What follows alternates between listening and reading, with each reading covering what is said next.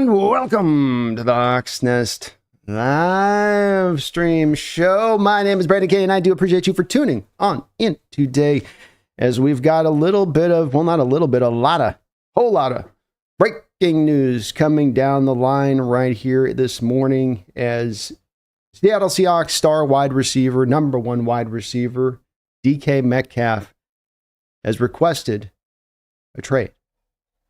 This is probably not to be, I think, considered too surprising for a couple of reasons. I mean, it's both shocking and then not too surprising.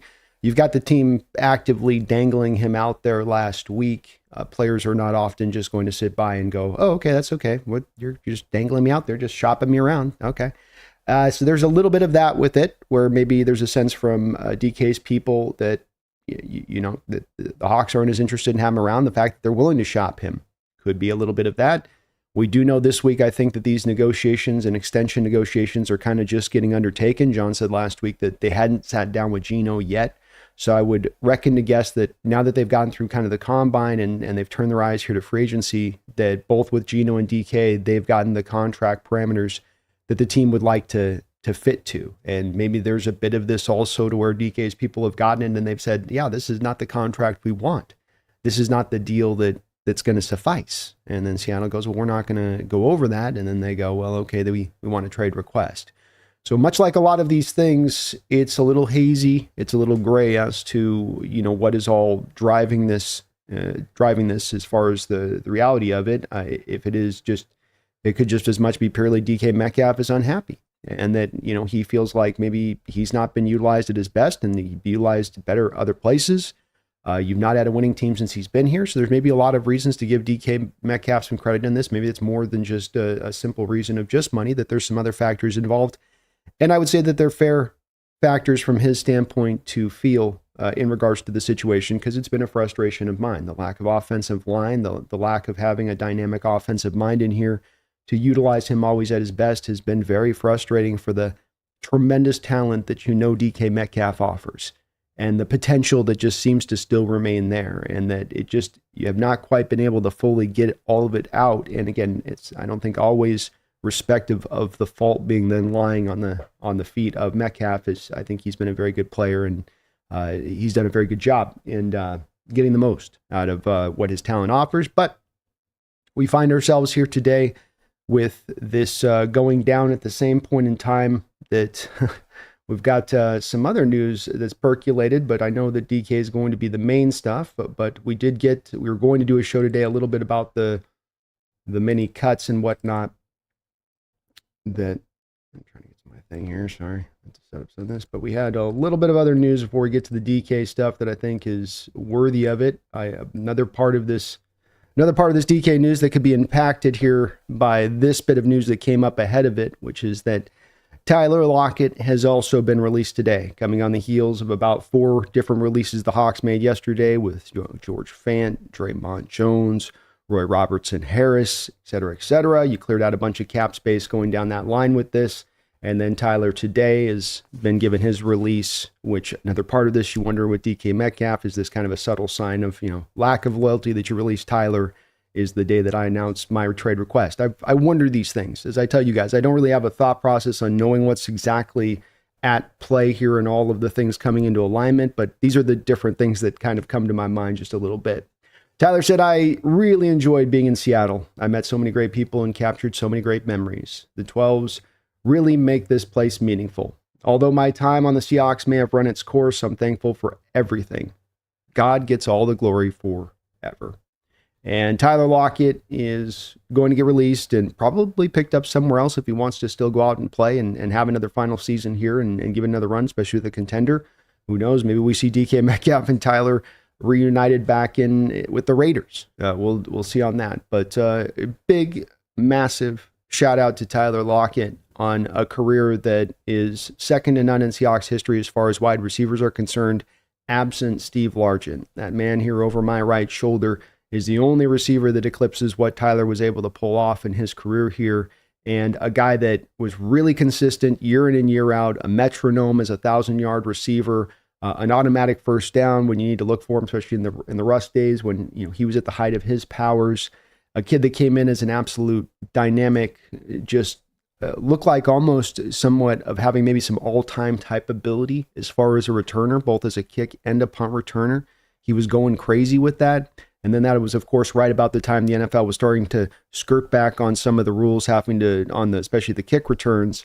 And then Tyler got the broken leg. And I think what's really impressive about Tyler Lockett is that he went out there and refound, and if not even found more productivity after he broke that leg majorly in a way where he even said himself that he was never as fast. He was never as quick. It's partly why he wasn't as well utilized, I think, as a punt and kick returner. Also partly because they were trying to protect his health.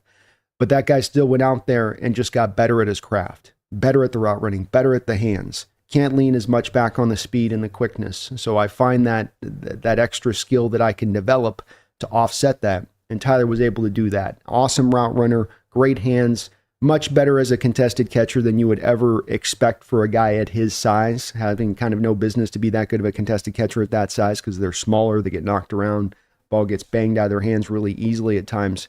But shout out to Tyler Lockett for an amazing career. He was so much fun to watch. A pro's pro, a great leader in that locker room, a guy that seemed a big-time guiding force to these young receivers that you had to bring through, especially once Doug Baldwin moved on, and you didn't have very many vets in the locker room, and he had to be kind of that guy to step up in that way, and it certainly seemed like he did.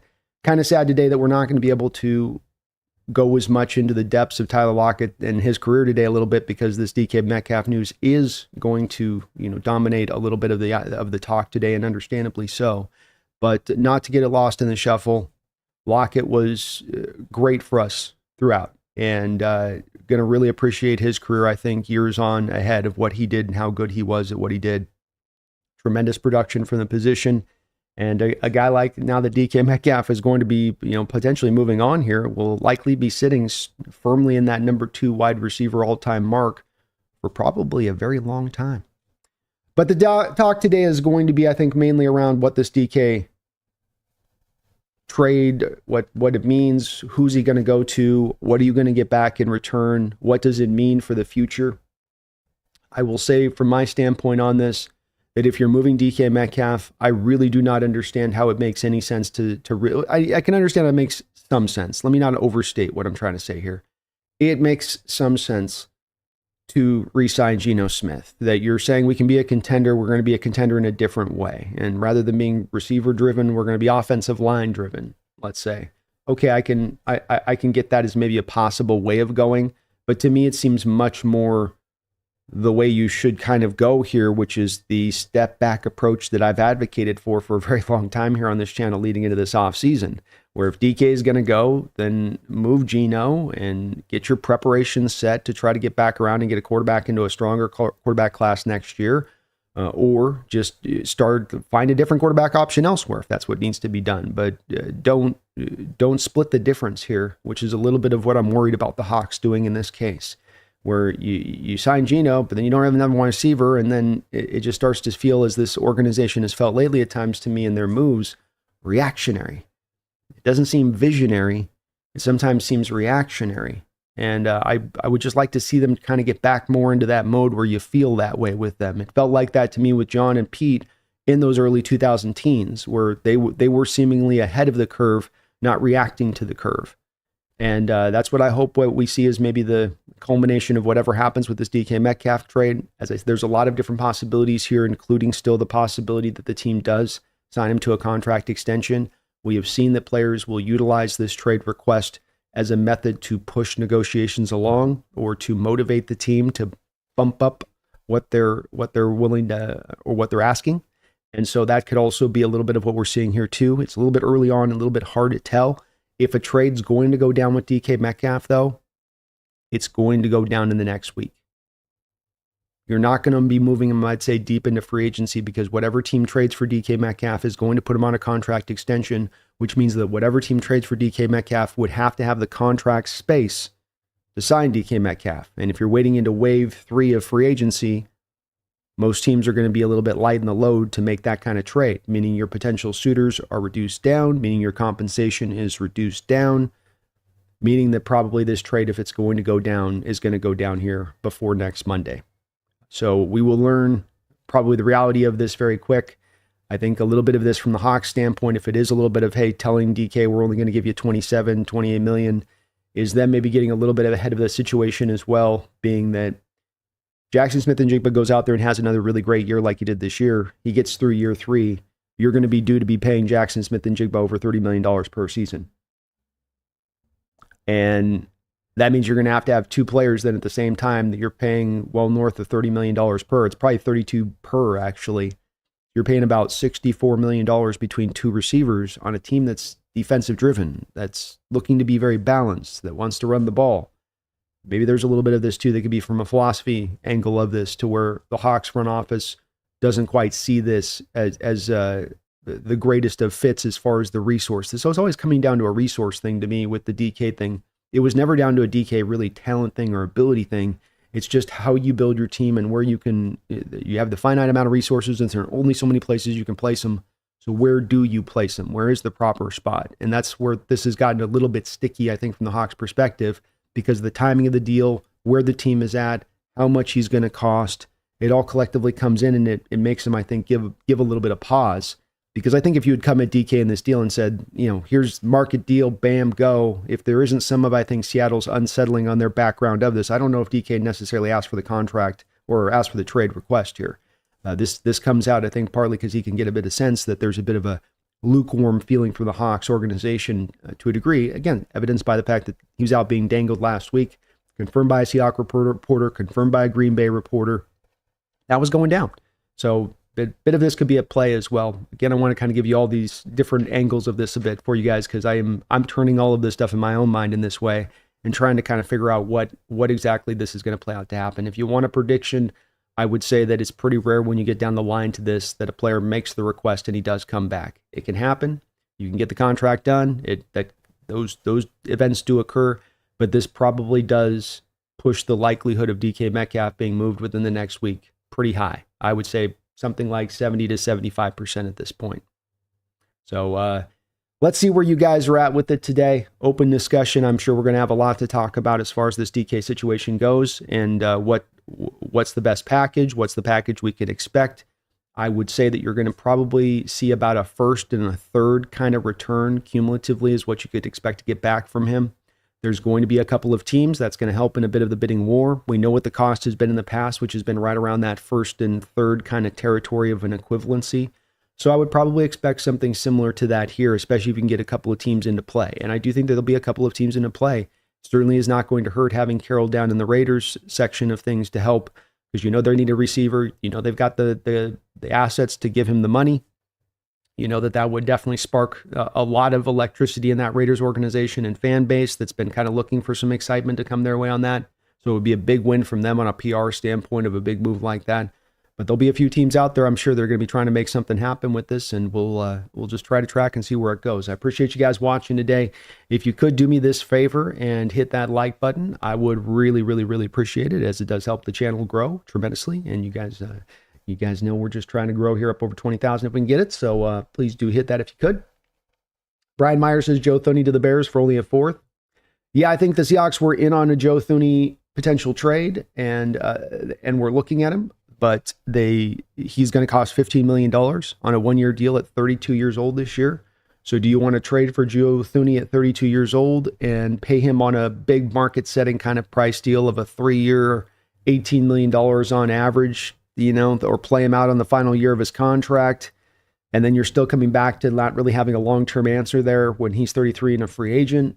I think that it just didn't quite align with his age. He's a really good player, but it just didn't quite align with where his cap cost is at and where we stand. Lee Land's good to see you, man. Bido, Mythic, hello. BPs, this is Brandon. We need your guidance. I'm going to try today, man. I'm going to try. And Granted B, tell us what you think. I can get where this is coming from both sides of the camp on this one.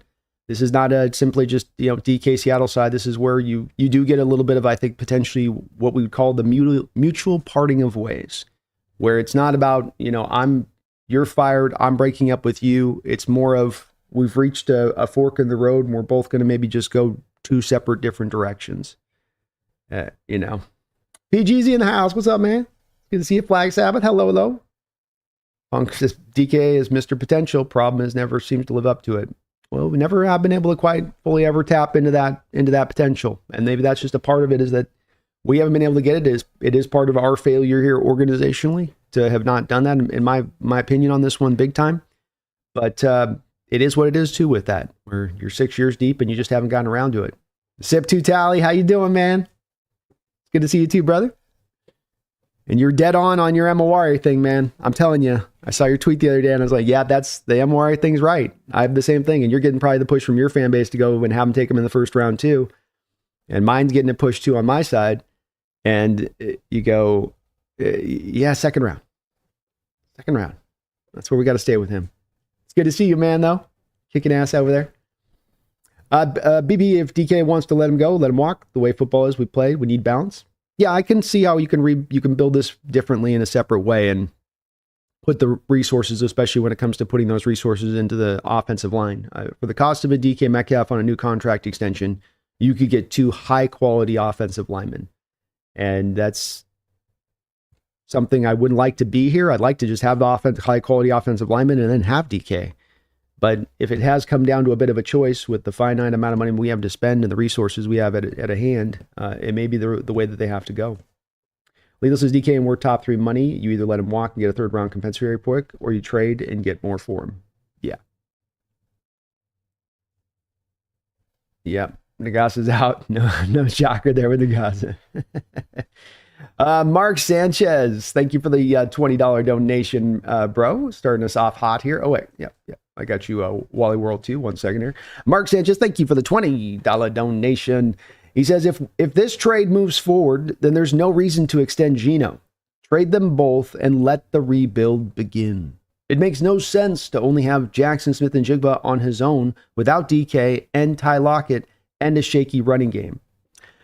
Yeah, I think it makes a lot more sense to go into this mode of a rebuild season, and it's something that many fans, Mark, they retract. They retract at it. They pull their hand away at it. And I do understand why they do, because it has been 10 years and you've asked this fan base to be very patient for a very long period of time. And then you would be about to ask them for a lot more patience. And that's a tough sell. I get that part of it. But to your point, I feel the same way. If you're signing a guy like Geno Smith, it's because you know you're going to be a contender next year. And hard already as you were a team that was on the line as it was to believe that you would be a contender, I think more people were like, well, maybe we're a playoff contender. No, I'm talking contender. Well, if you were already on the line of being that prior to moving off of a DK Metcalf, how are you more so on that line? How are you more firmly footed on that line, letting DK go at that point? Now, the offsetting moves certainly make a difference on this and are a part of that puzzle, but it's hard to see how in one off season, you can see how long-term you're able to offload the resources one to another and adjust some things, and it takes a year or two, and boom, you got them now in the place you want it for where you're trying to drive your team. But in the immediacy, that's the part where I struggle with this one a little bit on that one, Mark, too, as well as going, okay, but in the immediacy, then just Geno for a third, get your first and third for DK, and kind of turn this thing around a little bit if this is what we need to do. And it's okay to do this because at least, again, you're back to being a bit more visionary and less reactive, which is where I think the organization has been recently and a lot of how they have flowed and gone. They're just there's a scramble mode going on here where we're just kind of every offseason kind of, spinning around rather than just, okay, what's the long-term approach to develop this right? But Mark, thank you for the $20 donation. I appreciate you for that. And I share your same outlook on it. If you're going to trade him, then you might as well just move Geno along with it. It just doesn't make any sense here to kind of go both, especially with how you're going to have to sign up to Geno for a 3-year contract for a lot of money. That part doesn't align in my mind. Wally World, thank you for a month as a Hawks Nest Pro Bowler. He says we went from one of the best wide receiver cores to JSN. Yeah. It's a fall high drop here from the top. I'll tell you that. It does hurt. It does hurt. That's for sure. And true. Sean says, crazy to start the day with Lockett and DK. Did not expect this to be a double dip. I was thinking Lockett was coming down today, but I did not think that the DK thing was coming down on top of it. This has been a big shock. Big shock. Hand grenade. Thank you for the $5 donation. I can see the Raiders making a move for Geno and DK now. I don't see Geno wanting to stay now that DK wants out. Or Packers. Bills make a run for DK. I think there's definitely going to be some teams right now that are going to make that hard run for DK. And what could be nice about this is that we have a team like the Bills who would be, for instance, hard pushing for a guy like Myles Garrett if he were to become available on the market. But it seems like teams are going to have to wait for Cleveland to come around to finally making their peace with the need to actually move Garrett. And so now you're going, well, do we wait on Garrett for what may happen versus what we have now available to us in the immediacy and jump on that with DK? Maybe you get one more team into the mix. And the more teams into the mix on DK, the better the returns for DK Metcalf. So we want more of them in there if that's the way that this does, go along with it. But I would say with the same thing with you, Hand Grenade, on this. I just think, you move both along. You don't sign any major contract at that point if we're making this kind of pivot. And with Geno Smith, you'd be signing the biggest contract you have on your books after you traded DK Metcalf. That lack of alignment, those things just don't quite think up to me in my mind of how that makes quite much sense on that. And maybe you could even get a package deal with Geno and DK to the Raiders. Geno, DK to the Raiders, and come up with some kind of, back and forth swap of picks and places and get the Hawks in a good position at that point. Be kind of cool. Mark Sanchez with another $20 donation. Mark, appreciate the double dip $20 donation. I salute you, brother. You are awesome. Awesome, man. Says, with the Hawks moves today, the Kraken made a huge trade today, and Turner unloaded on the M's, basically saying the M's are wasting our pitching rotation and not even attempting to sign a big bat, confirming what we know.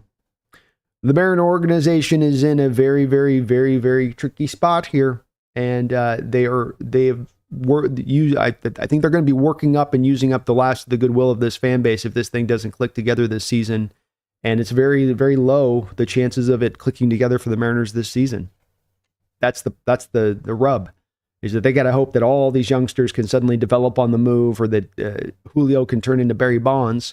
And anything short of that, they're going to be just stifled in the wind, and they're going to be shrugging again. And it makes no utter sense to the fan base. Doesn't make any sense to me. I think some of this is also that the Mariner ownership is like a lot of baseball ownership groups, preparing for what's going to be probably a lockout in a couple of years. They want to get a salary cap in place. Baseball Association, Players Association's very strong. They're going to fight against it tooth and nail. But what that also means is a lot of these teams are just going to be trying to keep money cleared off the books in preparation for that lockout period. And it would appear the Mariners are doing that. None of this is going to earn goodwill of the fan base. Fan base has every right to be pissed, because you're not even trying. You're not even making even you're just kind of sitting on your hands first, trying to dance around and look like you're doing stuff. You're just straight doing nothing, going, nothing we can do. Sorry, just don't have the money. It's tough to watch, Mark. It's tough to watch, and really frustrating, because that rotation is that legit. It's a World Series contending rotation if you had even a functional offense. It's like having an all-time defense, but you can't have an offense that can even score a touchdown a game. And how painful and brutal that is to watch. And it's a brutal form of baseball to watch, let me tell you. Mark, I really appreciate you, though. Thank you for the double dip $20 donate, bro. You're awesome, man. The Snail, thanks for the $5 donation.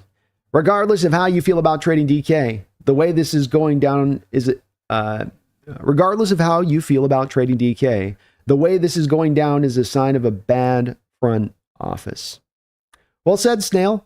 If you're going to have a guy like DK Metcalf get to a place of being traded, I don't think that it's ever a sign of success of a front office that you have the player requesting the trade, that you haven't facilitated the trade before you get to the point of the player feeling like he needs to request it publicly. Well, request it privately then. Have a good enough relationship with that player that you say, if the stuff does come down, talk to us about this in the background. Don't let this be a thing that gets put out on display with our dirty laundry out in public. And maybe this speaks to the fact that DK's already requested this in the background and not gotten the answer back that he wanted, or the movement back that he wanted on it. It is a little bit hard to say for sure on that, but it is one where, you have the front office last week dangling him in a trade, and then he requests a trade this week. Well, it's not hard just on that part alone to go, well, you were out there seeing what you could get. You're doing your recon work, and it potentially now kind of bit you on the butt. Or you just knew last week you had a full intention of trading him anyway, that this was always the way this process was going to play out. And maybe even DK's people told you that this is kind of the deadline. We're going to request a trade by this date or whatever. Hard to say on this. We'll learn maybe more details from some of the reporters on this as we get along.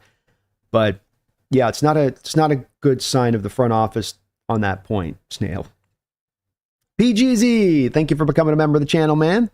I appreciate you for that. We're going to be doing another call-in show here, especially if DK gets moved. We'll be doing another one here on that one soon. So thank you, PGZ, for becoming a member. And welcome aboard. I know you've been before, but I appreciate you for that. I have a little bit of allergy stuff today. I'm literally allergic to the DK trade. It's making my allergies jump up. God's Gang, thank you for the $2 donation. Thoughts on a Chargers 22nd? Excuse me. Thoughts on a Charger 22nd and maybe a player? I've long thought, some people push back against this on the chat, in my chat on this, but my inkling on this is that the first round pick is a bare minimum, and then it's a third round pick kind of equivalent throw-in thing. So who would that be and how would that be? And I'm trying to think if there's somebody on the Chargers that would stand out to me that would be the kind of player you'd think of with this, maybe an offensive lineman, but I don't think that that's something that Harbaugh is going to be really very interested in giving up. So, you go through their receiving core. I don't think you're going to want Quentin Johnson back in return. I'm not sure that there's really anybody that they've got defensively that's going to stand out to me that you're going to be able to pull back as kind of that third round equivalent. It would probably be just a first and a third round pick back from the Chargers is what you'd be looking to try to pull. There's other teams where there might be a player, God's Gang, that you would take this guy and that if they could work it that way, but this would be one where it would be more of probably just picks, because the Chargers aren't going to give us the things that they have that we want, that we would like as that third round pick. There's only so many third round pick kind of equivalent players. So, hand grenade. Thank you for the $2 donation. F it. DK wants out. Let's go after Burrow. Well, you want to talk about what could soothe the fans and soothe the loss of losing a DK, and is that if you have the Bengals in a position eventually getting open to this kind of situation, you could be the rare team if you move DK to have multiple first-round picks, and if you move to Geno, you'd have potentially anywhere upwards of 3 third-round picks in this year's draft at that point. If you went down that road with all of the compensatory picks will be getting an addition, maybe upwards of even 3 on that. So you could be sitting in a situation here where now you start to really build up a draft arsenal of picks to make a run at a guy like that. But that, of course, all would take would definitely require the Bengals to be willing. I don't know if they'll be willing. Megan, my lady from Dan Enda, thank you for the $10 donation. Says, just woke up to the news and I'm yet to have a coffee. Can't say this surprises me, but who do we get to replace him? Good questions. And yeah, not super surprising. It's a little bit of why we did the show a couple weeks ago about the rumors, last week about this, with the rumors out there with DK, because as I said, there's people bristling at it going, no, there's never going to be traded. Why are we even doing this show? Is this clickbait on this? This is just clickbait. I go, look, no, when this is getting to this point of this, it's something that we have to talk about and discuss because there's a real possibility of it. It's not just pie in the sky or trying to create clickbait videos. It's literally, this is something that's going to be potentially something coming down the line, and we got to start making our peace with it or try to understand it. One of the two or none of the two.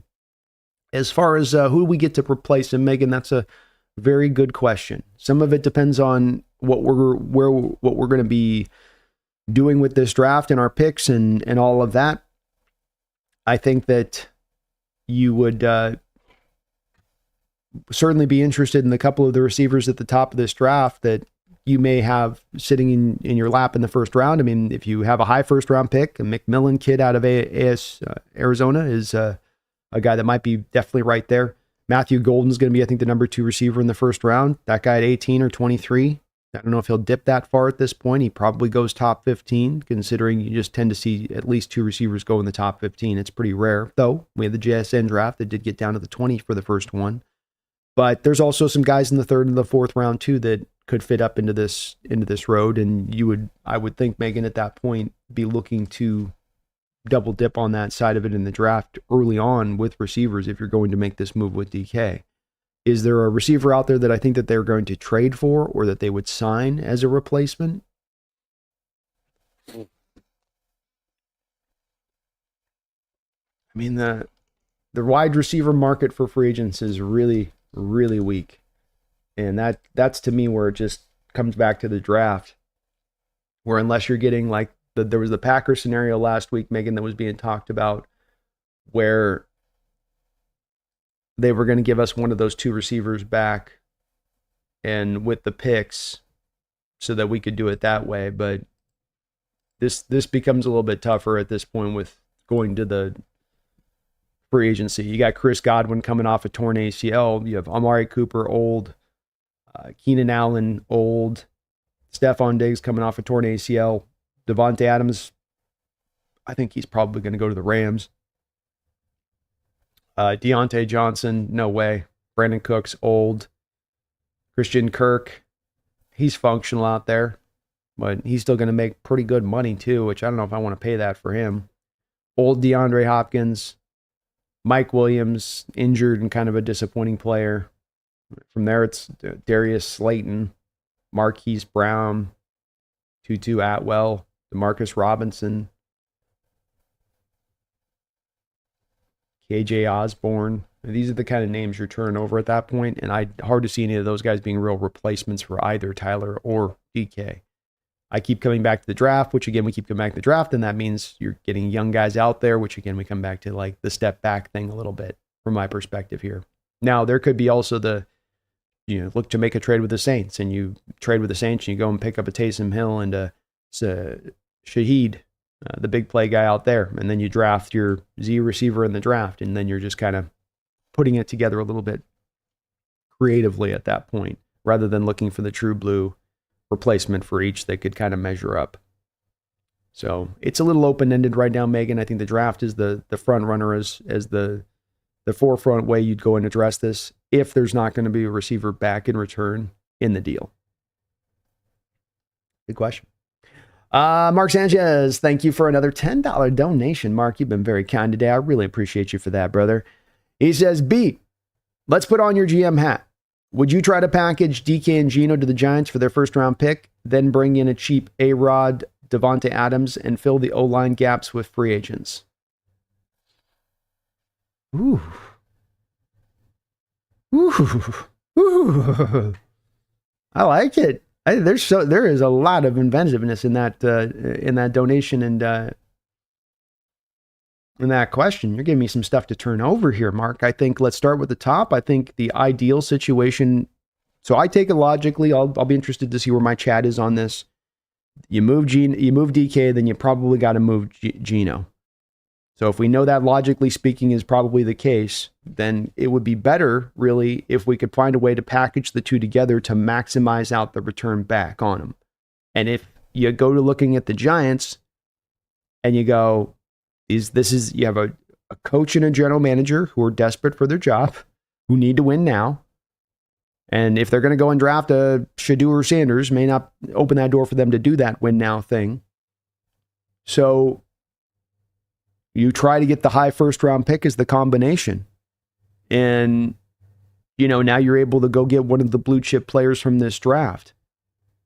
And then going with A-Rod and Devontae Adams, I think that's kind of brilliant a little bit. I'm not an Aaron Rodgers fan by any mistake, but if you're talking about the quarterbacks that are on the open market right now that you bring in for very, very, very cheap, I think it's going to be like the deal I believe it's the deal like what Russell had with the Broncos last year when they released him and he went to the Steelers and he was basically on a veteran minimum deal. Because anything past the veteran minimum deal is just being offset, I think, by the money that they're being paid by Denver is the way it works for the player. So you bring him in really, really low. You go get a Devontae Adams. You've got JSN here. You go draft another receiver. You reinforce the offensive line in front of him. And you kind of try it out for a year, but you've also then at that point gotten the blue chip player on that side. I mean, Mark, I kind of like it as an option. I know that the Aaron Rodgers would not be necessarily super well received by the Pacific Northwest. I get all that stuff that's there, but let's just take those emotions out of the fray for a second here. As far as you kind of get your 1 year flyer without having to really risk any future for that 1 year flyer of trying to contend then with that team. You get your opportunity to address the offensive line in free agency because you got the money to spend on that at that point with the players that you clear contractually. You've got the top 5 pick in the draft. You know, you can do a lot with that. You can trade back. You can go get your blue chip player there. I think that, Mark, there's a lot of intelligence behind that approach and going that road here. You bring in Rodgers. Rodgers is going to cost peanuts compared to what Geno Smith's going to cost. Peanuts. Again, I'm not a big Aaron Rodgers guy, but for a 1 year flyer situation where the alternative is we're in a rebuild year anyway, what's the difference? What's the difference between that and a Gardner Minshew? You're not bringing any quarterback in here who's going to be the long-term answer anyway this year if it's not Geno. So take the big swing with the minimal risk. I like it, Mark. I really do like it. I think that's intelligent. You signed to Drew Dahlman, lock him in. You could even afford at that point to lock in a Tevin Jenkins on top of it. Now you're left and your center are taken care of. You've got good depth at the right guard position. You can walk into the draft picking however you want to pick. Yeah, I think that's smart, Mark. I think the same kind of thing is a similar kind of road you could go with the Raiders too, with the 6th pick, where they give you 6 and you give them this, you give them that. Easy peasy. Yeah, it makes a lot of sense. I like that, Mark. I like that a lot. Real Cheese, thank you for the $20 donation, Real Cheese.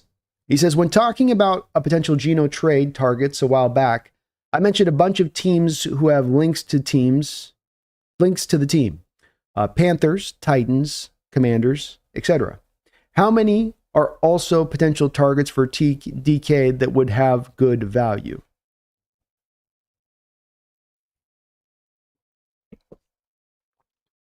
Good question.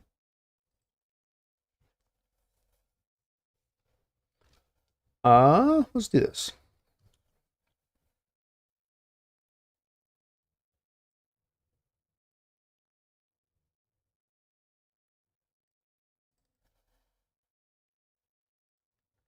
Let's do this. All right. So we go through it. Let's get a general idea, and I'll go through this kind of quick on this, but I will, Real Cheese, go through and give you kind of like, this is what you could expect to probably pull back if you go down this route. I think the Buffalo Bills, they're championship driven. If they're going to make the trade, they would be in on this kind of deal. They're going to give you a 1st and a 3rd round pick back. A couple of these teams, I would just be kind of auto 1st and 3rd, because what they're looking to do is bring in DK. They don't want to offload. They're not looking to get less talented. They want to top off. They want to top off the tank. So the Buffalo Bills are a team like this. The Chargers would be a team like this.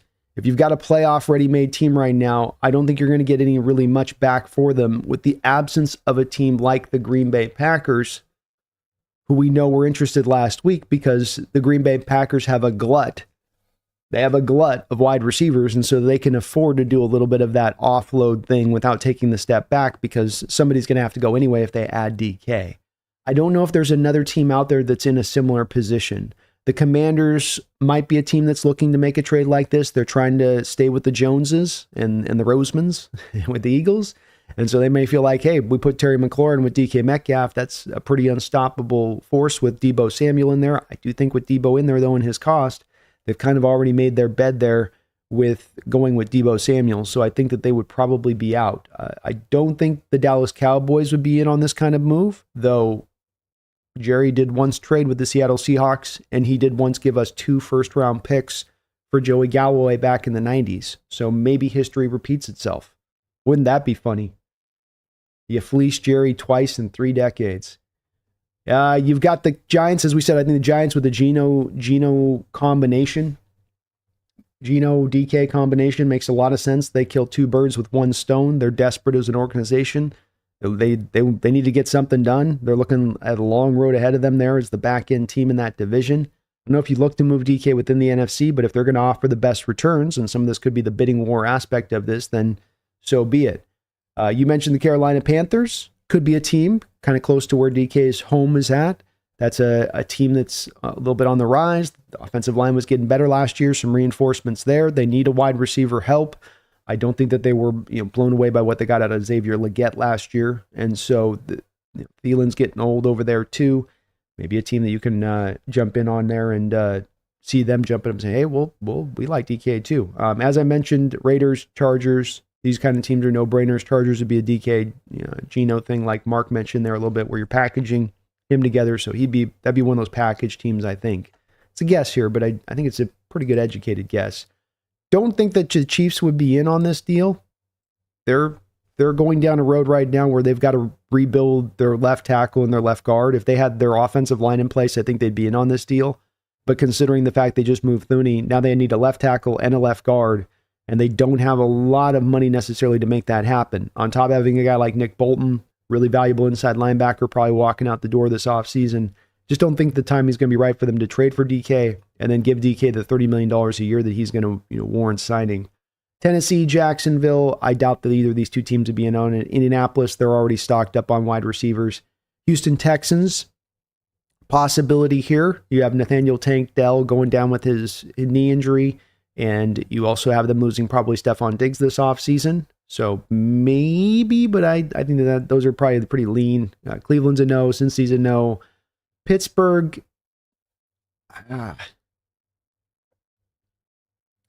a maybe, depending on if they brought Russ back or not. That'd be a maybe. Maybe for where Russ goes would be a good indication. The Patriots will absolutely be in on this. They want to get Drake May some more receiving help. It's a dire need for them. They obviously have a very tasty first round pick that they can offer. That they will be, I think, one of the teams in the main point. They're real cheese as far as the main bidders go. But this could really, as you see, swell up to feasibly 5, 6, 7 teams that are at least generally interested. Maybe not all those teams are willing to come all the way up to a first round kind of pick, but the general interest will absolutely be out there. Again, keeping in mind this thing with DK as far as, look, I know some of you are going to be kind of licking the wounds a little bit over him doing the trade request. He's your favorite player, and he's been my favorite player, and it's not going to feel good with him moving on. There is the upshot that at least right now you're not giving him away for nothing. In that the draft is not particularly really strong for wide receivers. Free agent class isn't really particularly strong for wide receivers. So any positional group, when you have a trade like this of a big major player like this, what that means is that you're going to usually be able to maximize the returns you get back from him, as opposed to, let's say it was last year's draft, and you've got Neighbors and Odunze and Thomas, all these really good, Marvin Harrison, all these really good receivers at the top. And then even down in the second round, guys like Ladd McConkey, who had 1,250 yards receiving this year. Also, you're able to go get there. That you're not going to get that first round pick back in that particular year for this kind of receiver, probably. It's going to be harder to get that pull. Teams are going to be like, we'll just draft our guy. Not as much this season. So you should get back to me, the bare minimum good return back would be the first and the third round pick. You'd like to get more if you could, but to me, that's okay, you got the returns back that's kind of market value minimum. Thank you, though, Real Cheese. Appreciate the $20 donation. David Pugh, thanks for the $5. He says, I may have missed it already, but how much more cap does trading DK give us? Appreciate all your hard work, man. It is my pleasure. It's I got a fun job, man, an exciting job. It always keeps you on your feet with this, and you never know what's going to happen. And today is definitely a representation of that. But I love what I do, man. It's a great job I've got here, and thank you for that, David. Yes, with DK Metcalf, here is our guy right here with his salary highlighted here on Over the Cap. So he's got an $18 million base salary. He's got $9 million in signing bonus, $4 million an option bonus. So essentially what you have is a cap number of $31 million collectively. If you were to move him, you're going to end up with $21 million of dead money. So that's going to save you approximately about $11 million of cap space. And where Seattle is at right now here, by the way, is post the releases of yesterday with Draymond Jones and company. Your team now sits kind of middle of the roadish at $32 million. But if you were to trade DK Metcalf, that would put you kind of right between the Packers and the Broncos. And then obviously, if you have a Geno Smith trade, if a Geno Smith trade goes down too with the DK Metcalf or even a Geno restructure, now you're going to be sitting probably somewhere with about $50 million or so. You'll be right about in here. Now that's even on if a DK Metcalf got made, or that's a Geno extension or him being moved. If it's him being moved, you'll get a bit more money than that back. It'd be more like kind of 55, 60 million. But if it's just an extension, DK moved with the cuts yesterday, you're going to be sitting somewhere in this neighborhood. I don't know if they've gotten the Lockett deal removed out yet. I think they have. Yeah, Lockett deal's off the books. So, money to spend. Definitely money to spend, especially if we're going to go out there and try to potentially double dip out there in free agency. But that's about what it would save you on that.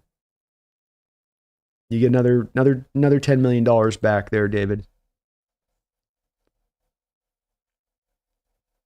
I think we do have as well, we're going to get a Uchenna restructure in addition to this, where I think he's got a $21 million cap hit, but I think they're going to lower down his cap hit this year too. So that's one other extra move that's going to come down to lower down the costs overall of what's happening. We'll see what happens with Noah Fant. He remains kind of one of those uncertainties. Let's get the black cat in there. Get the black cat in there. Thank you, David. Good question. Michael, thank you for the $10 donation, Michael. Very kind of you too, brother. You guys are awesome as ever here. I can't catch up with my donations. You guys are so nice and kind. I appreciate you. Trade DK to a bad team for their 2026 first rounder. That opens up so many opportunities. We could use that high pick for a quarterback, or we could double dip.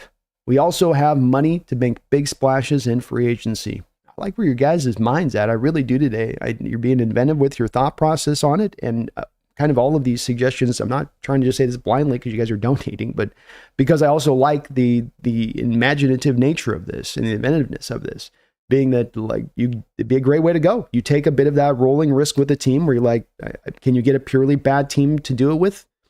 Who knows? Can you talk Coach Carroll into saying, hey, Coach, why don't you, we'll throw you DK here and you give us next year's first round pick and maybe give us back second rounder this year, and we'll kick in Geno or something and do something like that, where you roll that dice in that way. You might find yourself with suddenly that top 5 pick. We saw this worked out for the Eagles with them getting a top 10 pick in the same way they did this. They did the Saints dirty this way so the Saints could go get Trevor Penning. The Saints got Trevor Penning so that the Eagles could get Jalen Carter. To put this kind of as an equipment, the way this thing can kind of work.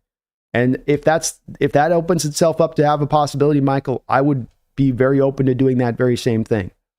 The big part about this is the understanding of if you take and you move DK, you are kind of maybe making that step back thing. It ain't as much about damn the torpedoes. It's all about today. Let's go. It's more about now. Got to probably ease back here on the stick a bit. And if that's the case, easing back on the stick to set yourself up for potentially to go get one of those quarterbacks in next year's draft, and there should be a few of them, then that makes a lot of sense at that point. That definitely does track. Keeping in mind, how hard has it been for our Seattle Seahawks to find that quarterback of the future, or to find that ultimate talent for the position? It's been damn hard. And even if you're not able to go get that quarterback, then at that point, Michael, even if you can't go necessarily get that guy that then is at that point with the 2 first-round picks, like the team ends up good and you just have 2 first-round picks next year, well, now does a player like a Joe Burrow, for instance, become now available next year? Do the Bengals chap his hide more this season? And now if you can't get that guy in the draft, at least you have the draft capital to make the biggest swing for that great player that's going to be on the market then at that point. I think there's some intelligence behind all this, Michael, as far as a possible road to go down versus getting the instantaneous draft returns. And I do think it makes a lot of sense. Next year's draft class, and watching a lot of this college tape now, I'm watching a lot of Penn State tape and getting Clemson tape with Klubnik. You're watching him in there again. It's going against, and I like to tell on these guys. We know Arch. I don't have to sell you guys on Arch Manning. He's great. But there's a variety of guys here in this upcoming draft that I could. He's not bad. I can maybe work with this next year. I like it, Michael. Smart. Paul Third, thank you for the $5 donation. I wake up to this while I'm getting ready for a cyclone to hit. I hope they get it. I hope they get a wide receiver like Garrett Wilson or Olave back in a trade. Very possible there, Paul, that there's a move that you make on the other side of this that's in conjunction with this to get some returns back. Could it be an Olave? Could it be a Wilson? And maybe so. I think those are smartly placed players as far as being guys that probably are going to be on the open market. I get the general feeling with the Jets, as we were talking last night on the roundtable, that maybe they're going to be in a bit of a fire sale mode here and understanding that they've got to take that step back after kind of pushing so hard forward here the last year and a half to get themselves into contention. And so Garrett Wilson becomes available on the market. Olave maybe becomes available on the market. I think these are absolute possibilities. And in Olave's case, you're not going to be giving up a first-round pick for him with his concussion issue situation. And going back to the Saints and Kubiak's familiarity with them, is there a way to get maybe a package of players and then with the Saints where you could get a Shaheed and an Olave? Are the Saints finally going to themselves take that step back that they've not been willing to take back for so many years to finally get their cap situation in the right place? Very interesting trade possibility, and I think you could see something like this as far as them flipping to the other side on that to go grab one of these other guys, as a kind of a secondary move to that, Paul. Absolutely. Sorry you got hit with the double dip, man, and stay safe out there with the cyclone. Y'all down there in Australia, that weather don't play. That weather don't play. Bryce Coots, what's up, my man? And if you guys aren't already, please do get subbed up to the Hawks Zone Rundown. I'll be heading over there tomorrow afternoon over there on their channel. So do get subbed up over there to the Hawks Zone Rundown. Be back over on their side of it. It's good to see you, though, Bryce. Been a member for 4 months of the channel. Thank you. Says, hi, Brandon. What do you think the chances are DK stays, and does this change the conversation around Geno's potential extension? See you tomorrow. Well, I'll see you tomorrow, Bryce. Folks will be over there. I think we're doing 5, 6 o'clock. Just get subbed up to the Hawks Zone Rundown. It'll tell you the time once you get. It'll be all up there on the deal with that. 75% is the number that I'm fitting into my mind at this point, Bryce, as far as the chances of DK Metcalf being traded. A player gets to this point and requests a trade. Yes, he can pull it back. He can wipe his social media account of all team gear and appear to be out the door, and yet somehow they miraculously come back. Isn't this exactly what happened, for instance, with Adebo Samuel, I think, at one point? But it does tend to be that if you fit to this situation happening 100 times in the NFL, and a player comes out and requests a trade, 75 of those 100 times, that player is getting traded. So 75% is where I stand on that. I'll be interested to see where you kind of sit with it tomorrow on this one. And also with my answer to the secondary part of it, which is that my take on this is that if you're going to move DK Metcalf, that there's not a lot of sense in holding on to Geno Smith unless there's some secondary move to reinforce this receiving core that makes some GD sense. And it's not only about then filling one, but 2 spots then, where you're not only needing an X, but you're needing a Z. The 2 hardest receivers to go out there and find replacements for in the NFL. You have two pure starters, especially 2, Bryce, because we're going to want to run a lot of I formation stuff and 12 personnel and 2 wide receivers and not as many 3 wide receiver looks. So I know JSN can do some outside stuff with that, but this again becomes much more of a dire need at that point. So to me, it's a 1-2 punch to me. If I move DK, then I'm moving Geno, and I am taking the step back, which is something that Bryce, I think, as we talked last time I was on your channel, something I was kind of advocating for even going into this offseason, that it's time for us to kind of take stock of things and stop just frantically driving every year to try to get to this contending status that we never quite meet, partly because we're always kind of scrambling and trying to pilfer from tomorrow for today to make that happen, and we keep falling short. So I just wanted to have a take stock, take a breath, step back. That'd be what I'd like to see. I think that's what the team would do, it's almost a little bit on the line of being silly to move DK Metcalf and then sign Geno Smith to an extension. Appreciate you though, Bryce. We'll see you tomorrow, brother. Sloby1 has been a member for 3 months. Thank you for that, Sloby. What all would we need to throw for Garrett along with DK?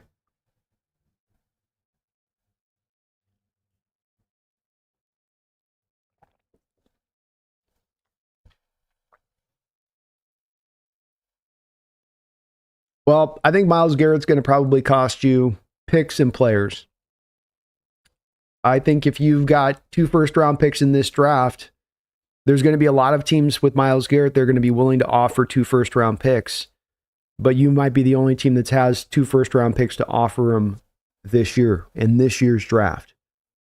That might be enough to where that would be a bidding war situation, and that might be enough for you to be able to overwhelm them with that bidding war to draw in his services.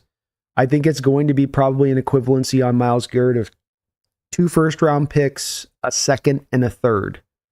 So that's where I've wondered if you could do 2 first-round picks, a Derek Hall, they get their edge back, and then you throw, a Kenneth Walker maybe in there as well. Something like that as far as trade back goes, Sloby. But the key would be you'd be able to offer them the 2 first rounders this year as opposed to making them wait till next year to get that first rounder back. Now there might be a place where they also would like to get the first rounder next year and where your 2 first round picks don't work as well for Garrett because what they really want is that first round pick for next year so they can go get their quarterback next year. But either way, you're going to have more assets to be able to throw for Garrett than other teams necessarily would at that point if you were in on that. But again, I don't know if that would be as much something that's really in play for the Hawks.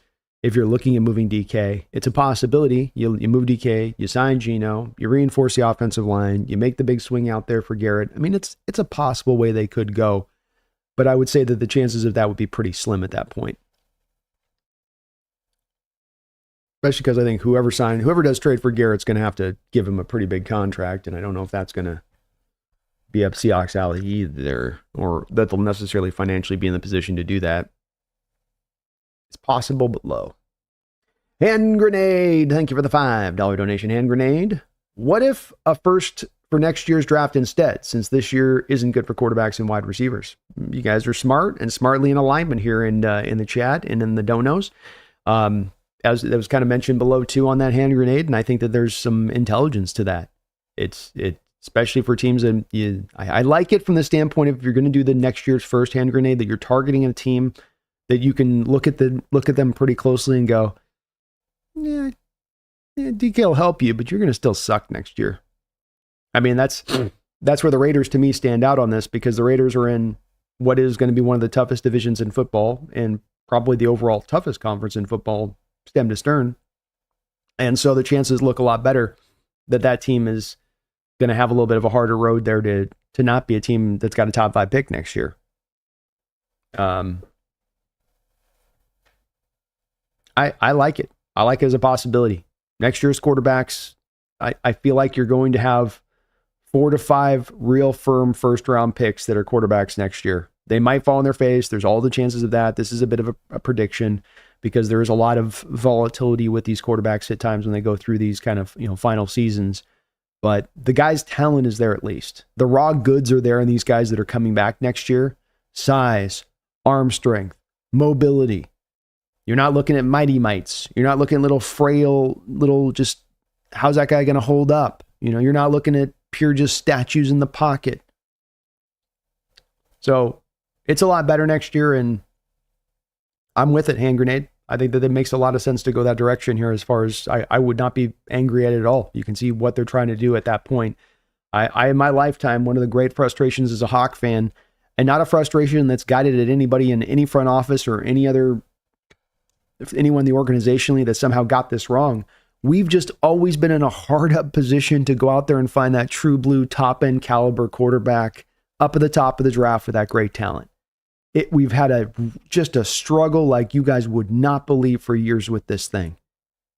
And even the one time, we would be up there like a Rick Meyer time, not that good of a player. He was good for a year, but just couldn't put it together. And so having a chance to get back up there and get there, that's kind of valuable. I have to give that a little bit of value. Go, yeah, I can see that definitely the want to do that, especially putting it in tandem with understanding the quarterback class next year is going to be better. Kevin Lownice, thank you for the $20 donation. You guys are amazing today. Amazing. I really thank you for that. Says, B, I just got here. Geno and DK to the Giants for a first and third this year, second next year. Your thoughts? Go Hawks. Well, I'll say, Kevin, I've yet to see a stupid comment in my chat here yet today, which is including yourself, smartly put together comment. This is a little bit like what I was talking about below, where I'm hearing you guys going down different paths of potentialities here. And I think that they're all very intelligent little paths. I mean, hand grenade mentioned in it first next year. You've got a little bit of mention, hey, no, we get the first and third back, but then you get the second next year with the package of the Geno and DK together. Whereas you're right, DK on his own gets you a first and third back, but if you put him together on that, can you do it there? Maybe. I think that the Giants have such a high first round pick, Kevin, that they're not going to want to really give you much more than the first round pick, because they're going to say that first round pick's like worth a first and a third because of how high you're selecting. So I think when it comes to the Giants, it's going to be very hard to get them to give you the second next year. I mean, you're going to have a hard time probably getting the third one. It would probably be their first overall pick if you package those two guys together.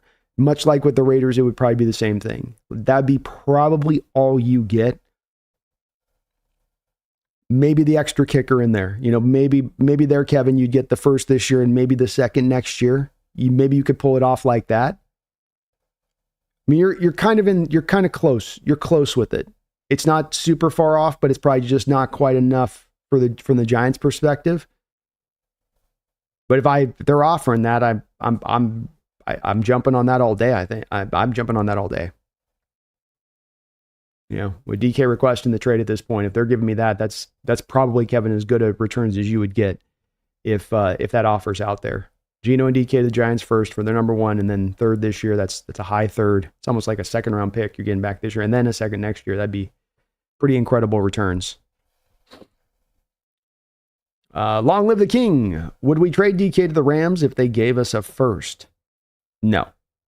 Interdivision trades like this never go down. And especially you're never going to go down for a player that's really good.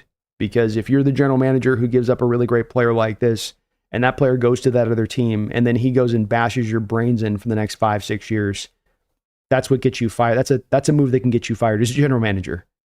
And so why take that risk if you have the equivalency of offerings out there at other teams, where if he goes and blows up at the Giants, if he goes and blows up at the Raiders, yeah, it doesn't necessarily reflect great on you as a general manager that he does it, that you gave that up. But if you got the returns back and he's not doing it to you every week or twice a year, then it's a little bit more acceptable, I think, from an ownership perspective on that kind of move and that kind of deal.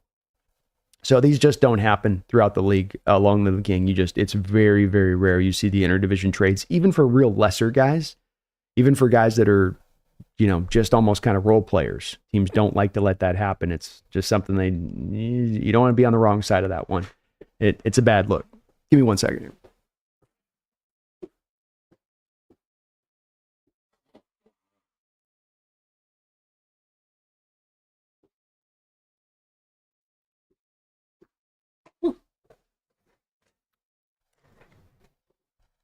David Pugh, thank you for the $20 donation. David Pugh, I appreciate you for that. I'm sorry. I was trying to bet you.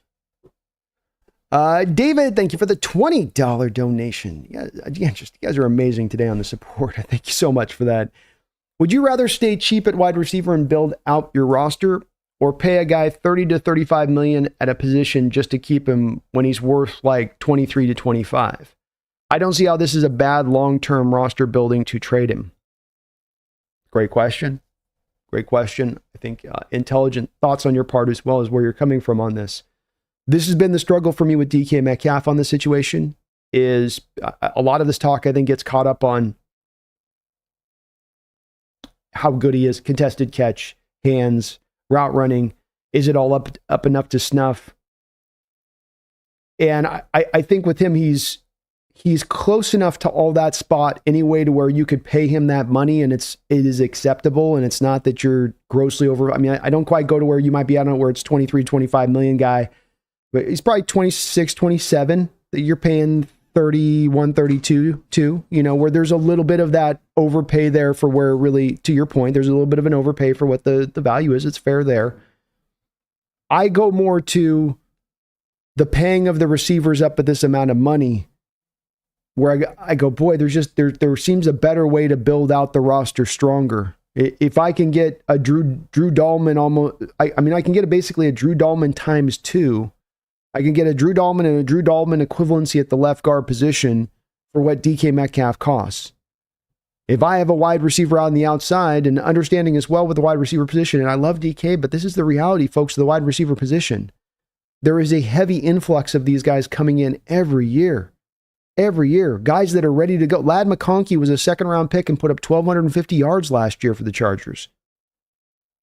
They walk in the door, and they're good to go, and they're productive, and there's many of them every year. And even a draft like this that has some wide receivers deficiencies to it, where it's not as strong at the top as it's been, it's still got some depth. And there's guys that are going to be able to play in this sport, in this draft, that are not just, jags out there. So to me, David, the whole thing with this DK thing has gotten less to do with him as a player, really purely. It is, to your point on this, a little bit more about roster construction. $32 million a year is a substantial amount of money to pay. It's substantial, and it's not just this year too, David. It's also Jackson Smith and Jigba. Got to pay him next year. So now you're paying Jackson at 32, 33, and DK at 33. So now you have 2 wide receivers at $66 million a season they're costing your cap collectively. Is that good roster building? Because you put $66 million to your 2 receivers, you're pulling from somewhere else. Everybody wants every position to be strong, but you got to pull from somewhere. You can't make everything unbelievably strong everywhere. You got to pick your places that you're going to have some places that aren't going to have that kind of investment as much as others.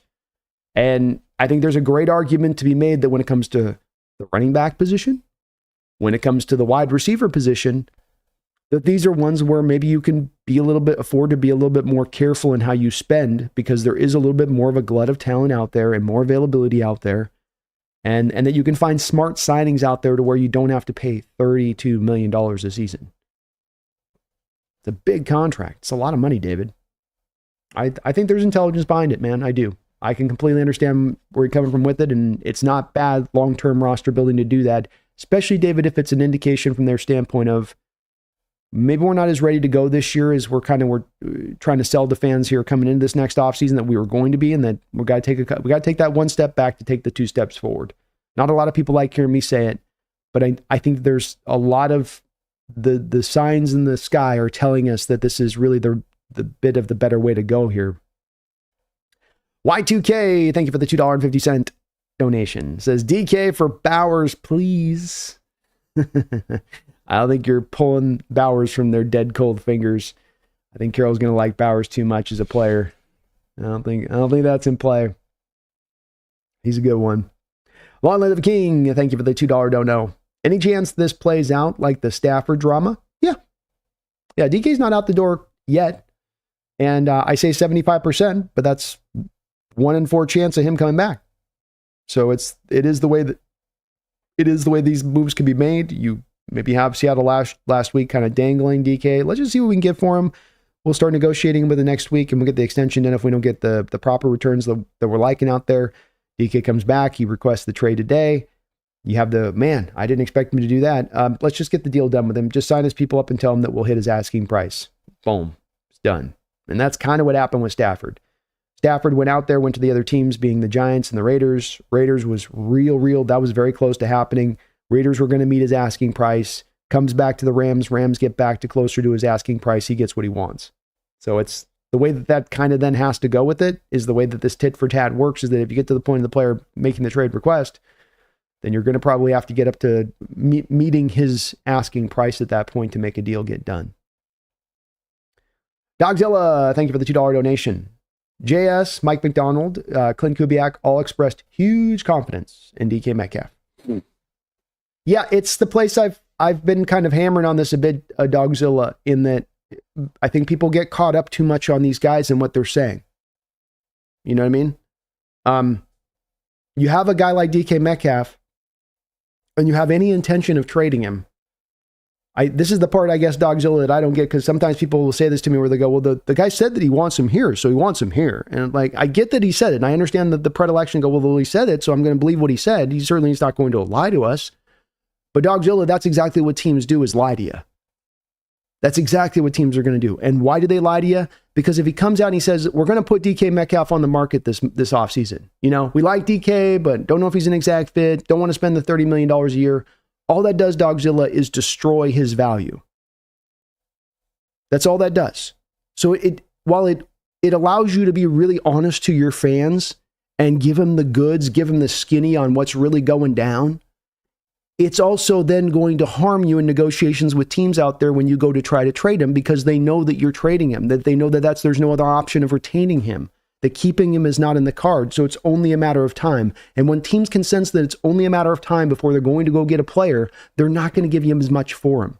So what you want to do instead on this, Dogzilla, is just what the team's done on this. What you want to do is say, we love him. He's never going to go anywhere else. We can't see him ever, never leaving. Why would you ever let go a guy talent like this? This is the talent of a lifetime. You hold this guy until your dying day. That is what you will say.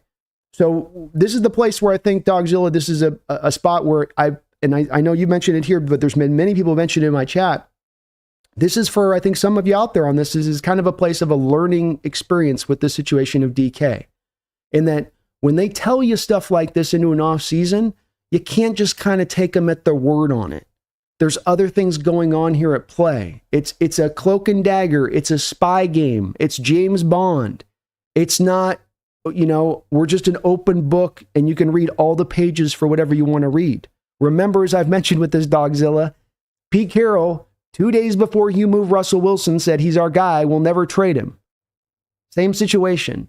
This is just the game that's at play. And I'm sorry it's kind of got some of you guys, because I think some of you were like, well, they said it. So they said it. So they must have meant it. And if they meant it, then he's not going to go anywhere. And then they get, it's not the way it rolls with this. It's just not. You're going to want to keep the value up there on the guy. You're going to want to keep everyone believing that he's not going anywhere else. Just look at Dogzilla, for instance, just to give you a deal on this. Look at the 49ers situation. Let me give you the flip side of what I'm talking about with this. The 49ers situation is Deebo Samuel requests a trade at the end of the season. John Schneider indicates at the combine that they're going to acquiesce to those trade demands. Did that maximize the return back that they got for Deebo at that point? In the 5th round, he got back? Kind of did, didn't it? It didn't maximize it, right? They got him for kind of a can of Coke at that point. So you got to be careful in how you play this game a little bit. And you want to make sure if you're going to be moving a guy like DK, that you're not trading him for just parts and pieces, that you are getting the honest return back from him. And you do that by making sure that you're towing the company line of saying, we love this guy to death, never going to let him go. Don't want to ever have him out the door. But I know that this does then catch some fans off guard where they're like, but you told me, you said the thing with the deal. You said the thing. I get that. But it's kind of the name of the game. Greens Farm. Woo! Let's go. Greens Farm with a $50 donation. My goodness, Greens Farm, you are the man. Thank you for that. Very, very kind of you guys today. I can't even catch up on the donos, and you're dropping 50 drops on my ass here. Let's go. It says, just let the new era come in. Of course, it's tough, but it always passes. And after the dust settles, we'll have an exciting season with more assets and cap space to build for the future. Change is always hard, but we always get through it. Wow. Greens Farm, I really want to echo everything that you just said there with that. Let the new era come through. It's going to be tough, but it always passes. This, when I'm sitting on the toilet and I can't get it, this too shall pass. And after the dust settles, we will have an exciting season. We will have more assets, more cap space. To Greens Farm point on this, the NFL is the fastest moving object in sports. What is here today is never there tomorrow. How quickly did we learn this lesson with the Legion of Boom that was supposed to be this dynasty? Youngest winning Super Bowl roster in NFL history at the time. And it was over like that. It's the part of the sport that you have to accept a little bit, unlike other sports, where you can have a guy there for 15, 16, 17, 18 years. It's why it's so precious in some ways. When you have something great, or you have a player that's so awesome, and why you want to revere them and really appreciate their talents and what they bring, or a coach or organization, whatever it may be. But the key point on this is that it does turn fast with time, and that this is not about a 10-year period. This is about a 5, 6, 7-year period. And it's just the nature of this particular beast in the NFL that it goes this fast. And while it is hard, because you move on from guys and guys you loved and guys that have been warriors and the guys that put their heart on the line and have bled and sweat and all that for you on the field, at the same point in time, there's a little bit of a draw greens farm from some to say, well, now this is us going into the dark age. Now this is us, as people want to say with Coach Carroll leaving. Now we're going to be the dregs. Now we're at the bottom of the barrel forevermore. But instead, it's not that way. And in fact, you are punished, organizationally speaking, when you are that team that is stuck in sentimentality. When you are the team that's a little bit of a molasses movement organization, and that you can't just pivot from one to the next. You kind of hold on to things. The NFL more rewards you for being a step ahead of things, for being a year early on things. It rewards you for aggressiveness. That's the name of this game. And you have to embrace it, because that's the way this sport is. And you can try to be different and separate as an organization as you want, but then you got to make the choice between being great or being sentimental. And that's oftentimes, I think, some of the hardest choices for organizations to have to make in the NFL is that is the decision that they're sitting there facing, Greens Farm. But change is hard. We will get through it. It does not mean that we're headed for some dark era if Metcalf is to move. I love DK Metcalf. He's been my favorite player. I love how hard he plays. I've been not wanting to see here at the forefront of him being moved, absent this team being in a position of saying, hey, we got to take that step back. Because at the end of the day, I love the players, but this is about the team. And this is about making a great team. Not making a good team, not making a mediocre team, not making a team that's stuck in place with a whole bunch of guys that are easy to root for. It's about making a great team. That's what we're here for. That's what the goal is. And for 10 years, you've not been close to a great team. 10 years, you haven't contended. 10 years, you've been stifled. And I've offered that maybe this offseason, we need that shakeup to occur to knock us off this place we find ourselves in. We're going down that river and we're in the whirlpool. We're spinning around. And waters keep running. But we're stuck on this river right here. Spinning. Waters keep running. We keep spinning. Knock ourselves out that whirlpool. What's it going to take? May just take this kind of trade to do it. We'll see. But I think it's the important next step for this organization to take here is to understand we got to knock this thing off this. This is 10 years in this spot. 10 years stuck in this whirlpool spinning. Let's stop spinning. Let's start making progress. You're awesome, though. Thank you, Greens Farm, for the $50 donation. Very, very, very kind of you for doing that. I appreciate you. Lee the Lance, thank you for the $5 donation. Rodgers is a bridge for a way cheaper than Geno to serve the same purpose Geno did. Draft viewers whose best case scenario is being a Rodgers-type quarterback. Ding, ding. I'm not kissing your guys' ass. I'm truly not.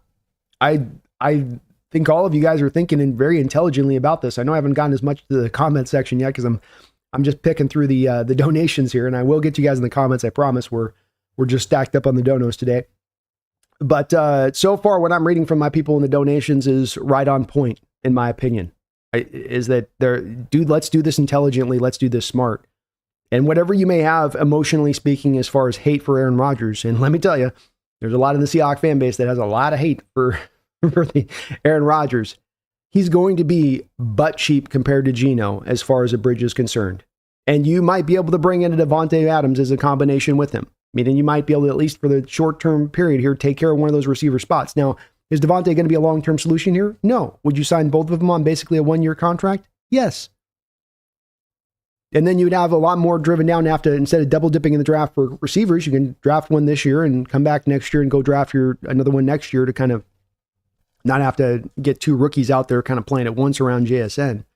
But I think it has a lot of intelligence behind that approach to it, especially if we come to find that the cost for Aaron Rodgers is going to be so much significantly cheaper than Geno Smith.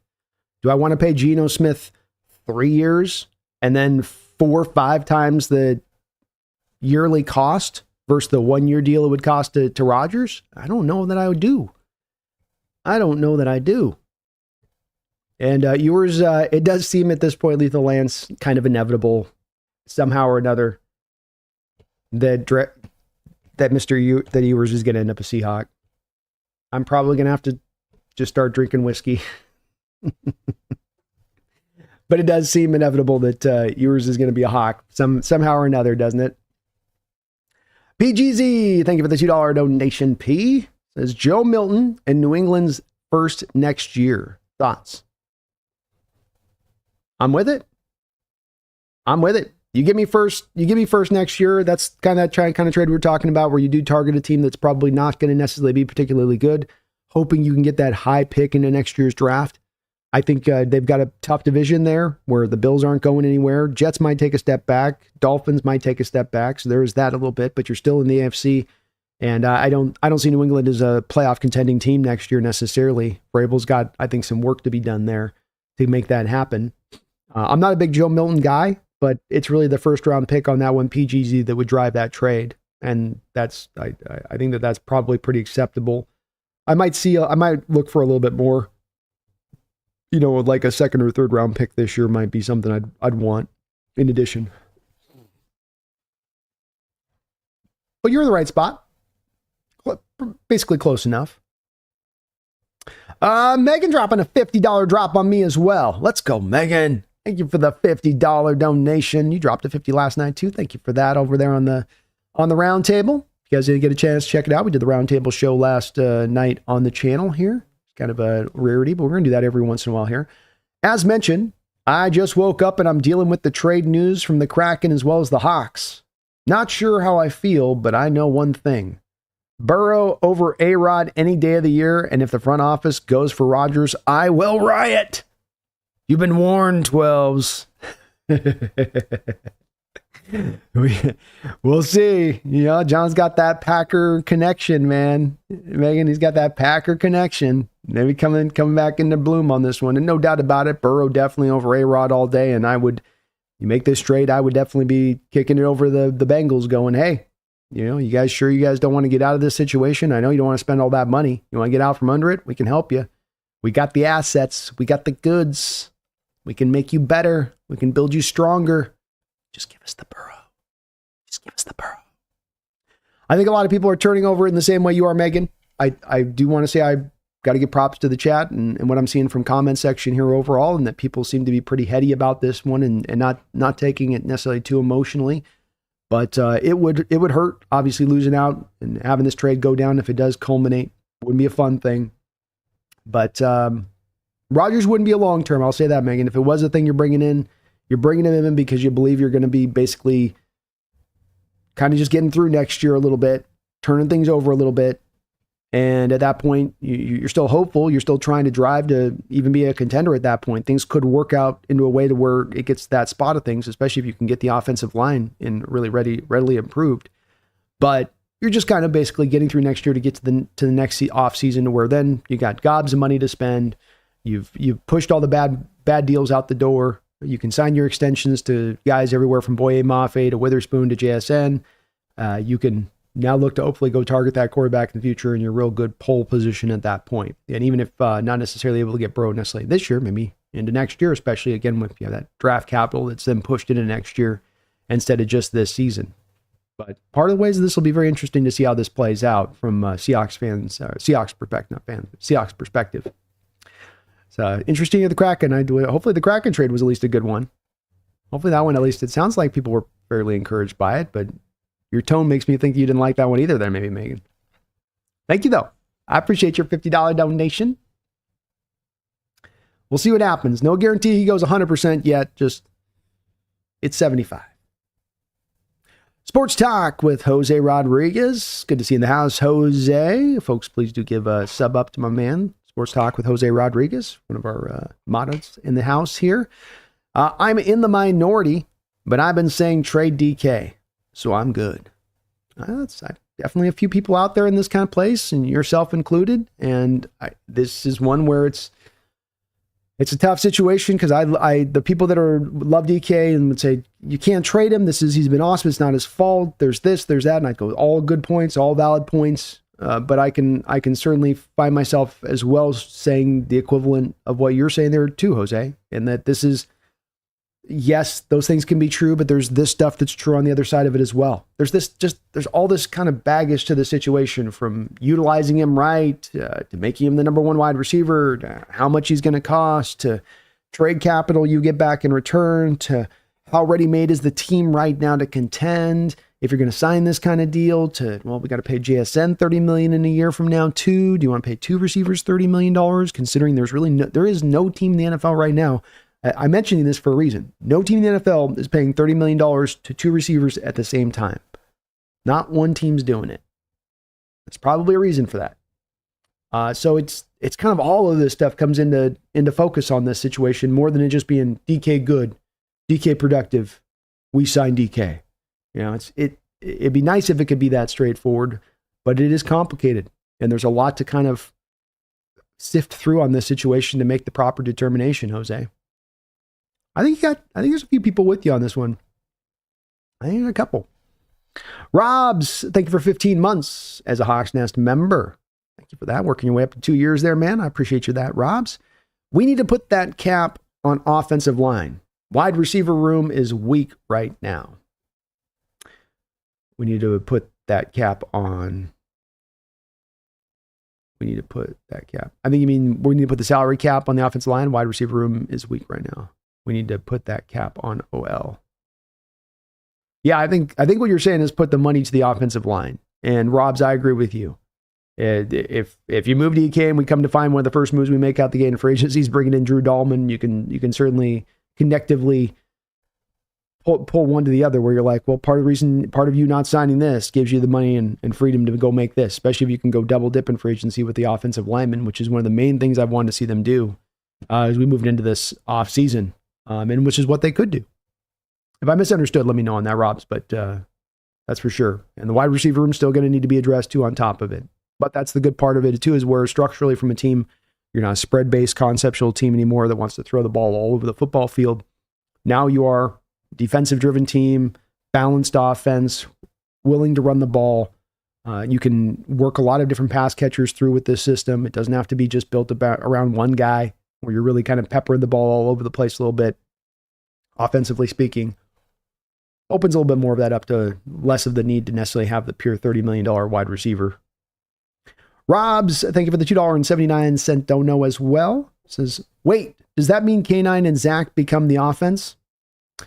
Well, running the ball is going to become more of the offense. It's not going to become pure 50-50 by any measure. But you're at 67% or something passing last year. So you're going to be more into probably 56, 57%. And so there's going to be more of the onus on running the ball. Absolutely. We'll see with Zach Charbonnet on the fit there. K9 too. There's a part of me that wonders if one of the two of those guys might be moved, partly because there may be not as much. I think K9 can fit the zone stuff a little bit, but with Zach, does he have as much of the speed? You tend to want a lot of the explosiveness, especially short area explosiveness from running backs in this system. And that's not necessarily Zach's game per se. And there are a lot of running backs in this class, which it's the strongest position group in this draft class is running back. And there's a lot of running backs that do fit to the Shanahan model mode of running back types, explosive, kind of robots, just they get to the spot and they go. But they'll become more of the onus will be on running the ball now, Robs, for sure. Be more Seahawks, thank you for the $2 donation. I'm late. First word reaction.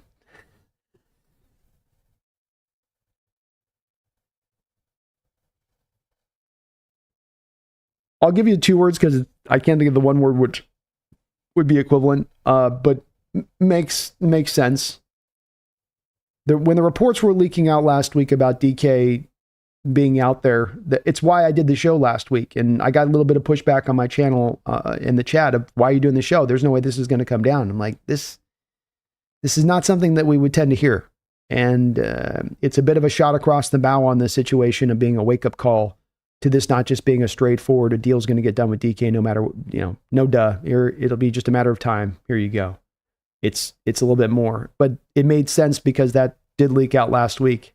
And there was so much vetted in that getting leaked out last week, coming from a Pack reporter, coming from Corbin as a Seattle reporter. People really got on Corbin that one a little bit, but it's like, look, he's doing his job. And hopefully those people today that are pushing back on, that push back and gave hell to Corbin, or, if anything, come back and apologize to him in his comment section somewhere, because like he was doing what he's what a good reporter should do on this, which is be out ahead of everybody on stuff.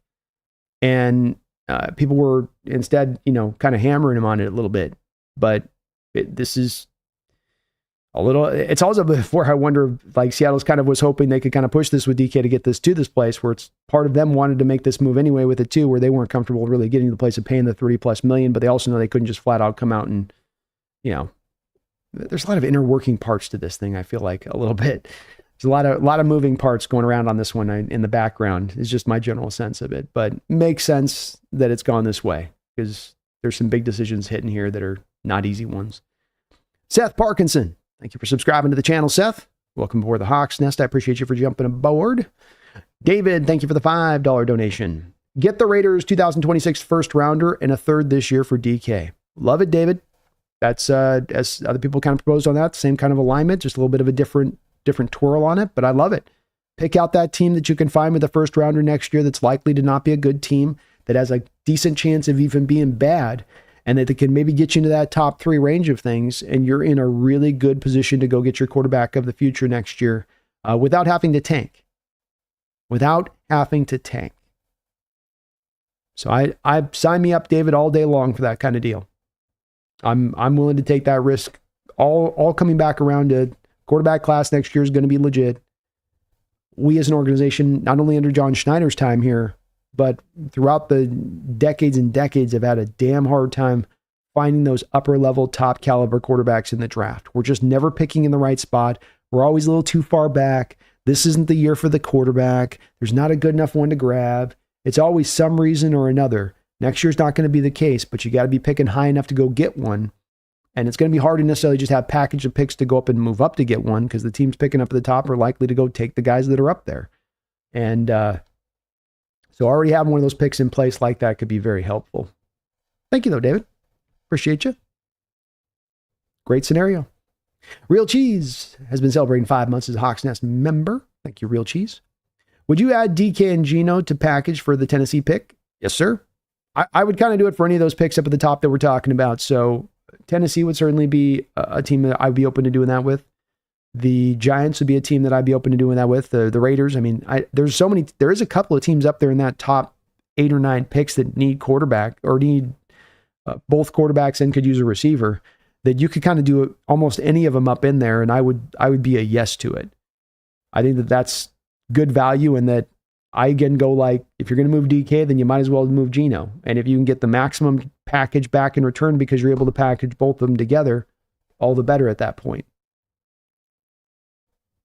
Don't know if Tennessee would be willing to do that deal, but I could do a Real Cheese. You could sign me up on that one. CD Woods, thank you for the $5 donation. Savion Williams is a similar type of prospect that is mocked in the third, except he had a near 90% contested catch rate. Got a very good contested catch rate. He's might be the most unique wide receiver in this whole draft, CD Woods. 6'5", but he's a yak guy. Very sudden, great change of direction, open field moves, jaw dropping at times, what he can do out there as far as that suddenness goes. And then he gives you that big frame and a big contested catch radius, which is very nice to have. Fun prospect, like you say. I've got him in the third as well. I think he's my top receiver right now in the third round. I've got him right at the top, but there's no doubt about it, he'd be a lot of fun. And he would be a fit into this offense really well too, CD, because beyond just the contested catch stuff, just get the ball in his hands and let him go work. That's a big part of at the forefront of what this offense is designed on. I think that the key with that one with Savion Williams would be, is the route running going to match up strong enough for what the system requires? Because the system wants its wide receivers to be more pure route runners more than it wants the gadgety guys. And with Savion, he has some routes he runs. It runs hot and cold with the route running at times with him. But he does bring those other things to the play. There's no doubt about that, CD. The contested catch and the yak stuff, both him and Jack Besh out there in TCU both got that. Thank you, man. Appreciate the dono. Savion's a lot of fun. The fan base, he become a fan favorite very quickly. God's Gang, thank you for the $2 donation. The Raiders make the most sense with the Pete there. They do, especially with it playing out God's Gang the way it has for the Raiders in their approach. We know with the interest they've had in Sam Darnold, with how close they came with Matt Stafford, that Coach Carroll is not merely looking to stand there and go, I'm going to wait and take this patiently, and I'm going to slow roll this, and we're just going to stay in the pocket and just ease this on through. It'll take a couple years, but we'll get there. Instead, it seems to indicate to me that, especially with their extension to Max Crosby here now and not moving Crosby, where you could get assets if you're taking that patient approach, get some assets, take that step back as a first coach coming in there with the Raiders team that's not really ready to go. That would seem to indicate that he wants to be aggressive here. And the quarterbacks that they've looked to go after does indicate that too as well. So you missed out on Stafford. Darnold looks like he's probably going to remain with the Minnesota Vikings. Now you look at over here and Geno becomes, from Pete's perspective, probably the next best enticing quarterback to go out there and grab. And if he likes DK, which he loves DK too, you get the combination of those two guys. I think it does make a ton of sense, God's Gang. Ton of sense. Almost too much sense, to be honest with you. Thank you. Megan with another $5 donation. Thank you, Megan, for all the donos today. She says, people say one thing and mean another. Yeah, it sucks, but there we go. Yeah, I'm a big guy, loves honesty as well, and just say what you mean what you say, and don't BS it. And I can get the fan base wanting that from the organization too. But I can also get that it's just not possible from an organization's perspective to do this, because you be honest and then you get your hands whacked for being honest. And the hands whacked being that the very next thing that comes out then is that you then destroy the value of the player that you want to eventually move, the player that you want to maximize that value back in return for. And that's the tough part of it, but that's the part where it's explainable to me, and that's one where you don't really rake the team over the coals for that, because you go, hey, it's just the nature of the game, and what it is. But yeah, it is kind of the way it is, Megan, in life on that one. Very true. Dogzilla with a $2 donation says, why ever listen to JS, Mike McDonald, and KK if they're liars? Well, we want to make sure, Dogzilla, it's about the specificity here. So it's not a blanket that John Schneider and Mike McDonald and Clint Kubiak are going to lie at every juncture. It's that you've got to take it case by case. So when John Schneider is talking about roster building and putting a team together, probably being pretty accurate, because there's no, I guess here's the key to this, Dogzilla. Find an item to where they're going to pay the price and get hurt for being honest, and that's a place that they're probably not likely to be honest. Find an item that they're not going to have to pay the price for being honest with, and they'll be honest with you on it. So I'll give you a representation of this with Mike McDonald. Mike McDonald, when it comes to DK Metcalf, is not going to want to sell DK Metcalf as far as down the river or whatnot, like I said, because you're going to hurt your relationship with the receiver and you're going to destroy the value there. So not as much of a reason to be honest, because there's a downside there to being honest. Whereas explain your philosophy, Mike McDonald, and what drives you defensively. How do you determine whether or not you're going to be aggressively in your play calling? How do you determine whether you're going to be blitzing or not? When you're going to be in man coverage? How do you develop players? There's a lot of these other questions that have no downside, Dogzilla, to them, being that if I give you my honest opinion on this, I'm going to pay for it down the line. There are those, though, that have situations like this with DK that will do that. So you just got to ask yourself, when they're having these kind of case by case, is this something to where he could be lying to me because it's in his best interest to hide the truth on it because he's trying to protect assets or protect returns or protect something else? And I know that's where it does get hard, but no, it doesn't mean that everything that comes out of their mouth you can't take to some degree, but it does mean when it comes to, for instance, players specifically, and this kind of situation, players that are up for contract and all that other stuff, that's where you got to be a little bit more on careful ground, I think. But it's really the question I'd say to you, Dogzilla, is when you're hearing them talk, say, is there something on this by them being honest with me that could cause them to have to pay the price? If you come out and you say, we're going to move DK, I go from getting a first and third round pick to DK to probably getting more of like a late second round pick. It's just, in watching these trades through the years, this is the way the nature of the beast works. So there's that. You just got to check if there's a downside on it for the honesty part. Paulie 704, thank you for becoming a member of the channel, Paulie. Members of the channel will be doing another call-in stream here real shortly, so be on the lookout for that, as I want to get another one of those out here real soon to you guys. And Paulie, do keep an eye out on your PGZU as well. Keep an eye out on your community post, as that's where I will be. That is where I will be posting these membership benefits to you guys. Thank you for that. Thomas Cox, thank you for the $10 donation, Thomas. He says, Pete Carroll and Schneider once said the same thing with Russ, and he ended up being traded to the Broncos. Seattle wouldn't be sending feelers if they wanted him. You never know what the draft brings. Well said, and well said, Thomas. The Russ one is a real important one. Came out on the combine, did Carroll. We ain't trading Russ. 2 days later, you were trading Russ. Biggest trade in franchise history. And 2 days prior, you said, we ain't going to do it. And that's back to that thing I was talking about there with Dogzilla being, well, was there a downside to coming out and saying you wanted to move Russ? Yes, there would have been. If you came out and said we wanted to move Russ, you ain't getting one of the greatest hauls in NFL history back in return from him. I guarantee you. And Thomas, you're absolutely right. The shot across the bow on this one was last week's report of the Seattle dangling DK Metcalf out there on the open market. You don't do that when your full intention is just to purely sign the guy to a contract extension. Well said, Thomas. Well said. And you never know what the draft brings. That's a little bit of back to Green Farm on this one and what he was talking about, right? In regards to the fact that, this is the way this works and this is the future's bright and that, stuff turns over quick. Can't get too caught on to now we're going to get stuck or that we're headed for hell or something like that.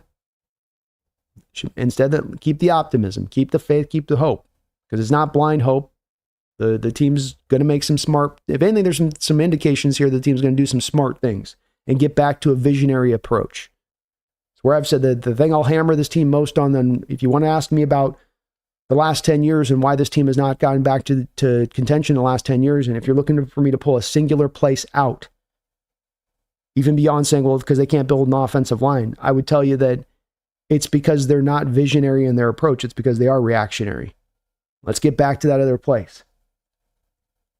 I think the hiring of Mike McDonald, for instance, was more of a visionary kind of move. You're not going with the herd. You're doing something different. You're targeting a defensive-minded guy where all these people are going offense. Paid off. Keep that energy. Paulie, thank you for the $5 donation, as well as becoming a member of the channel. Kind of puts us in a spot to really need to pound the rock, so long as we get a good return. Amen. And amen. I've long thought that the team needs to get back into running the ball here. It's smartly suited for that stadium and the conditions that you play in.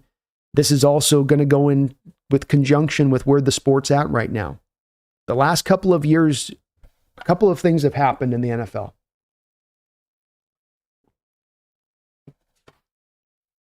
The defense has taken some of the rope back. Defense is pulling some of the rope back. The cover two shells and the mastering of the cover two shells and the simulated fronts and the stack boxes in combination with it, it's screwing up passing offenses. It's screwing offenses production overall. But with that, the running game has now come forward. We're getting more 1,000-yard rushers.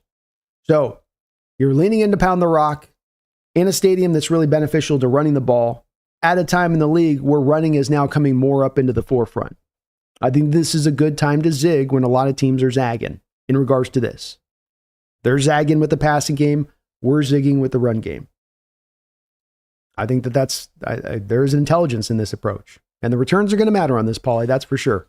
Making sure you're getting the right returns back on this are going to be very important. Especially with the fact that you kind of leaked that deal out last week, which is a bit of a soft thing of what I'm talking about with doing sort of you're letting know a guys are available on the market, and that doesn't always help the value of that when you do that. We'll see with the DK situation if it does play out that way with it, but kind of a representation of that. So, well said though. Yeah, Paulie, I think we're getting back to pounding the rock now. Jonathan believes DK is coming back. Thank you for the $2 donation. He says this could just be a negotiation tactic.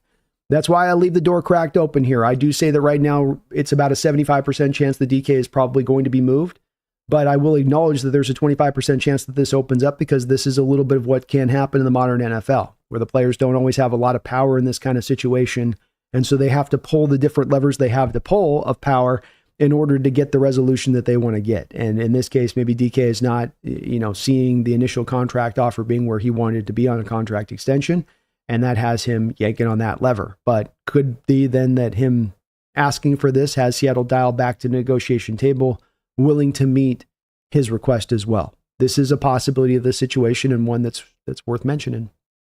Could be a part of this. Janeth Kumar with a $2 donation says, go get Davante Adams. I could see that being a move you go make. I don't know if you're going to be able to go get a Davante unless you get a Rodgers. I don't think he comes in here. Or I mean, if you have a Geno Smith, maybe that's a way where you can get him in on that. I do think that he's only coming here if you get a kind of a Rodgers in addition to that, where there's that kind of connection that exists between those guys, able to maximize that right out the jump. But that'd be go get Rodgers cheap. You move Geno, you move DK, you bring in Davante. He's not going to cost a lot of money. You draft your receiver of the future here into the second, third round. Bingo, bango. Your core's not looking in too bad a shape at that point, Janeth. Like it. Green's Farm with another $20 donation. Green's Farm dropping the 50 and the 20. Very kind of you, brother. Thank you so much. He says, many may not remember, but the Eugene Robinson loss was my most hated move. But when Seattle brought in Ricky Watters and Warren Moon, the Seahawks became, my thing's a little slow here. The Seahawks became a winning mentally in a long time, after a long time of losing. Being point is you bring in the Ricky Watters, bring in Warren Moon there, got Green's Farm, and the mentality started to change around in that time with those guys coming in here. And yeah, I would agree with you on that. The Eugene Robinson one was one that really did hurt. And he's a guy whose name, Green's Farm, I bring up a lot of times when people ask me about all-time Seahawks or unappreciated Seahawks. Eugene Robinson had more interceptions in his career by a wide margin than even a Richard Sherman from the safety position. And yeah, I know it's a little bit of a different time, and quarterbacks were maybe willing a little bit more to throw interception picks, but he was the complete player. He was a complete safety for the position. He could hit, he could tackle, he had ball skills, he could pick the ball off, he could run for days. But he was part of those really good defenses in the early 90s that weren't really good teams. And you did move on from him. They did make some other moves as far as finding guys that I think it was, remember, you're old enough to remember this with me, Green's Farm. I think it was Darrell Williams that you brought in the replacement. Darrell Williams, by the way, has the second biggest hit all time for Seattle Seahawks behind the Cam Chancellor, Vernon Davis hit. He literally just about KIA'd a tight end in the Kingdom one day. Like the sound is just jarring. If you ever have a chance, go watch the video of it. He hits Dudley and just cracks him. But Williams, I think, was like a 3-time Pro Bowler who you replaced Eugene with. And the team was making some moves at that time. They were trying to get some things done. They were starting to actually spend a little bit of money for the first time. And Ricky coming in, Warren coming in, definitely started to create a bit of that sea change. And obviously Holmgren was the real capper to that. But it's more to your point on this, that you do get a bit stuck in what you are and fall in love with your own people and all that. And rightfully so, you want that loyalty to your guys. You do. But at the same point in time, you never want to get too caught up in the individual players over the team and what's best for the team and what's best for team building conceptually. And that there are, as I say, a finite amount of resources, and you've got to utilize the right methods to get yourself to being a winning organization. So I'm with you on that. We've had some tough times on moving on from some things, but we've found that we've turned around to the other side of it. When you moved on from Holmgren and you went, oh man, Holmgren, by far best coach ever. We're not going to get another coach in here anytime soon. It's going to be at that kind of high level watermark again. And you get Mora in here and you're like, oh yeah, see, this is what I'm talking about. Like, once you lose that Hall of Famer guy, you ain't getting another one of those. And then bam, you got Carroll a year later. Things twist and move and spin quick here. Just got to roll with the punches, Greens Farm, and keep that positivity, brother. I love it. 1 second here, folks.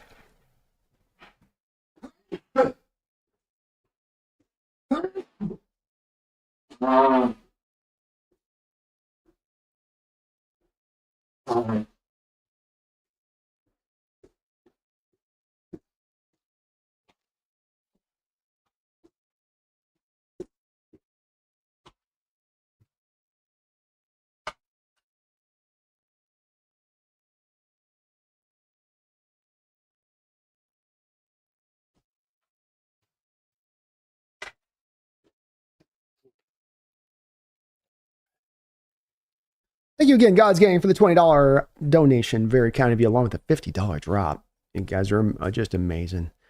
Hans Van Wyn, thank you for the 14 months, over a year as a Hawks Nest member. I appreciate you for that. Damn, what a day, he says.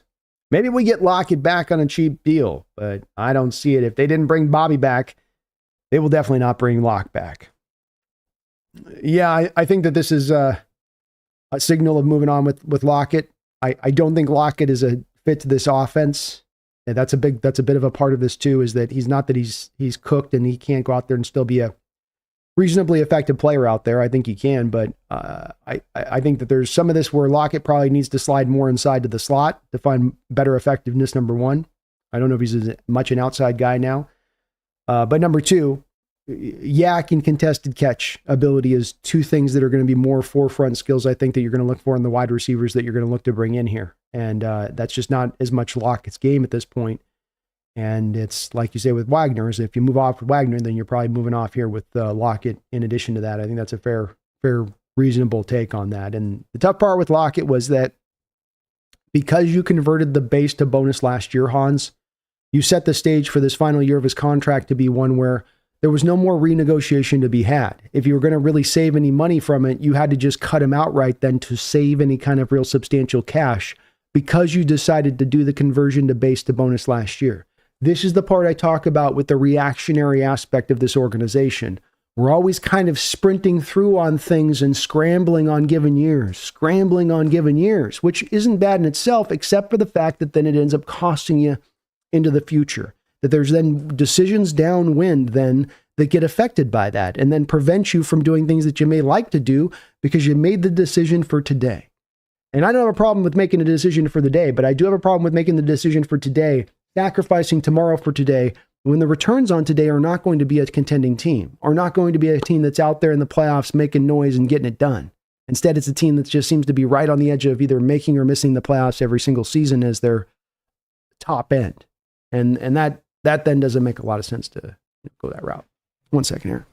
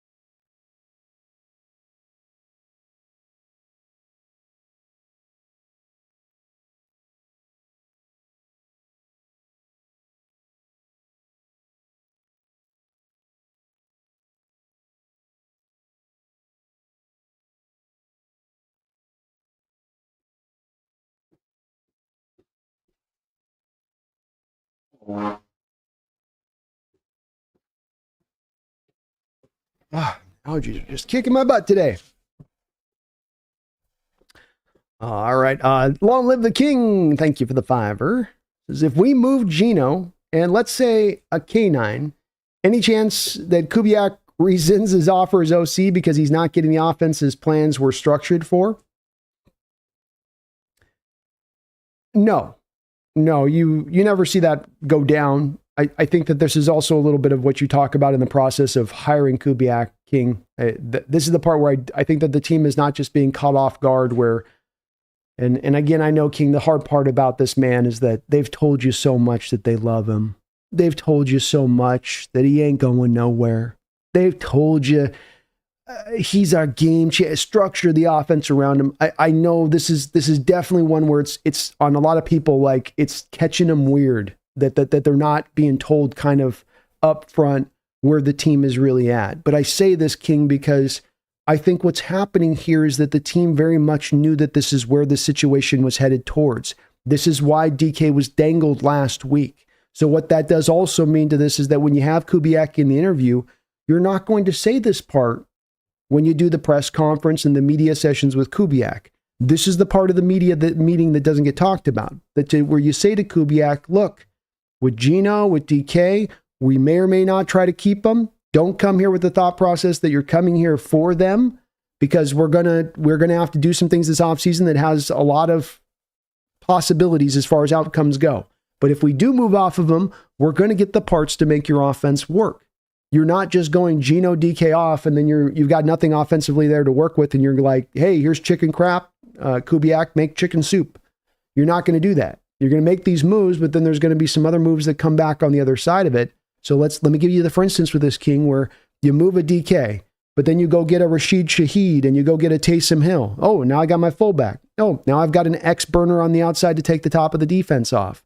Now I'm not in as bad a shape of just first, I just lost these guys. What do I got in the cupboard? Nothing. What am I going to do? How am I going to make this work? Where am I going to go? Where am I going to go? How am I going to make it go? I don't know the K9's necessarily at the forefront of being dangled. I was just kind of mentioning that as just in general terms. We'll see where that goes. Part of this comes into too, King, is that we're at this point of the offseason that's a really hard point of the offseason to try to necessarily lock in exactly what this team's going to do, because the team has so many directions that they can take. You know, they've got this road they can go down, and they can go down that road of contention, and they can go down that road of taking a step back, and they can go down that road of rebuilding. And you can move Geno, and you can move DK, and you can move Kenneth Walker, and you can move this. I think a little bit of the thing with this is that, like all of this stuff, King, nothing in this situation with the Seattle Seahawks team right now is simple or straightforward. And I think that there's a bit of a drive at times in the fan base to look for the simple, straightforward aspect of this team right now. And unfortunately, it is tremendously complicated. It's not easy. It's a little bit of a quasi mess. K9, for instance, on this, King, you got him for one more year, then he's a free agent. You have a draft class that's loaded to the hilt with running backs. You know, does John look at a situation here of moving a K9 because he feels like, look, I may not get as much a guy that's as talented as a K9, but the returns I get back for K9, I can turn into a running back who I reset the clock on their rookie deal, whose talent is very close to what Kenneth Walker's is. So it is, I think, a little bit of, there is not as much of that they walked into Kubiak and they're like, you're going to have Walker, you're going to have DK, you're going to have Geno. Does that sign you up for the team? Do you want to be on the team with that? And he was like, yeah, that'll be, I think it was more of, look, we love your vision. We love your offense. We're going to get the pieces to make your offense work right. These are the guys we have right now. We know you can work with these guys. We know you can maximize these guys, but we got to do some roster allocation and resource building. And this is not necessarily going to look exactly the way it looks right now. You going to be okay with that? Kubiak then goes, yeah, I'm fine as long as you're going to get the structure built around me to allow my offense to go. And they said, yeah, what we're going to do instead is if we do pull from this, we're going to put more of the assets into the offensive line. That's been where we've been a little bit weaker. So you're going to have the line that can move people off the ball. That's going to be good pass protectors. So there's going to be a little bit of offloading on that. You're going to have the resources put into it. It's just that we're going to offload resources into a little bit of a different direction to make your offense work right. That your offense is one that's more driven by the offensive line than it's driven by the skill position players per se. But that's, I will say, King, this is a bit of a guess on my part. I don't know that for sure, but I'd say it's a pretty good educated guess that was the way the conversation probably broke down between Kubiak and Schneider and McDonald in the deal at that point. Jeffrey Thistle, thank you for the $10 donation, Jeffrey. And I appreciate you guys dealing with me on the, being patient with me on getting through all these donos. We're just stacking up on it. So I promise you guys I'm trying to get through them, but I want to make sure I'm giving every dono the proper context and time too. Appreciate you though for the $10 dono. I just hope DK didn't meet our new OC, fifth that he's had, and was like, not doing this BS again. Want to go to a team that understands what good offense looks like. We got no wide receivers left now, by the way.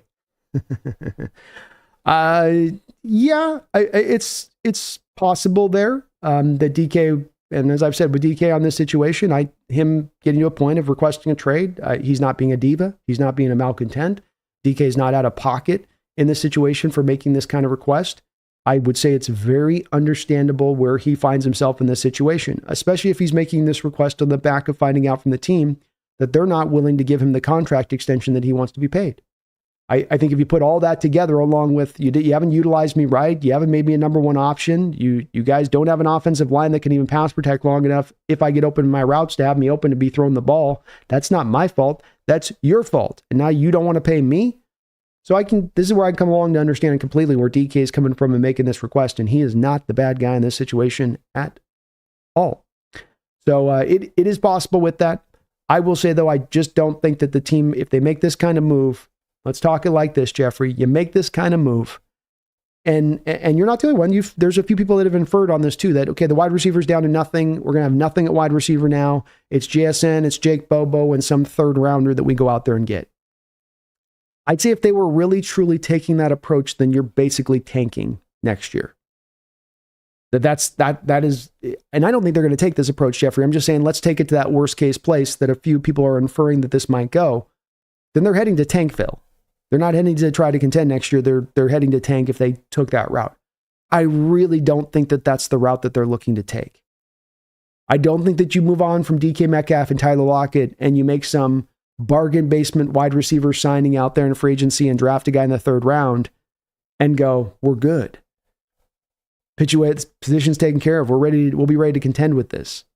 I think that there's going to be some other moves that come out of this, boom, boom, boom, to where you see that you're going to see a receiving core that gets reinforced. Is it as strong? Maybe, maybe not. We'll see on that part. Does it need to be as strong as it once was before? No, not necessarily. You're going to run the ball. You're going to use tight ends. You're going to be in 21 personnel. It's not as much driven as needing to be as wide receiver heavy as we've once been in the past here to make that go. But I don't think, Jeffrey, that they just stand pat and go, we're just hitting here. This is where we're at. We're good. We're not doing anything else now. The receiving core is going to be lean right now, but it's not a surprise that it is. And there's definitely going to be some moves they can make to reinforce it. But I think I would be very shocked if you just went, DK goes out and we just get the third rounder and some Robert Woods-like receiver in free agency, and we're like, that'll be good enough. That would blow me away, Jeffrey, if they stayed like, kind of like that with it again. But you're right with DK. Understandable where he was through. I don't think it's as much as being the OC as it is just probably reflecting on the situation. And again, too, it comes down to, I'm sure that there's been at least some initial talks on the contract, and would be completely understandable if there was a little bit maybe of a gulf between DK and Seattle where they said, hey, we'll give you 27, we'll give you 28. And he says, I want 34. And that's a little bit too big. Ski Nation, thank you for the $2 donation. He says, yay, exciting Seattle stuff. Some pretty exciting stuff. That's for sure. Exciting's a way to put it. Definitely, we got some stuff moving. The off-season slog picks up today. Janeth Kumar, thank you for the $10 donation, and I appreciate you, Ski, for the $2 dono as well. Janet, thank you for the double dono. Says, Kubiak's scheme isn't as basic as run versus pass. It is making all offensive looks the exact same and building deep offensive concepts from one look. Indeed. It's what I meant more with the run pass is that we're going from the spread system where you're at 67%. That's why I kind of got to the numbers on that, Janet, as far as specificity. As far as here's what you'll see as a main difference on the run versus pass is you're going to have about a 10% difference from a Grubb to a Kubiak as far as your run to pass rate. So you are going to run the ball more. To your point on about the basic same looks, this is why I say there's a little bit more of this offense too that's more about distributing to a variety of different parts more than it is about working and really leaning to one kind of target where you're really you're working that number one guy all over the place. It's more about, you're hitting to where you're catching the defense leaning a bit, which means it's going to be to different wide receivers. I mean, one of the things that they'd always used to do with the Matt Hasselbeck in this type of offense that they used to reference with him was that you get deep into the third quarter and they'd be like, Matt's got 19 completions today to 12 different wide receivers, where, he's working to a variety of different guys. And you end up at the end of the game and you've got one receiver with 3 catches, another receiver 4 catches, another receiver 3 catches, tight end with 4 catches, where the ball's been really evenly distributed across the core because, as you say, like you mentioned, Jan, the looks are to be made to look the same. You're trying to then hit the defense where you can catch them leaning a little bit out of those looks looking the same. And this all does kind of lead you into more of an inroad of not as much needing the pure. It's great to have the difference maker and the number one guy and the guy that can be just the center of the universe in the offense and everything kind of works through him, but it doesn't have to be run that way. And that it's much more often when you watch the West Coast offense across the league, this style of West Coast offense, it's more about even distribution more than it really is about just leaning on a part kind of wholly a little bit. Thank you though, Janeth. Appreciate the $10 donation. Jordan with a $2 dono. I don't get why the Chiefs would trade Thuney. $15 million, 15 million reasons would be my first explanation to you on that. You can see right here that the Chiefs find themselves at negative $2.9 million right now, as far as their cap space goes. So, this is with Thuney off the board, by the way. So this is post Thuney trade. And so they're in a position, you can see it over here when you look over on the right-hand column. When you're looking in the right-hand column of these teams and you've got that red there, that's where it's not good. This is what the Niners are dealing with at times too as well. When you got all that red on that far right column, because the middle column, this column right here, that's the dead money. That's your dead money. So then you want this to be black to the far right side so that shows you as you're saving money if you release this player. And ideally, you want your cap situation in a place where all of those teams you go down the line of, all those players, all have black so that I'm saving money on all of those if I release them. What do you see with Kansas City instead? You got Patrick Mahomes? No. Chris Jones? No. Jawan Taylor? No. Humphrey? No. Tranquil? No. Mike Donna? No. Harrison Whitaker? No. Noah Gray? No. Even in the case of Karlaftis and McDuffie, who you would never look to release or anything, but you have no money to save on those deals either. So they're in a bit of a cap predicament right now, are the Chiefs. And so when you have Thuney on the final year of his deal and he's costing $15 million on your cap, you got to go save that money. And the main reason you need to save the money is to get Trey Smith onto a contract extension. They got to pay Trey Smith a $20 million extension. So you're moving the money from one place to the other, and then dealing with the left tackle, left guard situation. But the Chiefs are deep in their run, and this is what happens when you're a team that's deep into your run, is that you then start to have to do some of these cap acrobatics to make this thing work, and you're going to lose players. The cap is real. The cap does start to bear in on these teams. People like to say the cap isn't real, and I hate it when people say that because you see so many representations of it being real. Look at what the 49ers are doing right now this offseason and tell me the salary cap isn't real. They gave away Deebo Samuel for a can of Coke. They're going to do the same with Brandon Ayuk here probably in the next week. Javon Hargrave, they get nothing returned back at all. They're just taking huge amounts of dead money to just offload and move that because they're tightening their belt. They don't want to spend as much money anymore. The cap is definitely real. It is definitely finite. You can work around it. You can get creative and kind of push this to there and that to this, but you do run up into it eventually, especially if you're in a long run, as the Chiefs, even with Mahomes restructuring his contract like he has. Greens Farm, thank you for another $20 donation, Greens Farm. I appreciate you, brother. Just unbelievable. Unbelievable, Greens Farm. He says, so I said all that to say this. In reality, the salary cap is in place to keep teams innovative. And when a team becomes financially capped, signing veteran draft picks, it ultimately becomes capped in success. Well said. Well said all the way around on this, Greens Farm. I can't agree more wholeheartedly from my standpoint of it. This is one thing that you've got to work around. The salary cap, it's kind of a great comment on just what I was just discussing below on the previous donation, in that this thing is a reality. and that every team deals with it. The Chiefs, the 49ers, the Seattle Seahawks, we all deal with it. And we find ourselves heading into this offseason where we didn't have a lot of cap space. We just released all of these players yesterday and then Tyler Lockett today to just get ourselves barely to kind of middle of the road as far as cap space in the NFL right now. And that's for a team that's not been in the playoffs recently. Definitely hasn't had playoff success recently.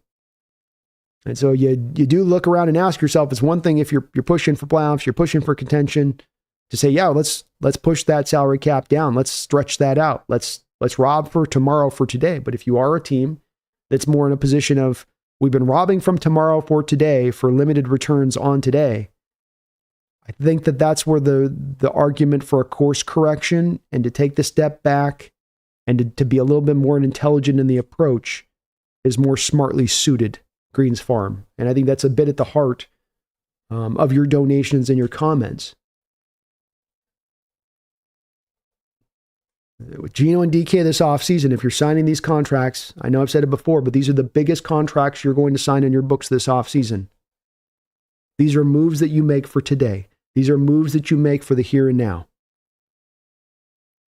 And if you're not sure about the here and now from a team standpoint, not an individual player standpoint, but from a team if you're not sure, I'm not talking about being optimistic or skeptical, but if you intelligently look at your team and you're waffling and you're a little unsure, then you probably shouldn't do the deals. They should only be done with you having a reasonable amount of assurity in your heart that this team's ready to roll. And I'm in the same place in this Greens Farm where I will support if they take the step back this offseason. I advocated for it. I'm not moving off my spot here now if they do it, because I think that ultimately it will be what's best for the team if they can stop being a prisoner of the moment. And that's a little bit of what I feel like we've been caught up in at times in given off seasons of getting stuck on that, and that it's coming from a good place. It's not coming from an unintelligent place or from a place of not wanting to be competitive or not wanting to do everything they can. Some of these organizations out there don't do all they can or don't have owners that are 100% in on getting it done. Ours is. Our front office is. It's come from a place of wanting to be great. It is. It's just it hasn't gotten the job done. So now you got to course correct and try different strategy. Time for a little bit of a different strategy and approach than the scramble, rob from tomorrow for today approach, in my opinion, on that Greens Farm. Well said on your part, though.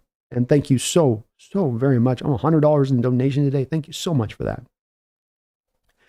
Bronze Sausage, thank you for the $2 donation. He's even got the sausage emoji in there. I like it.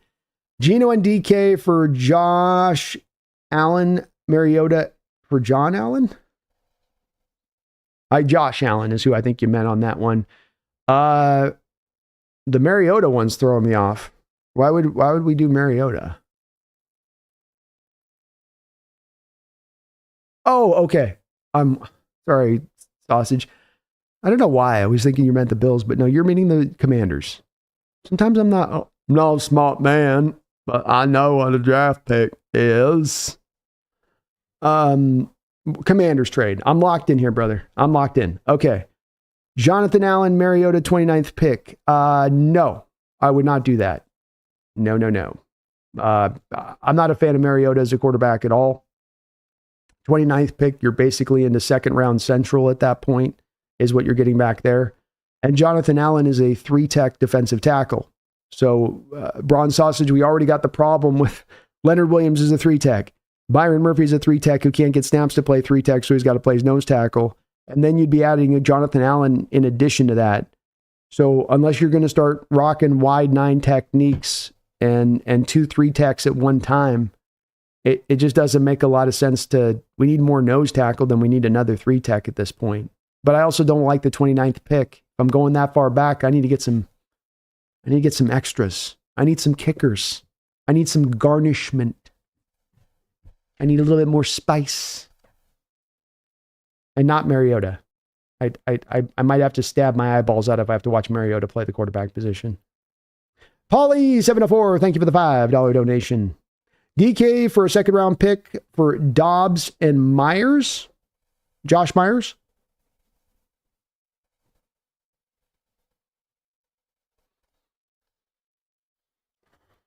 We're looking at Myers and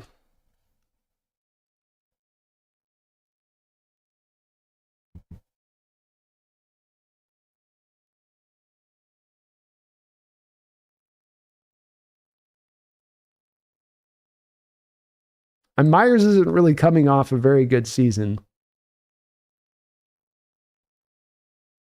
And I remember looking at this before, and I wasn't really ever quite sure on the Myers interest. Here's Myers' PFF scores through 4 years. He's never been even rated a league average center by PFF. I mean, we already kind of have this in Oluwatimi, don't we? A pass blocking center that can't run block. This is already taken care of in Oluwatimi, I think, in my opinion.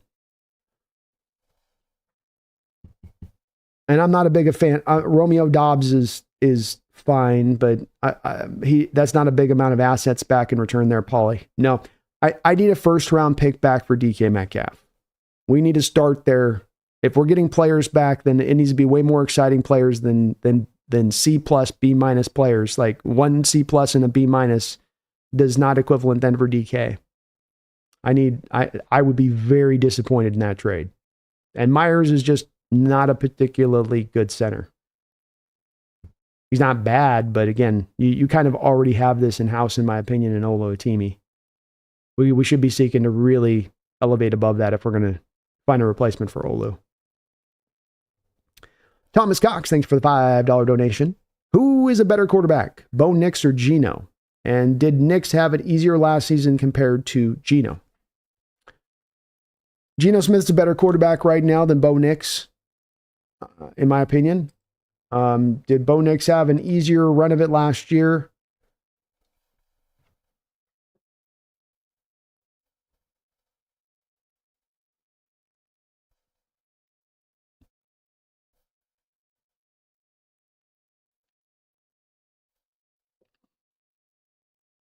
I think what Bo Nix had last year that was really beneficial to him, that was not something that Geno had throughout the whole year, was good pass protection and then a consistently good defense. Both of those were pretty much in lockstep, it felt like, with the Bronco team last year, really aiding Nix along. I like Nix's talent, and his upside certainly is going to potentially get to the place of where Geno's at when he gets in his development and gets down the line. But right now, Geno's a better player. Nix has got more mobility, so he can get you out of some things if things go wrong and get bad, and that part's the place that Geno doesn't have as much with. But Geno from the neck up is going to be able to do way more stuff. But did he have it easier? I think, yeah, he had it easier because he didn't have... I would dare say that the Broncos probably ran block better and pass protected. I know they pass protected better. Let me take a look at the premium stats here.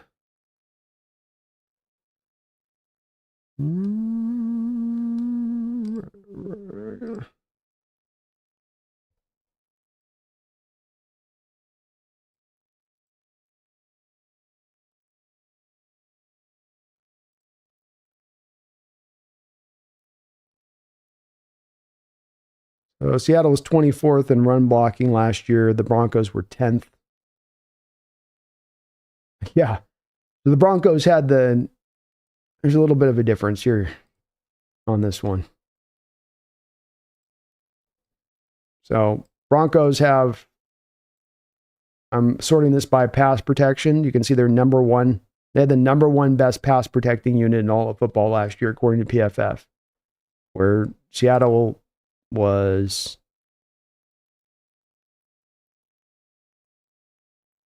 26th. Wee bit of a difference. And then when it comes to run blocking, you've got Denver right here at 10. And then you have Seattle down here, 24th. So yeah, Geno didn't quite have as much to work with there as Nix did there, Thomas. I know it's PFF in general, but that's a pretty big gulf in rankings, and it does fit to what I think we saw from tape with this offense. Hand Grenade, thank you for the $5 donation. Hand Grenade. He says, people need to realize NFL teams do this all the time with players. Remember, the league is business first. Get over John Schneider, Mike McDonald, or Clint Kubiak lying about it. Yeah, it's a business. It's a one of cloak and dagger. I mentioned spy. It's that kind of stuff that you're doing at times because it's a competitive business and you're trying to beat the competition. And that means that you don't want to give the competition any advantages where you could. You don't want to show them your playbook, right? You wouldn't want to be, we just want to be honest and open. So we're showing you guys our playbook because we don't want to be liars and hide our playbook. No, you want to hide intentions and hide things. There's times where you want to, be very, very closed in your process of things and tight-lipped because it works out best in your favor by doing so, especially when it comes to maximizing returns on trades for given individual players. But it is just the nature of the way that things work. To your point, hand grenade, this is the way it rolls in the NFL. And as you say, all teams do this. It's not just a John Schneider thing. This is something that you see throughout the whole league, where we have no intention of trading this player. We would never move this player. And then a week later, that guy's on the move. Like, what happened? He said that they were going to move him. Yeah, they just have to. It's what you have to do. Jeffrey This Old, thank you for the $2 donation. Can all teams collectively agree to give Kansas City nothing?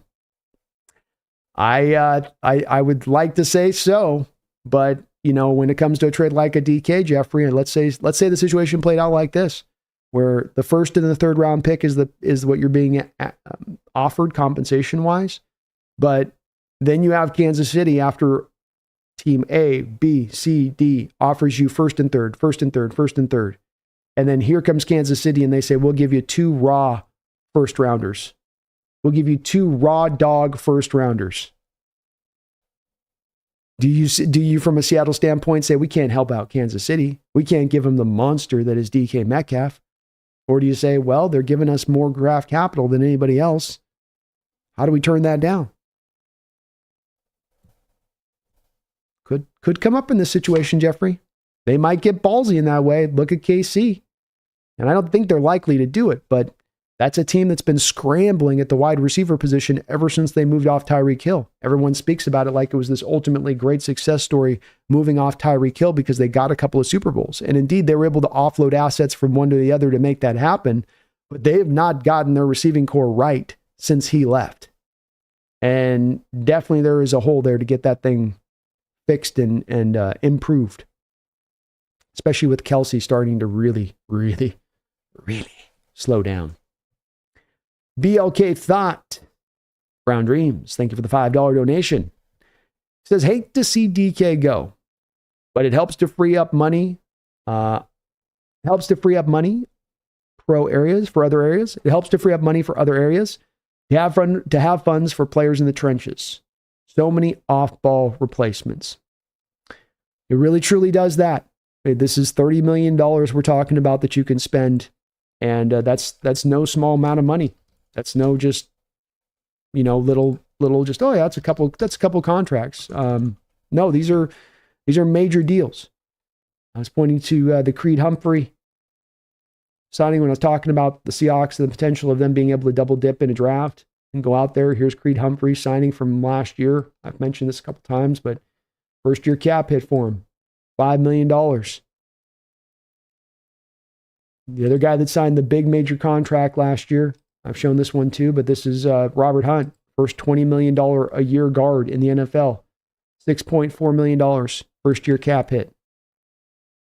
So you can go out there and more than double dip almost if you want. You can do a lot of other different action here versus you sign the one guy on the $30 million. Brown Dreams, that's one where you're right. It is the thing where it's not just DK in a vacuum. It's DK or it's this stuff over here. And it's also then the factoring in of, are you ready to contend? Where's DK's age? How's his game going to age? It's all this stuff you put into the pile here. In addition, the part of him being so consistent, so great, so all around good as a player as far as run blocker and as a catcher, the drawing of the double teams. It's a very complicated situation here with the DK and making this kind of determination. I don't envy John on trying to figure this one out. But you're right about being able to then take the assets and put those into the trenches, especially if there's going to be the draw here to make sure you sign JSN after this season to an extension, which I'm expecting the team's probably going to do. Randall McDaniel, thank you for the $5 donation. He says, I'm all in on moving DK Metcalf. picks, cap space, and invest on the line of scrimmage on both sides. Randy, JR got a DK jersey for Xmas, though. That's Randall's, JR is Randall's kid. Told him to go with JSN. Had a feeling. Well, you can just have him. What you do at that point, Randall, eventually is, you put it up in glass in his room and you be like, well, you just, you revere him for his time here. And he becomes one of the, legacies of Seattle, so to speak there, Randall, then, that's how you do that one. And I find myself open as much into this space. If we were walking into this offseason coming off the back of a true playoff run, if we showed that we were just really like the Rams there, where the Rams took the Eagles very close down at the end of the game on the road in the playoffs, really that team can come out of that game, 2 playoff appearances the past couple of years and say, we're right there. We're ready to go. Seattle Seahawks have not been in the playoffs past couple of years. Seahawks got in the playoffs 3 years ago and got bounced the hell out of it in very quick fashion by the San Francisco 49ers. And if we were in the position like the Rams and you were ready to roll, I'd be much more in banging the drum on saying DK's got to stay. There's no way you can consider this trade. There's just no possibility to it. But being that the team is not in that position, being that it is much more to me of a question mark than a certainty, I have a lot harder time making this kind of signing, and I don't think it's $30 million a year. I think it's $32 to $33 million a year you're going to have to sign DK for. There's no discount on this deal. And that's a significant amount of money. And the line of scrimmage remains, to Randall's point, this hole, this gaping hole in this roster, a hole in the roster that has sunk us game day over and over again, not just last year, not just the year before that, but for a 10-year period, you've been facing this thing busting open. And over that 10-year period, you've signed wide receivers to big contracts. You've made wide receivers high picks in the second round many times over. You've tried that approach of making yourself more wide receiver driven than offensive line driven. And it hasn't worked. It has not equated to you going out there and being successful, being a contender. So maybe time to try to adjust this into a different direction. Brown Dreams. Thank you. Well said. And Randall, well said as well on that. All right, I got through all the donos on that, folks. I know I'm a bit behind on if you've asked a question here and I might have missed it because the chat's going to update here and bounce through. So if I do miss your question, just repost on, because we've got a lot of people today in the chat, obviously, with the DK news that's out there and pumping around. I want to thank all of you guys for that took me 2.5 hours just to get through all the donations, you guys. That's the support on this channel is, as I've said before, and I'll say it again, second to none. Your guys, what you guys do and supporting me and all that is just absolutely unbelievable. I don't know if I deserve it on that, but I do thank you guys for all that support here to the channel, as you guys are just absolutely unbelievable. Unbelievable. I would never have thought, but I do appreciate it.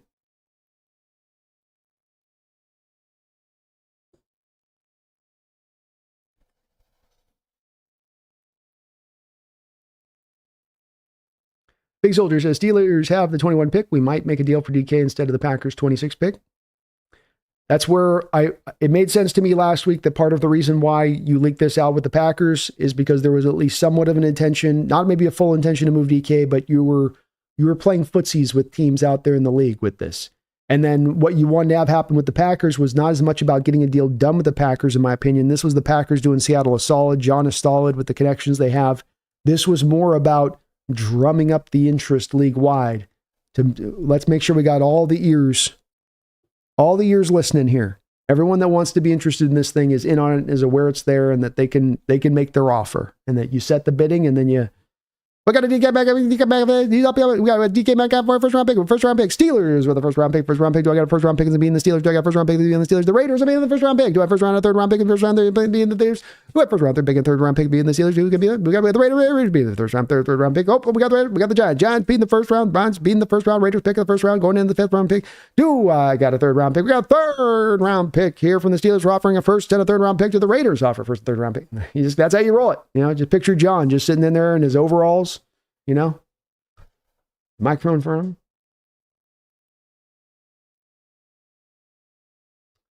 Representative says, I'm just saying, if we didn't get Grubb, we might still have DK. It's true. Jace, well, I thank God I was on a hike out in the mountains enjoying the sun. That DK news is horrible. Like I said before, at least I won't have to deal with John Schneider while I'm at Boot this summer. Yeah, it's going to hit a lot of people, I think, certainly tough on this one. Alien says, trade lame Geno ASAP. Dogzilla says, what happens if Geno demands a trade too? Then we get seriously tanked for years? Well, I think that's where, from some of our perspectives on this, Dogzilla, the team needs to take the step back from a lot of people's perspective, I think, on this one, and that this would be a step back situation. I don't think that you have to look at it as that they're tanking for 6 years. It's a little bit like Green Farms was mentioning in his donations, where this is the league moves fast. And it might appear that you're stuck in this one place today, but give it some time, let it play out. Trust that you've hired the right coach in McDonald. Trust that you're now working from a visionary approach as opposed to reactionary. And that you might be surprised to find that having the visionary approach does something that's ironic. And that is bring about quick results. Those quick results that you were driving for by the desperation of pulling from tomorrow for today that weren't happening actually can now occur when you do apply the true visionary approach of it's not being a man of the moment, but a man of tomorrow. And I believe in that. It's not lip service to you on this one, Dogzilla. I do believe in this as an approach. Thrill House 2022 Geno with a run game and a solid defense under these new head coaches makes me much more optimistic than a quarterback in this draft. Definitely for the 2025 season, there's not a quarterback in this draft that's going to outperform Geno Smith, to your point, Thrill House.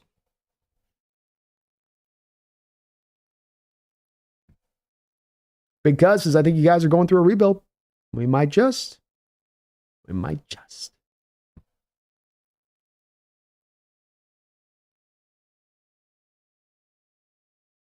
Joseph says, why is everyone acting as if DK is the difference between a playoff run and a winless season? I'm not sure.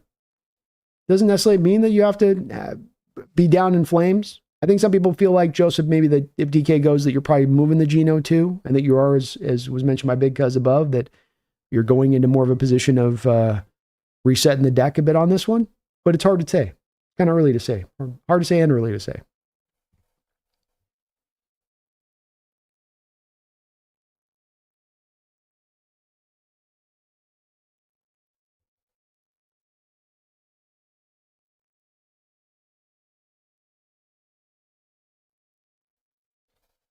As I'll hazard 12-5 if it weren't for the center forgetting to play football and last second dirty tactics by Dable.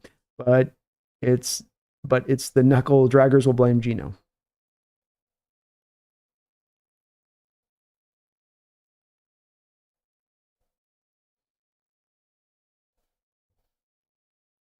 Team Bomber, you're right on the money when it comes to taking a step back, Brandon. Extending Geno is just the wrong move 100%.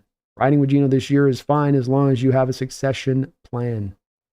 True.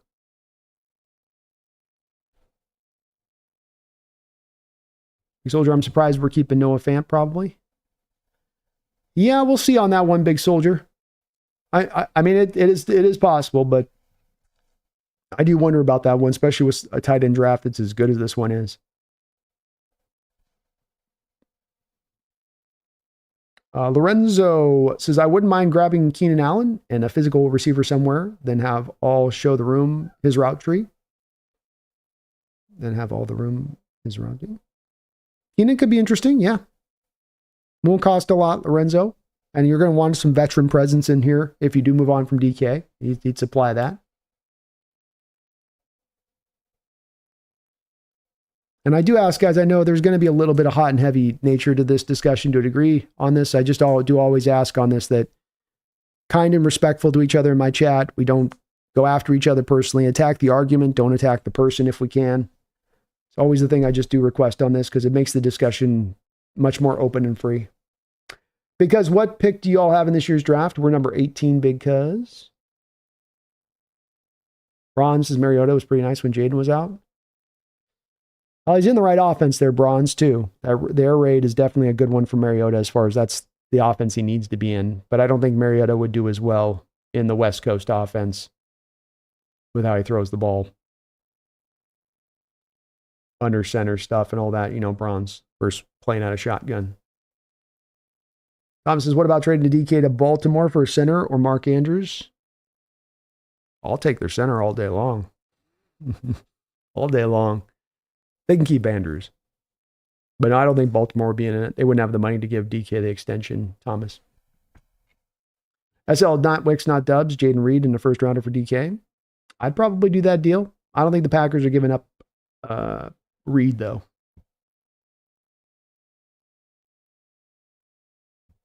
Phillips says, think John's taking a quarterback somewhere in the draft. Think third round is the sweet spot. I agree, Phillip. I see it the same way. Third, fourth round. King, yours at 82 is becoming my favorite comp more and more. I'm trying to make my peace with the fact that we're going to get yours. It's hell or high water here.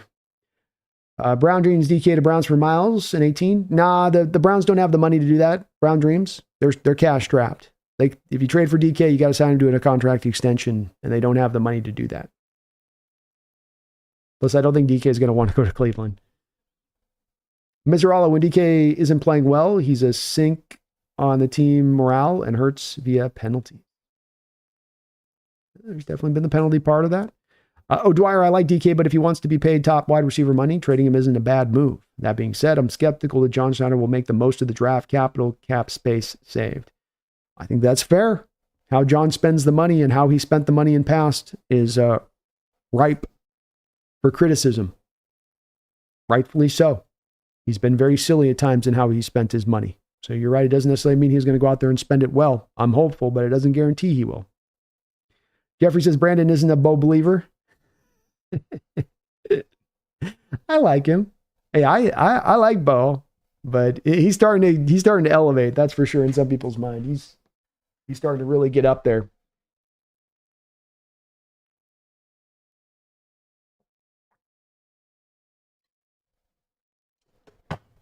Jason says, Big Soldier, Tevin Jenkins is my top guard. Tevin Jenkins is awesome. And you could double dip if you do make a trade like this with DK, maybe a Dahlman and a Tevin Jenkins. Imagine going into the upcoming draft, having both of those positions handled and taken care of. Mr. Allo, trade DK to Green Bay for Dobbs. That kid's about to break out. Well, a lot of Dobbs love out there. Because honestly, I think it's a great idea to trade Mark Andrews from DK. I bet you do, because Gino beating out a lot of quarterbacks in competition. Best believe, elite thrower of the football. He is 100%.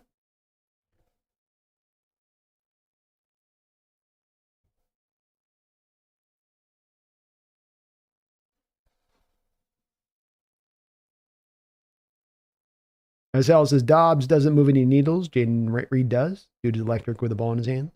Agreed. Yeah. I don't think the Packers will let him go, though. Exalter, if we get the Packers' first round pick, I want Kenneth Grant. Maybe Tyler Booker drops to pick 26 since his combine wasn't so good. I could see it happening. Booker's getting a lot of love in the league right now, even despite the combine.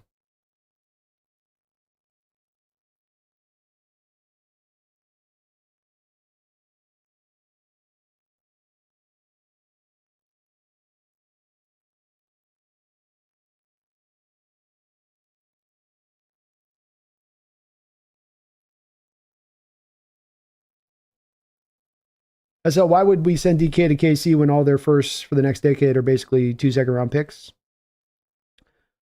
We may think there's more value in having the two, like you say, second-round picks, first-round picks. They just may think there's better value to that.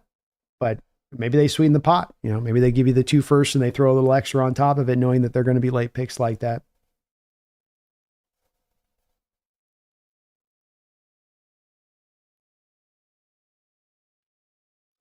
Nathaniel, if we're going to move off Lockett and DK, we should also cut ties with Noah Fant and Geno Smith. I'm aware we would suck, but we're also not setting ourselves up to be good by picking at 20 every year.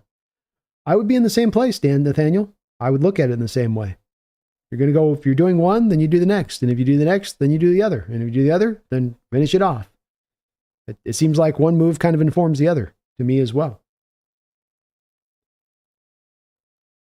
Troy says, we haven't gotten DK to play at the highest level because the entire time he's been here, we've had a bad O-line and no run game.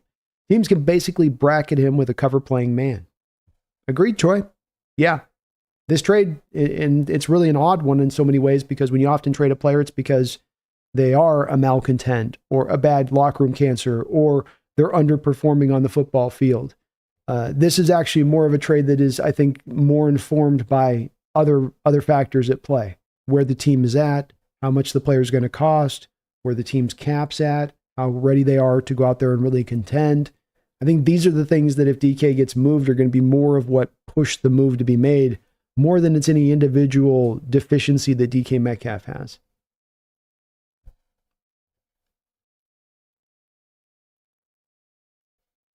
Roland says, no surprise, DK and Tyler want to join Pete in Vegas and saw Marshawn welcoming Pete also. Could see all those guys there, that's for sure. Big Soldier, I would love Armand Mabeau in the top 18. He's a better combine than Will Campbell and Tyler Booker. I think that he's elevated himself over Campbell. I think that he really probably is only going to, he might be the first tackle taken off the board, Big Soldier, is the feeling that I'm getting. The general feeling I'm getting.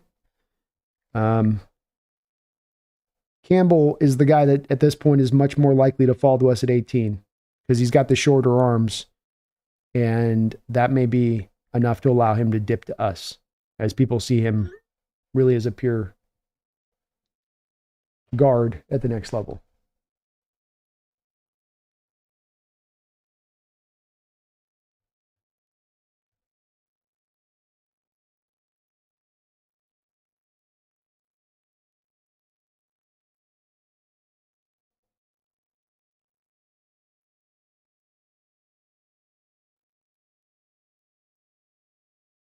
Nitro, whatever you think about DK, he turns into like prime Megatron when that man makes the playoffs. Yeah, he does. 455 yards receiving in 3 games in the playoffs.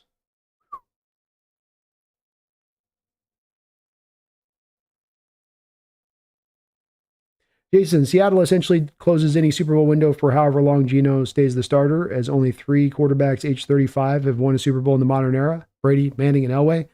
I don't see Geno join those names. I don't either at this point. And all of those players that won those Super Bowls on those teams had much more complete, and it wasn't just those quarterbacks being great at that point, Jason. It was that those quarterbacks had really complete teams around them to get to that promised land. And you don't have that too on the other side of it either. Tucker, would you give Geno DK number 18 to the Giants for number 3? No. I want extras.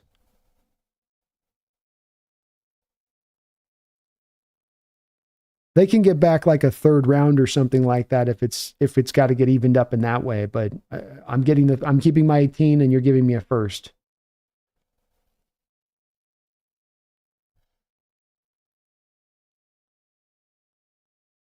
Roland says, new poll, 50% of people do not like all this.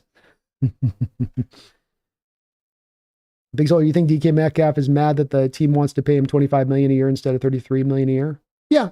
I wouldn't be surprised if that's the big part that's pushed this trade request beyond anything else, is just that they've had the initial discussions and DK's people have realized that there's a big gulf between what the team wants to offer him versus what he wants. I don't think the team's offering him 25. It's probably more like 28, 27, 28. And DK's people are starting out at about 20, 34. And that's probably enough so that they're like, nah, that's too far apart.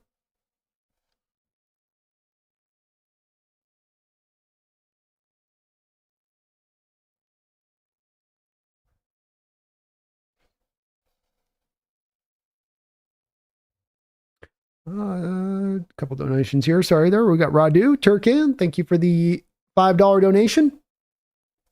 Good to see you in the house too, Radu. He says, enough is enough with Rebuild City. We've been at it for 10 years. DK for picks so we can be contenders in 3 to 5 years. Us fans are getting tired as F. I understand, Radu.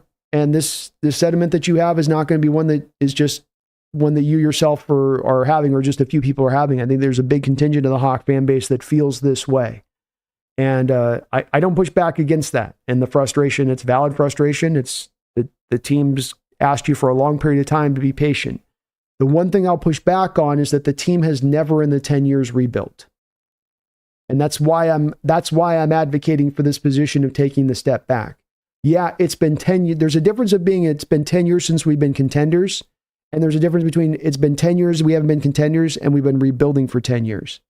There's not been one season in the last 10 years this team has tried to rebuild, either in the moves that they've showed you they're making or in what they've told you their approach is and how they're going at the season, being that they've told you time and time again, both coach and front office member, we're here to contend this year. We see ourselves as contenders this year. And then they were wrong every year. I would offer, Radu, the reason you've been stuck here for 10 years as much as anything is because you've been unwilling to actually get into a rebuild. Because every year you're trying to somehow quasi-drive to that sub-contending status that you just can't reach. But I understand the frustration and being at your wit's end with it. There's many that'll be at that point. I totally get it. But at the same point in time, we both want the same thing. How do you get there is really the question. Is it more to driving down the same road you've driven down for the past 10 years, or is it to take an off-road and try a different road? And my feeling would be we're at that time where it's time to take a different road, a different approach, that this one's not quite working. But I understand the frustration, man. It's completely valid. Completely valid. Talon Deal, thank you for the $5 donation. He says, DK and Geno to the Raiders for the 7th overall pick, or Bowers in their second rounder, or something equal. Well, you're not going to get Bowers. You could, I think Mayer is maybe the guy that you could find a way to structure some of this around a little bit if you're talking about a player to be included. So, a DK and Geno, it's the 6th overall pick talent that the Raiders have. That's about right value. You would expect with DK to get a late first round pick, mid to late first round pick, and a third round pick in addition, mid to late third round pick. And you'd expect with Geno that he'd get you a mid to late third round pick. So a first, a mid to late third, a mid to late third. What's the equivalent package of that at that point? The equivalent package at that point would be that top 10 pick, that 6th overall pick. Like on the Jimmy Johnson value scale chart, that would pretty much be that, on that side of it. But you're not going to get Bowers. They're not letting him go anywhere. Bowers is going to stay and remain, and it would be Michael Mayer, the guy that they have on the market right now for the Raiders. Maybe be like a DK Geno, Raiders 7th, and Michael Mayer. Maybe you could pull a trade like that. That might make some sense. But you're in the right territory, Talon. You're barking up the right tree on that one. William Sprague, thank you for subscribing up to the channel, William. I really appreciate you doing that. Folks, if you're watching this right now, we are on the road to try to get to 20,000 subscribers this off season. We're knocking on the door 19. We're right there. William's helping us get a little bit closer to that mark. You can help me get closer to that mark today by subbing on up, and I would really appreciate it. But thank you, William. Appreciate you subscribing on up. And thank you, Talon, for that dono.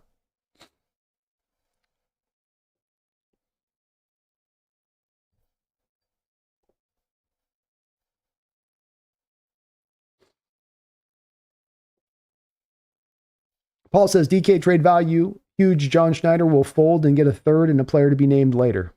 That would be disappointing, Paul. That would be very disappointing. Dogzilla, that was a great auction voice. Thank you, Dogzilla. Maybe I missed my true calling, man. Crashy, I'd rather have a good O-line and a defense than good receivers and not an O-line. Me as well, Crashy. And it does kind of feel like we're getting to the place where this seems to be the choice at hand in front of us, doesn't it? Not happily so, but that it is the choice that's kind of in front of us. Alien says, I'd rather rebuild and be bad and get draft picks than be mediocre. I would as well. Being just kind of quasi good doesn't have any value to me. It is the hunt. It is the quest to be great. That should be the organizational's North Star.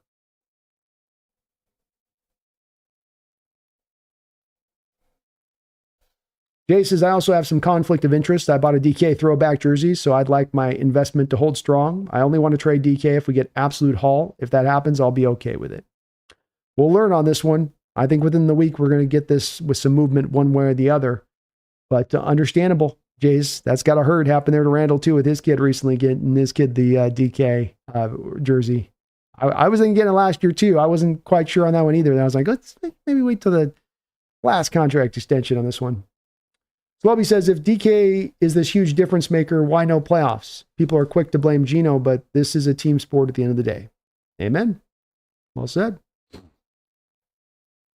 Jay says, if we trade DK, I want to blow it up a little bit, tank for a year, and get a quarterback next year.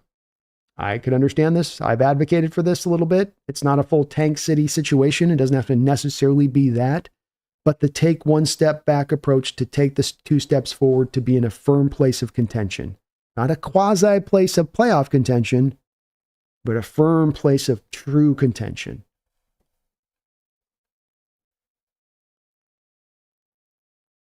Agassi says Ernest Jones had offseason knee surgery.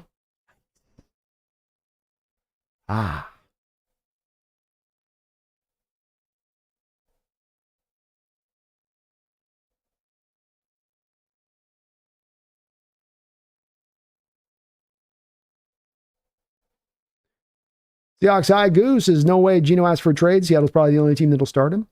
There might be a team or two. You'd be surprised. There's so many teams that are quarterback needy out there right now, Gow. There might be a team that comes up for it. I don't think Geno will ask for a trade, but Philip DK goes, thinks the Hawks still shoot at the playoffs, but be harder, I feel. Might have to sign an older wide receiver. It's going to be hard to get the playoffs this year, Philip, if you let DK go. You're right. Agreed. Throw us if we trade or release Fant, make sure we get the visor back. The bomber Quinn Hayward's in the third. Oh, it might be so.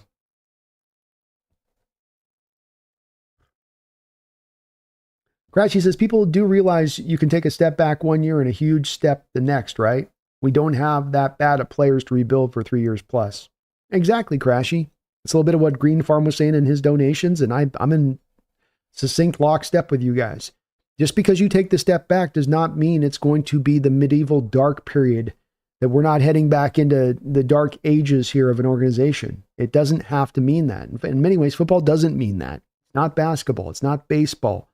Taking the step back does not mean you're stuck now for years to come. It can mean that you in actuality gets you launched into the right direction faster.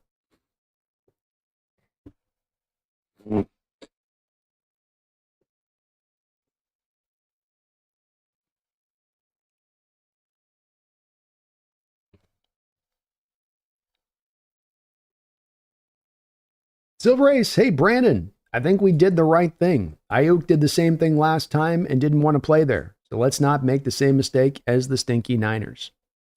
Niners have had 2 cautionary tales of these 2 contracts they've signed recently, and it's bit them on the butt. And I did a video on my Clips channel talking about that Deebo Samuel from the same position, saying there's a lesson to be learned from a Deebo Samuel trade. And one of the lessons, or not trade, but the signing and what's led to this and the eventual trade, and that is you got to be careful when signing these skill position players.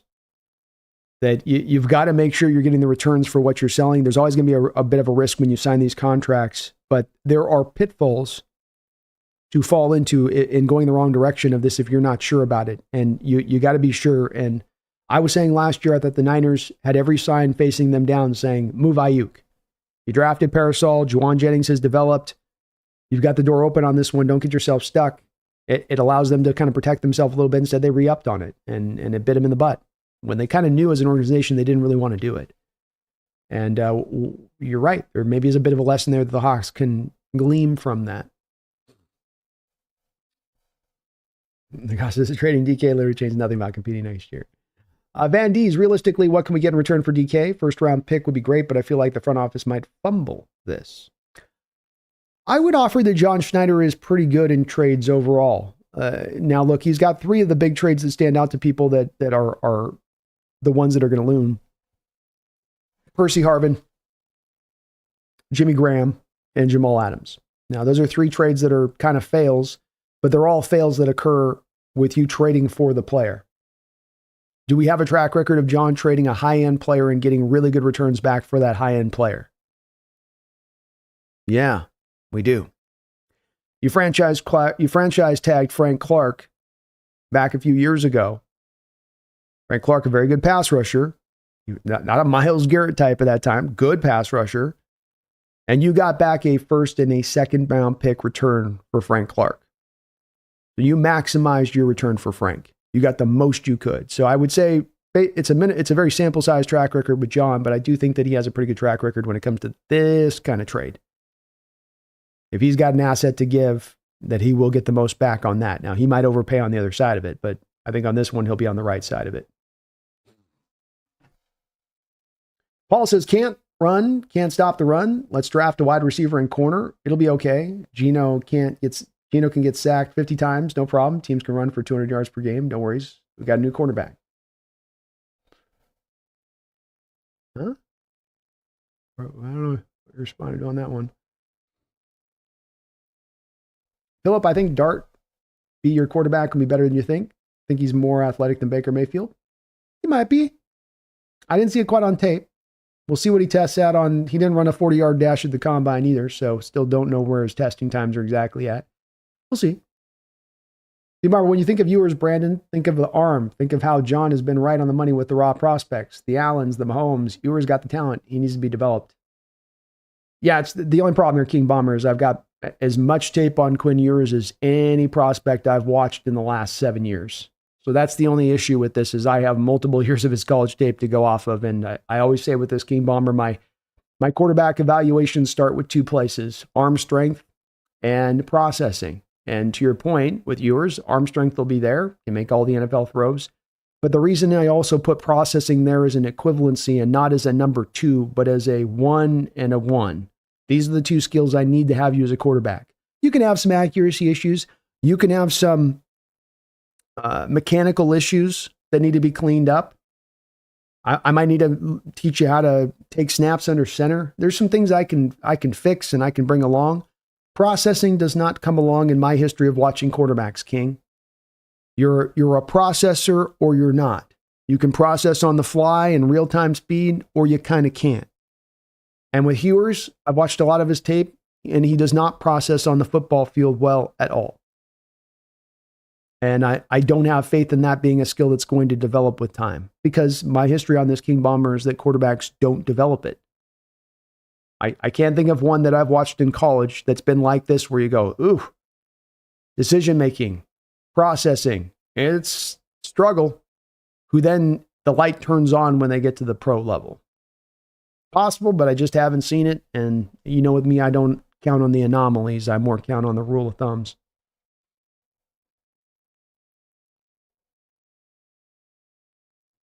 Kelly says, my first thought was Gino is not going to want to stay.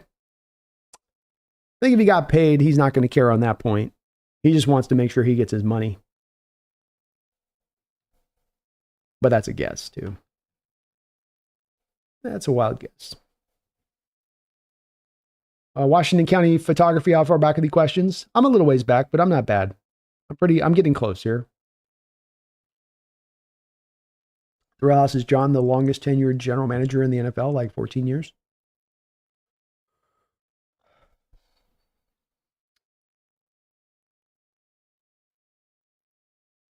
I think so. I think somebody in the chat's going to mention somebody that I'm forgetting, but that sounds right.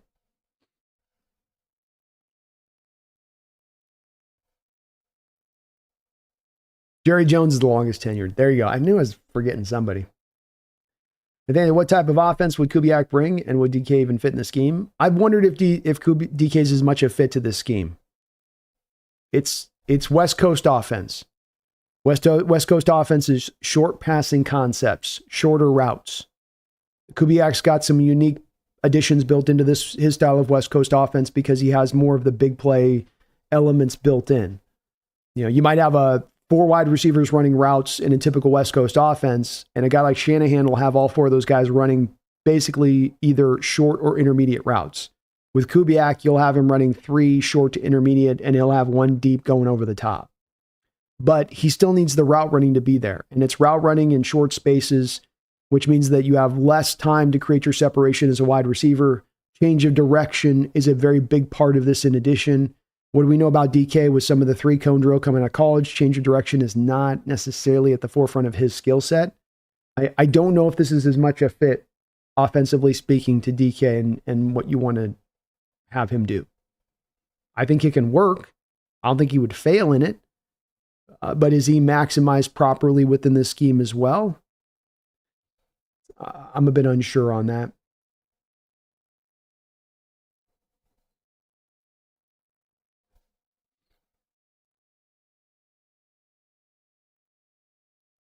Troy Peterson says, didn't something come out with Gino and JSN before the season started? Come out? Like they were having drama between them or something. Nothing like that. No, everything's been good between them. I also think the Niners are going to take Membo, and we're going to have to take Kelvin Banks. I could see it. Thrill House. Yeah, I could see it going that way too. Jason says, I don't think Metcalf would have a say in where he gets traded to. It's where, Jason, the team that trades for Metcalf is going to want to do the contract extension for the draft capital given up. I don't think that they would trade with DK and then they would say, well, we're going to franchise you for the next 2 years after this season if you don't sign the extension. So I think that that's where there's going to be a bit of a say from DK's standpoint because he's got to be willing to negotiate with the team he's being moved to. Big Soldier, Will Campbell ran faster than Jake Bobo. That should be a red flag.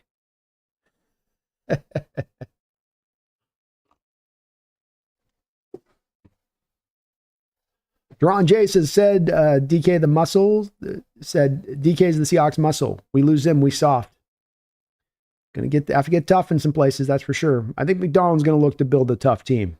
That's, I think, going to be one of the forefront things he's going to look to be as a part of this team going forward. Jeff says speed isn't everything. Plenty of slower guys have been great at getting open or having great hands. True. Very true. Paul says DK to the Titans for 2026 second rounder and a 2025 fifth. Ooh, Paul's selling low there. I like Will Campbell too, Space. He's nice. Especially a guard. I think he'll be a good guard. Thrill House, if an agent tells a team the player will refuse an extension, it's highly doubtful the team is going to trade for him. Bingo. Yeah. And they're going to want to get an extension done with DK if they trade for him.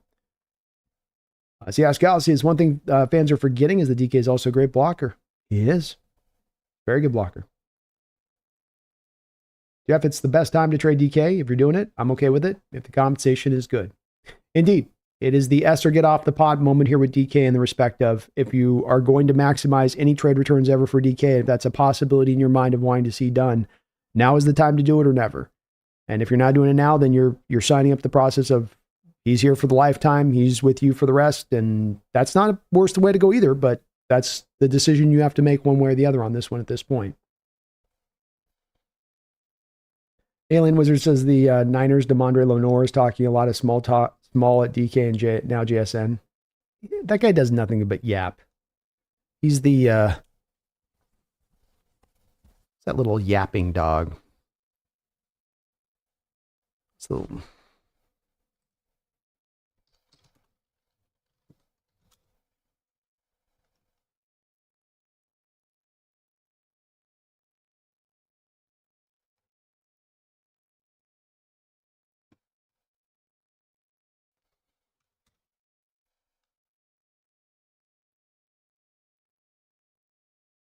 I know they call him the freaking whatever, the hyena or something, but he's more of like the little, can't I think of that name? Chihuahua. He's like a chihuahua.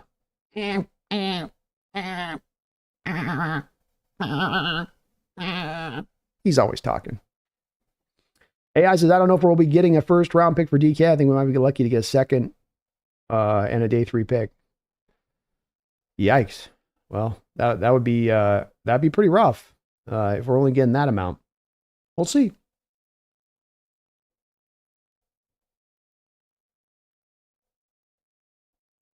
T-Man says Ernest Jones had off-season surgery, which potentially delays the Seahawks deal. I feel like I'm a Dallas Mavericks fan today. That's another kick in the boots. As Tyler goes, DK, now we got Ernest Jones. Yeah, are those clouds overhead? Has it got a little cloudy?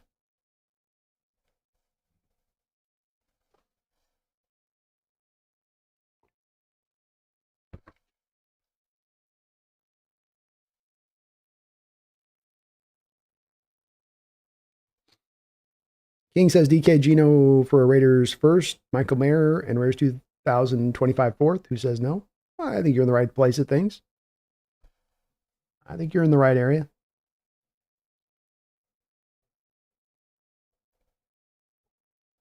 Hiccup says, my dream is a first and a third.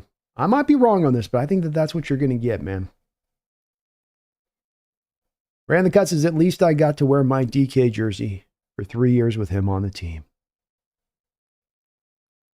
Indeed.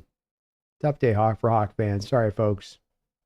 I'm a big Hawk DK fan too, but I know for many of it's hit hard. So there's still a chance he comes back. It ain't a guarantee this is out the door. It's just where it's leaning towards. Jason Tudor says, I do think losing DK means a significant blow to re-signing Geno. Kind of see it the same way, Jason. If one goes, you think the other would probably, one way or the other, probably be going too.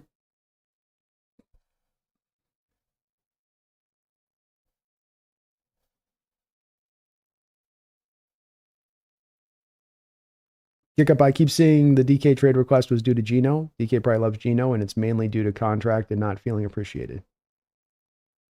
Hard to say exactly.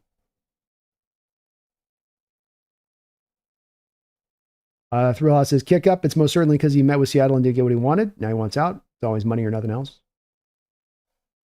That'd be my guess to the situation there. Hawksnest, not sure if you can, but for fun, can you show how Crosby's new deal changed the Raiders cap? Just fun to see a Raider get paid that much, not named Jamarcus. Yeah, let's see if over the cap's pretty quick with this usually. So they may have.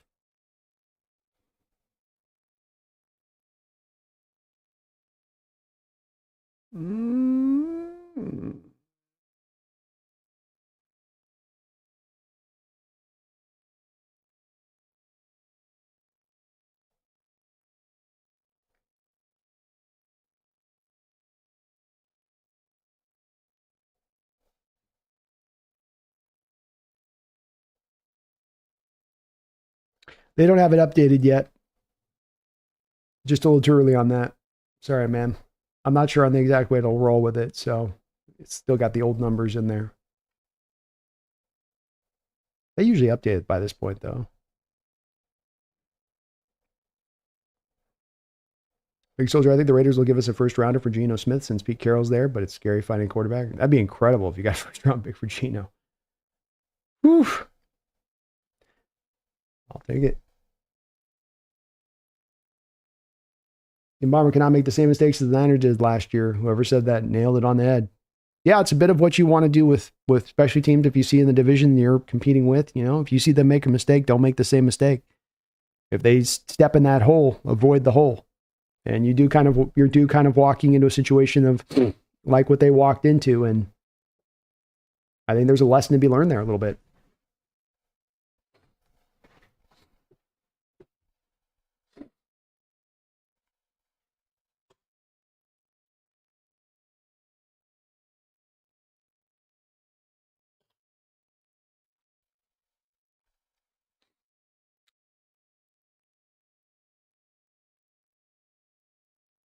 Cool Breeze, I'm late. I didn't see Brando was here. Shaking my head. I just spent 20 minutes in Rob's chatting.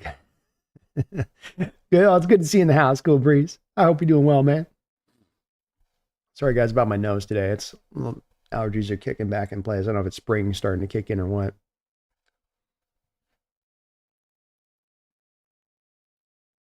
I don't know what.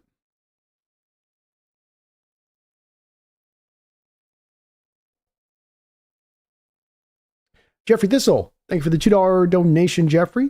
Are we sure go ball DK is a one to the rest of the NFL? I think what you're asking, Jeffrey, and sometimes on the donations, I know it can cut out words, so I have to kind of guess because it'll cut out into words or a couple words within there that can make the difference in the whole sentence on what you were meaning or what you were asking. So if I'm off on this, just repost it back up because it sometimes always isn't exactly easy if I just read this out loud. Are we sure go ball DK is a one to rest of NFL? I think what you're saying is, does the rest of the NFL consider DK a number one wide receiver? And would they be willing to give us the equivalent returns for a first round wide receiver? My opinion on this is yes, Jeffrey. I think the outlook out there from the NFL circles would be that the Seattle Seahawks have not maximized DK out to the ultimate way they could have. Partially, he's been held back by offensive coordinators that you've come through here during his time who have not been good. That's been a part of it. A part of it has been how bad the offensive line has been year in and year out. You're going to maximize a guy like DK Metcalf. It's going to be on longer, deeper developing routes. If you have an offensive line that can't hold up for those longer developing routes, you're not utilizing that receiver at ultimately the best you could. He is a guy who's been a 1,000-yard receiver every single year of his career that you can count on. The consistency's been there. He's currently only 27 years old, due to turn 28 next year, so still relatively young. And then you have the final combination deal here, Jeffrey, which is an informing factor. In a year like this, when you have a great player that's going to be moved, part of what informs how much value you get back from that player, part, not all, just a part, is going to be, what is the lay of the land? Are there a cacophony of grade A wide receivers available on the open market? No. It's a bad free agent market. Are there a deluge of top-end, badass wide receivers in this draft? Because then you don't have to trade for DK because you can just get the guy right here for nothing. No, there's not. So part of what will drive this trade, in addition, as far as the value back to DK, is going to be the weakness of the draft class and the weakness of the free agent class. Meaning that this is a year the Seahawks can maximize their returns back for a guy like DK if they do trade him. So, yeah, I do think that there's teams in the NFL that view it that way, Jeffrey. I don't think you need 31 teams to view him that way. You just need a couple to get up to this value of draft capital return. And I do think you're going to get that. Yeah. I might be proven wrong on this, but I've long suspected you're going to get the returns with those factors at play this year. Mark Sanchez, thank you for another $10 donation, Mark, and all of your support today. B, in the past, you've stated we've been in purgatory for a little bit, so maybe trading DK gets us out. It only takes one move to start a labyrinth of possibilities and not just to rebuild. Yeah, this does not mean that we have to be into a rebuilding stage on this. It's why I've tried to use the terminology one step back for two steps forward, because I think when you get into rebuild, it's now getting into that sort of Philadelphia 76ers trust the process crap that people just they're not buying. They don't want to eat that. They don't want that meal. And I understand that. This would not be necessarily that, in my opinion, to your point, where it is now more about, it's a step back for the two steps forward. For the two steps of 26 is the one step back in 25. And even the one step back in 25 doesn't necessarily have to mean that you can't go out there and still try to make some noise this year. It just means that ultimately, on the grand scale picture of things, that's the move you're making here. And yes, it's the part that nobody wants to hear, but nobody's been able to push back on this. Nobody can counter me on this. Nobody can say, no, you're misremembering the past 10 years, Brandon. I've mentioned this over and over, and not one person's been able to push back on it. You have 2 playoff wins over the past 10 years. You barely beat the Vikings in a game that was negative 50 degrees, and it took a field goal kicker at the end to miss a chip shot field goal for you to barely squeak that game out. The other game you won was against the Eagles in 18? Was that 2018? And Carson Wentz goes down in the first quarter. You've got Josh McCown, who rips his hamstring in the game, like in the second quarter, is playing on half a leg, and they almost beat you. You get the win. But that's it. 10 years, that's about it. And yeah, maybe a Lions playoff win in there somewhere, maybe, or something. But it's pretty much a whole lot of nada. But every year for that 10-year period, as you've been stuck in basically the same place, somewhere between 7 to 10 wins, right in that area, every year, both your head coach and general manager come out in front of these microphones and they say, we're contending this year. We're going for it this year. No, we're not taking it. In fact, anytime that you would ask them about taking a step back over this 10-year period, anytime you would present to them, hey, you just traded Russell Wilson. Isn't now a time for you to take a step back? Hell no, we ain't taking a step back. We're going for it. So for 10 years, that has been your modus operandi. That has been your mode. There has been no, we're going to rebuild this 2021 season. We're going to rebuild this 2019 season. You've not done that. You've not taken a step back at any point in time there. It's hammering it, it's hammering it, it's hammering it, it's hammering it. It's go, go, go, go, go. And it's led to what? Contention? No. Super Bowl appearances? No. Conference championship appearances? Nope. It's led to purgatory. The worst place you can be as an NFL organization. 4 different stages, 4 different places an NFL team finds itself. Rebuilding, ascending, purgatory, elite. That's it. And you don't go from ascending to purgatory to elite. It don't work that way. What happens is that you go from rebuild and then you go to ascend. And as you're in the process of ascending, suddenly you end up in purgatory and you get stuck there and you never get to elite. Sometimes you go from ascending to elite, but that's the way it goes. It goes rebuild, ascend, elite. It doesn't go rebuild, ascend, purgatory, then elite. And that's where, in my opinion, Mark, that's been the thing that stands in my mind as we head into this off season of where we've gotten stuck on, is we just cannot clip ourselves back a little bit to then go forward. And it doesn't have to be a long process to wait for that forward step if you do this. It's more about owning up to the fact that the step back needs to occur. And I believe it needs to occur so that we don't make the same mistakes that we have made, not for a 1-year period, not for a 3-year period, but for a 10-year period. I think that's enough time to where you've stepped outside a sample size and you're into more of a hard rule of thumb kind of situation when it comes to your football team. God's Gang, thank you for the $2 donation. It's been 6 years, and DK Metcalf is still getting penalized. Indeed, to your point, it's a part that is worth noting. It's the part of what you take into account with any player. There is the good side of what you have with a player. There is the bad side of what you have with a player. And that you want to, when you're talking about paying a player, of course, top of the market prices, you want to make sure that you're considering all of those factors at play so that you're making sure that you're appropriately evaluating the player and that you're not ignoring things or just getting caught up in the good, or you're just getting caught up in the bad for that matter. DK Metcalf in his career has 38 penalties in 6 years. This is a guy who's very likely to retire at the end of his career with very close to 100 total penalties. That's going to be a significant amount. And in fact, I would probably say that that's probably on pace for being the most highly penalized wide receiver in NFL history.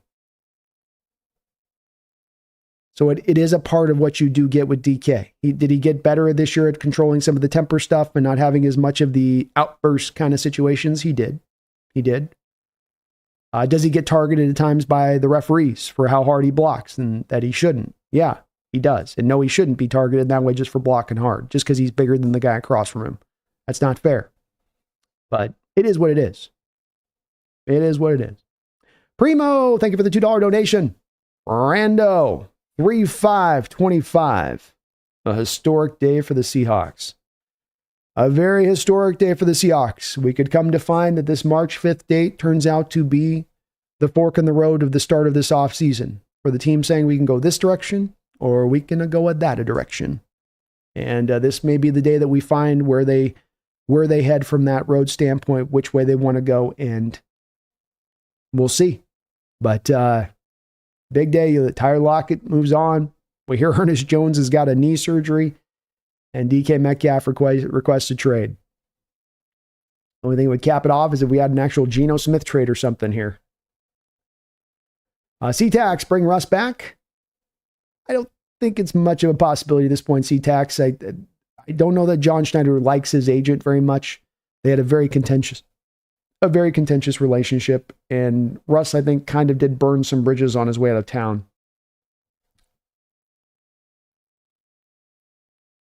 Jeffrey says the Pumpkins allowing the other cat some screen time. She's kind of letting her finally get used to doing the big tree, which is cool. I didn't think she was ever going to get up there, but she's kind of starting to do it. That's nice.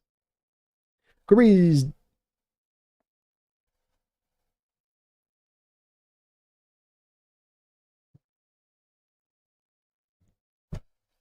Very rare pumpkin sharing.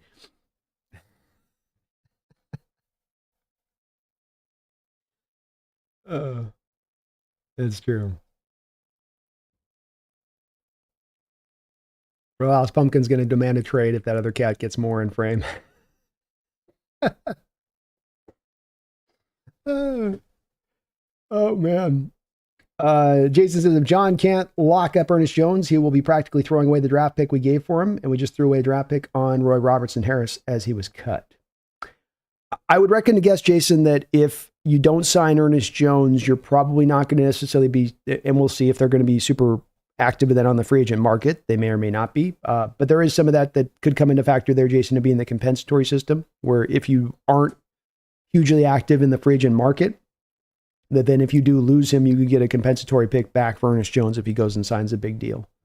But it's also a possibility, too, to your point, Jason, that this turns out to where we let him go for nothing. And that's a little bit of that thing I say to where this choice of every year of saying we are contending this year, we believe ourselves to be contending. It isn't just a political ad campaign that the team's running to fans in order to try to sell tickets. It's also representative in the moves that they make with these players and the moves that they make, as I say, to rob from tomorrow for today, to take draft picks from a future draft so we can make a trade deadline deal to fill a hole right now because we think we're ready to go right now. And that's where I'd like us to tap our brakes on that process because it's not bearing out good results. We're not turning into a contending team on the back of this approach.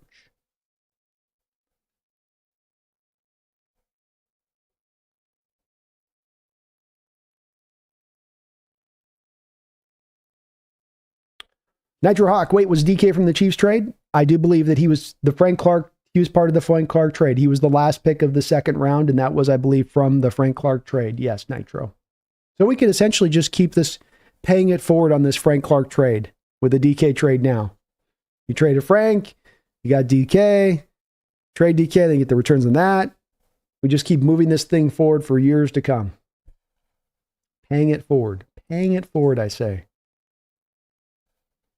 Silver Ace Brando, thoughts on trading for Myles Garrett straight up for DK and maybe a fourth? Then we go and get an Elijah Moore or Josh Palmer.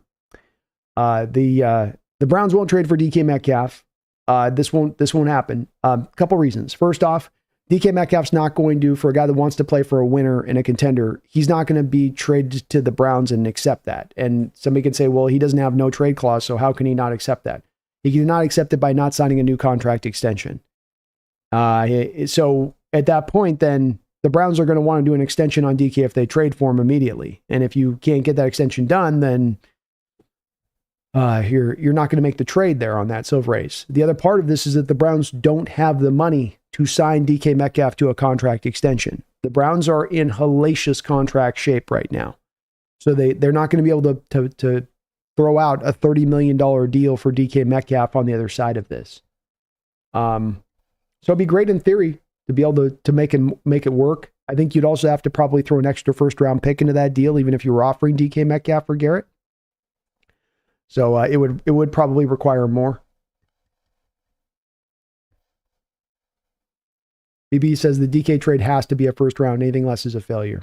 I would probably feel very similar, BP. Dogzilla, I've had 2 wild raccoons, a rabbit, 2 squirrels, and 3 crows today. No cat hair. But you do have rabies now. One of those raccoons was a little wild.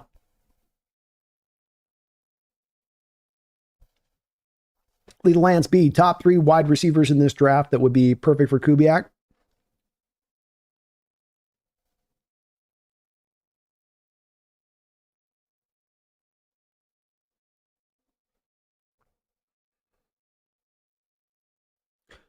I would go with Matthew Golden, Jack Besh, and Jaden Higgins. Matthew Golden, speedster, great route runner. I'm really looking at the route runners, right? And contested catch guys that can give you some yak too. Kind of the combination of those skill sets there, lethal. I think those would be the best 3 fits in there. There's some other guys too later on that would be okay too, but as far as the top high-end guys, those would be the main ones that jump out to me.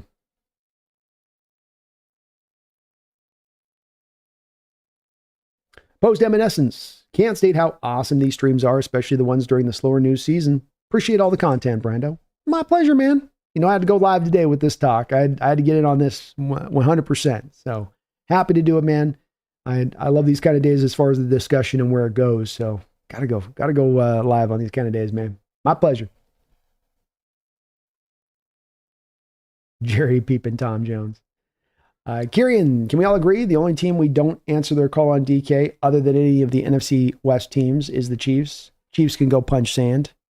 I don't know, man. If they throw us a Godfather offer, I'm gonna have a hard time being like, we can't do the Chiefs good. I mean, if they blow us out of the water versus the other offers we have sitting on the table, I don't know, Kieran. I don't know on that one. I might find myself pulled. I had Siamese twins for 17 years. The last one passed recently. The guy ruled the neighborhood, passed a year earlier. That's tough, man. Dogzilla, I'm sorry.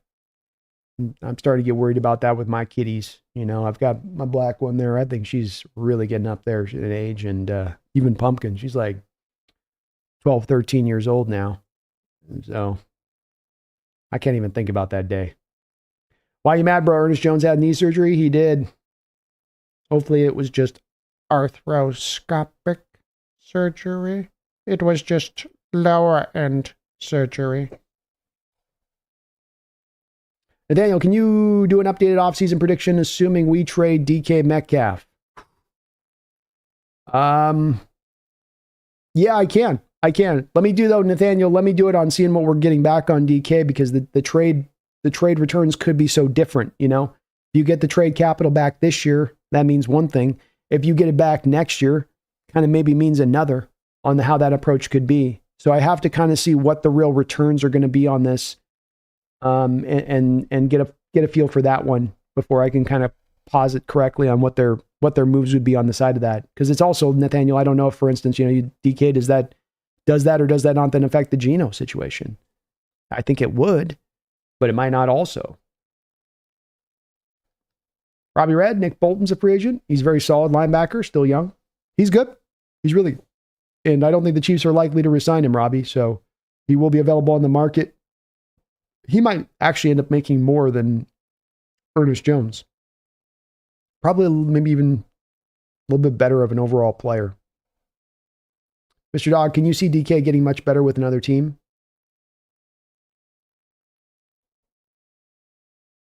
I don't think DK is going to get better as a player, Mr. Dog. I think it's more about utilization and taking this talent and utilizing that talent better, maximizing that talent and its production better. And that's done on a couple of things. It's going to come from more having a purposeful approach in how you target him and set him up to be targeted. Things like running flood zone concepts in front of him and then him behind the flood zone concepts. The ability offensively to make your offense dynamic enough to where you force teams to have to draw defenders down into the box, where you can't just have them bracket coverage over the top on DK 24/7 and let that shut him down. And that there's more offenses out there that have an inventive structure to them, to where if you do that as a defense and you pull that safety op over the top and you're going to keep those double teams over there so congruently and so certainly, then we're going to hit you in other places of the field. You're opening the door for me to really attack you in other spots. So I think that there's just a better utilization point there for a guy like DK.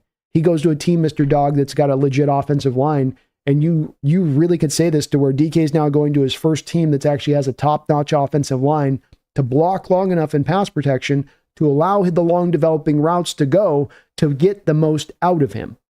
And that if you have pass protection breaking down in under 2.5 seconds, as the Seahawks have happened to them often, you can't get to those longer developing routes. You can't get to the point of maximizing DK at his utmost, even if you are pulling those double teams off of him.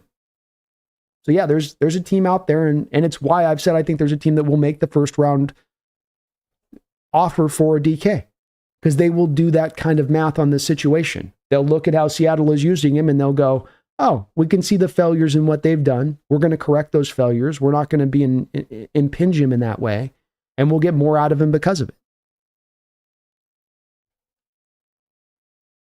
Jason says, with no DK, I think the season is toast. We might as well move on from Geno too. What can we get for him?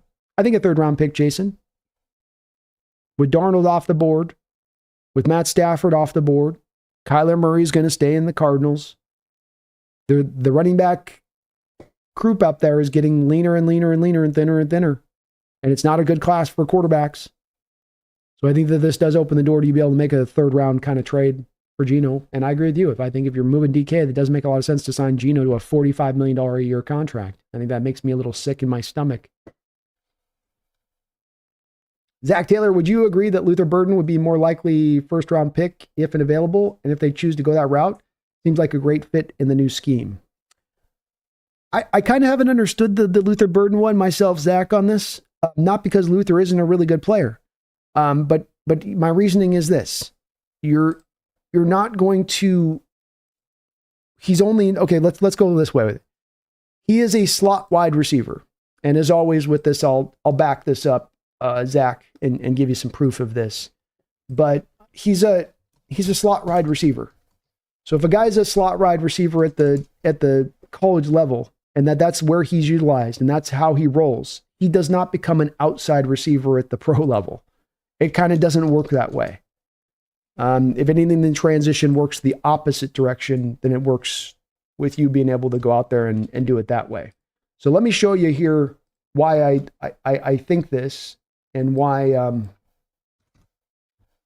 back up what I'm saying at least here, so you can see I'm not just talking out my bloody behind.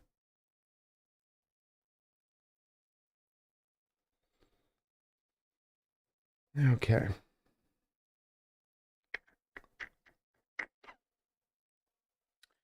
So, what you're going to see right here, I'll highlight it, but you got slot percentage right here.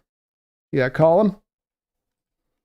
So what that tells you right there, this is for Luther Burden, is that means that 85% of the time he's aligned into the slot, Zach. So you already have Jackson Smith-Njigba, who's a real pure slot, who can do here and there some things to the outside, but he's really a slot. You're going to run an offense that's going to run a lot of 21 personnel and 12 personnel, meaning that you're going to have, as less as we've seen over the last 10 years as ever, 3 wide receiver sets on the football field, meaning that there's going to be less of a need than ever for the slot receiver. So you're not alone. There's people that have mentioned this to me. Emeka Ibuka gets brought up to me on this as well. I have a couple of these slot receivers in this draft that I've had people kind of present to me, and that's the part I kind of struggle with on this one, where I go, he's a good yak guy. He's a good get the ball in his hands, let him work guy. He's going to be a great slot. But don't you then have a little bit of redundancy at that point, bringing him in when he's playing at that high, when he's not going to be able to play on the outside with what you have with Jackson Smith, understanding that you're not going to run very much 3 wide receiver set anyway with the redundancy. And so you'd have to have a lot of confidence in your heart that he could go out there and he could play on the outside and win on the outside. And I don't think with Burden that he's going to be an outside guy. He's going to be a slot. Chihuahua. Yeah, DeMondre Lamore, more like a chihuahua than a hyena. Can we get a soundbite of Brandon's chihuahua sound? You mad, bro? HawksNest, if we are not going to rebuild, would you entertain trading Geno and bringing in Aaron Rodgers and Adams? I would. And anybody that has been on this channel knows I'm not the biggest of fans of Aaron Rodgers, but you're going to get Aaron Rodgers in at a buttload salary. Do I want to pay Geno Smith a 3-year, $45 million extension after I've moved to DK Metcalf? Or would I rather go for an Aaron Rodgers on a 1-year, $7 million deal or whatever, and then Devontae Adams? I'll go the other route. That one's kind of an easy one for me on that one. Much rather go the other route. And I think that when it comes to Rodgers, I may not be big on him, but when it comes down to being that low of a price, when the cost is that cheap, why not? Especially if it's in a year like this where you would be kind of taking the step back. Rockman Drums, Christopher Walken thinks it's not okay. You can't move him, no. Not my DK. Not Metcalf. Please, no. He's my favorite. He's my cowbell. Ding, ding. It's another catch. Another touchdown. Another Metcalf. No. Please. No.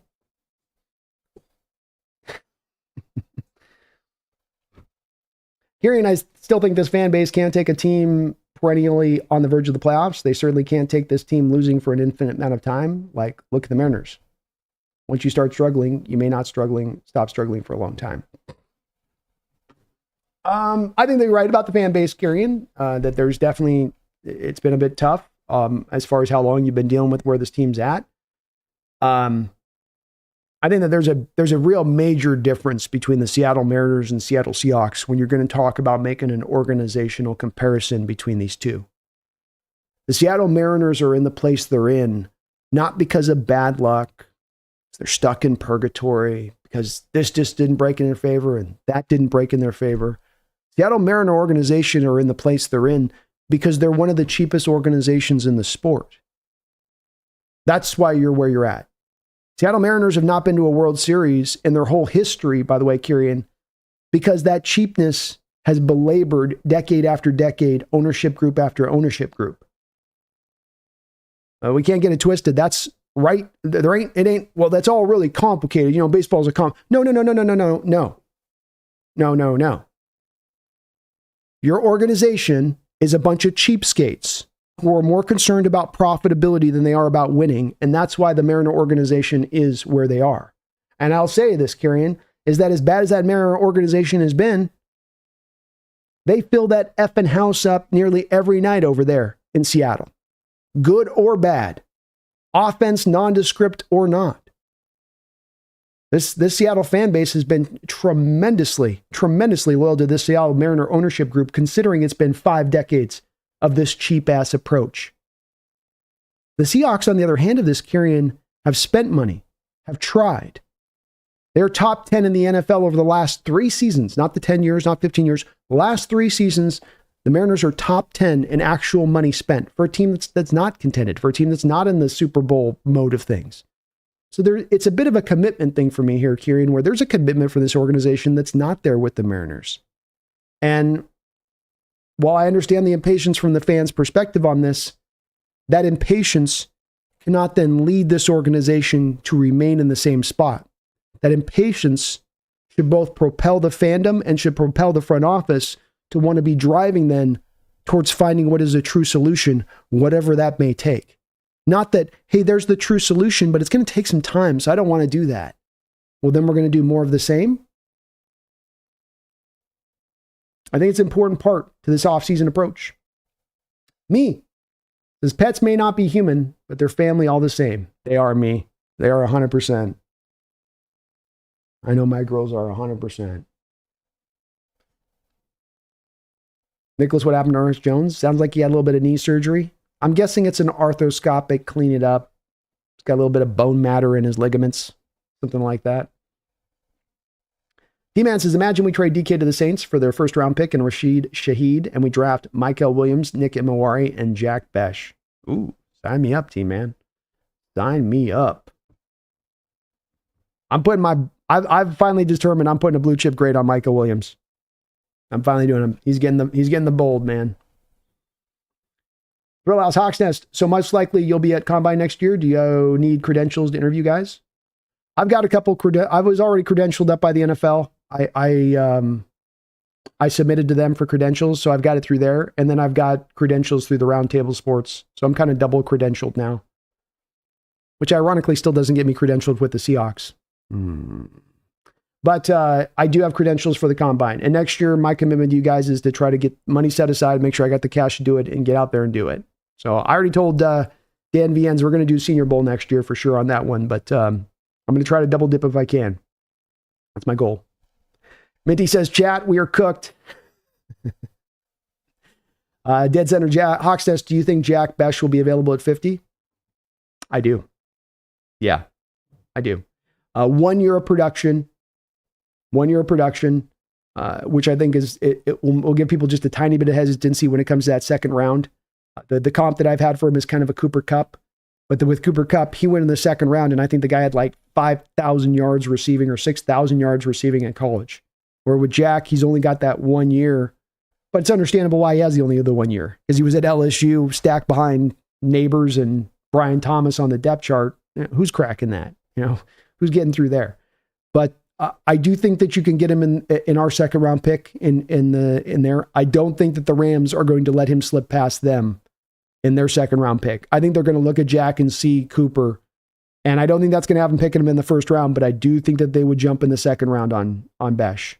I think they have a second round pick. What did they have to give up last year for Fisk? They might be out a second round pick this year now that I think about it.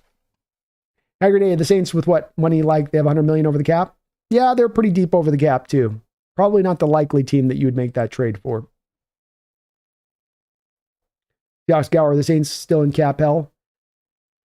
It's moderately better than it's been. Usually they're $70 million every year when they get into this position of the offseason. So they're starting to learn their ways a little bit. They're still number one in the NFL as far as in negative space goes at 46 million. But again, they tend to be at like 75 million. So they're halfway as bad as they tend to normally be. And they have a variety of levers that they can pull on that one, like we were able to pull if they want to. BB says if a player requests a trade, to me, there's no coming back. Wide receivers come a dime a dozen. We can rebuild.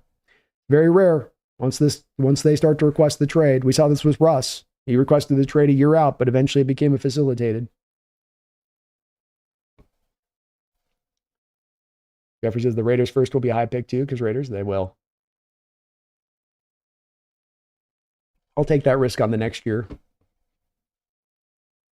Dogzilla, if things turn to S, can we put JSN at center to take the pancakes? BB says if DK wants $30 million a year, I'm good on that. He can walk. He wants $30 million. I'd guess that. Jersey Picker says trade Geno, please. Please. Rick Soldier, if we get Raiders first round pick, I'm very excited for Abdul Carter. He's a top 5 pick. I think Abdul's still going to go number 1, Big Soldier. I think he's going to run really fast at his pro day. And all these worries will be quieted. Huey says Seahawks certainly aren't in the same position the Niners were in. They were coming off another Super Bowl loss and trying to salvage their Super Bowl window. That ain't the Seattle situation. That's true. Very true. Big Soldier says, don't we have $32 million in cap right now? We do. $32.5 million in cap space right now.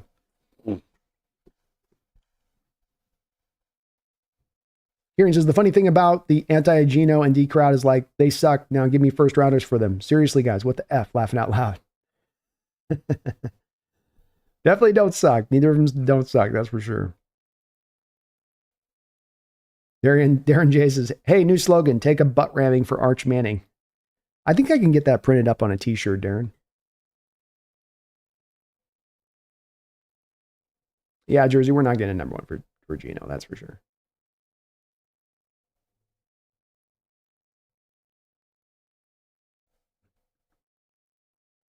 Oxo says, I prefer going for it.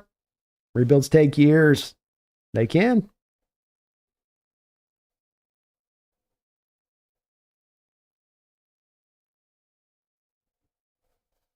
Huey says only a playoff team would even think of giving up a number 1 for DK. So that's 25 to 32. And that's not likely because now the DK has asked for a trade. Everyone will get stingy.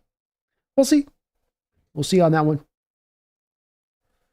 King's Al, Brandon, I want DK. I really do. I understand, man. I mean, you're not going to be alone. I think there's going to be a large part of the fan base that's going to be very, very sad if he does move on. And I'm not going to be happy by it either. I am more getting caught into really kind of zeroing in on in a big way on my concentration being on this team and what this is going to take from a team-centric standpoint to get this thing in the right direction.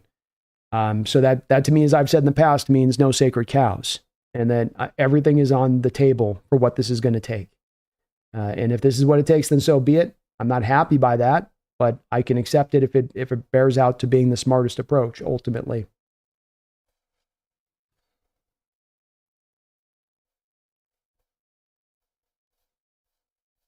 He says that, but I do think trade might be good after all. Jones had knee surgery. Yep, Ernest Jones with some knee surgery.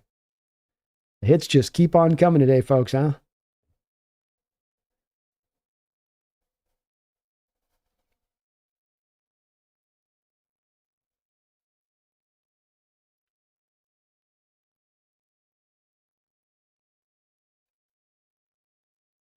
R. Sanchez, thank you for 28 months as a Hawks Nest member, almost 3 years, Sanchez. Let's go. He says, good riddance. Maybe him, Russ, and Pete can break bread in Vegas. Maybe they bring the band back together out there. Maybe when Lockett goes there too, Sanchez, you never know on that. And we'll see what happens here. I do think, as I've said, I think that if this is going to come down, the line's going to come down the next week. I don't think that this is something that's going to perpetuate and kind of swirl around there for months on end. What's the cat's name, Rick? The cat's name is Xena, Warrior Princess, because I had to get her as a mouser. So she was a warrior hunting mouse killer. She was a good one. We used to hunt together because I was house sitting in Santa Fe for this old couple that were like snowbirds, you know, they go up to Minnesota, but they're older people that had like in the middle of the desert with like mice in their walls. So I got her and she went at it. We'd go out there and we'd hunt, get them all out. She's vicious. She doesn't look it, but she's vicious. She's a vicious. Vito Smoka says it seems the season is over before it started. Just might be. Just might be.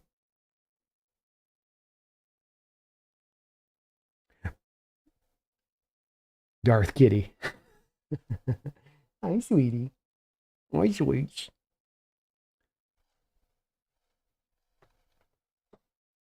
Big soldier Devin Witherspoon, Kenneth Walker, Seahawks stars. DK Metcalf's not a star. Wide receiver, he's top 20 best. Nick says Devontae Adams is out there somewhere. There you go, Nick.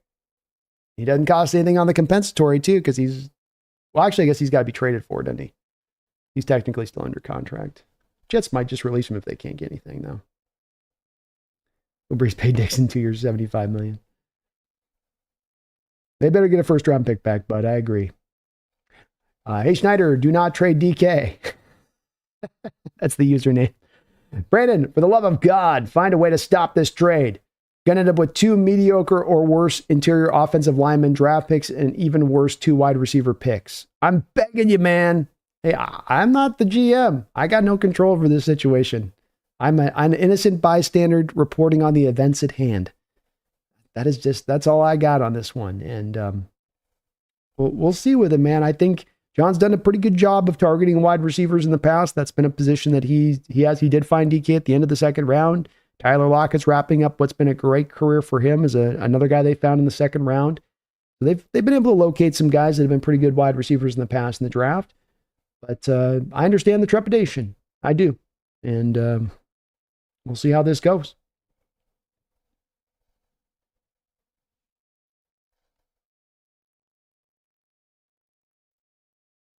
Hoop Craze, should the Seahawks have done the Joe Thuney trade, or do we not have the money? You kind of don't really have the money on the Thuney trade. He's got $15 million left on the final year of his contract. That's a pretty heavy sum. He's 32 years old. Do you want to sign a 32-year-old Joe Thuney to a contract extension? I think I'd be a little bit hesitant to do that. In fact, I think that's more along the line of kind of what we did like with a Gabe Jackson type. And that didn't really work. So let's not go down that same road we once did with that. The 5th round pick wouldn't have been a big cost, but making that work monetarily wise, you're at $30 million. You go get Joe Thuney. Now you chop that $30 million into $15 million. That $15 million basically is then covered by your draft picks and your reserve funds for the season. So Joe Thuney becomes a big kind of one of your bigger swings there you're making to go and especially if you're moving a Geno and a DK or just moving a DK. I don't know. It just doesn't add up to me to make a lot of sense then at that point. So the guy says, I really doubt a team is going to give up a first for DK. A second is most likely. We'll see on this. I did a lot of research on these kind of players like DK is and the players that have been moved in the past and what was given up for those players and what you could get back in return. First round pick tends to be the going rate. I know there's a lot of people in the fan base, though, that seems to be very thoroughly hard-lined in on believing there is no way you're getting anything but maybe a second round pick for DK. So it'll be fun to watch this. I do hope when I'm proven right on this one that the folks that are being so loud about saying that there's no way you're getting a first round pick, I do hope you come back in the chat and do recognize the fact that I was right on this one. As I think you guys that are speaking about this second round pick thing are kind of ignoring the history of receivers like DK when they've been moved at his age with his production and what the teams get back in return. I'm not just basing this on just kind of blankly and blindly going, DK's a first round pick. I'm going also on what's been the track record in these kind of situations. So it'll be fun to watch how it plays to see who is right and who's wrong on this one. But I feel I'm not making this opinion on just softly to say, well, I think he kind of is maybe going to get a first rounder. I feel pretty strongly that he's going to get a first round pick returned back. Where the first rounder lies and all that other stuff, we'll see on that. But I think you'll find after we come out the end of this that we are getting a first rounder back in return.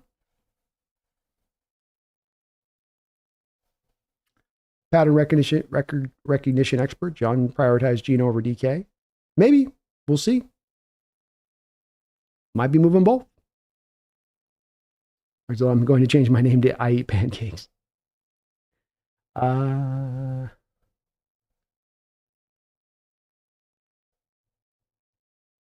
pieces of the Chiefs went through this with Tyreek Hill. Yes, he had status, but they were not willing to break the bank when they had other concerns. True. And they used the assets from the Reek to invest in their offensive line, and that's partly why they were able to get back and go win those Super Bowls. Buds has traded DK to Indianapolis. Maybe. I think that the Colts are kind of set at the receiver position. At least the Seahawks definitely should have done the U3 trade. Bears are now making better moves than the Seahawks. I don't know, man. 32 years old. They would have rather seen them gone after Thuney in free agency back 4 years ago. I think we've been down this road recently with some of the aging veteran offensive linemen. Nick says trade DK for Ayuk in a third. Oh, goodness.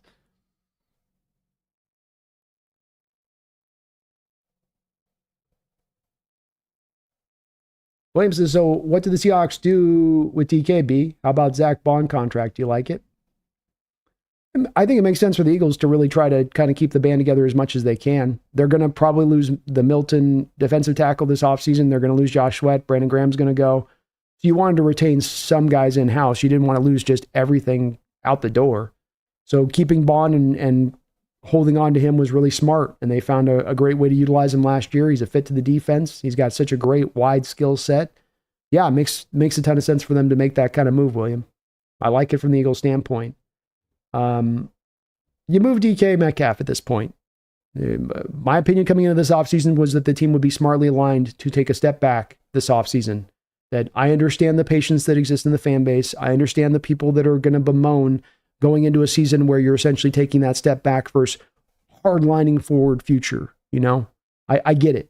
But at the same point in time, I don't care about impatience as much as I care about the intelligent methodology behind this team, building up the proper team that can contend. And I don't think that we've been as intelligently building this team up in the proper way in recent years past. And I think to get it in the proper fashion is going to take more than just one splashy signing here or one splashy signing there. It's going to have to be a bit of a sea change in their approach. It's going to have to be a bit of a shakeup. And so I think that this does going to lead to DK being moved. I think the team's going to move some assets around and resources into different spots than they have in the past. And I think that will ultimately be what's best for this team to get back to a contending state. It just may not be in the immediacy, which from any band perspective is not going to make them happy. Throw Alice Herbert and DK be fun. That would be fun. Maze, I'm late, but I know you'd be live. Love to see it. Thank you, Maze. What are your thoughts on this DK situation? Do you believe JSN can be a true alpha number one? I do. Also, who do we get to replace DK Metcalf?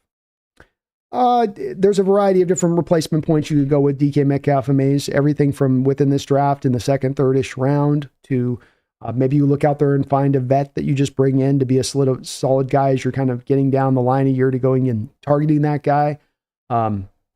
There's a couple different directions they can go with who becomes his replacement. There's so many varieties to speak on and possibilities on that. I don't think there's a certain way you go with it.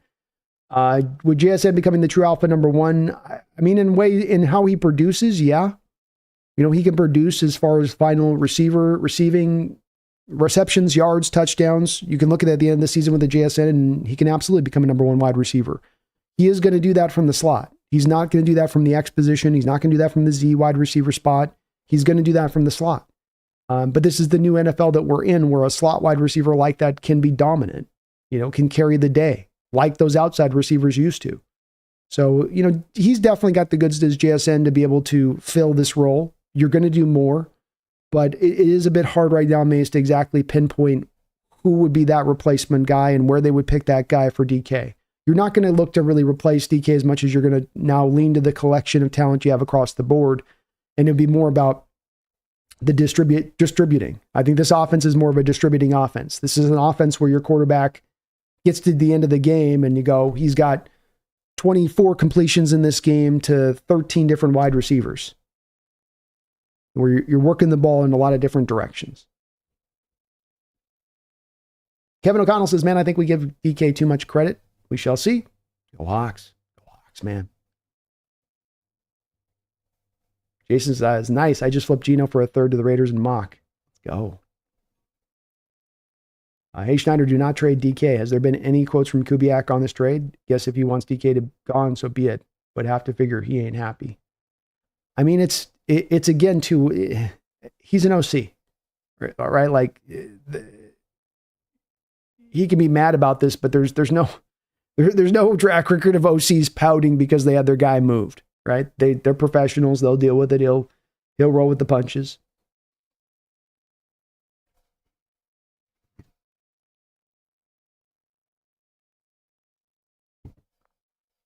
Greg says, laughing out loud when the Chiefs let Cheetah go that offseason. DK was a free agent who Chiefs had an interest in signing and reportedly still do.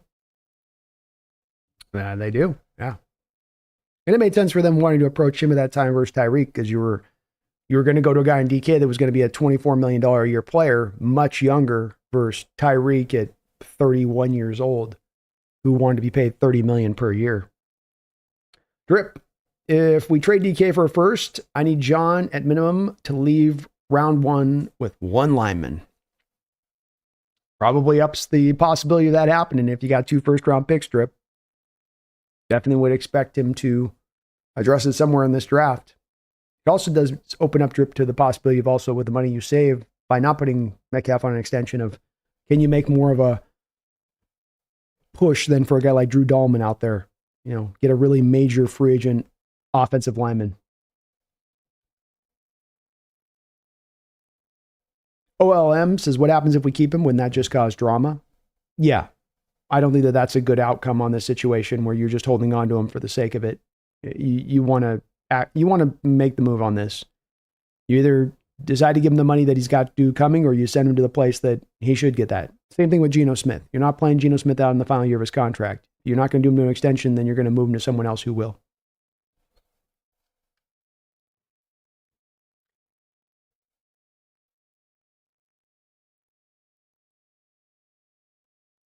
Dogzilla, can Zabel catch deep balls? Well, he is pretty versatile, Dogzilla.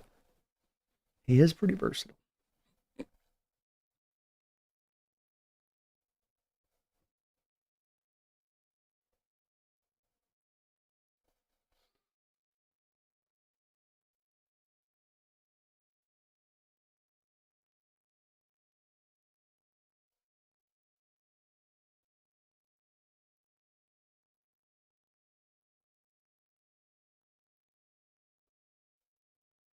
Kieran says, I'm boycotting the team when we bring in Aaron Rodgers. F that.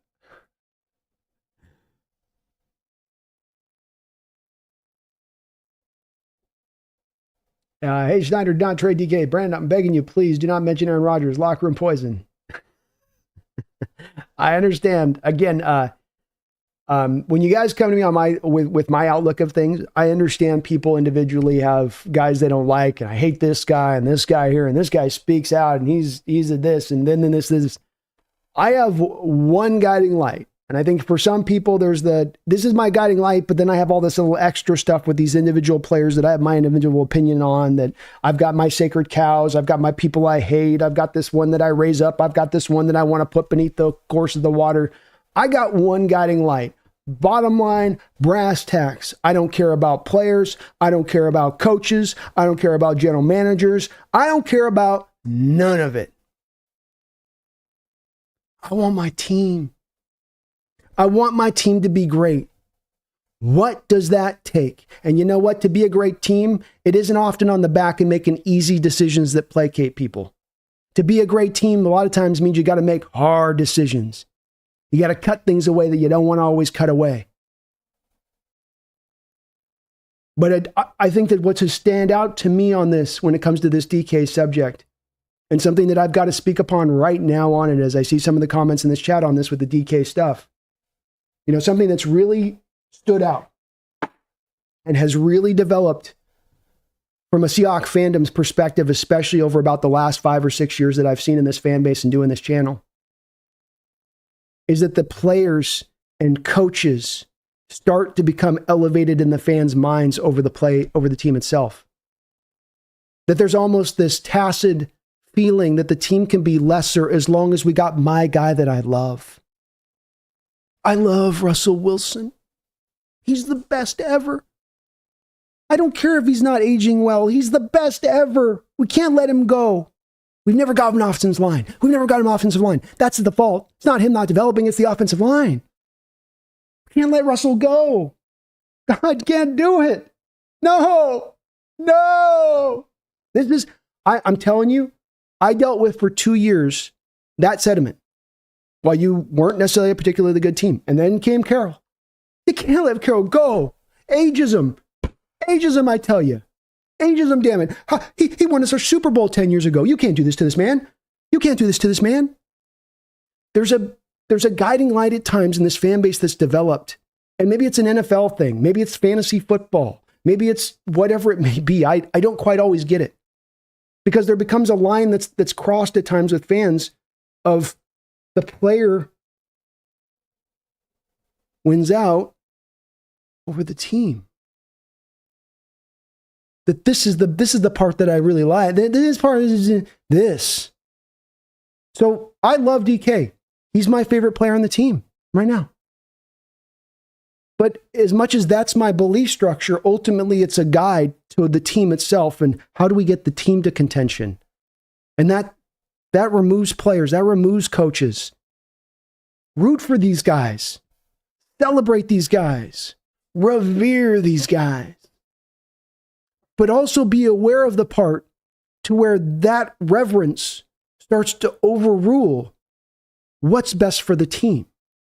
It's not that you got to agree that the best move is to make on DK. It's the clutching at pearl hand-wringing that I see that exists at times in these discussions, which then doesn't seem to be as much open from those people that are just clinging on to the old to be open-minded to what this is going to take to get to contending status. I get a bit of a sense of that at times.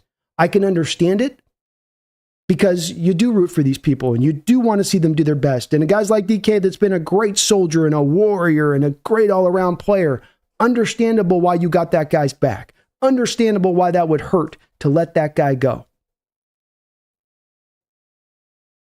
But at the same point in time, you got to ask yourself, when you think about these situations, am I most caught up in my love for the player or my love for the team?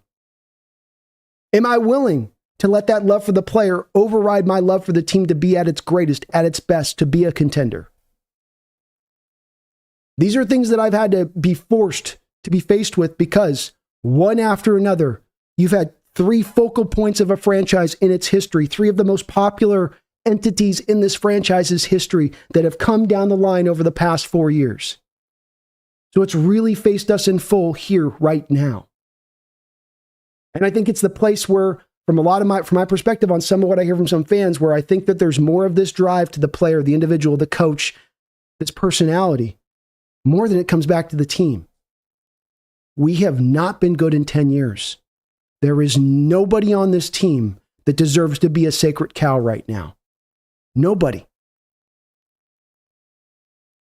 You need to do whatever it takes to get to a contending state. And if that means that you've got to take the step back, yeah, it hurts. But if it's the right decision, it's the right decision. And it can't be reflective upon, it's been 10 years. There's then this, there's this. Yeah, if you're taking a different mode, if you're taking a different choice, if you're going down a different avenue, it's not you then doing the same thing you've done for 10 years. It's you taking a different approach. It's you actually trying to fix things, change things, adapt, change, evolve. The things missing from this franchise. So I get it. I do get it to a certain degree. But I also worry a little bit that thing overrides the other. And when it overrides the other, then it becomes the winning becomes kind of in the back seat. It's back there. It ain't riding shotgun. And it's a bit of a sense I sometimes get at times on some of these discussions, which I don't quite always understand because for me this is about the team. It was best to move on from Russell Wilson. That's been proven in retrospect. It was best to move on from Coach Carroll. That was proven in retrospect. For some out there to have that will not even entertain the thought that this could be what's best for the organization, I can get disagreeing with it. But the lack of even being able to slightly entertain the thought process that this could be what's best for the organization long term is a little more confusing to me as an outlook of things on this one. I don't quite get that outlook on this one as much. Jason says, I'm not a huge Aaron Rodgers fan, but I laugh when people say he's washed when he nearly matched Geno's best season of his career last year. Yeah, he's aged. He's definitely lost a step or two. But if he comes in at a a cheap bargain basement price, that's also part of this Jason Dew is the cost. And how much more inexpensive would he be, and especially on a short-term 1-year deal, than a guy like Geno? Drug says, fire the owner Mariners cheap dude. Yeah, he is. And they should be. But I quit going to Mariner games. I've quit watching as well, bud. I'm not supporting that. That ownership is as bad as it gets from an ownership group, in my opinion. And what's really sad to watch is that the Mariner fans just go in there and they pack the house, even with all the losing, even with the lack of commitment. Look at how loyal they are. Look at how much they show up every single day in the summer. And that's how you reward them for that? It's bad faith on the Mariner ownership part.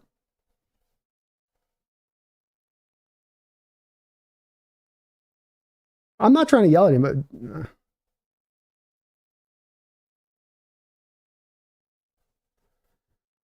Darnold's being floated as a potential Seahawks prospect since the Vikings didn't tag him. The assumption, of course, being that the Hawks will part ways with Geno.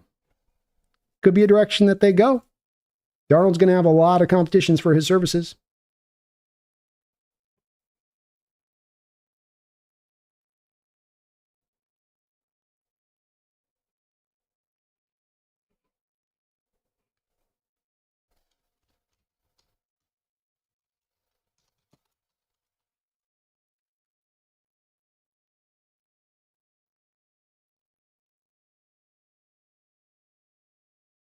Okay, so you say DK, so Huey's comment says not getting a number one for DK. Devontae Adams, Tyreek Hill, Stephon Diggs, AJ Brown are the only receivers traded for number one. DK is not one of those guys.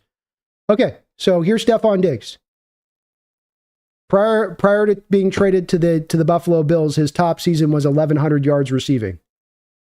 He got a first round pick. So why Huey? Walk me through of how somehow Stephon Diggs' reputation was so much higher than where DK's at right now and getting that first round pick back. Or getting the first round pick. Again, though, I'm not going to expect you on this one to come back and give me props on it. You still won't give me the props on the being the right on the Russell thing. So I'm not going to expect you to come back around on that one. Maybe they trade DK for a first round pick, draft Kenneth Grant or Nick Emawari or an edge rusher at 18, draft Jihad Campbell in 20s. All of a sudden, this defense looks a lot better. I like the Grant. Give me Grant and Jihad out of this draft, and I'm with it.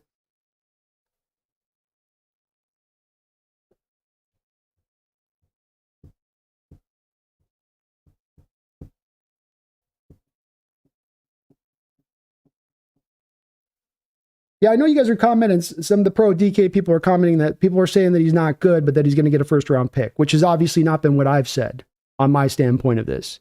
It's been more about this trade being driven by lack of where you're at from a salary cap standpoint, a lack of where you're trying to offload resources from one to the other.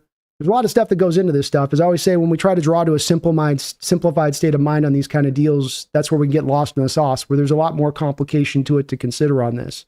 So, yeah, I think he is a good receiver and worth number one. At the same point in time, it's not always in the Hawks' best interest to sign this guy at this point for where their team is at, where they're ready to contend, where their cap situation is at as well.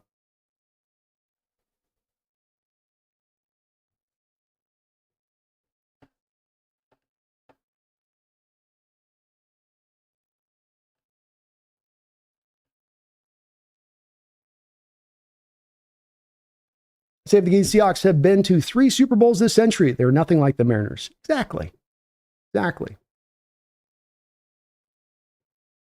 Drugs Woodard, our goal is to get you working for the Seahawks, a new scout, because they need it. I'll take the job. I'll work for free.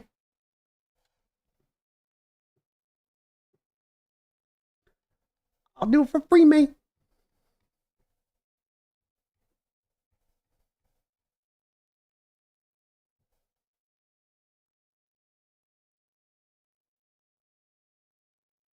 Ivan says DK doesn't want to die in that Geno Smith Hill any longer. Boom Chakalaka says, I want to keep DK, but with his production last year and lack of improvement, he's not worth $30 million. I have that same issue where at the cost it gets hard there, as much as to where you're capped to meet the cap team at. Kieran says, by the way, my point is that the Hawks are not like the Mariners, but once you signal to the league players, agents, fans, rebuilds sometimes never end. Talk to the Browns about quarterbacks. I don't want that for us.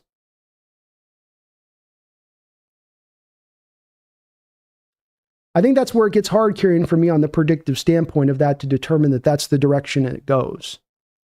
I think the teams that end up in that place of being rebuilds on end, a lot of times they end up in rebuilds on end because they don't pull the rebuild button. They're in a rebuild, but it's not because they've actually pulled the rebuild button. I mean, Kieran, to your point on the Browns, have the Browns pushed a rebuild here? Have they not, since they made the trade to Deshaun Watson, double and tripled back down on that contract, converting bases to bonuses and spreading money on down the line? Kind of my point on this is that when you end up in this place of purgatory, it's not by that you've decided to take rebuild mode and now you're stuck in rebuild forever. It's that you never make the choice to rebuild. You never take the step back. And as nobody has yet to push back on this point I've made with this, in that 10 years, you've not taken that step back. You've not taken a step back in 10 years, Kieran. You're not taking that, hey, let's take the step back. So yeah, you may be right. You might be right. There's the possibility that you could end up in a black hole of death and never get back around there. I would offer to you that that's usually driven by bad ownership, by a team stuck in purgatory that won't take the step back. Because we can look at the other teams in the league that are like this, Kieran, right? The Cowboys. Can you remember of a recent year that the Cowboys have taken a step back and hit the rebuild button? Can you think of 1 year? I can't.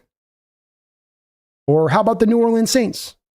Every year, $70 million, negative money. Can you think about the year recently, even after Sean Payton's left, that they've taken their step back, that they've hit the rebuild button on any given year? I would say that the Browns is not really a good example of it because that's not what the Browns did. If you can give me some examples of how the Browns have taken that step back and rebuilt, but I don't think that they have. Instead, they keep pressing forward every year going, no, we'll get it this year. No, we'll get it this year. That's the whole point you made the Deshaun Watson trade in the first place, is that you were trying to drive competitively to kind of skip up ahead of the stack on that process a bit. So you're right. You can get stuck there. It's a possibility. I think, though, that you more often get stuck in that black hole, Kieran, when you're trying to contend every year, but you're not quite really ready to contend, and then you're stuck in that purgatory more than you are. We make the tangible choice to step back a second to get the step forward. I think that that's more rewarded than it is that you pay the price. And as long as you have a good ownership group, as long as you have a smart front office, as long as you have good coaching, that if you take that step back, you're much more adept and set up for success. And I would offer you that we have all three of those things in place. Maybe there's some question with Schneider in regards to that currently right now, but in general terms, I think you got those three things in place, and that emboldens me to believe that there's much more of a likelihood that there would be success from that because of it. I appreciate where you're coming from on this. And I was more responding on your prior comment to the frustration with the Mariners than your comment individually. It was more of just the Mariner ownership pisses me off as much as anything. Mythic, it's frustrating to watch Ben Johnson take over the Bears and immediately trade for two guards, meanwhile John Schneider refuses to address the position for over a decade. It makes no sense. See what he does. See what he does. Hey, Schneider, do not trade DK. Brandon, basically, can't Schneider trade DK to anyone he wants to, meaning DK is not in control of where he lands, is he? No, I think there is some control from DK's standpoint of it, because any team that trades for DK is going to want to sign him onto a contract extension and have the extension. Maybe you don't have it all fleshed out, but you're going to have the extension parameters in place by the time you make the trade. So if DK doesn't want to go to a place, he's not going to say he's willing to sign an extension, and he'll be a malcontent, and maybe he'll sit in, and you're not going to make a trade go like that with that then. Brandon, we'll now have to keep Reek. How else will we keep ODK? I get you, Mythic. Yeah, it's definitely looking for Schneider to hammer that interior offensive line this offseason. KJ, there's a lot of words there. There's no way we get less than a first-round pick minimum, right? Well, I feel like we're going to get that. There are a lot of people in the chat here that are pushing back against that. So I may be wrong on this one. It's definitely possible. But I would be very surprised if you didn't get a first-round pick.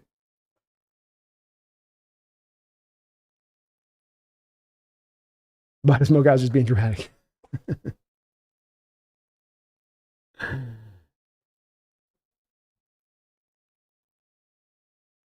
Mick says it sucks. We already have a slot merchant. We could have gotten Emeka Ibuka. He grew up a Seahawks fan.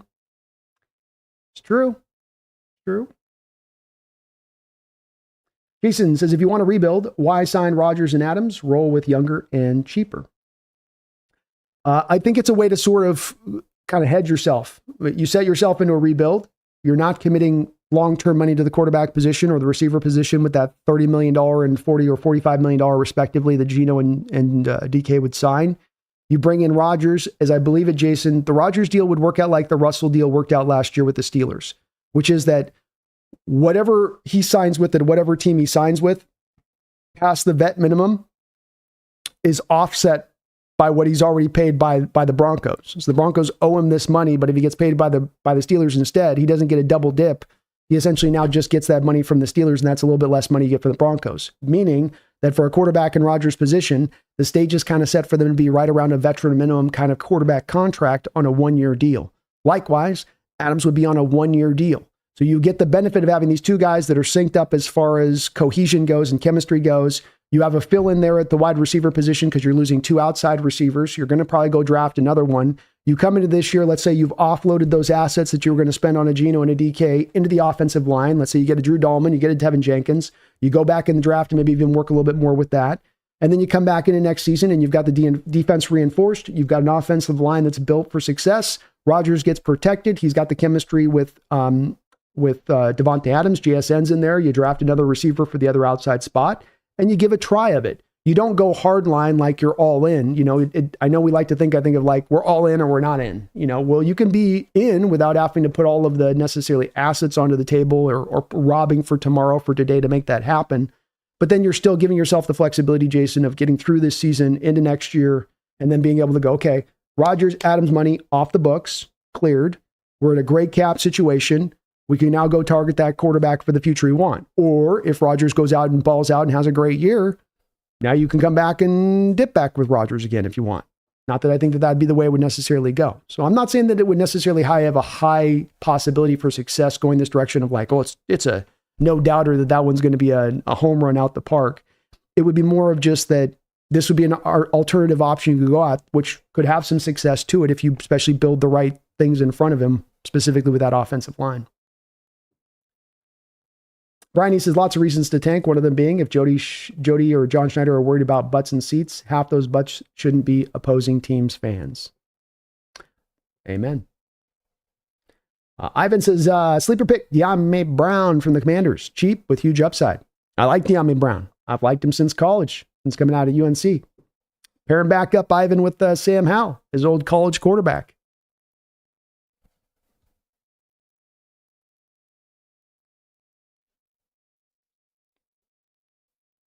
Terry Dolly, I'm for trading both of them and put together the best team that we can through the draft and free agency, pick up the quarterback next year and go for the run 100%. I love your approach, Terry. Let's go. Let's go. Huey, definitely don't want Rodgers anywhere near this team. Pure cancer, a parasite, a plague, a pox, a blight, a stain. But tell me what you really think.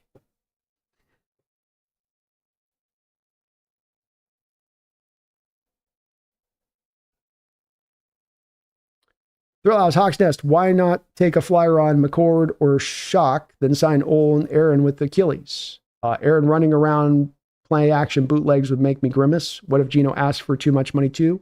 Man, it's a tough situation to your point, Thrillhouse. This is all a little bit tough. No, you're not going over there. You're letting her be. You're letting her be. We're not doing that. See, she noticed Zena was up on her big station. Like, I got to go get her. I think you can do both here, Thrillhouse. I mean, there's nothing that would, I think, prevent you from signing Aaron and then drafting a Tyler Shock or one of these quarterbacks in this draft. And I think there's nothing but a benefit to then not having to ask those quarterbacks to start their first year. You know that I've been a big proponent of this, so this isn't just this case study, but I'm a big proponent of rookie quarterbacks not being asked to start day one. I think it's more beneficial to them to be able to sit for a year. So you could go get that guy. It's a valid point about maybe the lack of mobility and running some of the play action boots, which would be a part of this offense with the under center stuff. I think that's valid. I think you can do it enough, but it's also a bit that you're not paying a lot at that point if it don't work. So if you're out a couple $1 million for taking the flyer on Rodgers, they don't work. That's not a big hit to me, and very much well worth the upside that potentially could come on the other side of it. If we get a first rounder for DK, do we draft a wide receiver with it? Maybe, but not necessarily. Kind of depends on where the first round pick's going to lie. And So that's a bit of it. I think if you're higher up in the first round, if you can get a McMillan, for instance, if you get the Raiders' 6th overall pick, McMillan probably becomes a possibility. But absent that, you're probably more getting the wide receiver in the 2nd or 3rd round, because that's where the glut of the good talent's at, number one. And then number two, that tends to be the place that John Schneider tends to pick his wide receivers. Paul Richardson, Tyler Lockett, DK Metcalf, all 2nd round wide receivers.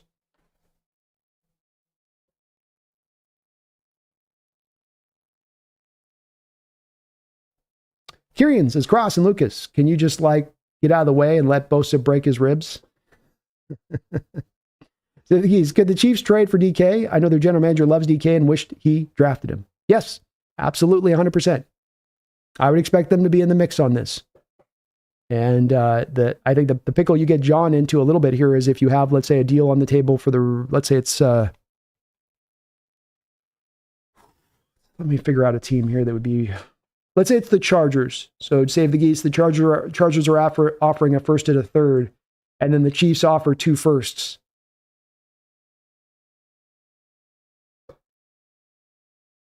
What's the better one to go there?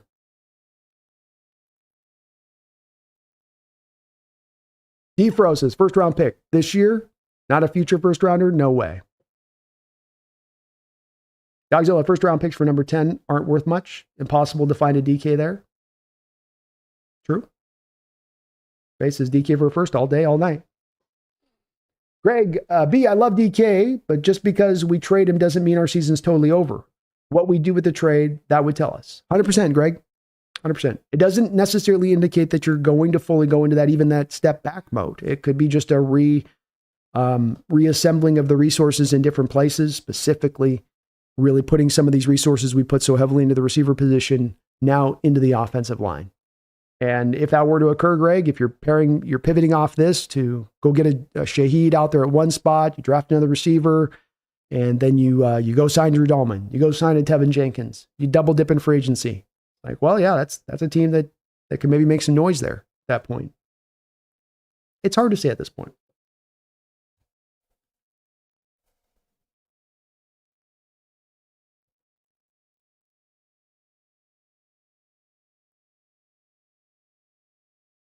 Jeffrey Thistle, thank you for the $2 donation. Someone's going to grab our DK. No pun intended. Grab him in the DK. That's what they say. Grab him in the DK. Pun intended. Somebody's gonna grab it.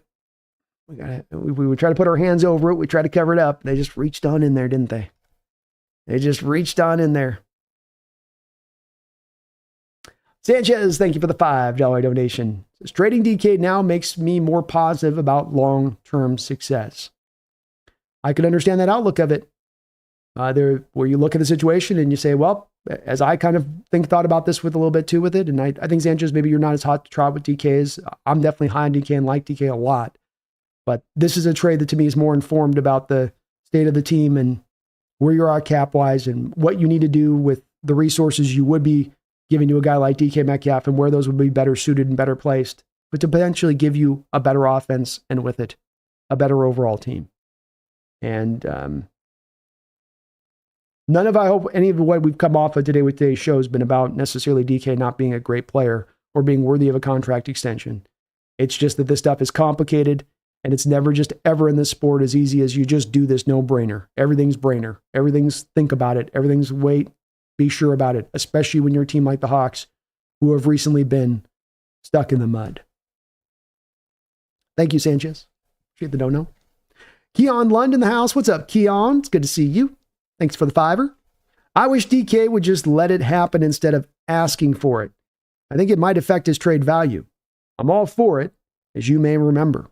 I do remember you mentioned that about it, and I would have liked to have too on this, have this gotten to a point to where DK could come to the organization and say, I want to be paid this. The organization says no. DK then says, look, I'm not going to come out and ask for it, but you guys need to move me then.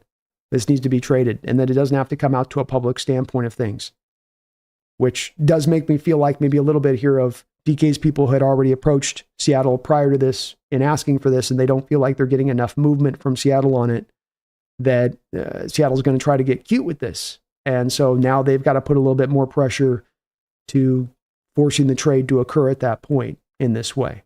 And so I agree with you. It's not to the best that it comes out like this with DK's people asking for this. This is not the ideal for our situation here. But it is what it is at this point, right? And hopefully it doesn't affect his value on the backside of it. Pretentious Cameron, thank you for the $5 donation, Cameron. It's great to see you too in the house, brother. DK drops passes, gives up on routes, can't catch a jump ball to save his life, and can't keep his emotions in check. Good riddance. There's definitely some downsides you get with DK, and he's a complicated player. Overall, really good, really consistent, a warrior out in the field, great blocker, but there are going to be some downsides you get with him, which are tangible as well. And he's had a couple of interceptions the past couple of years on some brutal routes where, like you say, just gave up on routes and allowed an interception by giving up on routes. Had a game this year where it happened to him almost 2 times in the game. Where you're going, what's going on, DK? Lack of refinement and development are also a part of this tale too. I'm not saying DK is not a good player, not saying he's not a worth a first round pick. He is. Some of this is the utilization factor. Some of this lack the offensive line factor. None of this is as black and white as DK bad, DK good. Or organization bad, organization good. Organization probably has more of the onus of the blame on their back for not better utilizing him through these years. Not really getting him into that mark of being a true blue number 1 wide receiver from some of those things that have held him back, like a bad offensive systems, bad offensive approach, lack of offensive line. But has he really come forward in his game as well? Has that really developed in these last 6 years as well from what it was walking in the door too? I think it's developed some. I don't know if it's come far. We were talking about Tyler Lockett earlier in the show a bit, Cameron, and Tyler Lockett was definitely having some freakish quickness and speed when he came out. And he said after he broke his leg that he was never quite the same player, yet found a way still to be so good as a player because he did round out that skill set. He did continue to refine the route running and the hands and get better in that way. And has DK? I don't know. But I think that there is some things there with him that you do get on the downside to this. Are these necessarily deficiencies to where the point where he just wouldn't be worth any kind of money because that's enough to overrule it? No. But is it a factor in play in considering this? When you want to consider the whole view of this picture, don't just look at a little part of it. Let's look at this whole view out in front of us and what it all is in consideration. Well said, Cameron. Dogzilla, thank you for the $2 donation. Just happy you are so good with the chats. Cheers. Well, thank you, Dogzilla. I appreciate all of your donations. And also for that, I still loving my piece. This is my favorite piece up there for the background there with the Hawksnest medal we got up on there. I love that thing. And I appreciate you, man. I appreciate you. I love the discussion today too, folks. Like I said, you're going to hear me sometimes get passionate, folks, but I'm never in an angry place of it. It's just I'm angry at the Mariners organization. Mariners organization kiss my ass. But with you guys, not that way. It's just, I'm always passionate about this. I love this team. I want to see the same thing you guys want to see with it. And I love the disagreement. There's going to be disagreement on this stuff. And that's why I always push to say, let's keep it always respectful. It's always attacking the argument, never attacking the person. And you might hear me passionate, but it's just passion, baby. It's just passion.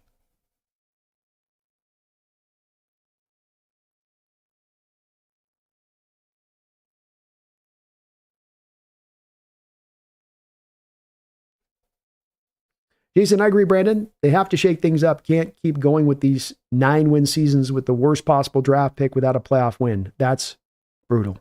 Yeah. It's not a great place to be in where we're at, exactly. It's not the worst of places, but it's not great. And the word that the shake up, that word keeps coming to my mind too, Jason. We got to shake this up. We've been kind of in the same mode, the same role, off season after off season, same kind of approach. The definition of insanity, right? Same thing over and over again to fail, expecting it to suddenly succeed. Hey, Schneider, do not trade DK. Hint, I was the only guy trashing Boston College and some of the other defenses.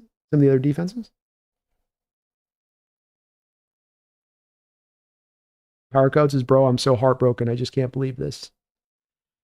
There'll be a few of them on it. Understandable.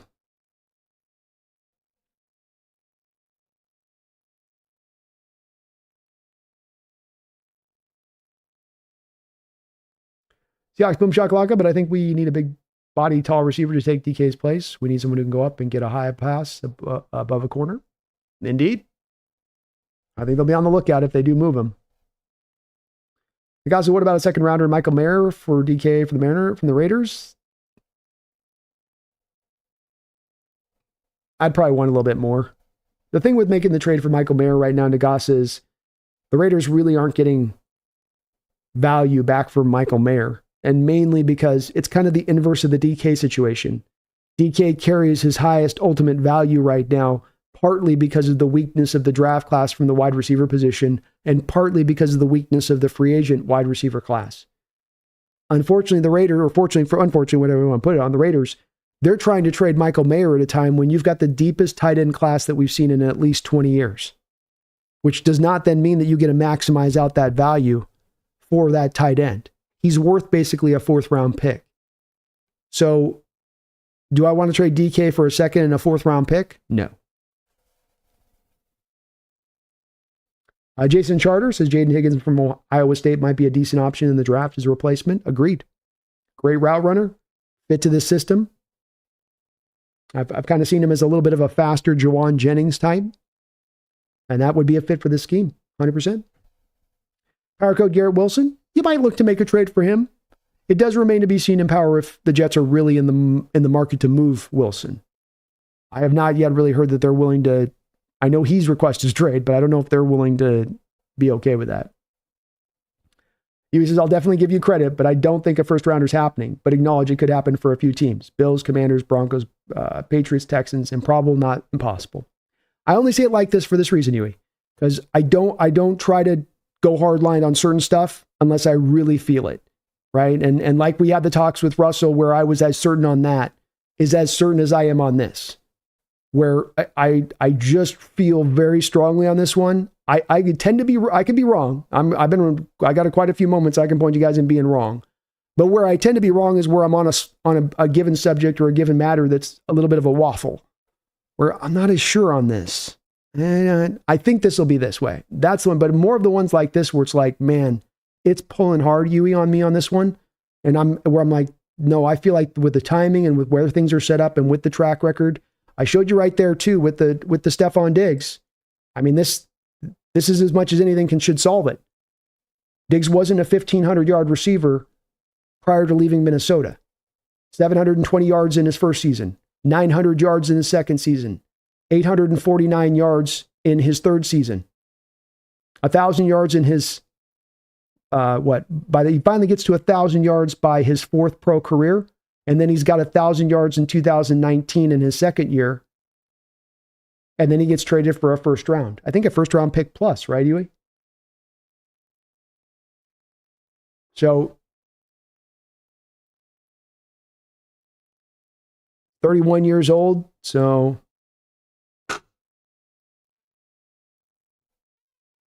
DK Metcalf's 27 years old. Stephon Diggs was 26 years old when he was moved, Huey. There's a year difference of age between the two of when they got moved as well. Tyreek Hill was moved at 31 years old with the draft capital that the Chiefs got back in return. I think I'm on the right button. But I will on the other side of this, Huey, I promise you this too. If I am wrong on this, complete credit to you and y'all that said we weren't going to get that pick for it as well. I'll eat my crow big time if that also turns out to be the case. I promise you on that. If Schneider don't trade DK, he says trade Harris, Mississippi, or the kid from Texas, Bond. I've kind of cooled on Bond as much as any wide receiver in this draft. He continues to he's dipping for me and falling down rounds in my mind from where he started, where I think I kind of started this process up being like 2nd round pick, don't trade DK. And then it's kind of slowly, he's just dipped down. I don't like the tape with him. I'm not a fan of the route running. I'm not necessarily a fan of the hands. He's explosive, but he doesn't do a lot for me. Now, Trey Harris, on the other hand, Trey Harris is a dog. Trey Harris will stretch the field. Trey Harris can run every route in the book. Trey Harris is definitely a fit. Trey Harris is an X. I think Isaiah Bond's going to be a Z and a slot. And probably at times maybe more of a slot than a Z. Harris is going to be a true X on the outside. Do not trade DK. So give me Trey Harris. He's a lot of fun. There is a little bit of some injury stuff with Trey Harris that's a worrisome part to him, but he's good. Butter Smoker says DK saw Kubiak's playbook and said, nah. He's out good. Watching the routes like this. Reading the book where it's like, and you'll take 10 steps on the front of the route to the stem, and then 3 steps on the in cut, and no more so than that. That was the whole thing with Holmgren in this offense, folks, to make you understand about this route running in this offense and how it can be a little bit perfectionist. Part of the reason that Mike Holmgren traded Joey Galloway is because Joey Galloway couldn't run routes the way he wanted him to run routes. You know, if you ran an in-cutting route, if you ran a post route, Holmgren literally wanted it to be 9 steps and then you're to the stem of the post. And like for some receivers, that's asking them to learn like a whole new language. Cobreeze is serviceable to good receivers are easy to find. Yes. Elite, not so much. I think DK is between elite and good. I think that's fair. Yeah.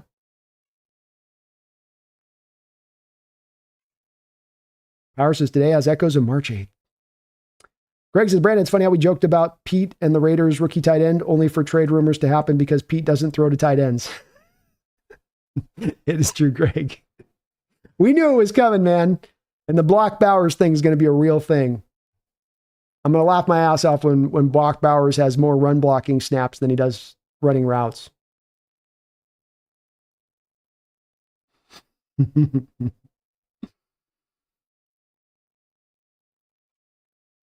Crypto says draft Gillen Gabriel. We'll go 4th round, 5th round for him. Dogzilla was obviously joking about Zabel catching deep balls, but what the hell do we do on the 3rd and 15? It happens. You don't convert those very often anyway, Dogzilla, you know? And really where this offense is supposed to be bad at is that it's not an offense that's built to be living in 3rd and 15. It's an offense that's built to be living in 3rd and shorts and moving the chains. And it's part of the whole reason that at the front of the system in the zone-based approach system of running the ball, when you backtrack the zone-based system and what it's supposed to accomplish versus the old style of running style, which was the man-on-man blocking, is that the man-on-man blocking had a tendency to allow defensive tackles to get penetration. And so you'd have a lot more negative plays. So when Sean Alexander was our running back, and as good as Sean was, Sean would stack up a pile of negative yarded plays probably over the course of a game because you'd have that boom or bust nature to it. With this system and the zone system, it's supposed to be more of the 3 yards in a cloud of dust. But then with that, as you get yourself into more of the 3rd and 3, 3rd and 4s, less of the 7-step drops and holding the ball and, you know, needing to be in those kind of situations. So I would just offer to you on Dogzilla, there's not a lot of teams got a lot of answers for 3rd and 15, but you should also be in this a lot less of 3rd and 15 because of it. Keon Lund, thank you for another $5 donation. He says, if we lose DK, get a pick or some picks, what's our weak link if we sign and draft offensive line? Is it quarterback? Is it wide receiver? Is it tight end? Or is it still offensive line?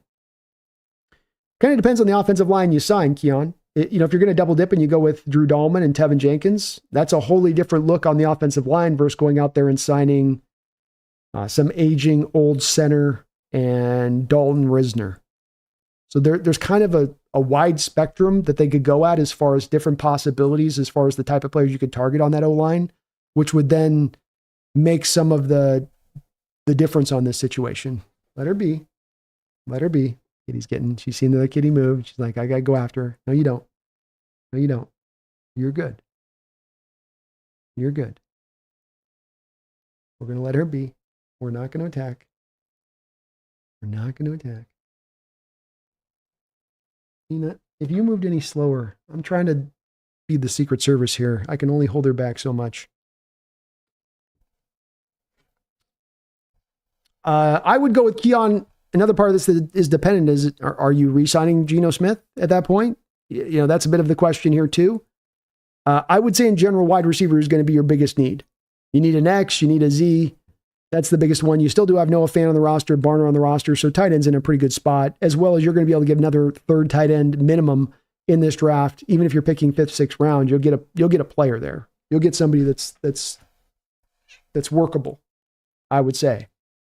So it is dependent on the O-line, the guys you sign, as to whether or not you've taken care of business or you still have to do more business in the draft at that point. If you soft sell it and you go with an Aaron Banks and a Dalton Risner, you're obviously going to have to still then go back into the draft and hit the draft up and get something done there too in addition to it.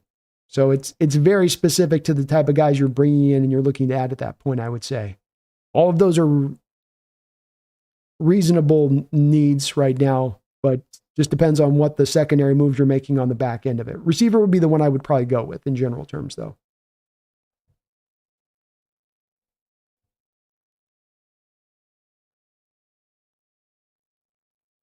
Yeah, those people get too attached. Yeah, and I don't want to knock people on it where I get that this is the part you want to foster is you want to celebrate these players. That's what I'm doing on this channel in a lot of ways is it's celebrating the team and it celebrates these players and what they do. And but the team, as I always say, you can't serve two masters. You can't serve the players and the team. You got to sometimes pick one or the other. Who's the one that we're really putting this behind, you know?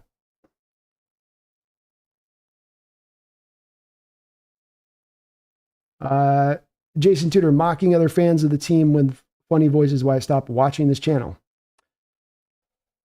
I don't think I've attacked anybody individually on this as far as I've said that there's somebody that's got something wrong with the personality. I pointed specifically the issue with this, that they loving these players and why I think that it does the team harm long-term if that's the way the team's outlook is on it. But that's all good with me, Jason. Appreciate you, brother.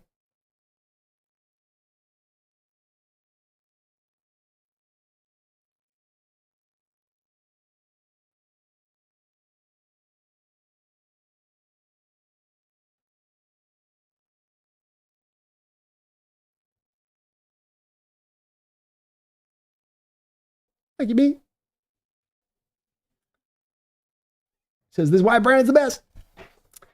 This is where you get the divergence of opinion. So you get me one that goes right above your comment, whereas mocking other teams' fans with funny voices why stop watching this channel. But then you get one person right below says, this is why B's the best. And that's where you come back to of saying, all I can be with you guys is honest. And I will definitely challenge people's outlook. I will never go at people personally, which funny voices or not. I don't think, Jason, I've gone at anybody personally in this channel ever and attacked anybody individually. I'll attack the argument. And yep, I'll attack the argument hard. And you know what? I'm going to ask you to be sure in your beliefs. And I'm going to go at them hard. And you know what? People go just as hard at my beliefs. And that's the way this channel goes. And then that's not going to be for everybody. That's not going to be a thing that everybody's going to love or want. But that is the way I'm going to run it here because I think that the people that do appreciate it ultimately are really going to appreciate this kind of discourse and this kind of discussion. So it's a place I ask on both ends. I got to be tougher with you guys. You got as far as you guys coming to me and understand that, hey, I got to have my beliefs. My beliefs will be challenged. My thoughts will be challenged. What I think will be challenged. And that's valid. I want them to be challenged. I'm open to that. I speak about that all the time. But it's a two-way street on this. It's going to go both directions. And it's never going to get personal. But I will go at the argument hard. And I want people to go at my argument and my stance as well hard. Because the harder we go at each of our beliefs, the harder we go at what we think, the more better informed we are when we come out the other end of it. That's what I believe in that. But as I say with this too, Jason, it won't always be for everybody on that speed of things.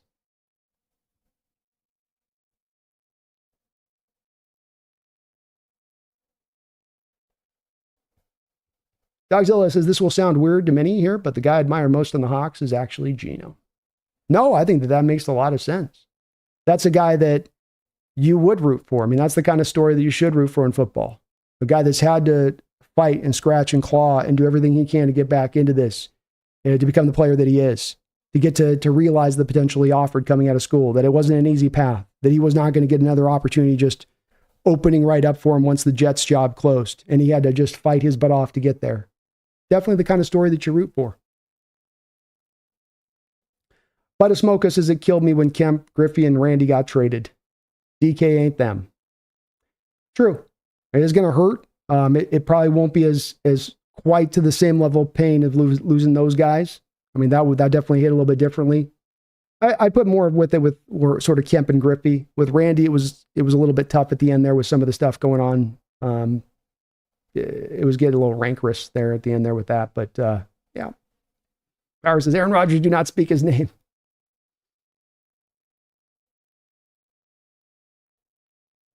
Ivan says, if we trade DK, is it time to trade Geno? Fix the line with the money, roll with Howe, If he is terrible, you have a great draft position to pick the future. 9 to 10 wins is old and tired. Thoughts? I would agree with you that I think that we are stuck in place. A shakeup, I think, would be beneficial here, Ivan. I definitely think that. I do think that if you move DK, I think I'd be more in favor of probably moving Geno. It doesn't have to be the way the situation plays out, especially if there's a thinking of, no, we're going to contend. We're just moving these resources in different directions. We're going to, rather than sign DK, double dip on the offensive line, and then we'll find a replacement at wide receiver that'll be functional enough to still be getting a lot out of our receiving core. And then here we go. Here we go. So I'd be okay with that too. I think that you would look at a different quarterback than just Hal.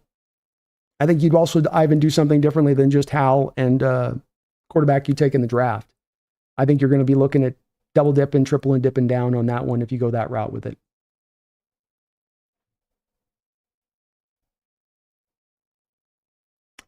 Catalyst says, do you want to pay players out of loyalty, or do you want to build the best possible team we can build so we can contend for Super Bowl? It's tough from a fan perspective, but I would take the latter.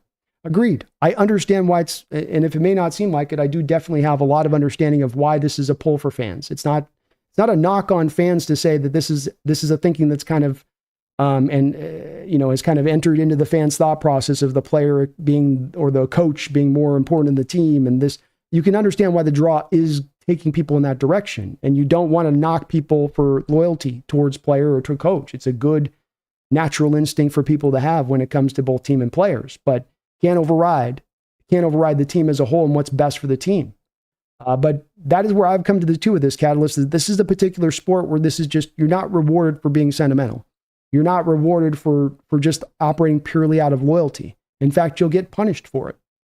And that those teams that are willing to move and sometimes be a little bit cutthroat in their approach are those teams that can sustain, are those teams that can find greatness. And that's a hard kind of tough sell, I think, sometimes to fans too, because you want the team that you're rooting for to grow and to build and get here, and then you got them for a while and you celebrate and they have a great career and they retire and you give them the retirement party and it's all good on that. But it goes in a different way in this modern NFL.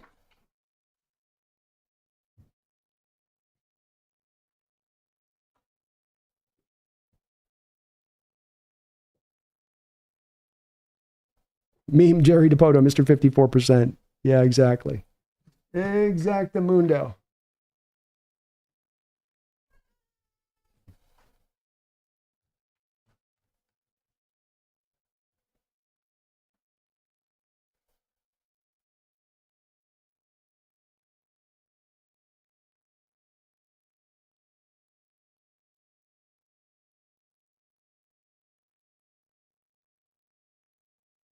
Kieran, Hawksnest. I have no particular hard example of Browns in the past few years going to full rebuild mode. I just see them as the prime example of a team that can't pull the roster out of their tailspin. I agree with I agree with the final part of what you're saying on that is.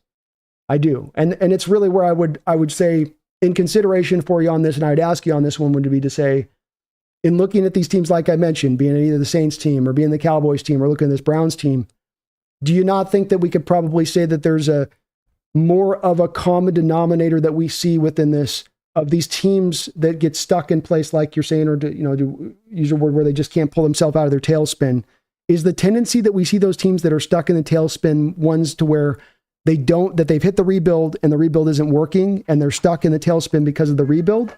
Or is it one that they've not hit the rebuild button, they keep trying to push through and they keep trying to make things go and they keep trying to be aggressive and intensely aggressive at that, and that keeps getting them stuck in their place?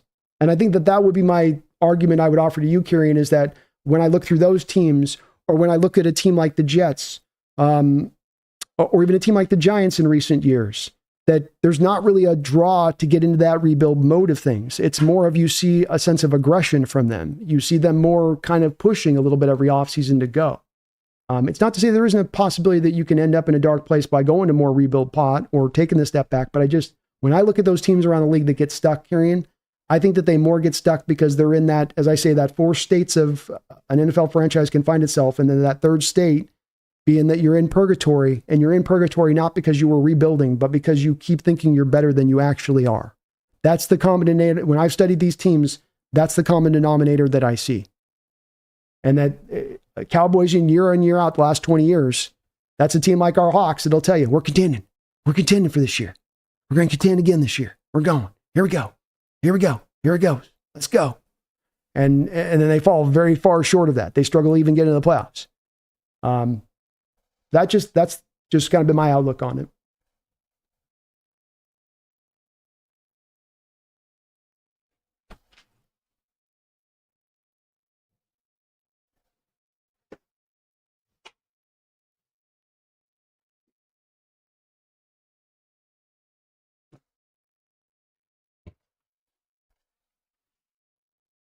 These cats are going at it. Yeah, they are.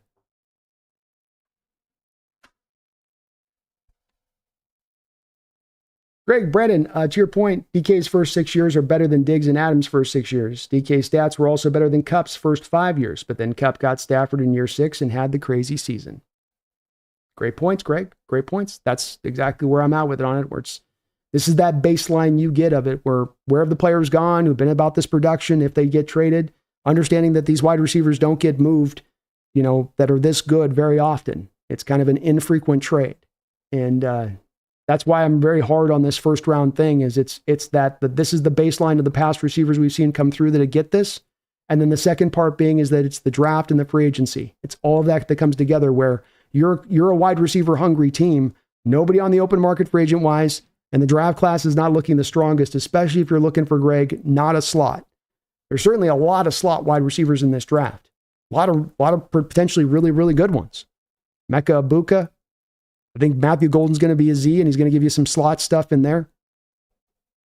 Jalen Noel, Royals. Ricky Wright probably does some stuff on the inside.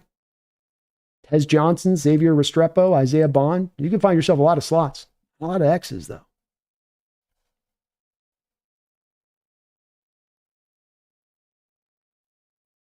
James says if a team is picking 20 and up, then they should give up a first. Teams in the top 10 should give us a second and a fourth. Yeah, that makes sense. And that's an equivalency back to that first round at that point, if it's something like that. Obviously, it was a late second round pick. That wouldn't be an equivalency there, but early second round pick plus extra.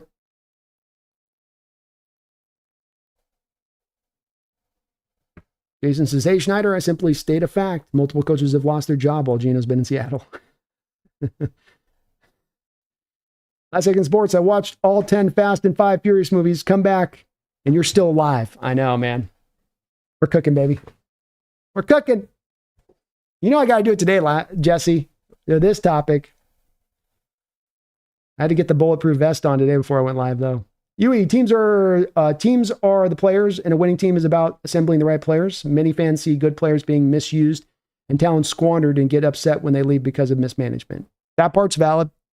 And it's a little bit to Greg's point above. And for the folks that with DK on this saying, big part of why I'm pissed about this is that you've let a guy go, and part of the failure of this situation has to do with your lack of utilization, your lack of featuring him, your lack of finding him a stable offensive structure.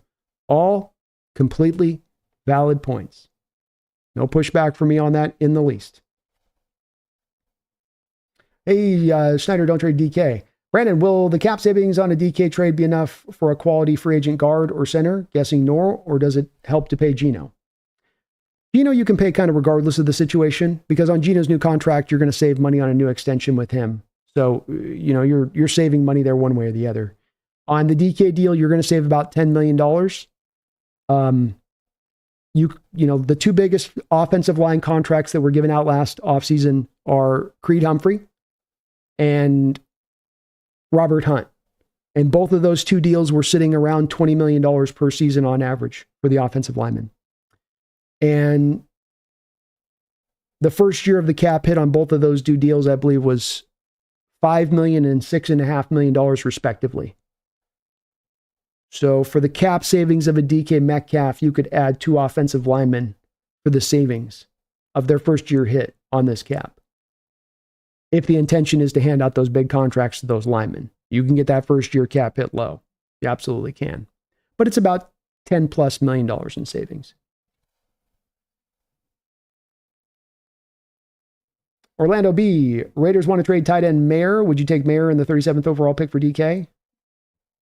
I mean, it's kind of at the right value because it's that, or like I just said, a second and fourth round pick is kind of getting a first round valuation back. I don't really like, I'd like a little bit more from the Raiders at that point. I would feel kind of blah on that. The Michael Mayer thing is, he's a good player, but this is the best tight end class in 20 years. So his value should be at the lowest, even as a good player. Why am I trading for this guy that I've got a short amount of club control left on coming out of that rookie contract?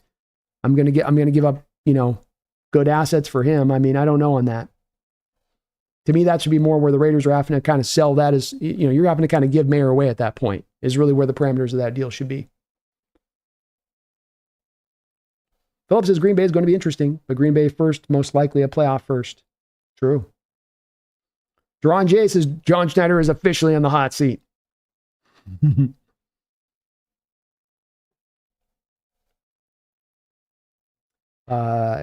Jesse says, I thought DK actually handled the contract a few years ago way better than Debo and Brown.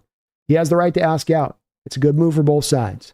This could be just a win-win for both places, Jesse. I think you bring up a smart outlook on this, is that this is, I was saying earlier in the show, a mutual parting of ways. Kind of just a mutual parting of ways here. Some of that having to do with the fact that, to some of the other people who's pointing in the chat here, you have not utilized DK at the ultimate and at the utmost and featured him in the right ways. And that the offensive line holding it back, the offensive structure holding it back, the offensive approach holding it back, it's all been a part of this. And you're right about how DK handled this situation contractually a couple of years ago. He was it was quiet. He took a bit of took a bit of a discount at that time, being averaging $24 million a year. And that was after Brown signed his $25 million per average deal, which meant that to me, DK would have been the next guy up to be given 25, 26. Instead, you got him in at 24. So he's been a good soldier. He's been a good player, great player for us, deserving of a contract extension. And like you say, it just kind of comes down to this might just be what's best kind of for both sides. It's a little bit like I've been representing a little bit too. It's like the Ayuk thing for you guys last year, Jesse, where you knew and many of the smart 49er fans kind of knew that really the move to be made here is kind of to move him. Not necessarily because Brandon Ayuk's not a great player or isn't deserving of the money. It's just from where the team finds itself. All these things are factors at hand to the situation. It's never just about is the player good? Sign the player. It's also about where's the team at and where's the cap situation at. Catalyst says, DK requested the trade, right? The Seahawks agreed to look at options. Reading comprehension is severely overlooked nowadays. He did? Yep.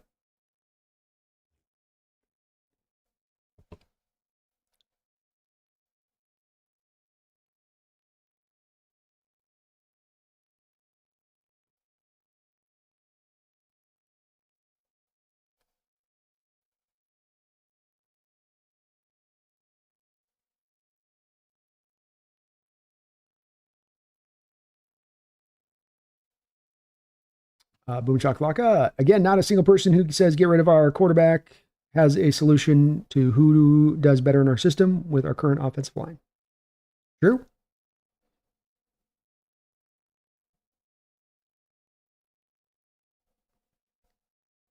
Jesse's only option now, trade Gina for a fourth, sign Rodgers-Adams. I'm warming up to it, Jesse. I'm warming up to it, I'm telling you. Dogzilla, the fastest way to disaster on offense would be to lose Gino. The guy has been a hero for us behind this offensive line. He has indeed.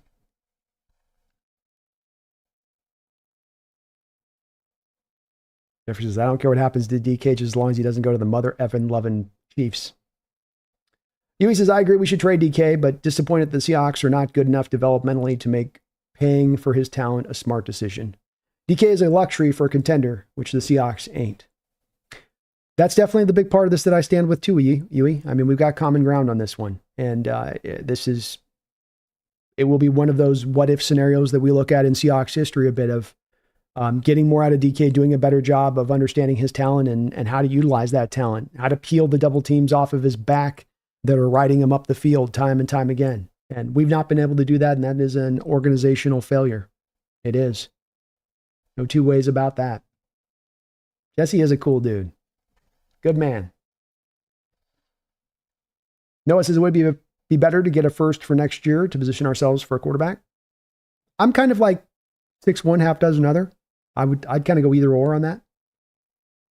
Addis says, I want this team to get to the Super Bowl. I hope they're doing what it takes to get there. Yes, it really sucks to hear that DK is leaving and Lockett as well. And I'll admit, I had a crap day. Tough day. These are tough topics. These aren't fun topics. And especially to have it happen the same day as Lockett hurts. It does hurt. Chris says, yes, F Mariner ownership, laughing out loud. It's on the fans to stop the support if change ever has a chance. Yeah. My fan, I'd never be ever mad at Mariner fan, but I am mad at the ownership. Where it's like, you guys, you're doing my people dirty. Let my people go.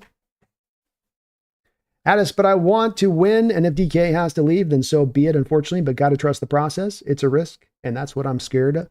But I hope the front office knows what they want. Me too. Also, yeah, John Stan is a clown. We found our place where we can all agree today.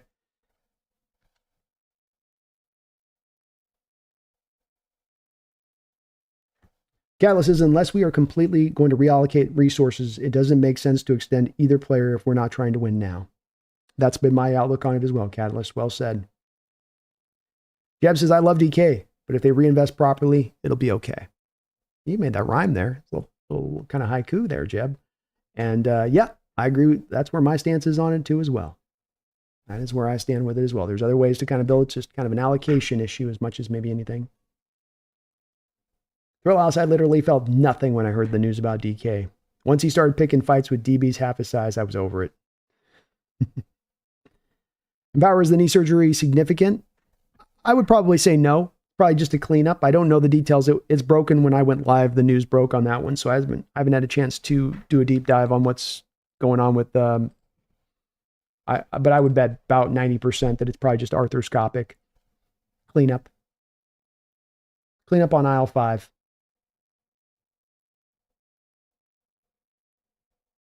Jesse says, I don't think DK nets a first. I bet it's a second and a third.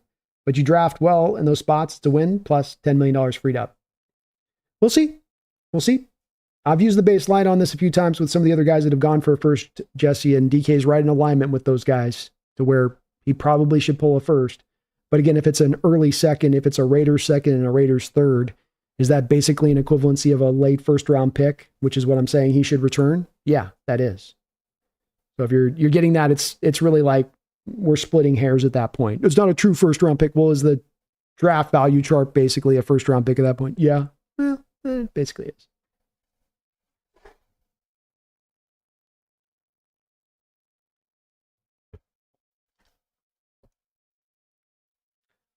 Hey, Schneider, don't trade DK. Brandon, the Hawks already cut a ton of vets to free cap space. If they trade DK now, what kind of free agents will want to sign a contract under Schneider?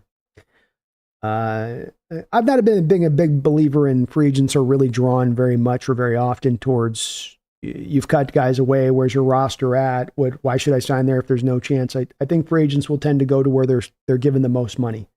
Was Robert Hunt last year driven to go play for a contender? Or did he just go take $20 million with the Panthers? Did Damian Lewis want to go play for a contender? Or did Damian Lewis just go take the $13 million that was the biggest offer he had on the table out there from anybody in the NFL? These players have a very, very short career. They're not in the business of taking less money to go to this team that might be better. There are some players that will do that. But by and large, if you're offering the most money, you're going to garner that player. That's how free agency does tend to typically work.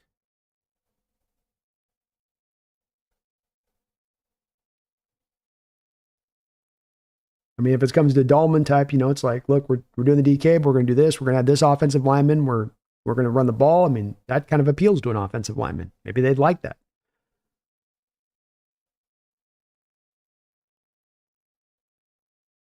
Jesse says, problem with the late first is those teams are good and likely won't be after Metcalf. I could be wrong. My guess is a second or a third. I think there's a couple teams that'll be in on this, Jesse. I mean, you have the Chargers, for instance, who don't feel good about their wide receiver situation. Quentin Johnson's done. They need an outside wide receiver. They're looking at this draft right now where there's not really an outside receiver that looks like they're going to stand out as the guy that fills into that spot. You bring a guy like DK in, that's a great fit with Herbert, and you give up your late first round pick. I think that's a team that absolutely could be in play to do that. A team like the Chiefs absolutely would be a team that I think would be in the mix on this. A Buffalo Bills team would be a team that I think would be in consideration in the mix of this. A Green Bay Packer team, Jesse, would be on the mix with this. Now with the Packers, there could be a way where you're getting a second round pick and a fourth round pick, and then you're getting Romeo Doubs. But again, it's bound to, like, let's just go to the Jimmy Johnson value chart. At the end of the day, that's equivalency is to a first round pick. Are you picking 25 and that, well, you're not in the 25, but it's equivalency to a first round pick at that point. It'll be fun. It'll be fun to see what he does go for, if he does go, if I'm right on this one or not. I do feel pretty strong line though. You're going to get a first back. I think Schneider's going to have a hard time selling this to the fan base already. I mean, you can sense, Jesse, some of the revulsion in the fan base here with it being moved. I think it's going to be a hard sell to the fan base to say, yeah, we're not going to re-sign DK and then we're going to move him for a second round pick. I think you get some frustration from the fans on that one. Addis, yep, Kubiak's offense is tight end heavy. That is correct. David Geese, Devontae Adams didn't get going until like the fourth year in the league. DK was good right off the bat. Yes, he was. Very true. Schneider, don't trade DK. Brandon, okay, Trey Harris and then dumpster dive for Dante Thornton from Tennessee, 2025 draft sleeper. I haven't had a chance to take a look at Thornton yet, but I love Harris, man. Harris is going to play in this league. Harris is going to be a good receiver in this league. I don't know how good he is, but he's going to play. He's going to be functional. He's going to be able to work it outside all the way. I like Harris. As long as his health can hold up. Jesse says 38 and 69 for the Pats as a whole. I wouldn't be upset with that if I were the Hawks fan. That'd be all right. I'd be all right. It's in that equivalency place for the first. Huey says the Diggs trade was 5 years ago and the trade market has severely slanted to buyer's market. Well, I think it depends on, I think there's a lot of factors on that, Huey. I think number one, there's not a lot of players that are of the kind of talent at the age like a DK is coming up on the market. When you tend to have a wide receiver that's open on the market and available, even if it's a very talented one, Huey, it's going to be one that's going to be an older player like a Devontae Adams, which, okay, there maybe that guy at 32, 33, you're going to get for only the second round pick back in return. But that's why I don't think we have more of a track record on this. It's not because guys are getting undervalued and now sent for second round picks. I think it's more of just that these guys don't tend to be put on the market very often. Teams hold on to their wide receivers. They aren't going to let them go.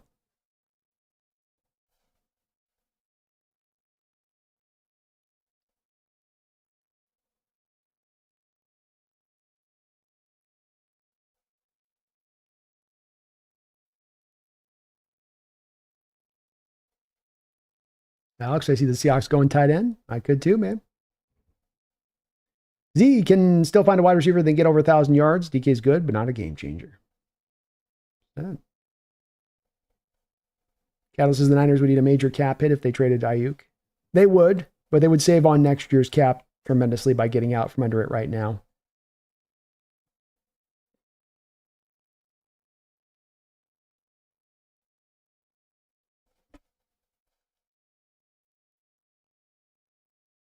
Yeah, they got Pearsall there. Jennings, go draft a receiver in this class. They'll be fine, especially if the Niners are going back, doubling back down the offensive line.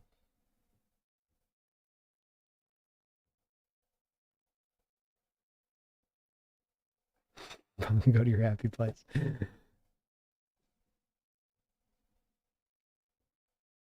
Alex is the most recent mock, actually has Dart mocked to the New York Giants at 3. I'm going to laugh at the Giants if they pick Dart at 3. I'm going to laugh at them and I'm going to point. We're going to make a lot of fun of them at number 3 if they do that.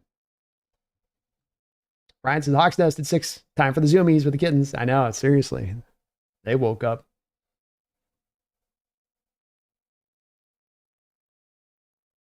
If you trade DK and Geno and made the Thuney trade, then you might be in a position to take a quarterback at 18.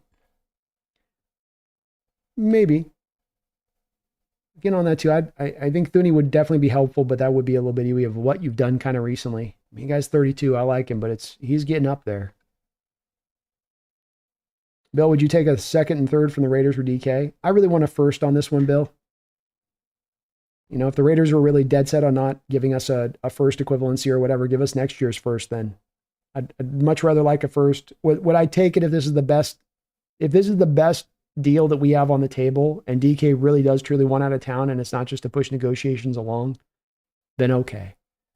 If that's the best you can do, then that's the best you can do. It's a first round equivalency at the end of the day, basically, on the Jimmy Johnson chart. So I'm not going to split hairs with that, but I'd prefer a first round pick.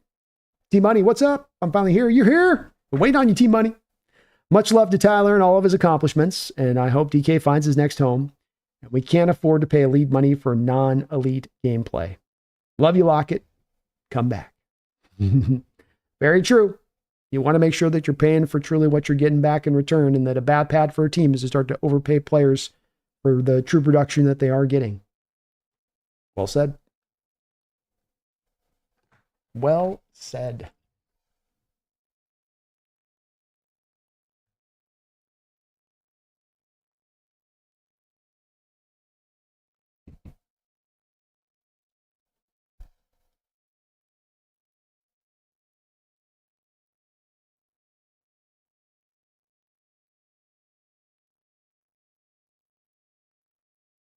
Hey, Schneider, do not trade DK. Hawks let Russ, Sherm, Earl, Pete go. Why should letting DK really shock anyone?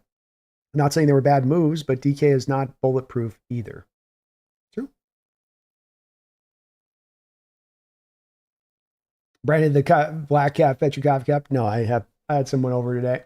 They're helping me out. Life, why do I think DK wants out of Seattle? Great question. Probably the biggest question over the top of this whole stream. I would estimate, and this is a bit of a guess, that he came to Seattle's people for the initial contract talks on an extension, and that Seattle came in and they lowballed him on the offer, gave him much less than what he was truly wanting to receive, and he went, okay, that's too big of a gulf.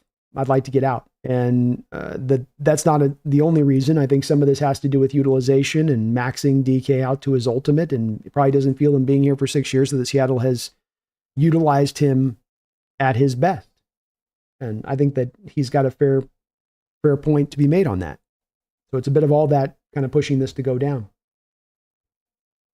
Dave says, remember, Pete and John would keep players too long, like Earl and Sherm. Should have moved veterans for capital. The problem also is their drafting was so terrible in 15 to 21. True and true. There was a bit of a tendency in that past to hold on a couple of those guys a little long. Sherm, they kind of started to pivot fairly quickly, but in Earl's case, probably you could have gotten the Cowboys' second-round pick and you turned it down. Young says, man, this one hurts, Brandon. I know, man. I'm sorry.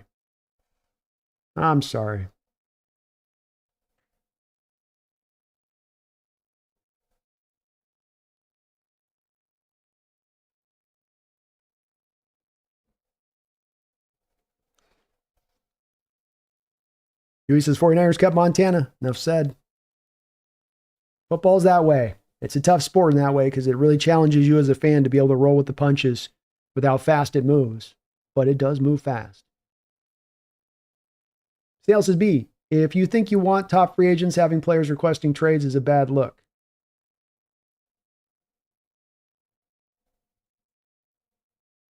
Yeah, I've not been, I've kind of looked for proof of this. I've not really been given much proof, though, that I've been able to find on this, Snail, of players being moved by that kind of stuff.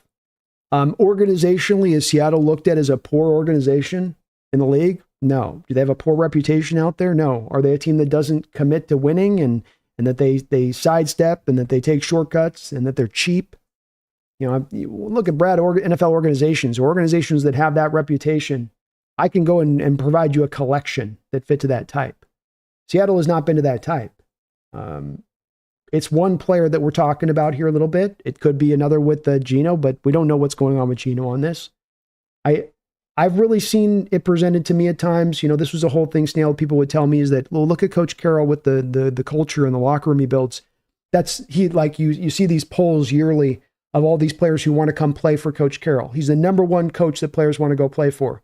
Yet then when we get to free agency time, you don't see anybody willing to take any discounts to come play for Coach Carroll.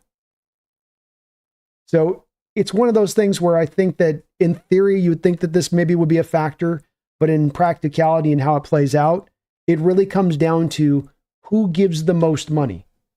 I don't think Drew Dahlman, Snail, is going to the team that's just, well, that's the team that you know, they turn down this player and that player. They're going to pay me $3 million more than this team, but because this player and that player are moving, I'm going to turn down that $3 million that I could be making to go to this other team that I think is a little bit better. There are players that make that. I'll give you that there are some players you can out there that find that, but that's not the rule of thumb. Not in the NFL with these guys having the short careers they have. The team that pays the most is the team that pulls in that free agent. Bottom line, brass tacks. Money talks and BS walks. And I think that'll end up ruling out ultimately over the top.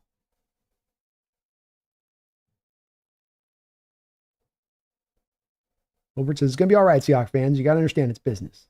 It's business. Not personal, it's business. Brian P., how did the Frank Clark trade work out for us? We wouldn't have DK Metcalf right now without the Frank Clark trade. Worked out pretty well.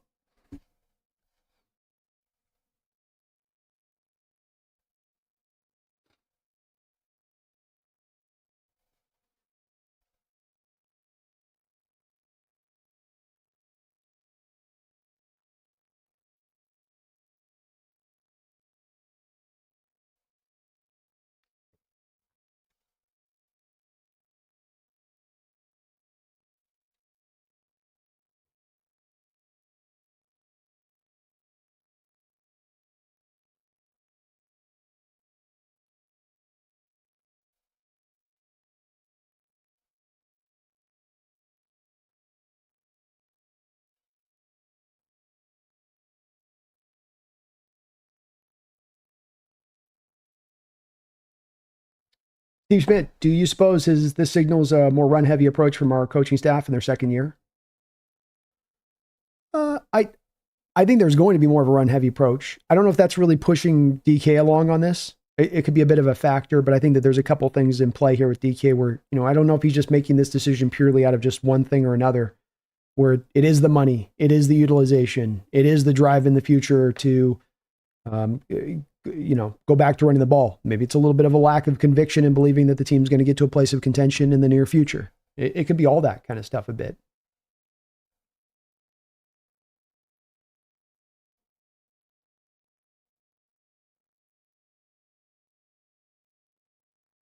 Alex says, I'm loving the Michael Mayer trade topic. Mayer plus a pick or two for DK. Maybe the way they roll. Might be the way that goes. Pick up DK just got traded to the Chargers for a second. Just kidding. Don't hurt me. You think it's probable that if they would try to bring Lockett back for a vet minimum, if they do trade DK? I don't think so. No, he's just not as much of a fit to this offense and what you're going to be, I think, you're looking for as much, in my opinion. You get to this point, you tend to release a guy like this, they move on. Addis, again, I'm glad we have JSN now, but even though this offense is tight end heavy and run the ball first, still you should get the somewhat replacement. Do got to find a replacement, man. Yeah. Gonna have to find somebody who can take the top off this defense, if DK does move on.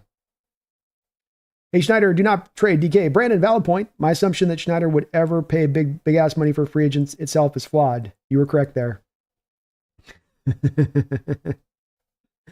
We'll see this offseason with him, man, but that definitely fits the type. Kickup, what would hypothetically the Leonard Williams trade package look like? You'd probably get a mid to late second round pick back in return for him. That's the high end of it. Low end of it would be a third round return. Keon Lund, thank you for the $2 donation. Is DK threatened by JSN? I don't think so. No, I don't think so. I think it's more of just probably a little bit of, like I said, you're not willing to pay me the money I want to be paid. You haven't utilized me in the correct fashion. The team hasn't won since I've walked in the door. We're moving to more of a run-centric offense. All of these things kind of add up to like, all right, gotta maybe call the ball from DK's perspective on that. I don't think JSN's influence would really factor in on that.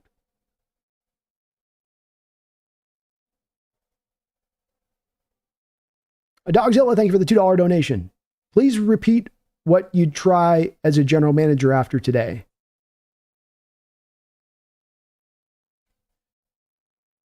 Well, I would be taking a step back, Dogzilla. And it's something I've advocated for since the start of the offseason is take a step back to take 2 steps forward.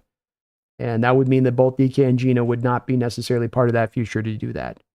I mean, removing DK, that doesn't make a lot of sense to keep Geno. Doesn't mean that it can't happen. There may be some offsetting moves you can make to still be a contender next year with Geno here and no DK. It's possible.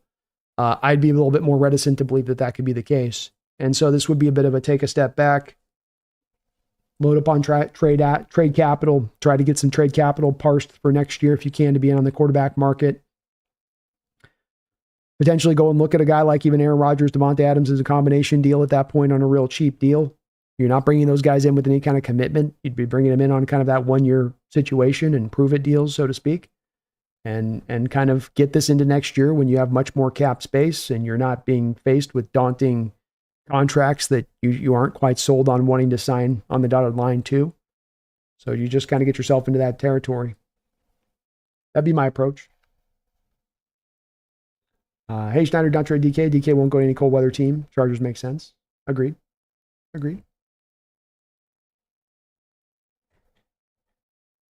Catalyst, I have this gut feeling that K9 will break out with Kubiak's system coming in. After all, he does run much better outside. Good fit for him. Yeah, he could work in the system. Might be at his best. Where'd this DK cool weather thing come from? I'm not sure.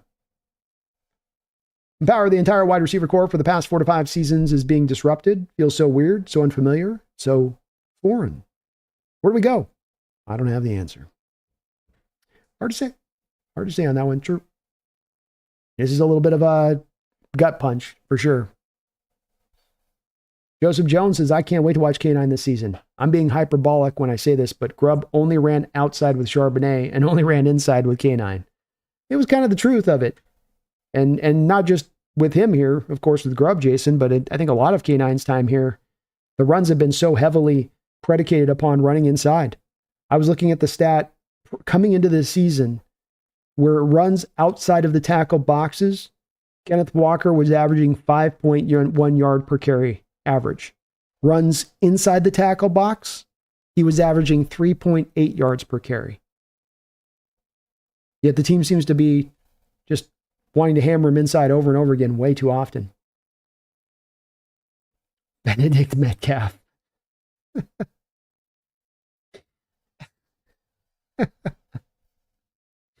Oh, Ricardo. Benedict Metcalf.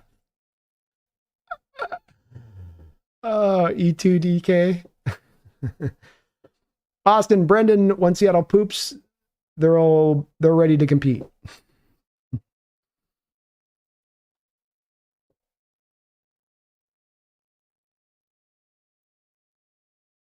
Have a good night, BLM Ben. Appreciate you, man.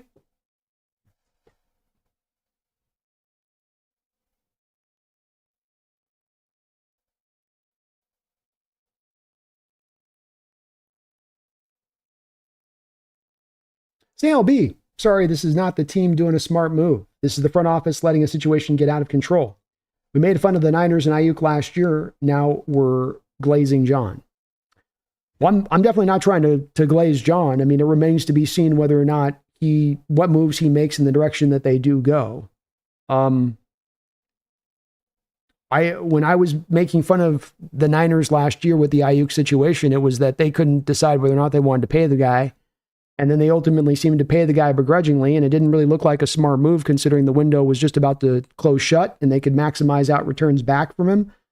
And that was my stance last year with Ayuk. So that's the nice part about that, is that I get to be consistent here. And that what I'm advocating for with the DK situation is exactly what I advocated for with the Brandon Ayuk situation last year, which is that the Niners shouldn't sign him to that money. The Niners are built to run the football. Why are you becoming wide receiver centric in your approach? You just signed Juwan Jennings to an extension. You're going to draft Ricky Pearsall. You've got Deebo Samuel as an albatross on the books. That's not your identity, Niners. I mean, that's part of what set them off on the wrong direction of things here in their approach to this a bit. So, I mean, that's where I was at as far as clowning on the Niners last year, Snail. It wasn't about them, not that Ayuk wasn't worth $30 million. It was about, you shouldn't really be paying him this. And it was really not even about Ayuk. It's again like the DK thing here, Snail, where it's really not just about the talent of the individual player. It's about the circumstances involved with the team and what's going on with the team and where the team's at and what they're close to doing and what they're not close to doing. It's all of that. It's the cost of the player. It's where the cap situation is. It's kind of like all of it factors together, as it did with the Ayuk situation to me. And It'd be nice if it was just merely about how talented the player was and making the assessment off that, but it really is all these other extra factors that come into play, I think, on top of it. Trey says we need to build off of JSN. We do. And I'll definitely hold John to account on this, Snail. I mean, you've certainly seen that with me with John and even through this offseason. I'll be as hard on John as anybody if he doesn't get this right on the other side of it, for sure. And it's not a good sign that you get to the point of your player requesting a trade request as opposed to already getting this done in the background before you get to the trade request side of things. So, no glazing for me on him on that one, for sure. No glaze. No glaze. The Seahawks are not considered a bad organization, but definitely considered cheap one. I think that leads to the Seahawks being seen as a great place to get your last check. I don't understand the cheap one thing. The last 3 years, Yui, we've been top 10 in money spent. How is that actual money spent? Not in like contracts you have on the books, but actual dough that you've spent out, your top 10. So I don't think that means that there's an organization that you're looked at as being. You'll have to kind of walk me through that one a little bit, because that would tend to me to indicate that your organization is one that's willing to spend.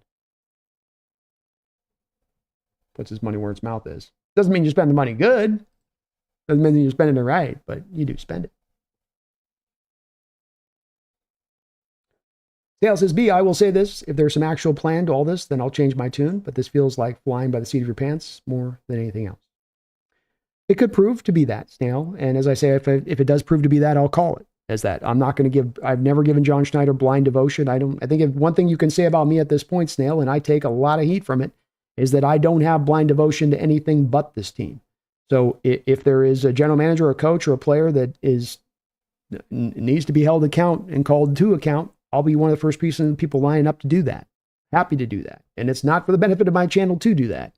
It's for the negative of my channel to do that. Talking about these items that are anything but, me coming on here and doing anything but like I come up and just glaze DK on this whole stream and show what's for the best, rather than trying to have real conversations with this and get into more of something that's actually a bit harder to have to kind of parse through and talk about.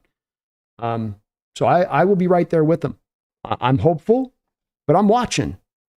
And if it's done stupidly or if it's done by the seat of their pants, I'll call them on it. My feeling on this, Snail, has been that the past 10 years has been you flying by the seat of your pants. The past 10 years has been you reactive. The past 10 years has been you without a plan, without a vision. This happens, so we got to do that. That happens, so we got to do this. It's not, we got a plan in place and let's execute that plan. And I'd like to get more back to doing that. And my feeling on that is that taking the step back to take the 2 steps forward long term is a proper way to accomplish that. There may be some disagreement. I'll understand there will be disagreement on this, but that is my outlook on it, is that this would be more of an indication of probably having a vision in place and being willing to start to recognize that we need to correct where we've gone wrong in recent history. We need to fix what has been the cause of us not getting to a contending status over the past 10 years. What is that thing? What is it we need to do to overcome that? Thrillhouse Hawksnest, do you think the Buccaneers will have an interesting draft? Well, they tend to draft very well. So yeah, they're smart drafters. They tend to get it very right at the top of their draft, especially. Yeah. Powers of the wide receiver core reminds me of the period where we had Jerron Brown, David Moore, and Penny Hart playing meaningful snaps. It is a little bit like that. It is a little bit like that. Daniel says, do you think we will go for players that were wide receivers with the Saints last season? MVS or Shaheed would be cheap with proven production in this offense. We could. I think it's a good chance. Yeah. I think the 2 guys to me, Daniel, would be Juwan, the Jennings kid, the tight end. And then I think Shaheed would be the other guy. And then the third would be Taysom Hill. Those would be the 3 guys I think that they would look to target. Steve Schmidt says, why in the hell would we trade Leonard Williams? Because you're taking that step back and you've got in Leonard Williams, a guy prevents Byron Murphy from really getting full-time starter snaps at the 3 tech. And that if you're taking a step back, do you take the step back all the way? Does it make sense to have Leonard Williams on the roster if you're not truly contending next year? I don't think a trade's likely to happen, but some of this depends on what the direction and what this team's going to do as far as their decisions on these players on the front end, which may inform stuff more on the back end. Kirk says, I would think they would wait till midseason to trade Williams. That's a possibility too. Might get a little more value at that point, Kirk. Parsons go trading Leonard Williams. Oh God, how far are we falling? I'm not necessarily saying we do it. I'm just saying that if the team is going to take a step back and go, look, we're not ready. We need to shake this up. We need to kind of hit the bit of a reset button here. Then that may be a move you're making in conjunction with it, but I'm not predicting it.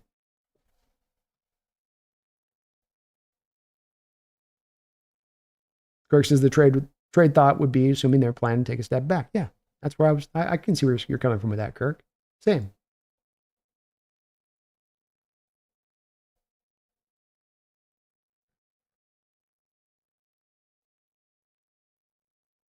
And Power says, I just don't want us to waste the prime of the young talent we have in this rebuild phase. Like, what are we doing with these super talented guys when we can't contend?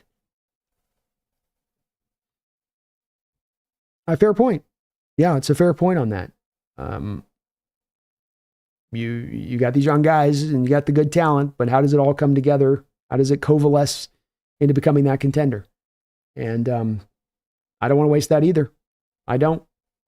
And you usually don't get very far by trading away your best players or some of your best players like a DK Metcalf. That's why I say it's one where I can understand them making the move, but it's not going to be blind support to Schneider and making the move because I can understand it. If especially he gets it wrong on the backside of those moves. If he just messes it up after then moving DK, then it certainly is going to be something you're going to hear me call him out on and something to be worth being worried about in this situation because it could go wrong.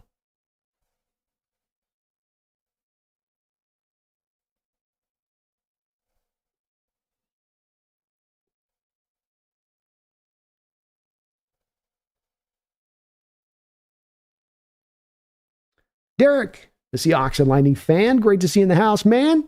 Thank you for the $10 donation, brother. Hey, B, as someone who really got into football around 2017, DK has been my guy since he came here, and it's safe to say I'm devastated. Still, I have high hopes for the future, but this stings my soul. It hurt for me to look at this too today. I know it may sound like with this that I've somehow maybe made my peace with this whole situation. It's more of I'm trying to stay cerebrally in the spot on this as much as I can to try to just, explain the thinking behind it as much as anything else and the rationale behind it as much as anything else. But DK Metcalf came into this Seahawks team as a guy that you couldn't believe that he landed in your lap in the second round. I mean, before he came in and blew up, you understood that he was going to be a dynamic player in this league, that he should have been a top 10 pick in the first round. That guys that big don't move that fast. Got a 1.45 10-yard split. Say 4.3 is fast 40, but the 1.45 10-yard split at 235 pounds is insane.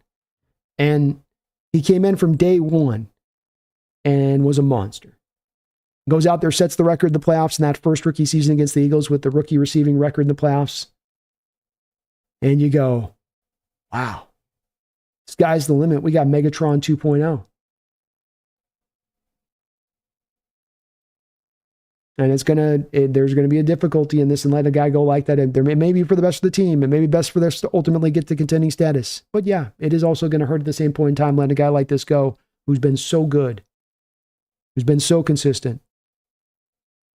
Who you do and understand within it, Derek, that the lack of being able to get him to 14, 15, 1,600 yards has much more of the fault upon the organization than they do upon DK Metcalf.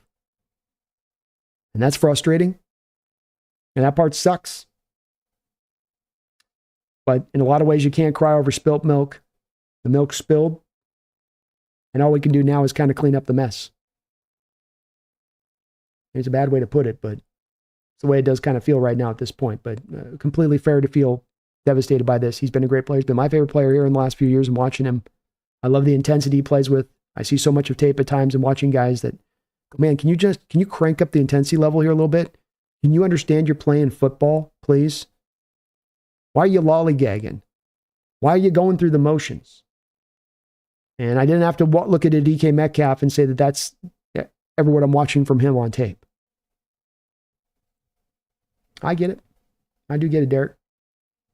Thank you for the donation. Give me one sec, Keon. I saw you got a donut. I'll be right back.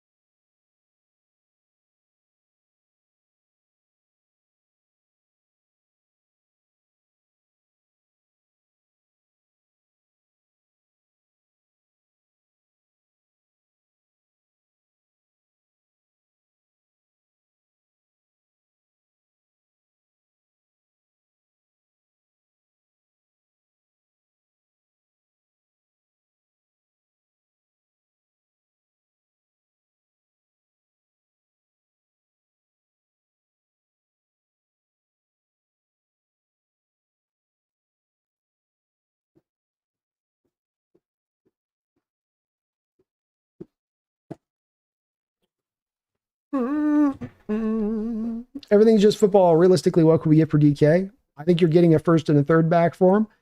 There is some pushback from some of the in the chat on the belief on that, thinking that I might be a little bit too high there. But I think that that's what you would get back in return. Addis is Seattle sports fan for life. Will never quit or stop believing in these teams. Let's go. Hawks, I view this will all pass when the Hawks win the Super Bowl in 2027.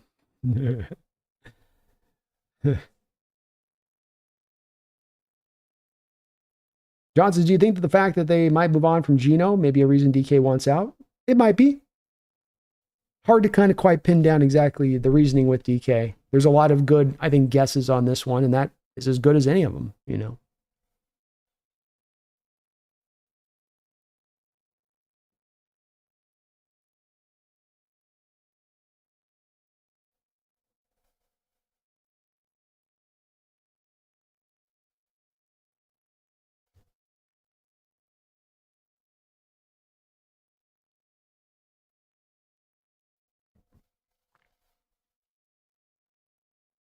Johnson, if they could commit to fully being a dominant run and physical team, I'm all on board with the DK trade.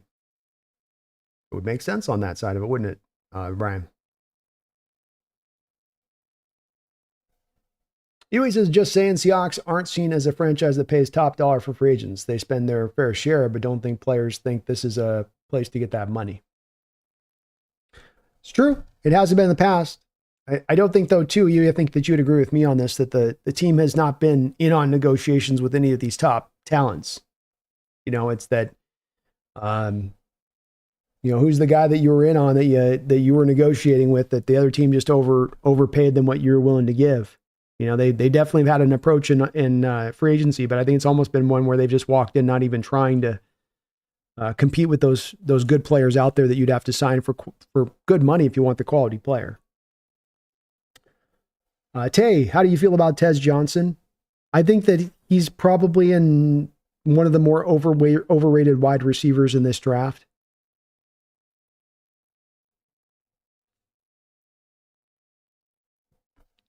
I think he ran a pretty incredibly slow 40 time at the combine, given that the guy weighs 154 pounds. It's going to be very hard to weigh 154 pounds and get much done at the NFL level. I think he's a pure slot guy at the next level.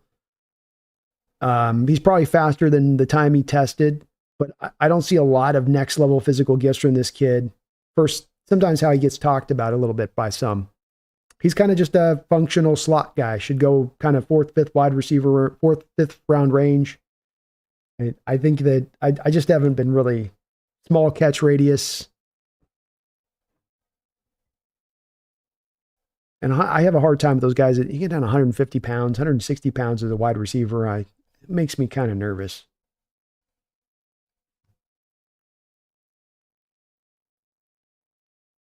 Ricky says the thing holding the Seahawks back is the general manager. We might come to find that that's the case.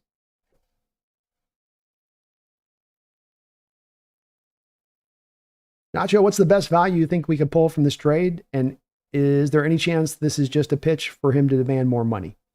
I put the chances of him going at 75%, but the 25% is opened up to the Nacho of being something that maybe can just push negotiations along to getting this culminated. This does happen. Kind of was mentioned before with the 75% Nacho. It's kind of like if you hear 100 times in the NFL of a player in any given situation requesting a trade, about 75 times out of 100, the trade's going to be culminated at some point or another from team to player. So I think 75% is where this stands. But there is an opening of a door here for this still to be where DK does come back. I think the trade returns would be a minimum first round pick. Maybe on the high side, it's a first and a third is what you'd get back in return. But something is equivalency to that. And as far as total trade value, if it's not just a pure first, then there's the package of picks that make it a first round pick equivalency. Something in that neighborhood of things.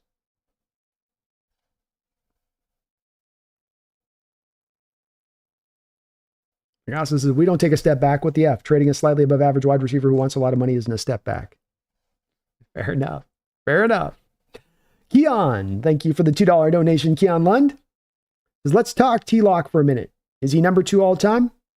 Number 2 all-time wide receiver in Seahawks history, and especially with DK being moved now at this point, Keon, really good chance, unless JSN gets out there and really keeps cooking it up in the way he's been doing, that T-Lock is firmly footed there in that number 2 wide receiver position all-time for a very long period of time behind Largent.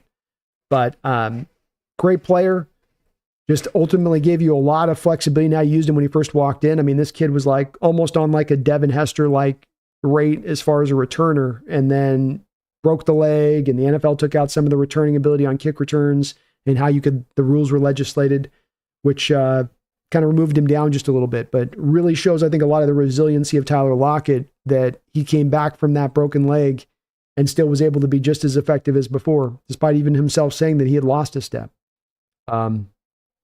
Has as many probably clutch catches in Seahawks history as any receiver. Money with the game on the line.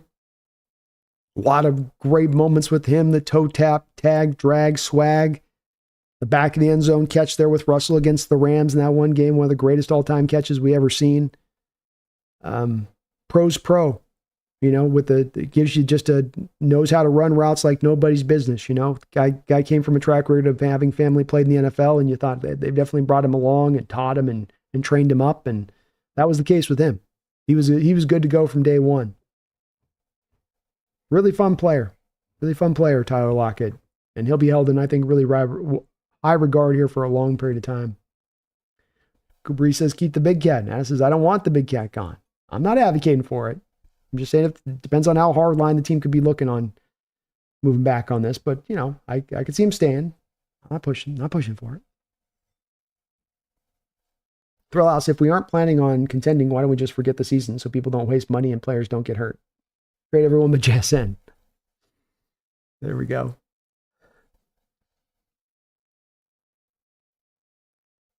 Hawks Eye View, DK or not, we don't have a quarterback who can connect on the deep ball anyway. Yeah, it's not really exactly Gino's best throws or the pure deep 9 routes. SL Hazard, clean house starting with Grubb. The transition from weird, middling finesse team back to traditional Seahawks smash mouth football will be glorious. Let's go. There we go.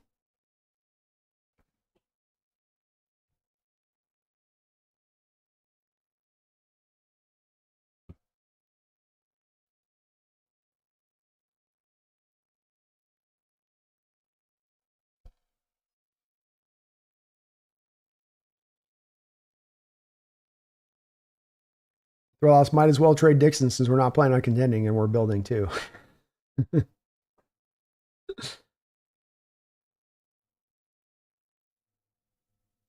Everything just football. I've seen enough. We're getting Arch Manning.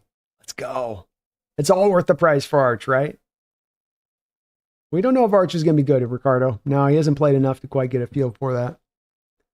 SL, Gino being in the top 5 in total passing yards will be like seeing a polar bear in Texas. Grubb fell in love with the passing game. That won't happen in 2025. Thank God. Jay says, how about we stay away from Arch Manning? I'm a big Arch Manning guy. I don't think we got a chance at Arch. Ox, is Arch the new meal deal at MCD?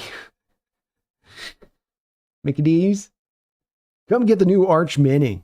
Double patty beef. With an extra arm. Hey, John Schneider, don't trade DK. Mike McDonald is just one move away from checkmate, and that's Kenneth Grant. Not the stud safety from South Carolina, but if Jones' knee surgery is serious, maybe it's jihad time. Could be. And I love Kenneth Grant. I'd love to get him at 18 there. I think he'd be a great pick for us. Johnson, you think the fact that he asked for the trade makes the trade value go down a bit? It could, but I don't think it does. I think you're going to get what you're going to get for him. But that part we'll see for sure once the trade does or does not get culminated, Hand grenade, I don't think the Mannings would let Arch come to the Pacific Northwest. I think they want him out there on the East Coast. That'd be my guess. Johnson, you get your hands on Tez Johnson. It's done for him. Yeah, he's not going to be able to go through physical coverage in the secondary. You knock him once as he's running his route, he's going to get dropped to the ground. He's really small. And then a guy like that's going to be really small. Then you got to be like a Tutu Atwell or a Dwayne Eskridge. You got to go out there and run like a 4.340. And when you go out there instead and run like the 4, what do you run, a 4.6 or something? I'm I know he looks faster on tape, but that's not a good sign for Tez. Jay Gundy. Seahawks trade DK and Geno for 2 firsts and a player. Signed Rodgers and Adams on sorry contracts. Could be serviceable and picking a quarterback next year. Well said, well thought out. We were talking a little bit about that earlier on the stream today, and I can kind of see the intelligence behind it, Jay. Rodgers is going to be very, very inexpensive. He is not going to cost anything. And if he brings Adams with him, if you're talking about, especially in a year where you're sort of taking that one step back to bring those guys in, and if you sign some offensive linemen, and you could see how that could work. Thrill House, Hawks Nest, between edges, Pierce, Williams, Walker, Green, Shamar. How do you rank them? I would have Tyleek Williams as number 1. I would have Pierce as number 2, depending on the character issues. Walker is number 3 for me. Green would be number 4, and then Shamar Stewart would be number 5. And Shamar, I do have a second round grade on him, even with his really great combine. The other guys, I do have a first round grade on him. Ethan Tech World, Hawks Nest, crazy day. I absolutely think DK and Geno should be linked. If one goes, the other goes. Now, considering we already restructured Big Cat, is it too late to say we aren't going for it? I think it's just too early to know what we're doing exactly, Ethan. I think you're right. I've been in the same part of thinking that if you're moving DK, then you should just move Geno too. But there's a lot of this that's right now kind of open-ended and hard to quite determine. Trading DK could mean that they're taking a step back. Maybe they trade DK and sign Geno. Maybe they trade DK and sign Geno, and then they sign offensive linemen. But then, hey, they're going for it at that point, right, Ethan? Maybe they just trade DK and then just trade Geno, and then maybe they're just taking a raw full step back, and then they're not looking to do and go anywhere. And so I know where this is definitely, there'll be a draw from folks in the chat wanting me to kind of be able to give a real firm footing on what the team's going to look to do here. They're going to know in a week. So I know that there's definitely a pressure, especially here in DK's moving. It's just going to put that heat under a lot of fans of like, what are we doing? Where are we going? What's just do me this favor on this one. Just give it the week on this, you guys, to where I can't give you the answers on this now, but a week from now, by the time we get to next Monday, I'm going to be able to go, okay, the trades happen or not. We know what the team's looking to do as far as how aggressive they're going to be with this. We'll have an answer on the Geno Smith contract negotiations, whether there's an extension there or not. There'll be a lot less of what we're doing right now, which is just a heavy amount of guesswork. It's a heavy amount of like uncertainty here where I'm kind of just throwing darts in the dark a little bit. And I never like doing that when giving you guys kind of what I think the nitty gritty is going on here. I think it's a bit still open-ended on this one, Ethan. Hard to say. Give me that week on this and then I'll know a little bit more. Have a good one, Dogzilla. Appreciate you, man.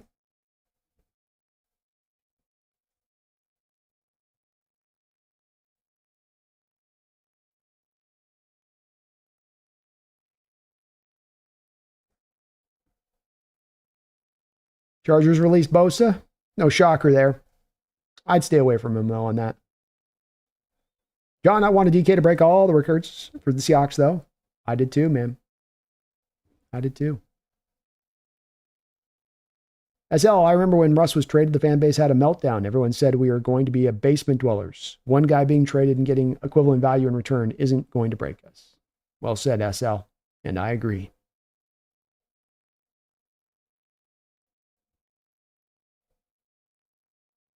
Ethan says, despite the DK news, I cannot just dismiss the biggest thank you to Tyler Lockett. What a guy, what a player. The pinnacle of the toe tap drag swag. Oh, and he sells houses. Second all time in Seahawks history. Big shout out to Tyler Lockett. It's going to get lost today a little bit in the news of DK, what's going on with him. It would have been great to be able to today do nothing but just kind of celebrate Tyler Lockett. But he had a hell of a career, man, and worth being held in high regard. Never had any issues off the field, was nothing but a great locker room guy, a leader in there, a guiding force for the younger players, consistent on the football field.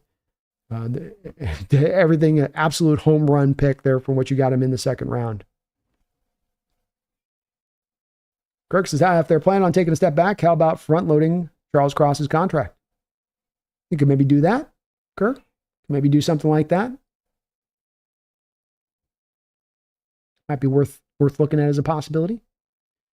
Hey, Shannon, do not trade DK. Brandon, does Kubiak push for a guy like Dylan Harper as a backup to Geno, or at least a more mobile quarterback in the long run?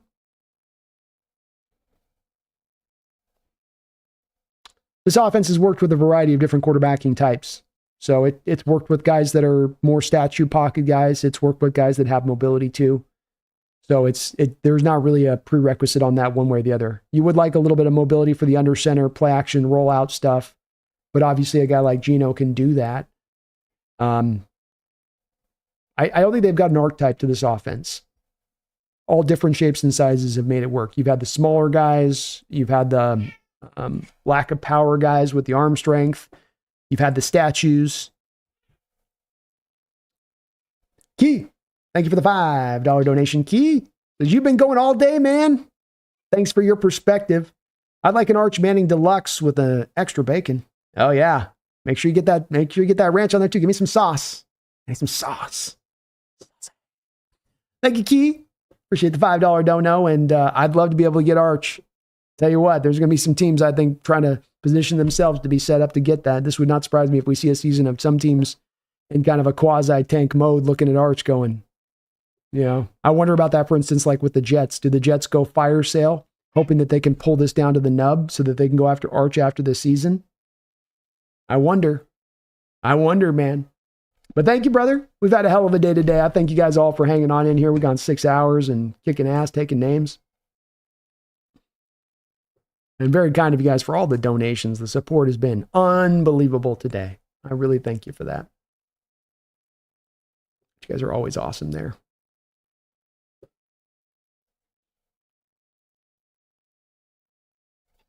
Dowsker, Brando, is Tyler still the official realtor of the Seahawks? I believe he is. He says, damn straight, no mayo. No mayo. Can't put mayo on a burger. No. John says, I heard the market's soft on Sam Darnold. Huh. I'd be interesting to see if that is the case. It's possible. But I would think that he'd be the belle of the ball. Cool Breeze, did I miss your deal? I'm sorry, man. See, Cool Breeze.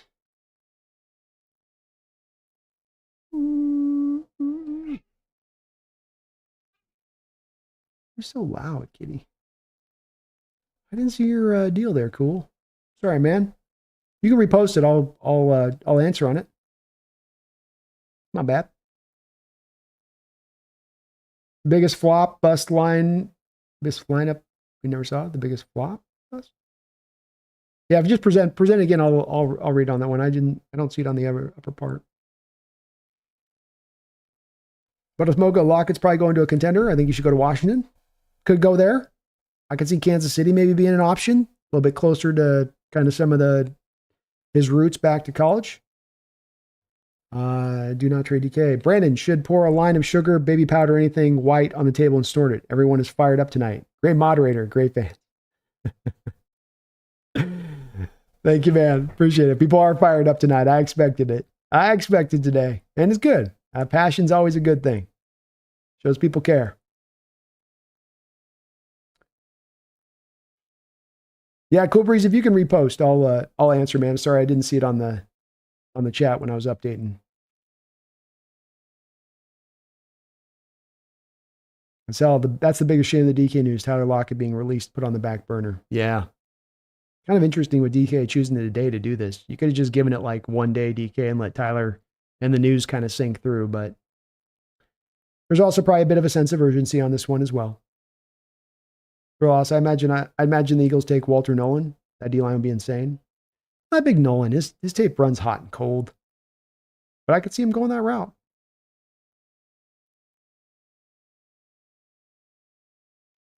Ethan says, just think about it. The Seahawks drafted the punt return in the second round and casually became the second best receiver in team history. Awesome. Fins up for Tua, tank for Arch Manning. See, you guys are going to be tanking harder than us maybe there, Fins.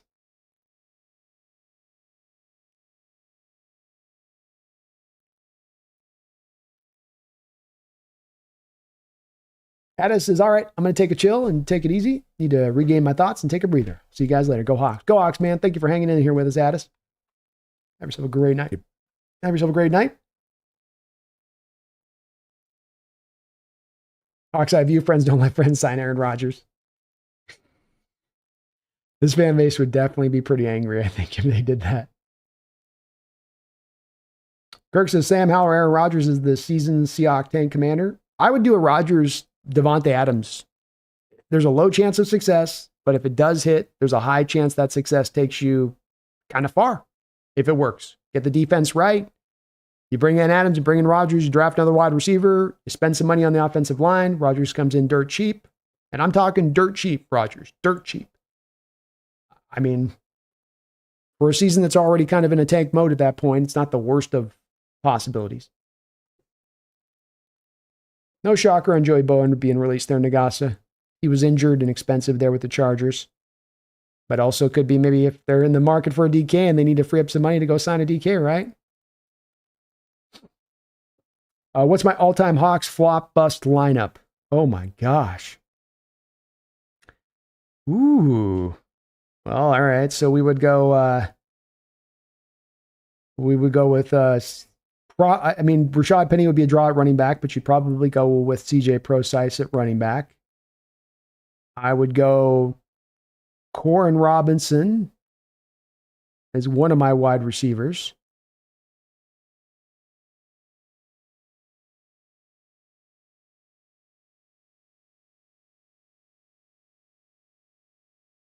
I'd go with TJ Hushmanzada as my other wide receiver. Tight end would be Greg Olsen. Left tackle be Andy Heck. Right tackle would be McIntosh because he never played a snap for you, and that was a first-round pick. Was never able to ever realize his potential there with you. I don't know about the rest of the offense on that a little bit. Quarterback-wise, Rick Meyer and Dan McGuire are tied. Defensively, Aaron Curry outside linebacker, Brian Bosworth inside line, my Mike and my Will. I forget the guy that we drafted from Saginaw Valley State with Mike Holmgren in the first round, Lamar King. That's one of your edges.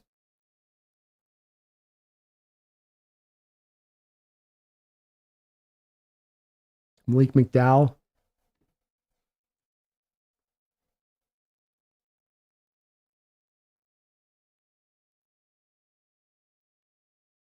To think through the other ones. I'm taking a lot of high corners that we've missed on. Corners have been okay for us.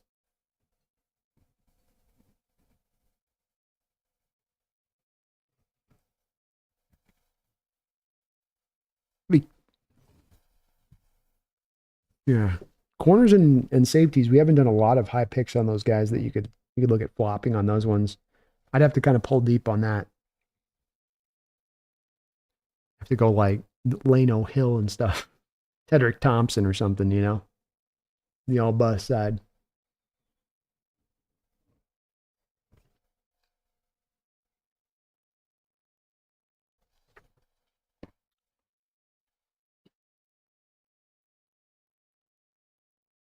WR Sawe. Oh my God, Seattle is not getting a first and a third round pick for DK. That's crazy talk. Come on, man. I don't know how it's crazy talk. I can understand there being pushback on this to where you're not believing that they're going to get that. But the baseline on this is that I can provide you a collection of receivers that have gone for a first round pick. I can show you guys that are right with DK on like a Stephon Diggs as far as age, as far as production prior to trade. I mean, all I can do is kind of build my argument for why I believe what I believe. If there's a lack of belief, and I know that you're not alone on this, Howie, there's people out in the chat that don't believe that there's a trade of a DK for a first round pick. I'd only ask that you just build up your case on it. Crazy talk is not an argument, right? Crazy talk is just you're kind of attacking the person at that point, then you're actually attacking the argument, which is the one thing I always say with this is, hey, disagreement's warranted in here, but let's go after the argument at hand and not the person. And I don't understand quite. I'm not meaning this to be flippant. I don't really understand why so many of you find it such crazy talk that DK Metcalf could get back a first round pick.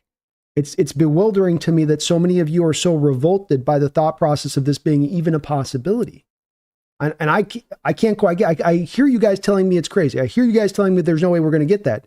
But I can show you all these examples of trades that have occurred with guys like DK Metcalf that have warranted back and got that first round pick back.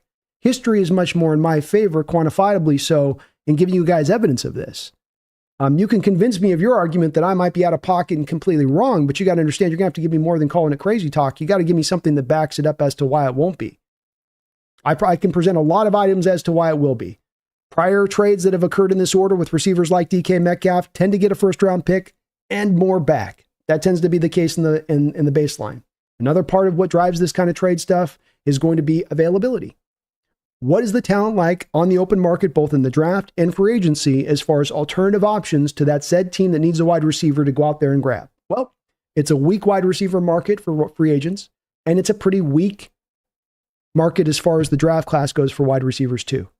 This is going to help the returns for a DK Metcalf. This will probably mean should, I believe, mean that you're going to get back a first round pick for him. But we'll see. We'll see. I just don't quite I mean to be unflippant. I just don't understand why so many are so, there's no way that could ever, no way. It's completely impossible. It's crazy talk. I could say, I don't think we'll get that, but crazy talks like that this has never been a trade like this ever made before, that any team would ever do that. That's never been done before. You're predicting something that's never going to happen. That's kind of the tone I get from some of you on this. And I go, how? Why not? Have yourself a good night, Addis. Appreciate you, man.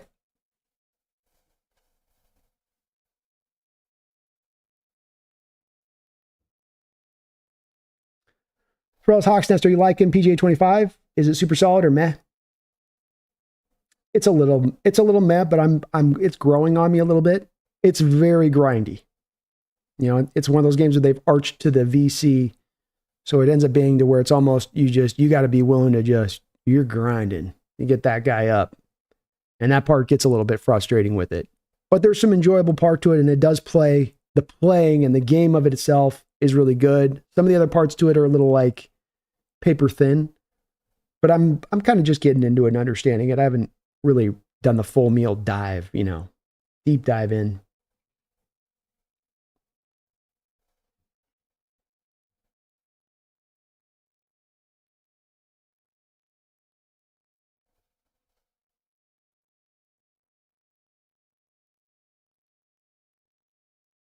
Dewey says Chargers might be out of the DK sweepstakes. Just cut Bosa. Could be. Do you think that would put him out on this DK sweepstakes? Because they need to go get an edge now, Huey?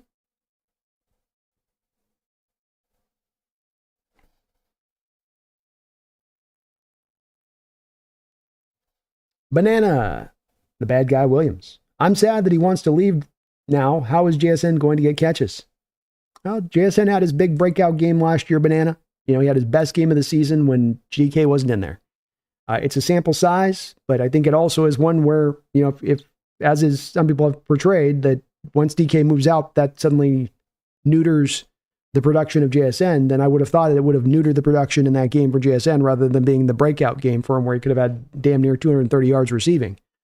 So I think that JSN is going to be a fully capable receiver. JSN was a great receiver out of Ohio State before he came to Seattle. His success is not one where it's just sort of by accident or it's just DK's opened up all this field for him to just run wild and free. He's a good receiver. He was a first round pick. Now he's capable. Paul says Joey Bosa's washed. I bet the Niners sign him so they can have another year of a certain injury excuses. I could see him going to the Niners too. Yeah. Horn fellows, I have a feeling this will blow over and DK will stay. This is coming right after Lockett being released. Makes me think it was something he did in the moment. Could be. And I've said 75%, but that's 1 in 4 chance of him coming back, which is definitely a feasible direction this could go. And it has gone that way in the past, Horn fellows. You're right. Yep. Definitely could go back that way. Flynn at quarterback. I think Bud Smoke my guy with Dan McGuire was a first rounder, man. That's as bad as I think you get. John Moffitt at guard. That's a good one. That's a good one. Yeah. John Moffitt's a really good one. I was trying to think about the guards and the safeties. We really don't pick too many guards or cornerbacks and safeties. Like Springs worked out good for us.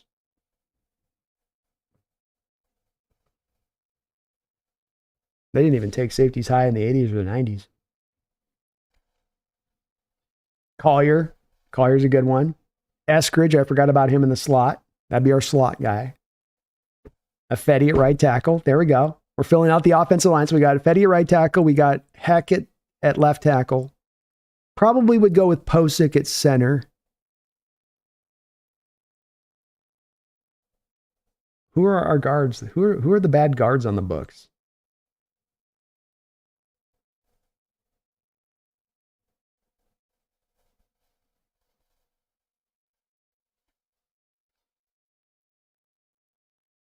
Jamal Adams. Yeah, it's definitely safe. There we go.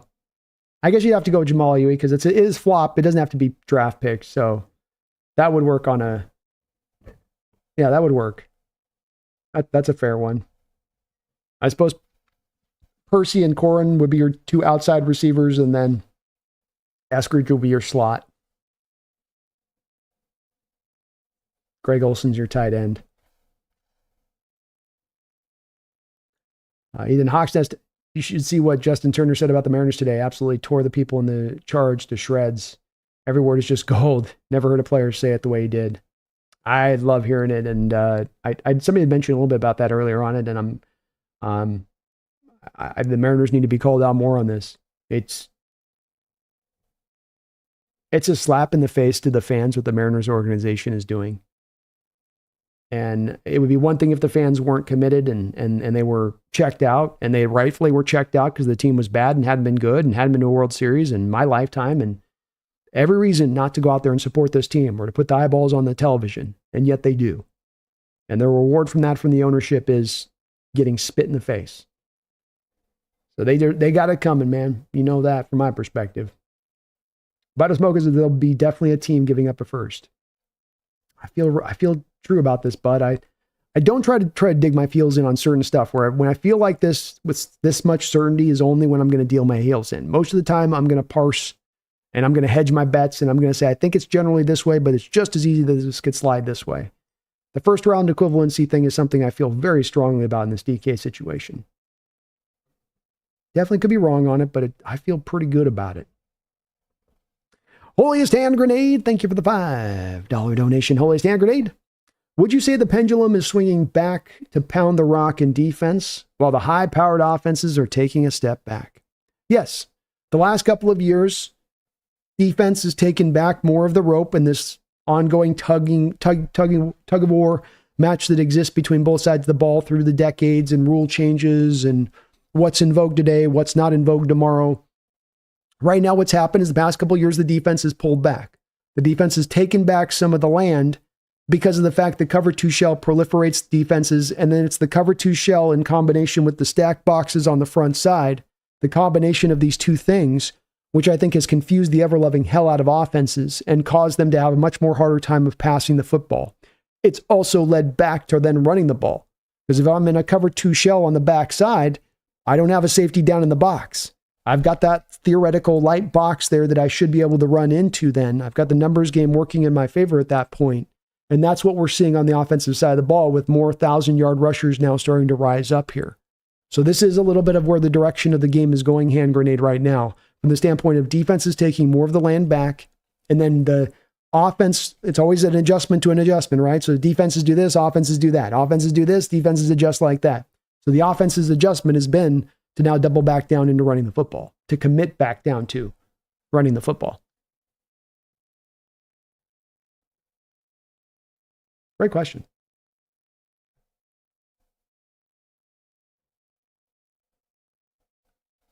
Brian, he says, hey, if Denver's willing to give away the farm to get Russell Wilson, any trade's possible. That's true. That's true. Kelly says, Jesse, dude, 6 hours laughing out loud. What the F? How does this dude not have 20K?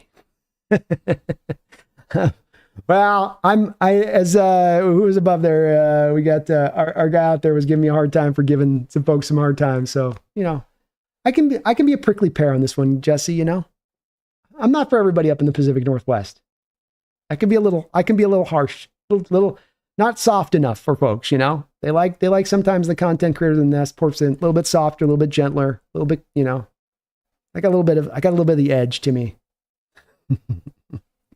Jesse, the knife, it cuts both ways, man. Stop sharpening it on my whetstone prior to going live. Appreciate you, man. It's very kind of you to say that. Get there. Eventually get there. Steve, the Chargers are about $100 million under the cap after cutting Bosa, so they're not out of any sweepstakes. I don't know what the last guy was talking about. I was kind of wondering that too. I thought they had money to spend. A late first is definitely possible, but think it requires a team with a quarterback on a rookie deal or a closing Super Bowl window. It could that. Could. I definitely don't think it's a wide list of teams, Huey, to your point. I don't think it's like 24 teams in the NFL are going to be in on this sweepstakes. It's going to be probably down to a select 5-6 teams in on this. But I do think it'll be 5 or 6 teams. I do think that. Dirt's an awesome album by Alice in Chains. Hell yeah.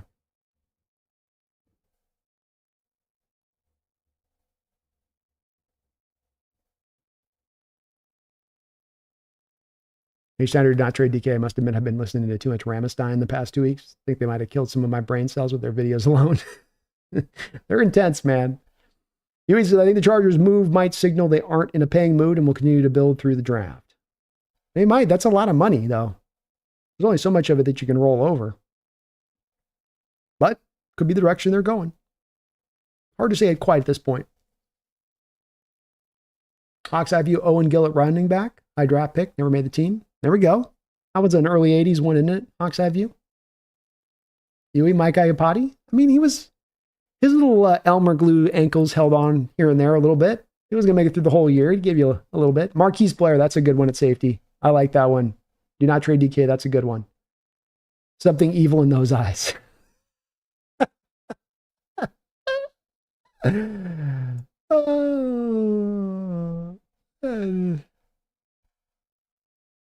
Oh, God.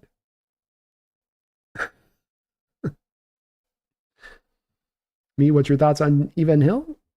I don't have too many thoughts on Evan Hill.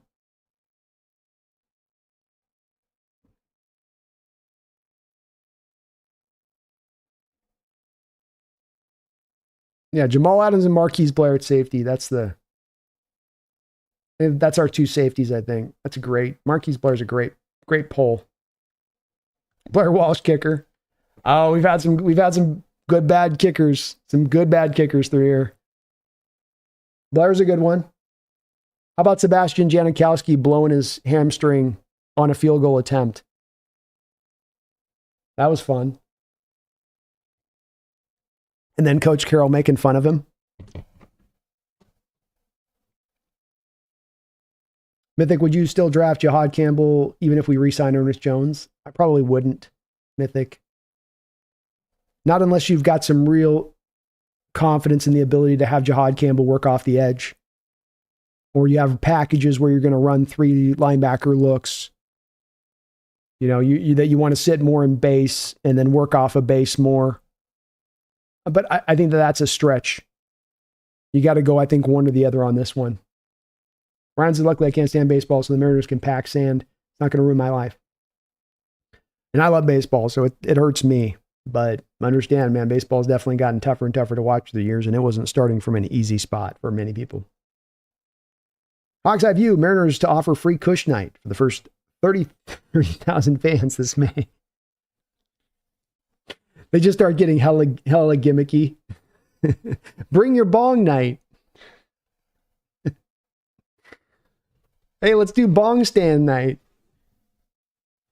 Colton Strickland, before Lockett was released, Seattle had the most expensive wide receiver room in the league. When you want to run the ball, having the most expensive wide receiver room in the league is counterproductive. Well said, Colton. Well said. And this is also a little bit in addition to the point I was making earlier on this, which was that you do have a decision in a year from now to have to spend that money on GSN. So while a person could say, well, I mean, Lockett's retiring, and so you're just going to be spending the money on DK. Well, you spend the money on DK for only one season, but then a year from now you're having to give 2 $30 million deals out to both of your 2 top wide receivers for, as you say, for a team that wants to run the ball and play defense. And even with all of the pass-centric teams out there across the sport that lean more to pass than run, there's no team out there spending $30 million on 2 receivers at the same time. I don't think the Bengals are going to do it with Higgins. That would be the one team that might be willing to do it, but they still haven't crawled into that bucket. So, yeah, I agree, Colton. This is that where I come down this where it's part of the reasoning of it, not just being about DK and how good he is or how bad he is or whether he's worth it or this. It's also about where the team is and how you want to allocate resources, long-term plans, all that.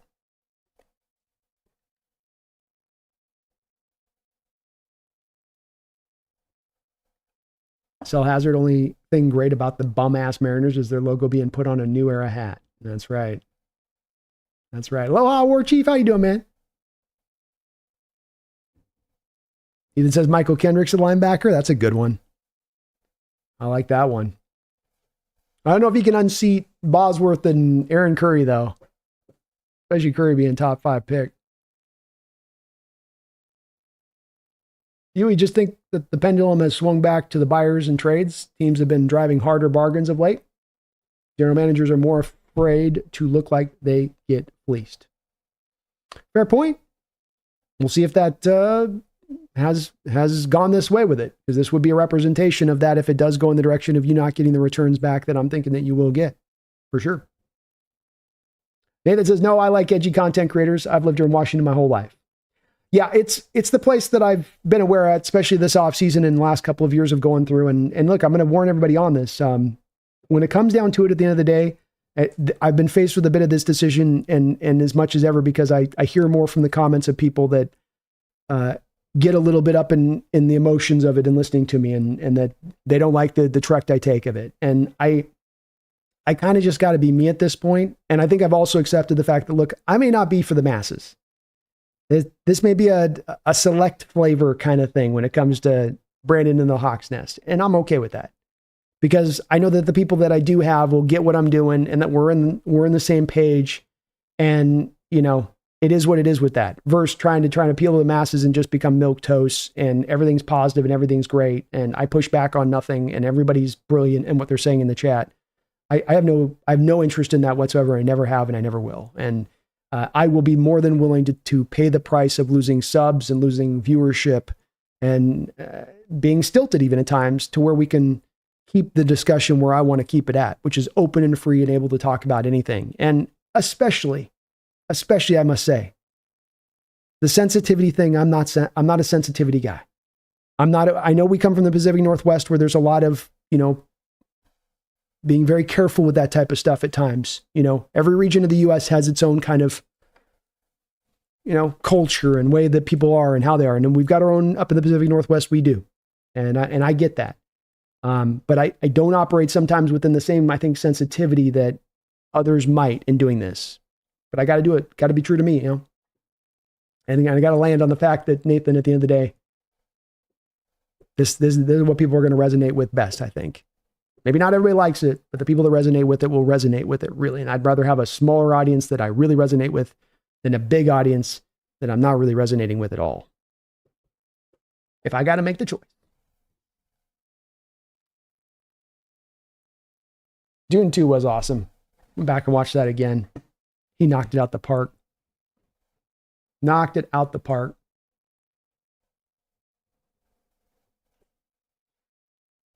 SL Hazard, DK sweepstakes, Raiders, Steelers, Patriots, Chargers. I like it. Good competition in there. Hawks Eye View, new horror flick this fall. Mariners World Series winner. 3-hour Dune 3 coming out in 2 years.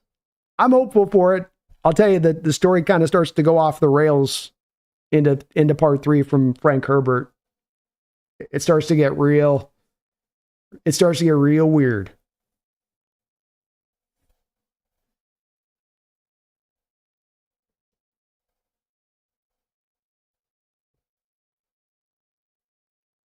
Even Dune Jersey for every single Oscar, it was good. It was really good. Mark Sanchez, thank you for the $5 donation. Hey B, have you ever played Head Coach 09? And if so, have you ever thought about playing it on Twitch? If you haven't, I know you'd be addicted. I'll take a look at it. I had remembered the Head Coach game back in the day. Is it still playable, Mark? Like, is it still out there and you can get on and get it rolling and cooking it up? I'll check it out. I remember it. I remember back in the day. That was when Madden was at the height of its powers before it bought into the MUT mode all the way, and franchise mode was kicking ass and taking names still.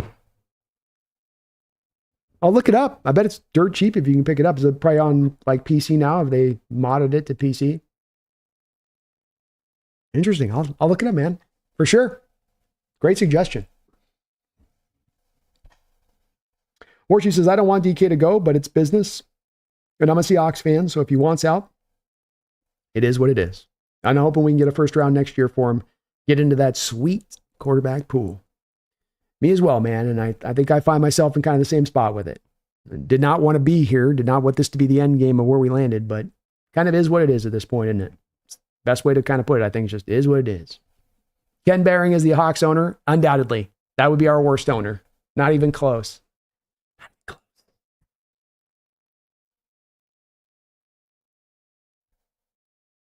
Best case is we trade to the Giants, get a first-round pick for them next year, which will probably be a top 5 pick. They can't pass up on DK and Malik Neighbors together. Yeah, that'd be interesting. You get a future first-round pick. That'd be cool. Especially on one of these teams like that. I like taking that risk too, War Chief. Every week we'll be watching it. They win, they lose. They win, they lose. Where are they at? He says John Schneider is a general manager. You can't have your Super Bowl winning general manager, Huey. Not when we've had Tom Flores in here as a general manager. Not when you've had Tim Ruskell on the books. Free bobble bongs to the first 4,200. Courie's free grams with level 200 seat. Imagine the whole stadium smoking it up. Just a big cloud. Hawks, have you, if we are in a trade rebuild mode, should we trade JSN? I don't think so, no. He's young enough and you're going to be in a good enough shape by the time you're ready to cook that you're not going to mind, I think, paying him the money for where he is age-wise and where your team will be at that point. Dale says, are we talking good Seahawks? Because Jerry Rice, Brandon Marshall come to mind. Kirk says the Bears might want DK. They seem to go for every good receiver they can. Maybe I think they're pretty set. Of course, they might move DJ Moore this offseason.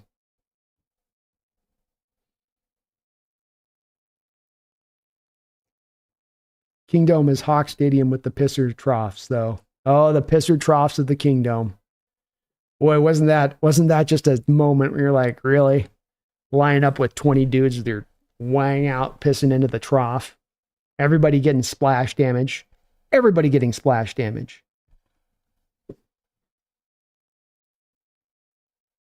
Emble Hayes, Owen Gill, running back, Iowa. What could have been?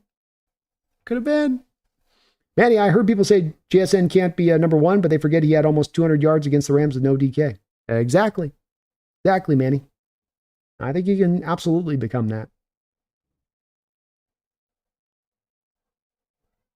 It's just a matter of, I think Manny is, with JSN, the key is slot, outside receiver. And I think he is a slot, but he can still be a number one receiver from the slot. There's many players in this league that are number one wide receivers doing their work mainly from the slot. But Osmoga says there's no snowflakes in the Hawks nest. Nope. And I will walk it like I talk it of it. Will I ask my chat to understand that there's going to be times I'm going to go at perspectives? I will never attack the person, but I will absolutely attack thinking that is off and wrong, and like I said, you're free to go at me with it. You guys have watched me do this channel. How many times have you guys seen me work to put anybody in timeout or to ban anybody off my channel? I take all comers on this thing. I go 6 hours and 30 minutes and I'll take every comment. I'll read every one of them and agree or disagree. Come at me hard or not. Be mad at me at my take or not. So I will take all of those bullets. I will take all of that heat to my side.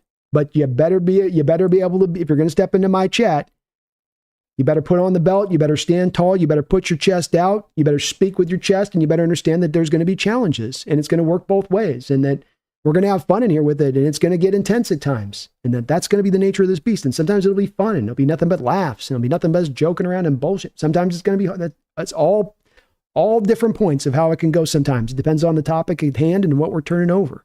So that's the way we're going to roll here. I'm not going to soften up. I'm not going to mellow out. I'm not removing any of the way I roll and how I roll. I'm in my mid-40s. The die is cast. You ain't changing this person. So it's going to either have to sink or swim with this personality, is it or not? And I I don't want to dial back. I don't want to have to always be careful about what I say because some individual in the chat's just going to freak out, start grabbing at their pearls. I can't do this and operate that way. It's too stifling, right?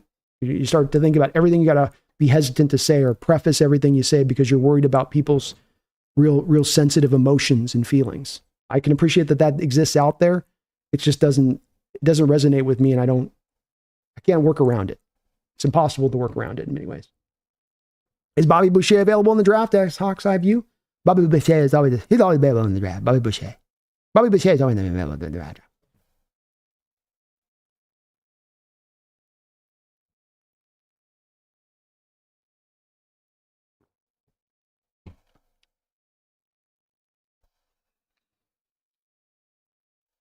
SL says, this is sports. If you tiptoe what you really say, our enemies will say the truth for us while twisting the knife. Wow. Wow, what a great line. You just dropped a bar, man. This is sports. If you tiptoe what you really say, says SL, our enemies will say the truth for us while twisting the knife. Gosh, absolutely wonderful. I love that. I love that. Perfectly put, brother. Perfectly put, SL. Hey, he says, do not trade. I would love to play some Doom right now. Wonder if I still have the DVD. Wonder if a DVD drive on my laptop. Translation, God, I'm old. One of my favorite times, do not trade DK, when I was working at Microsoft, I did a 5-year run there. And I would do contracts every year. So every year my contract would change. And one year I got a contract where a lot of the year, all I was doing was testing out a Doom emulator on like Windows 98. I was having the time of my life. I go into my job and all I'm doing is playing Doom on an emulator. I was like pinching myself. This can't be real. I'm not really getting to do this. DJ had knee surgery. Heard now we ain't too amped on re-signing him. Understandable. And that'd bring me some hesitancy as well. Definitely unexpected there a bit. That's definitely one where you go, ooh, yeah. Hey, Schneider, do not trade DK. Oh my God, I understand some people don't like DK, but please do not wish the Giants on DK. That's hitting a guy below the belt. He's in the big New York market, man. He's going to be able to get all that sponsorship money, to offset it. Big Ox says, bring back the King beer, King Dome forever. I miss the King Dome. I miss it. Ethan Hawk says, when it comes to the possibility of trading DK to one of those teams that aren't much higher in the draft order, what could some of those teams offer if not that high of a first-round pick?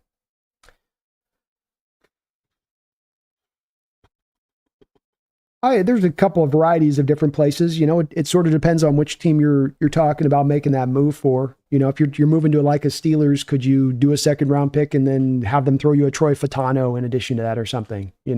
I think there's a lot of iterations of varieties in the way that you could do that and kind of come to it. It's a little bit hard to pinpoint. Like we were running this exercise, Ethan, with the Chargers earlier and trying to go through the players that you might look at to not be a first round pick, but be a player and then a pick. Wasn't a lot of guys that lined up that the Chargers would be willing to move that you'd be interested in grabbing. So it's hard to say. It's sort of team by team centric. I mean, the Raiders are one we've talked about, for instance, in doing maybe a second, third round pick and a Michael Mayer. You put a combination of like that together. Something like that could work, but it is hard to predict exactly because we don't know all the teams that are interested, and every team is going to be individually different in the type of player that they could kick in as an offer on that. Zaydam Pax, thank you for subscribing to the channel. Zaydam, you're the man. Appreciate you doing that. Welcome aboard the Hawks Nest. Bomber Terry McLaurin's a better receiver than DK Metcalf. I would tend to agree with that, I think. War Chief DK wants to go so he can play for a contender, but the thing is, though, with DK's size and skill set, he hasn't been playing up to that level either, so I'm not too broken up about this. To me, it's kind of some understanding on why this has come to where it's come, and it's a complicated thing, I think, on this situation, War Chief. It ain't just as straightforward as this player's done this, and so you pay him to that. It's some of the factors that you mentioned, some other factors that play on this too. It makes it complicated. DK does not have a no-trade clause, Ethan. Nope.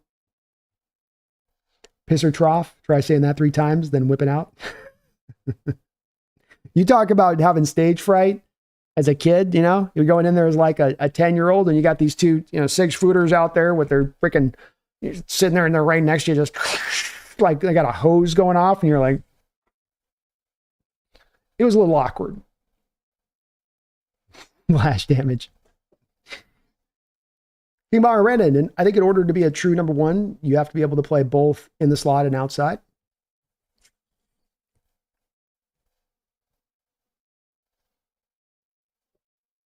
I mean, it's definitely where this is probably more of where the game's been recently, with that being the case, King Bomber. And a lot of guys we can point to as being like that, from Jamar Chase to Justin Jefferson, getting some of those snaps inside.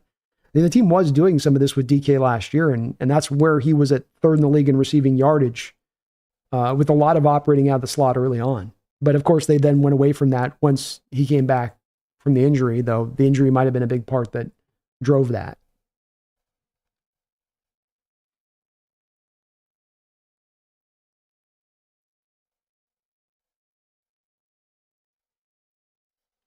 Or Chiefs, yeah, this is a big moment for Super Bowl runs, and DK wants to go. He's kind of helping us out, to be honest. We have no choice but to trade him, but if we do it right, we score big time. Yeah, you can come out on the other side of this in a better place. You got to get it right, or you could go, though. Do not trade DK. Brandon, the die is cast. Road trip to Vegas in the near future. Oh, yeah, I'm going to get out to Vegas here. I'm going to go have some fun after we get through the draft. I think I'm going to head out there with a buddy. Go have some fun. Let off some steam. Who's coming with me to Vegas? Who's coming with me to Vegas? We're going to Vegas.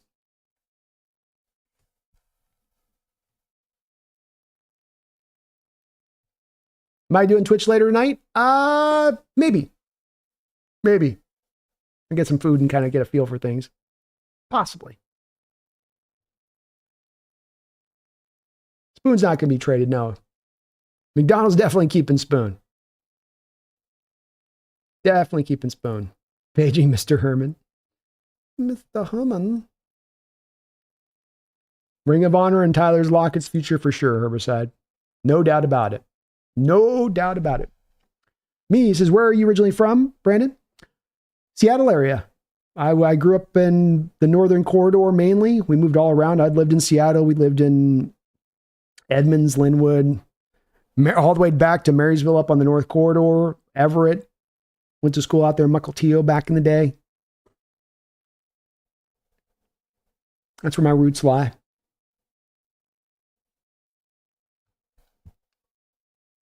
Riverside's going to suck going 6-11 this year. It will. But only up until then you realize we're going to get that quarterback, Riverside. Nathan says, not sure if the Raiders are interested or able to, but DK to them would be cool to reunite with Carroll. They are, Nathan. They have a crap ton of money.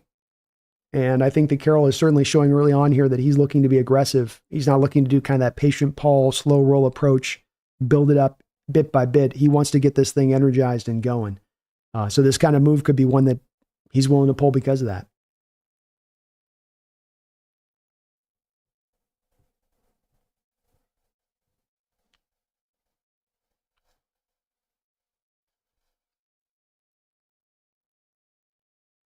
Jesse, Brandon and I have had knockdown dragouts over opposing opinions. It's just sports. Toughen up. That's where it's at with me on this, Jesse. And I've been thinking about as I got in this offseason, because there was so much of what I was getting with some emotionality on topics being brought up, especially when I was presenting the potential of what the Hawks may be looking to do here, which is to take a step back, to take the 2 steps forward. And I've arrived at that spot, Jesse, from my standpoint, pretty ardently now. And I'm going to hardline on this, especially when I get some sensitivity in my chat, to say, look, you're going to have to be a tougher brand in here. And I'm going to walk it like I talk it. If I ask you guys in the chat to be able to deal with tough discussion and to deal with tough topics and to know that I'm going to go passionate at times on a given subject or topic at hand, know that I'm going to have to take it too from you guys, and that I've got to be willing to do it. And to Jesse's point, me and him we've had plenty of knockout, drag out fights, but there's nothing but love for Jesse. And I know he's a smart football mind, and I know he knows his stuff. And just because we disagree doesn't mean that it's something representative of him as a deficiency or something, which is some of where this top discussion sometimes goes when it gets into that emotionality stage of it. So it's the place that I want to lead with and mention. It's a place I'm gonna kind of hammer a little bit on this offseason, because I've sensed a little bit of it. I think some of it does come a little bit from us culturally up in the Pacific Northwest, where we're really like kind of, it's peacemakers, don't rock the boat. You know, everything should be kind of gentle and easy. And it's just, that's not my way.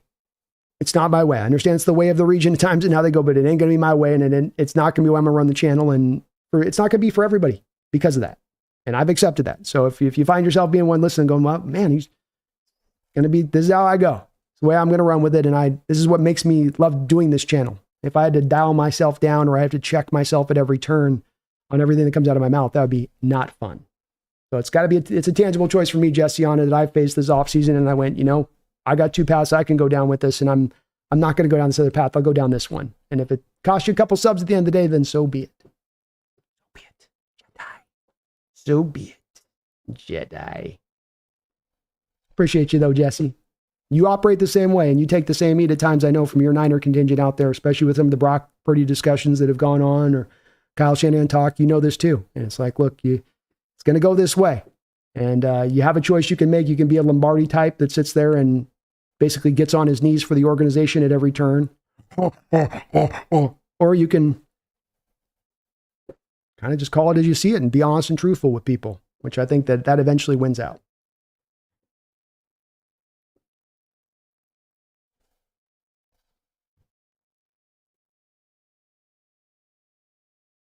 Was Brandon early Halo team? Don't say it so.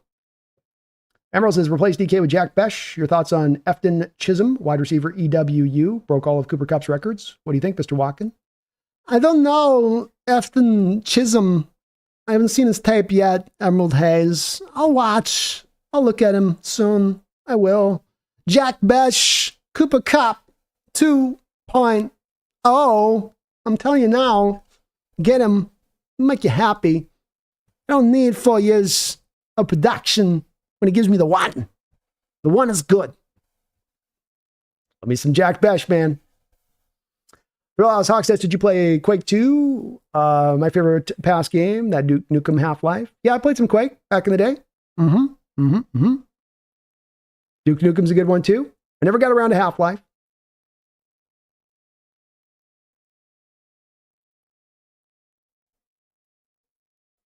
He says, I grabbed a dude by the throat and slammed him in the ground over a Blazers game.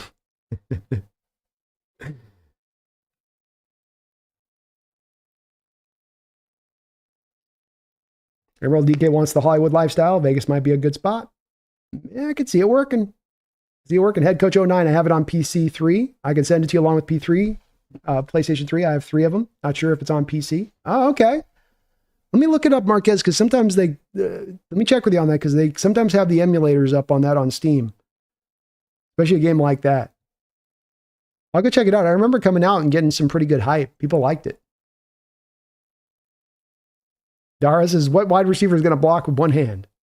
We'll never see that again, will we? He goes. But says, when the sticks and stones idiom stops being taught. Yeah. I would say even here, it's like, it even isn't a sticks and stones, because like I say, I don't think anybody can say that I go after and attack people personally. I don't. I certainly will go after an argument and I will attack it hard, and that's my way. But that's where it's the sensitivity I don't understand. I understand the sensitivity where if somebody's attacking you personally, it's one thing. But when I'm just going at your argument and you don't like the way I'm going at it because I'm creatively trying to be entertaining in how I present it, because I have hundreds of people watching trying to stay entertained, well, that's what I got to do. But it's also built out of the passion of what I believe. I wouldn't say what I say unless I believed it, and that's how we're going to roll. But you're right, bud.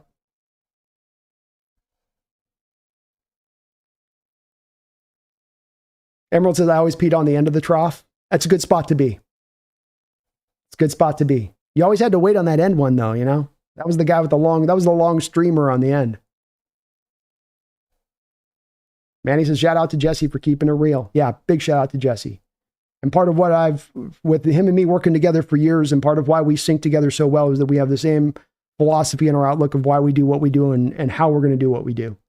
And it's not to try to take the easy road or take the road that's going to maximize you to the ultimate.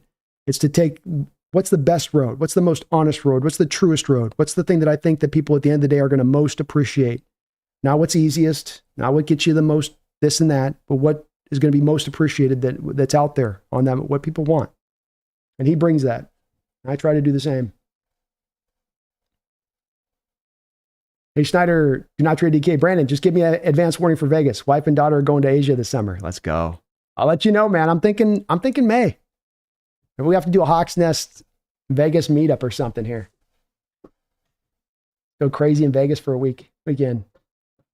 As El Hazard Pete turning Vegas into Seahawks retirement home is definitely worth a visit.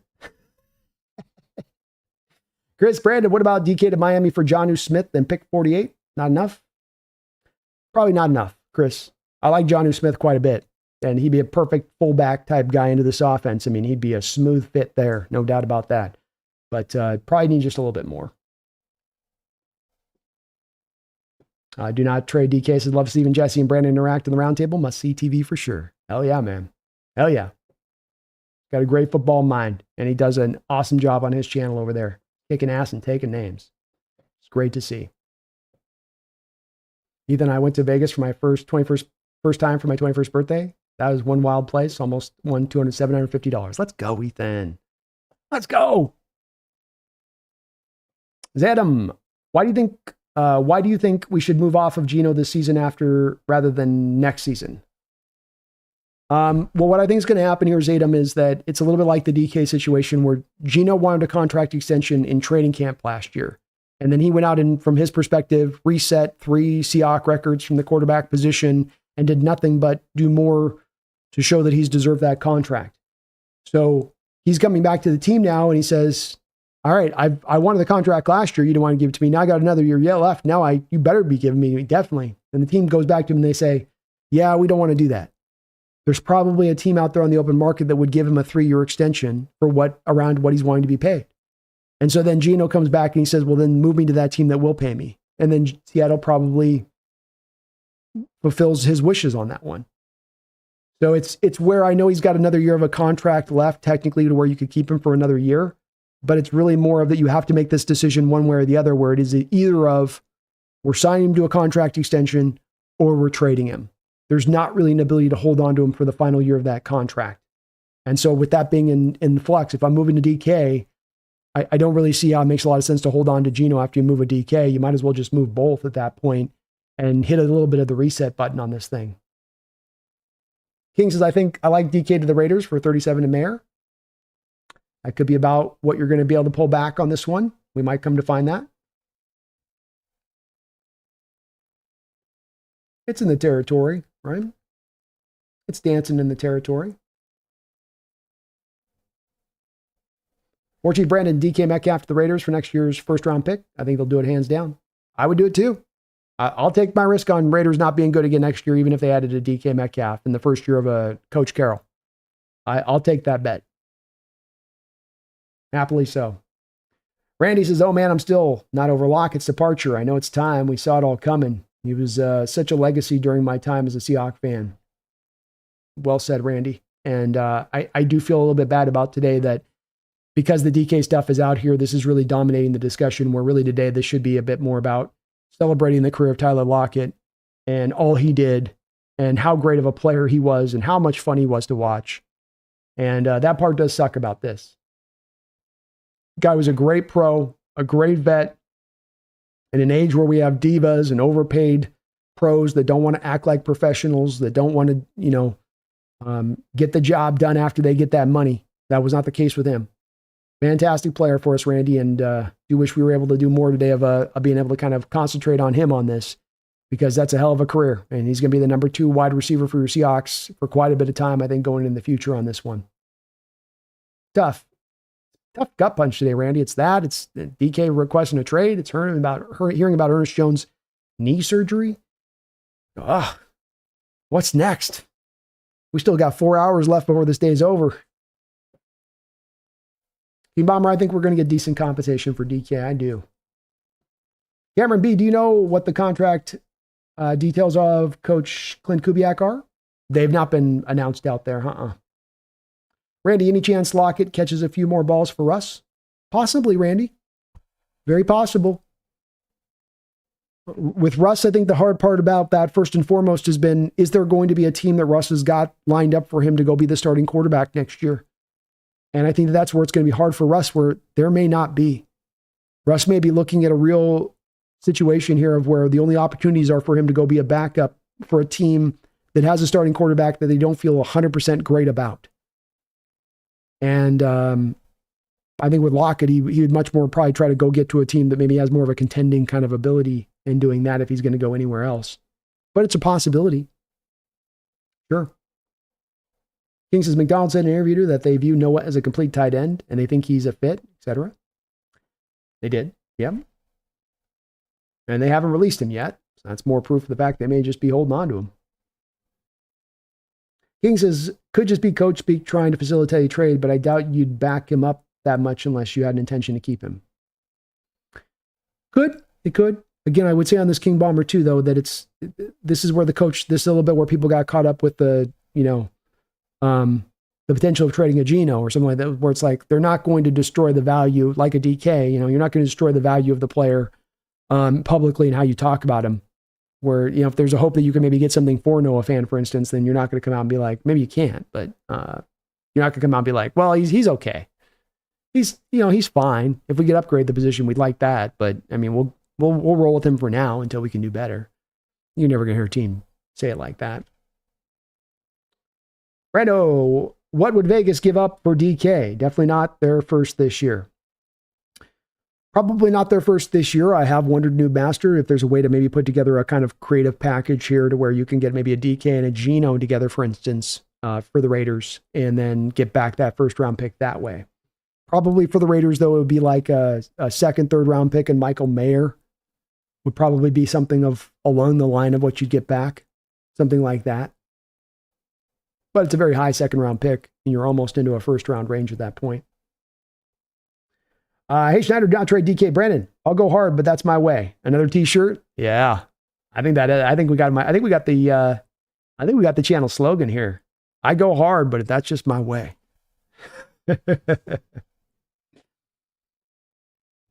Cobras, I heard it was an internal leak, JS leak. If that is so, he's about to get worked on this trade. Have to bet. He might. We'll see. It does not usually go well when you let out the players on the market to be traded this way. Randy, you're probably right. Space. Oh, sorry. Warchi B. We don't need a receiver to block with one hand. Let's get Willie Lampkin in here, and he can do that at the fullback position. I'm a Willie Lampkin fan in this draft. 5'11", 290-pound Willie Lampkin. Boy, it's like watching a little midget out there at the left guard position. It's pretty incredible. He gets it done, though. Big Ox says Seahawks stores sell pisser trough tees. They should. They should just have little like miniature pisser troughs that they sell in the store, that you can put up like on a shelf.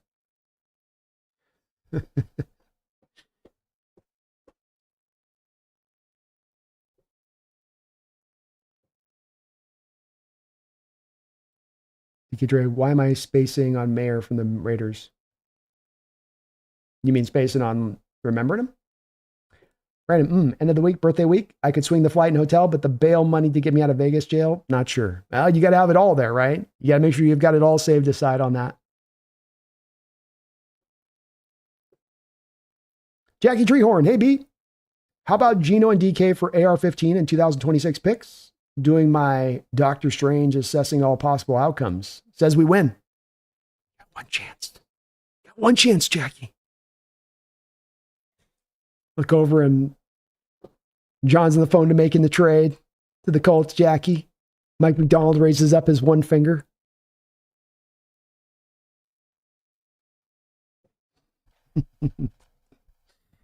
Hey, it's outside the box. I like it. Nobody's referenced that as a possibility. So I want AR-15. I want a future one. Them's is the trades.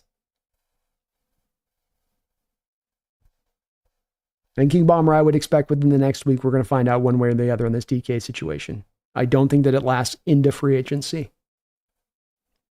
I remember the funniest thing about the Kingdom was even though we were inside, if you had seats at the top, you had to walk all the way around and you were frozen the whole game because of that. Yeah, it was not the most walk-friendly area of things. Give me Dave Kasper's. He's not. Wargy baby, I think there's a good chance this trade goes all the way until draft day. I don't think DK gets traded until the actual draft. They're going to get the best leverage they can here. It's possible, but the problem with that is that you tend to narrow down your options the longer you wait here. Whoever trades for DK is going to sign him to a contract extension. which means that the teams need to have the cap space to sign DK to an extension. So if you wait into free agency and you go down to the draft, there's going to be lesser teams that have that money to spend. There's going to be lesser teams in on DK, which you would then think would mean that you're going to get less returns back for him because of it. So it's one where I would say that this is more likely to go down in the next week if it's going to happen. It will happen fast or not at all. SL Bowers and Mayer. Pretty weird for the Raiders to draft tight ends in the first round 2 years in a row. Yeah, that's the lack of that foresight that you see with an organization like the Raiders and sometimes their approach. Big Hawk, I remember the paper airplanes trying to get into cars on field. But I heard DK wants to go to a contender. Will Schneider accommodate him or send him to Cleveland? I think he'll probably accommodate him. I also think that the best trade return you're going to get is going to be a first rounder and a late first rounder, which is more likely to be a contending playoff type team. So it kind of aligns up with what's probably out there to be offered for him too.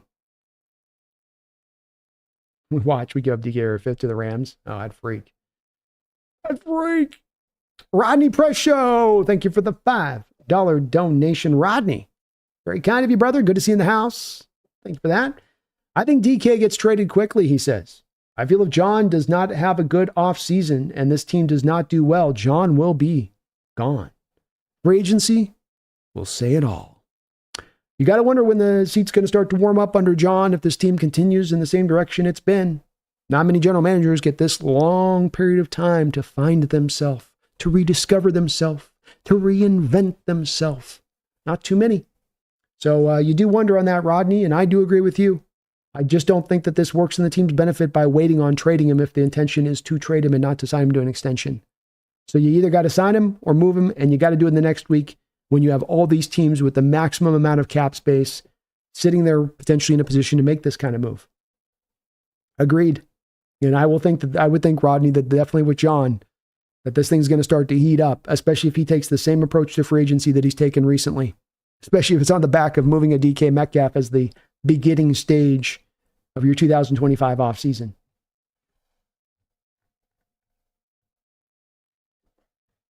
I think we do keep Dixon.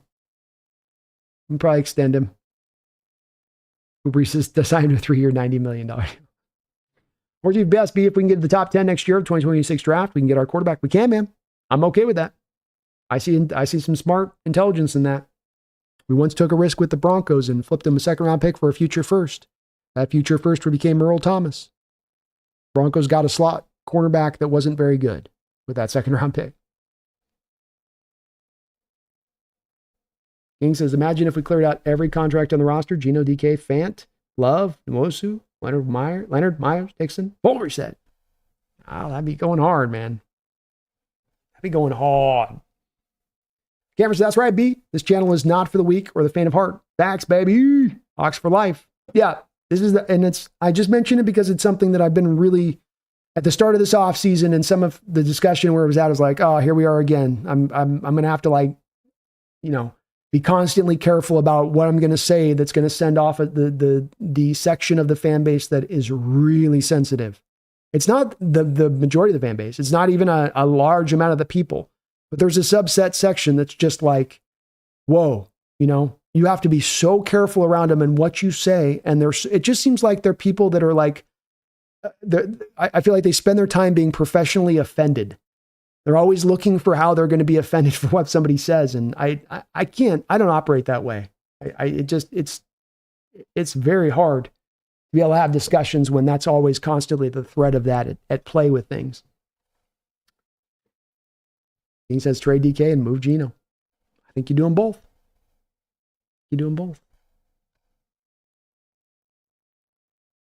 Or Chief, it's a perfect year. If he wants to be traded, free agency sucks. The best wide receivers are in their 30s. DK's 27. College receivers, you're not taking McMillan over DK. So this is a good year to do it. I think that's part of why I say you're going to max out your value in return to your points, War Chief, because where the draft's at and where free agency's at as far as those available receivers, say nothing of the fact there is no other big-time receivers really available in a trade.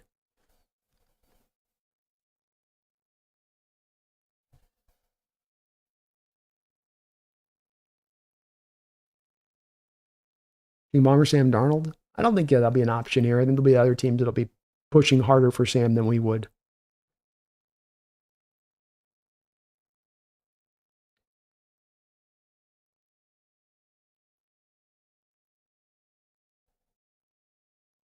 SL, I disagree with keeping trade talks about stars secret, especially after the Mavs and the Lakers debacle.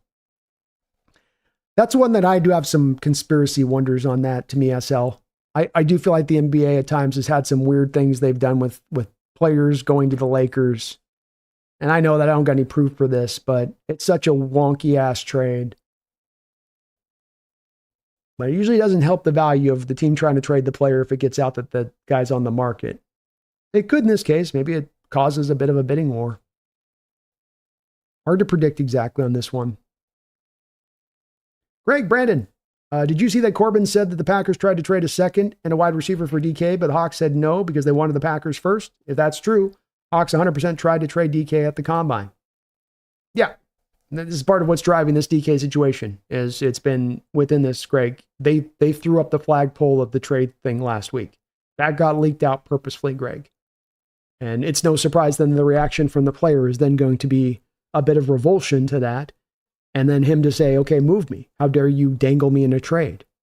What am I? Am I your trick on the street? You're just going to offer me up to any other John that you can find that suits you to get the right price? Hell with you, I'm out. That's where I say DK's not a bad guy here. He's not being a bad guy by making this request. The Seahawks kind of started this fire. Yeah. They poured gasoline. They dropped a lit match. And then DK's like, hey, you're burning my ass. Like, huh? No, we just dropped the match. We didn't actually light it. We just dropped the match around the gasoline. But I didn't hear the second round pick. I'd heard that they won the first with it. So interesting.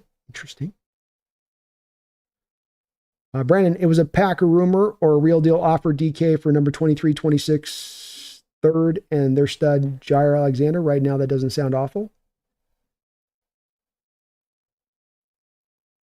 Yeah, I don't know. It's hard to say what the real offer was. And on some of this too, I think is there a little bit of who knows what went down with the discussions and what was really offered and really wasn't. I do think Seattle wants the first round pick in this deal some way or the other. That's got to be a connective part of this deal.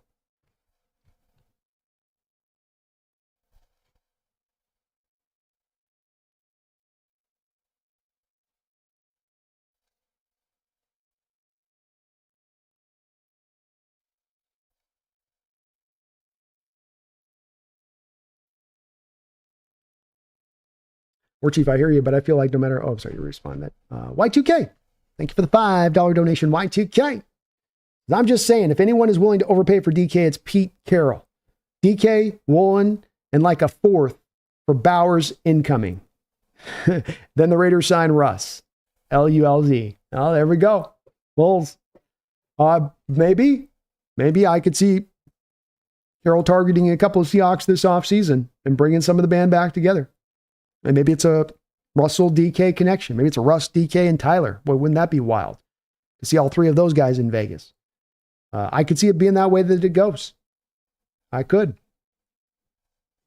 And I think that Carroll is looking to be aggressive here. That's the real key part of this Y2K is it would also take Carroll coming in there as a first-year coach to not do what a typical first-year coach would be, which is let me get the lay of the land, and then I'll make a decision after the first year, and we'll take this slow. I think because of Pete's age and where he's at in his career right now, he wants to get this thing rolling and fast. So that would open more of this door to maybe some of that aggression and looking for more of what he knows and the devil he knows and the players he knows. And then that maybe opens more of him up to being willing to try to move some guys for our guys. Makes sense, Y2K. It does make a lot of sense. It does kind of align up.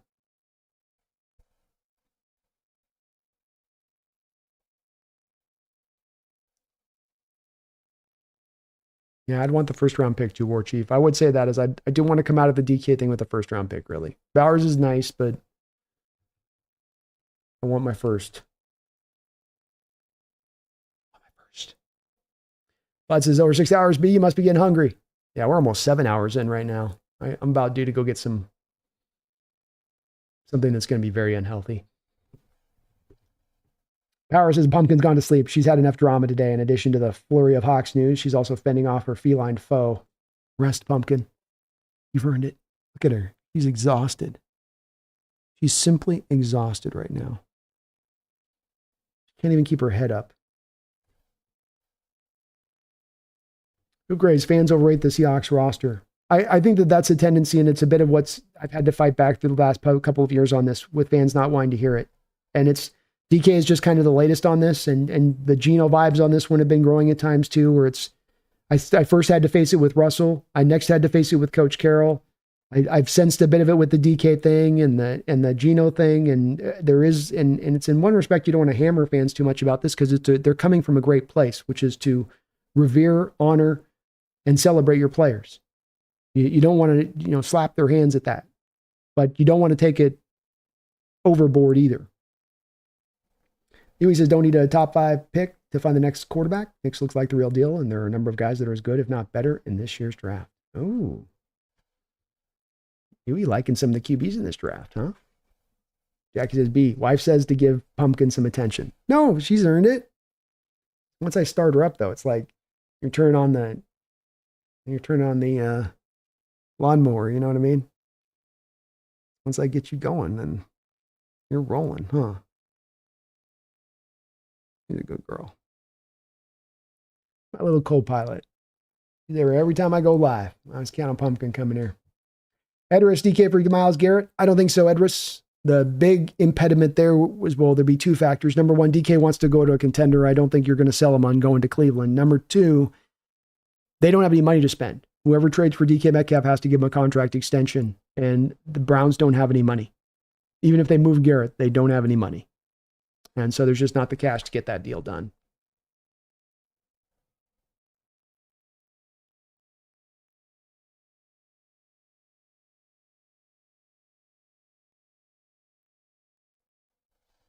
Fox News, the guy that knows that channel wants to leave the team.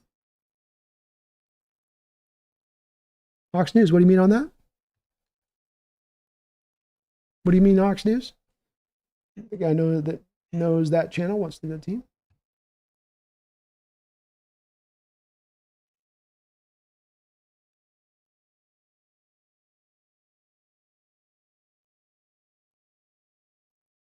Addicted in the house. What's up, Addicted?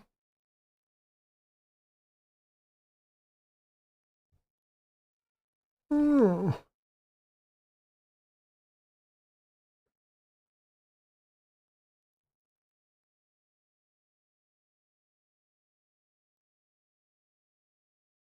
WarGB, maybe we should be discussing that Seattle might have leaked it on purpose and they wanted him out. Nobody's really talking about that.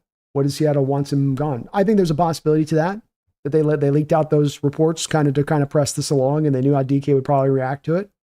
Could be something to that, for sure.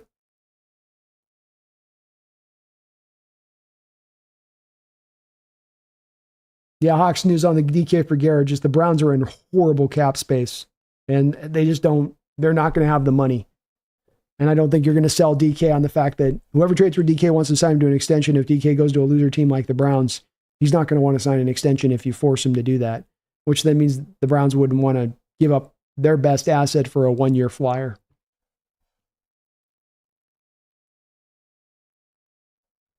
That would be my opinion.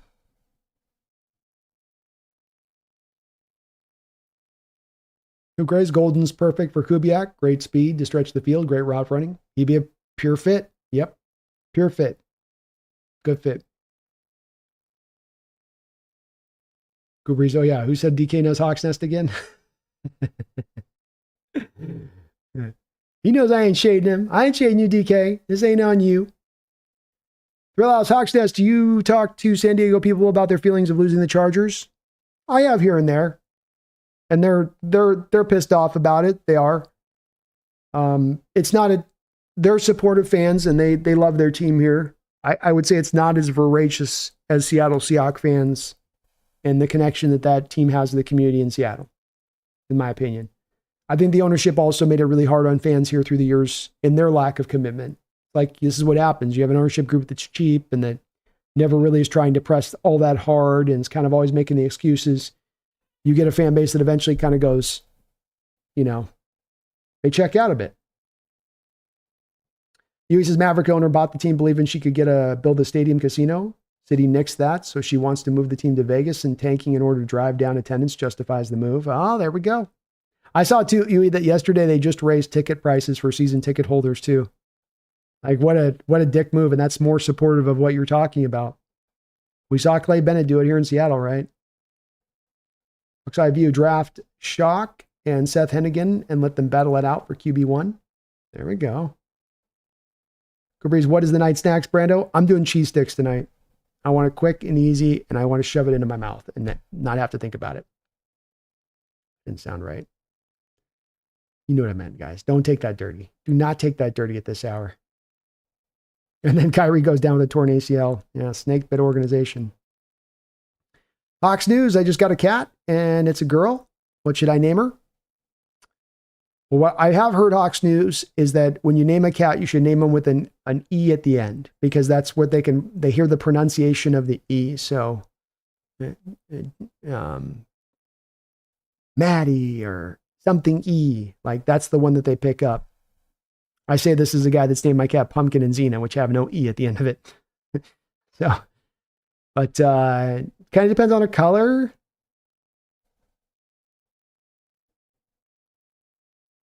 Tough pick. It's tough choice, the name, man. You got to look at the cat and see the actual face, personality. It's all got to factor in. Who craves DK and 18 for Micah Parsons? That'd be a tough deal to turn down. Hoop craze. You're probably right about the spot as far as what the cost would be on that. He's got DK and Gino, the Raiders, for Meyer, a second and a third. It might be in the realm. Possibility.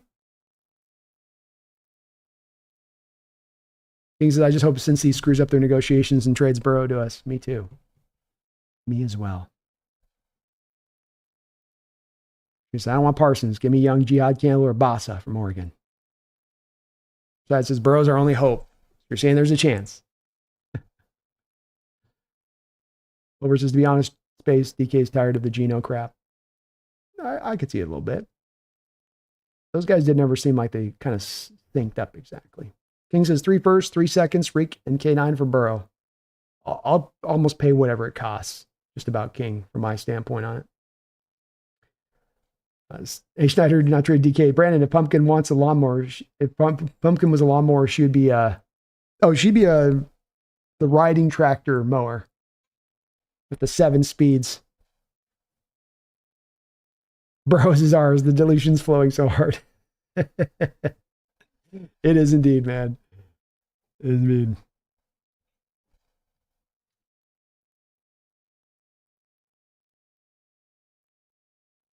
Cooper's Pumpkin's a Bengal family member. She'll bring us Burrow. She will. Can you get us Burrow? We need Burrow. Can you work on this, please? Psychically with your psychic powers. Make Burrow happen. Come on. Brandon, that's going on an endless loop.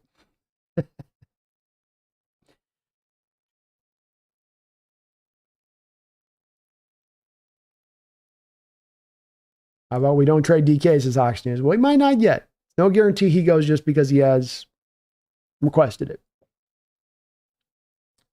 Y2K, thank you for another $5 donation. Says trade Geno DK, 2025 third, 2026 fourth to the Raiders for the 2025 and 2026 first, then trade Walker Woolen to some team for a 2026 first, extend left tackle. Well, I'd love it if you could pull that off, Y2K. I think you're going to have a hard time getting the 2 ones from the Raiders on that. I do, even with you flipping back the third and the fourth. So that might be a little bit tough to quite get to that spot of it. But if they could pull it off, sign me up, YQJ. You can get that to go, then I'm on board.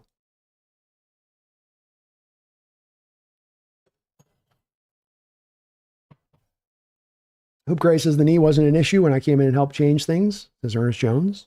Oh, there we go. Let's respond to some of the criticism on this knee stuff, getting out ahead of it. Smart on his part. Smart. Bud says, I have cats named Bolt, Selah, and Wobble. They all knew their name and responded when called. They do. They still do know it. You don't have to do an e-name. They do.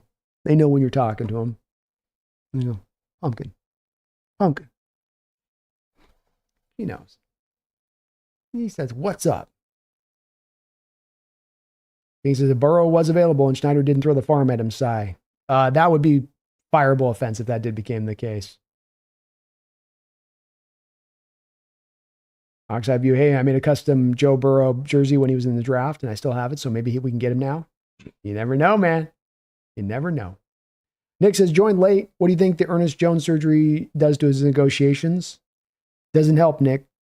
He wants to be paid what he wants to be paid. He's gone through 4 years of his rookie contract, so he thinks he's overdue to be paid.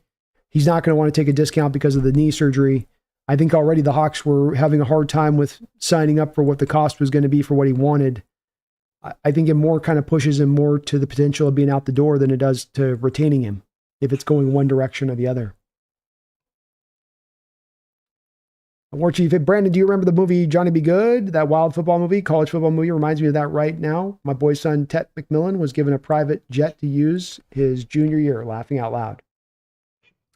I don't remember Johnny Be Good, man. Sounds familiar, but I'm spacing on it. Mark G, I noticed something while in the car today. It can be tough to hear you with your current mic EQ. Boost high a little. Noise gate is also cutting quality a bit. Keep up the great work. I've wrestled with kind of how to quite get the mic thing right. I'm definitely trying in the background, Mark, but it's been a battle. I've lost a lot of times and I still don't have it quite right. So I'm trying on the background to get it where I can improved. It can be tough to hear you when your current mic EQ. Boost highs a little. I'll try to boost up the highs a little bit more. I've been giving it more and more, thinking I'm right on that line with it, but we can add a couple more. We can keep adding here and kind of keep going until, we kind of hit the spot where it's plenty there. I'll keep kind of adding. Thank you for letting me know. I wish there was more. There's so many things with this where you have the cloud lifter and you got the background filters you have to have right. And it's like this Jenga balancing act to get the mic to, because these Shure SMBs are good, but they're so low gain functionality where you got to give them some amp and juice to get them up. Appreciate you letting me know, though. Jackie says, B, did you talk about John and the Rodgers connection? Roger resides in Cali, and Seattle's a bit closer than most other teams. We did a little bit, but I don't mind again. This is, to me, if you're going to move DK, then you might as well move Geno. Get what you can for those guys. I think that if you're talking about bringing in a Rodgers on a 1-year contract, he's going to be very cheap. It's like the Russell Wilson situation with the Steelers last year where there's the offset language on the contract. The Steelers got Russell for a veteran minimum deal last year because the Broncos were essentially paying all of this money. And if you pay him any more money past the veteran minimum from the Steelers' angle of it, that doesn't give Russell any more money. He's getting just essentially, it has the Steelers paying him instead of the Broncos. So much is a similar fashion to what you can get with Rodgers here after he's been released. And so I would say that it makes a lot of sense because he's going to be so cheap versus the cost of Geno at that point. Plus, he maybe comes with a Devontae Adams in addition to that. You get a bit of a 2-for-1. You got a bit of a 1-year flyer on the situation that you kind of punt towards looking to get your next quarterback next year. If it doesn't work, no big deal. You're not out anything huge. If it does work, look maybe to bring Rodgers back another year if that's going to go. But if not, you just keep it moving. Ryan says, all right, since we're dreaming here, Geno for Garrett, DK for Burrow. He says, cat's name has to be either an object or a person. Pumpkin, Buttons, Eleanor Rigby, Napoleon. There we go. That's a good foundation there. I like that. If the Rams offered a first, second, fifth, or any trade offer that blows you away for DK, are you taking that? I think I would because you can kind of control the Rams by giving them 2 losses on the season. It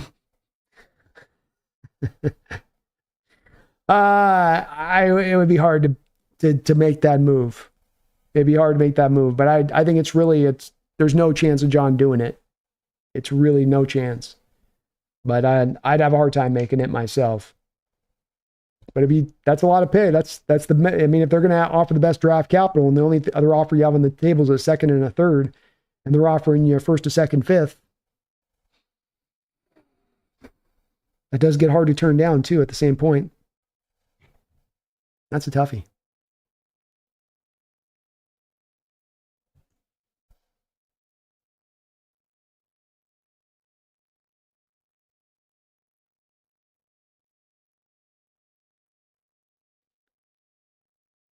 Not Vexo. It said DK wanted to play for a contender, but I'm confused why did he stick around post Russell Wilson era if that's the case? Why wait so long to request the trade? I could be remembering this wrong, but I want to say that he had signed the contract extension before Russell was moved out of town. And so, he couldn't really request a trade after he had just signed a contract extension. There's all that bonus money on the books. And Seattle's not going to move him with 2 years remaining on the deal because you have to eat so much dead money to then make that move, meaning you have to get the draft capital back in return, not Vexo, to make it worth it, which you aren't going to get. So you have to get to the final year of the deal as a player to start requesting this kind of trade. Otherwise, the team is just going to tell you to pound sand because they're not going to eat a ton of dead money and then not get the draft capital back in return for that dead money just because you want out of town. So it was a bit of the timing of the situation, I think, played out with that one just a bit oddly for him. I think he says, dang, still streaming. Still going, man. Still doing it. G says, absolutely, you the man. Thank you, Mark. I appreciate you, man. Recluse Soul says, man, sure hope DK doesn't get traded, man. It's not closed yet, Recluse. I think it is 75% chance it's going to go down, but it doesn't mean it's going to be guaranteed. There is a 25% chance of an opening of a door here. It is a fluid situation, but it's not trending in the right direction. Schneider says, Brandon, is Jones' surgery pushing Schneider to draft Jahad Campbell if he is there in the second round? I don't think Jahad Campbell lasts to the second round at this point. He's going to be taken late first minimum, and this could push John to take him at 18. He could. Dogzilla checking back in 7 hours. Must be a record breaker. Oh, no, I've done 14 hours, War Chief. We've done not War Chief, Dogzilla. We've done 14 hours before, my man. We go hard here. King Funny, none of our veteran contracts are worth anything. Argument could be made to move off Geno, DK, Fant, Nwosu, and you could potentially move Williams and Love for the right price. You could, especially if you're taking that step back, man. Could make some sense. Would you yell Jihad all day if he gets drafted by us? Laugh it out loud. It's not a bad name. It's a holy name. It's just been a lot of bad people that have come from that religion. It's got a track record, that's for sure. Bosa got his release, Edris. Yep. Don't think we're going to want him, though. Kind of injured, kind of expensive, kind of old. A bit of all of that stuff. Evan, I know you've explained it already, but why should we get rid of Geno too if DK is traded? Keep up the good work. Thank you, Evan. My thought process and philosophy on this is as such. If you're going to go for it next year, then keeping Geno and DK makes a lot of sense. It actually makes probably ultimately the most sense to re-signing him to a contract extension, and you go for it. If you're not sure about being ready to go for it, if you're not sure about DK Metcalf, then I don't think that it makes a lot of sense to sign a 35-year-old quarterback unless you have certain knowledge that you're ready to contend. That's the kind of move you make when you have the whole roster ready to go and you're really confident in that. And if you have a question of that, if you're torn by that, if you're a little bit uncertain by that, I think it should more inform you then to take the step back. And so it isn't just about keeping Geno or DK in the final year of their contract. I know they have a year left on their deal, Evan, but that these guys both want an extension now. They want a decision now. And so that means you have to determine this today and not tomorrow. And so I think if you're letting go of DK, I don't know that I see this team as a team that's going out there and contending, having lost DK Metcalf, having all the holes you already have to fill in certain spots on this roster, like, for instance, the offensive line. I go ahead and I say, well, if you're going to do that, then take the full step back.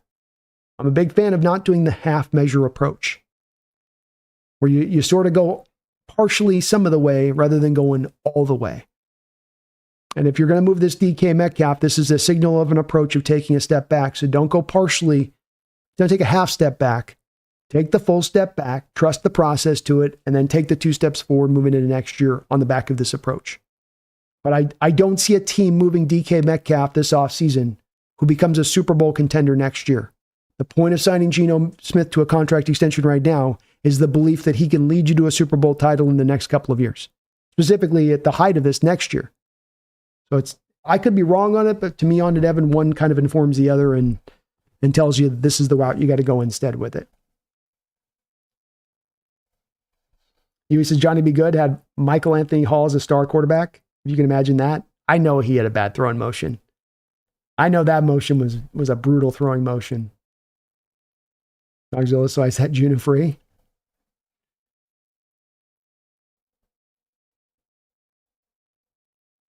Hawks Eye View, I think the Hawks only signed Dahlman and Tart in free agency now, save money for 2026. Very possible. Hand Grenade B, Bosa for a 1-year veteran minimum. He's willing to sign it. I don't think he's going to be willing to sign it, though, Hand Grenade. I think he's going to get a little bit of money. I don't think he's going to get a big payday, but it's a substantial enough, 1 year, $6-7 million deal. I don't think I'd want to go there for him.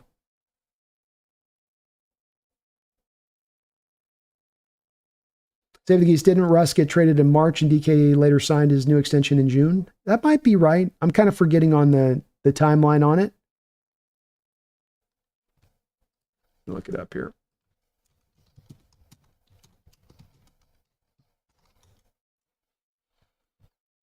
So he signed it in July of 2022.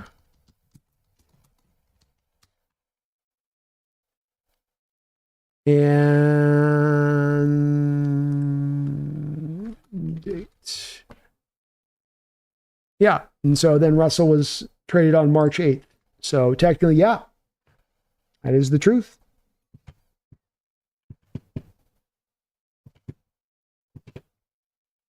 I think DK getting signed the contract makes sense, though, because he was under a second-round contract and hadn't been paid yet.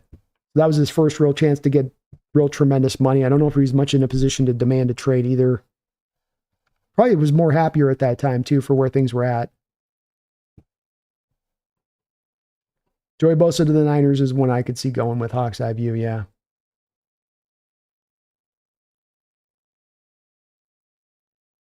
I'm not a fan of Joey Bosa, Edris. He's older. He is highly injured, and he tends to be expensive. I think that he's a guy that's kind of getting close to the end of the road there. Yes, I have a few draft questions. Can Amara Mbo play left guard even though he's a right tackle? Can Jahad Campbell play edge for us? Hard to exactly give you pinpoint answers on either of those for sure. I think Mbo can play left guard. I believe he's 6'4" or something. He plays with some good leverage. He's got great power. I think he can transition in there. I do, JSD. With Jahad, I would have less confidence on him moving to the edge. He did the drills, but he wasn't asked to do that in college. I think he's more of an inside linebacker, and you want to think of him as just really an inside linebacker more than an edge rush guy. There is a little bit of a pull, I think, to do this because you have Micah Parsons recently. Even in this draft, you have Abdul Carter and Jalen Walker that are similar players who can play off-ball linebacker and can play edge stuff to you. So I know that there's more of these guys that are coming out in this way and fashion. But when I watch Jahad's game, I see a pure inside linebacker and how he does what he does. He might have some of that to him, but it's more to me, I see pure to him as that in that position and way. But Armand Mebo, he's 320 pounds, really strong. I will say that I have probably a bit of a hole in my evaluation process on exactly knowing which are the guys exactly I know for sure who can play from the outside in. It's hard to make that math done and imagine it a little bit when it's a guy who has played tackle at the college level 24/7. But I think Armand can do it. Randy Roberts, Brandon, if you were GM, what would you accept in a trade for DK? I need a first-round pick back for DK minimum. It could be a first-round pick this year. It could be a first-round pick next year. I need my first-round pick back for him, and I'd like to get more than that. But I need a bare minimum of a first-round pick. And if I'm not getting that, then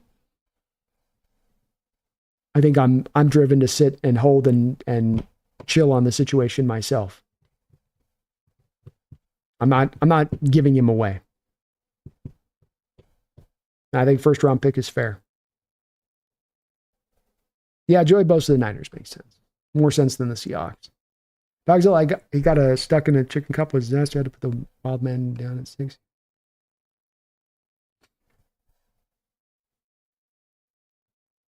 About to smoke a cooler heads may prevail, and DK will stay if Schneider gives him a lifetime supply of the candy of his choice.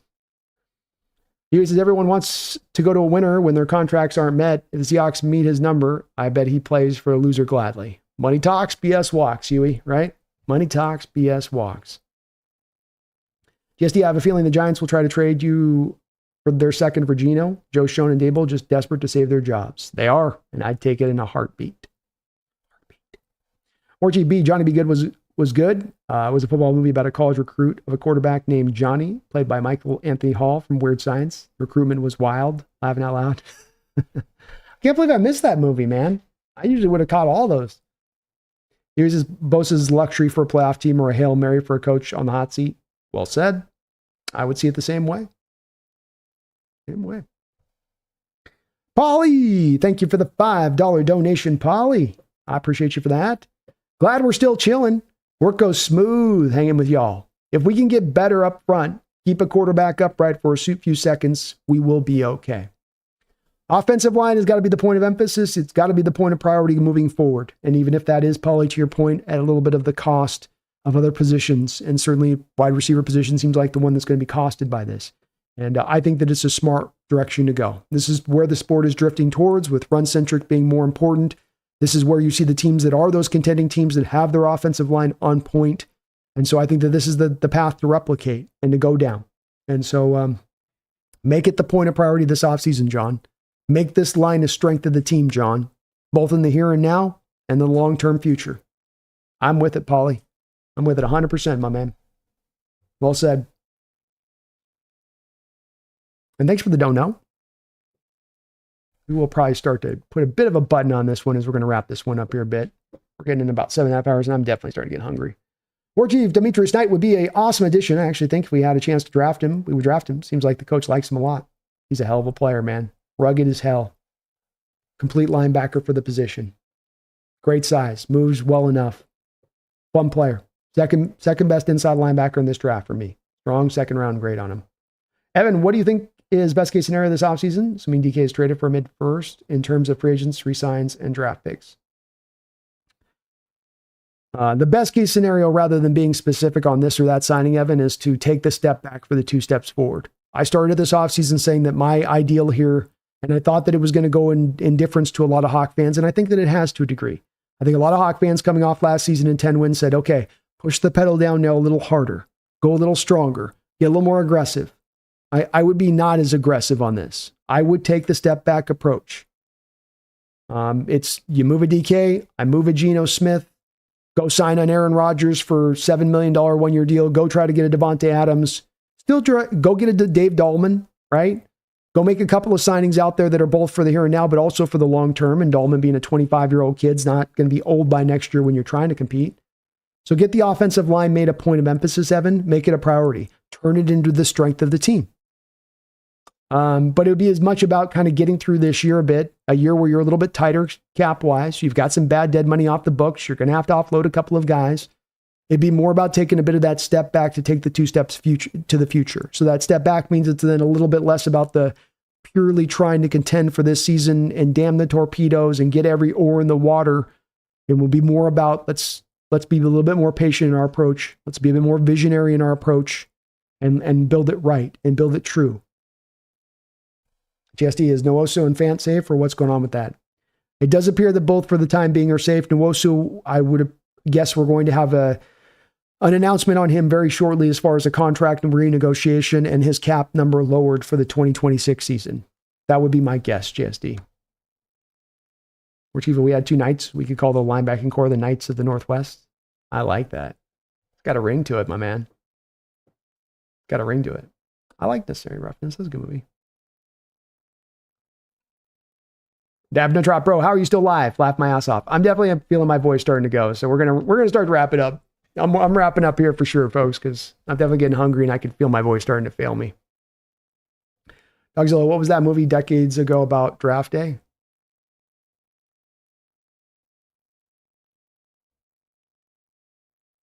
I didn't know there was a draft day one. It's reminded me of that. Please do hit that like button if you guys get a chance today. Helps this channel show up. People trying to make sense of this DK stuff. They're out there going, man, what does this mean? Why are they doing this? How'd this come to this? You can help it make sense to those people by hitting that like button today on this channel if you haven't already. GSD, is the TK trade happening pre or post draft? I believe it would happen pre-draft, GSD. And my opinion is that this trade will happen within the next week. I don't think that you're going to allow it to prolong, because the longer you allow it to prolong, the less I think that you're going to get back in return.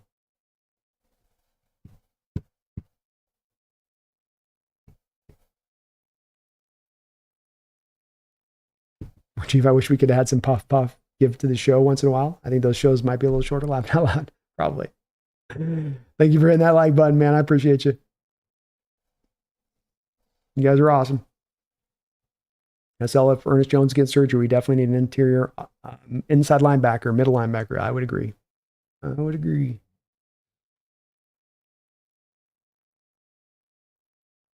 Dabney Rod seeing Tyler Lockett's post on Instagram made me shed a tear, not going to lie.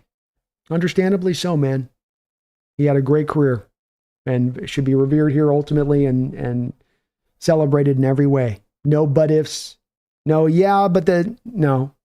He was just a great player. He was a baller. Second best wide receiver in Seahawks history. Prezon B, does Geno and DK potentially leaving impact who you resigned from the 2022 class? No. I will say there was only one guy I was really looking at signing to an extension anyway this offseason, Charles Cross. And if I was signing anybody else, it would be Abraham Lucas, and that'd only be if I knew that his knee health was in good shape. Everyone else I was going to have play out on the final year of their deal anyway. Reek, Kenneth Walker, Mafe. I need to see another year of production. So it doesn't really impact me on the outlook of the team with it. Dogzilla, the Hawks tribute bid for Tyler was cool. I'll check it out, man. I didn't have a chance to see that, but I'll take a look. Random McDaniel, thank you for the $5 donation. Hey, bro, glad you're still on. Would you take a third and a fourth this year and a first in 26 for DK? To me, a 26 first is like a lottery pick for a high pick. It's like a lottery ticket for a high pick. Yes, I would. I would go this direction of a Randall. I want a first round pick, but I'm not greedy. It can be 2026 where that pick kicks in. And I like you, a little bit of the rolling of the dice. How perfect would it be if this is Vegas that we're rolling this dice with? That it's Vegas that we roll the dice on the 2026 first round pick. Kind of perfect, right? That's perfect. We're gambling with Vegas on their first round pick. I love it. And I think that there's something to that. Go find a team that is trying to talk themselves into being a contender quick, and that there's a good chance that they might have the bottom drop out on them, and you could take advantage of that. Sign me up for that, Randall. Sign me up for that. And that'd be good value. You still get a third and a fourth this year, so you're still getting something for this year's draft with it. And then you're still getting that first into next year. And what is going to be also, Randall, even if it's not a high first round pick, then at least you have the 2 first round picks for what is going to be a better draft for quarterbacks, high-end quarterbacks. So maybe you can now have much better chance to at least package those picks together to go get one of those guys. So it sets you up in a good way from a variety of different standpoints, I think. I thought draft day was a decent flick too. It's got a little bit of cheese to it, right? And then it's not realistic. You're right. But I mean, it was fun. I like their attempt with it. I'd like more football movies like that, where they're trying to get a little bit more into the nuts and bolts of it all. Final breath. I don't see us getting a first round pick. Maybe the Raiders' second round pick. You're not alone, final breath. There's definitely been a few folks in here who are very reticent to believe that this is something you're going to be able to get back in return. I think you are. Just given the track record, given the lay of the land right now for the receivers that are on the open market, both in the draft and in free agency. But I think we're also going to find out an answer to this very good. Ross Anthony, Michael Hall played a good Bill Gates and Pirates in Silicon Valley. There we go. DSD's 50 days till the draft. Does getting to the draft feel like a drag, or does it go fast for you since you're always scouting? Oh, it's goes fast. Because I got to get up to 330 names, and I'm trying in my heart of hearts to try to make sure I'm looking through these guys thoroughly, every one that I can. And so I'm getting through a couple a day, and the draft starts to come really fast. I think too, with free agency being the clicker here too, GSD, you almost just don't have that chance to really breathe. I mean, once we get through kind of the first or 2 weeks of free agency, now we're within a month of the draft. So it tends to go pretty quick. It tends to go very fast for me. The drag is really when you get into May, June, July. Those are the drag times.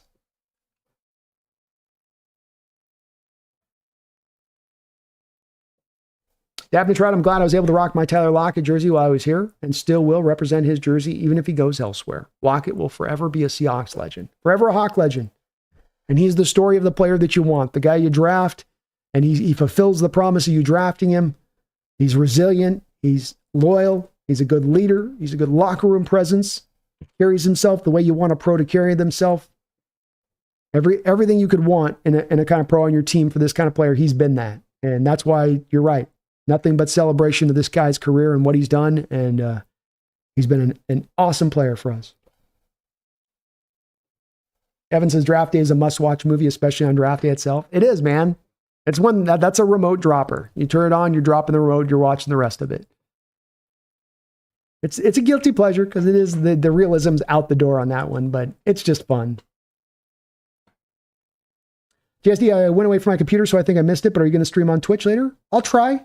I might be a bit out of gas. I've gone for about 7.5 hours today, so it might be more tomorrow-ish. We might be looking to do that because we got a big day tomorrow set up. We're going to be doing the B&B show at 12 o'clock, and then I've got the Hawk Zone rundown. I'm heading over there in the evening time, so got to try to save maybe a little bit of the voice here as I'm going to be pretty tapped out after today, too. I'll try. Keep an eye on me over there. I'll see after I get a little bit of food, see where I kind of stand. Drill House, damn the torpedoes and get every oar in the water. What kind of submarine is that? It's a 1500 reference and a 2020 reference, man.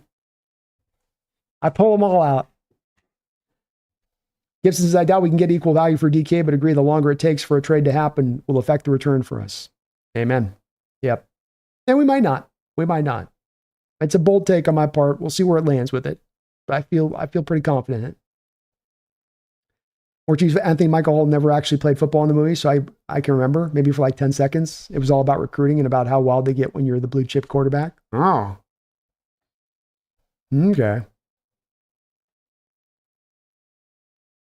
I'll have to go check this movie out. I can't believe I missed it. Poor Chief.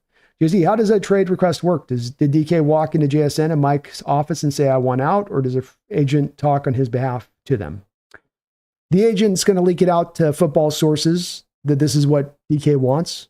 I'm guessing that this happened after DK probably had some initial discussions, and DK's people had some initial discussions with the Seahawks about what the contract offer would be, and they probably didn't like what they were hearing, but it would be his representatives that presented it. Jack Dong, DK to the Panthers? Possible. Possible. Final Breath, I think we should draft Dart to train under Gino. That could be definitely a direction they go. Final Breath, for sure. Edwards Boyd, do I like Chris Paul out of Ole Miss? I'm not a big Chris Paul guy. He is a lively will linebacker, so not a Mike. He's a will. He'd be essentially your backup for Tyrese Knight. He's at his best being rangy. He's not quite sideline to sideline speed, but he's close. He's got effective snap-off block avoidance that works quite a bit, where the lineman has him targeted and he can just kind of dip and bounce around the block and attempt to get back into the play. It does get him off blocks potentially very fast. This 1-2 helps him as a blitzer too. He can dip and swerve around past blockers, forcing them to hug or let him go past. He's good at this technique. However, when he's unable to unsnap off the blocking, docking, he will get blocked and will stay blocked. Okay in coverage. Okay as a tackler. More into the, where do I got him at right now? Fourth round range. There's some fun attributes to him, but kind of a fourth range, but he is a will linebacker. So it's not a Mike. That's where you have the redundancy there, Edris, with, you have the redundancy there with, Tyrese already on the roster on that spot. Unless you want to move Tyrese to the Mike. Hand grenade, DK Gino, DK9 for Raiders at 6 overall. That'd be cool if you could pull that off. I'd be with it.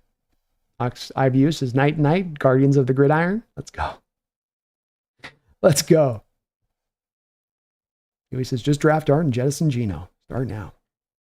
Randall, thank you for the $2 donation. Says John Schneider's weekly radio spot. Going to be very interesting tomorrow. Yeah, mañana. Yep. I'm definitely going to be a much watch listen there with John on that one. We'll see if they actually kind of hold his feet to the fire on this one. You know, why did this story leak out last week? Why would you guys not do this in the background under closed doors? Doesn't this hurt the value of DK? There'd be about 4 or 5 questions I'd be wanting to ask John tomorrow that I do not think Wyman or Bob are going to ask. But I'd like to see them do it, Randall, on this one. Not that you necessarily get the direct answer, but just to ask the question at least. Orchie says, B, don't forget Joey Bosa also probably smells like dirty gym socks and is probably constantly lathered up in Diddy oil. You know how those Niners are. Indeed. Dirty ass Niners. Dirty ass Niners. Knights in white satin. JZ, is Ashton Genty the pick to the Bears? Well, Campbell is a Seahawk now. I think Campbell's getting closer and closer to being a possibility to Seattle. JSD, I do. I don't have a read yet on Genty. I'm hearing Genty all over the board. All over the board. Hawks Eye View, my girlfriend requires 45 PSI. I need to know what comp picks we get. We'll find out in about 4 days. It's just before the start of free agency. I looked this up the other day, Herbicide. It's like the 11th or something.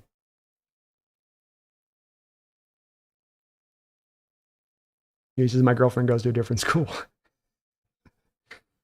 Where'd you be? Bro, you have to watch Johnny. Be good if you haven't seen it. It's so funny. There's a scene where he's dressed up like a white pimp, and I swear he looks like Joe Burrow. Let's go. I'll check it out, man. I'm stoked. Let's go. Moody Blues. I like Moody Blues. I like Nights in White Satin, man. It's a good song.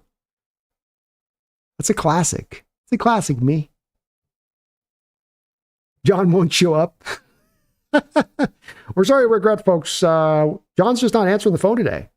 We're not really sure why. We're gonna keep trying to ring him. But maybe not John today. That's all we can say. Maybe not John today.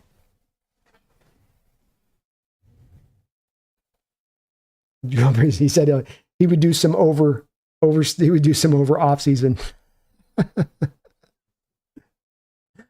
Oh, it's funny because it's true. Where does Seahawks rank in terms of being entertaining?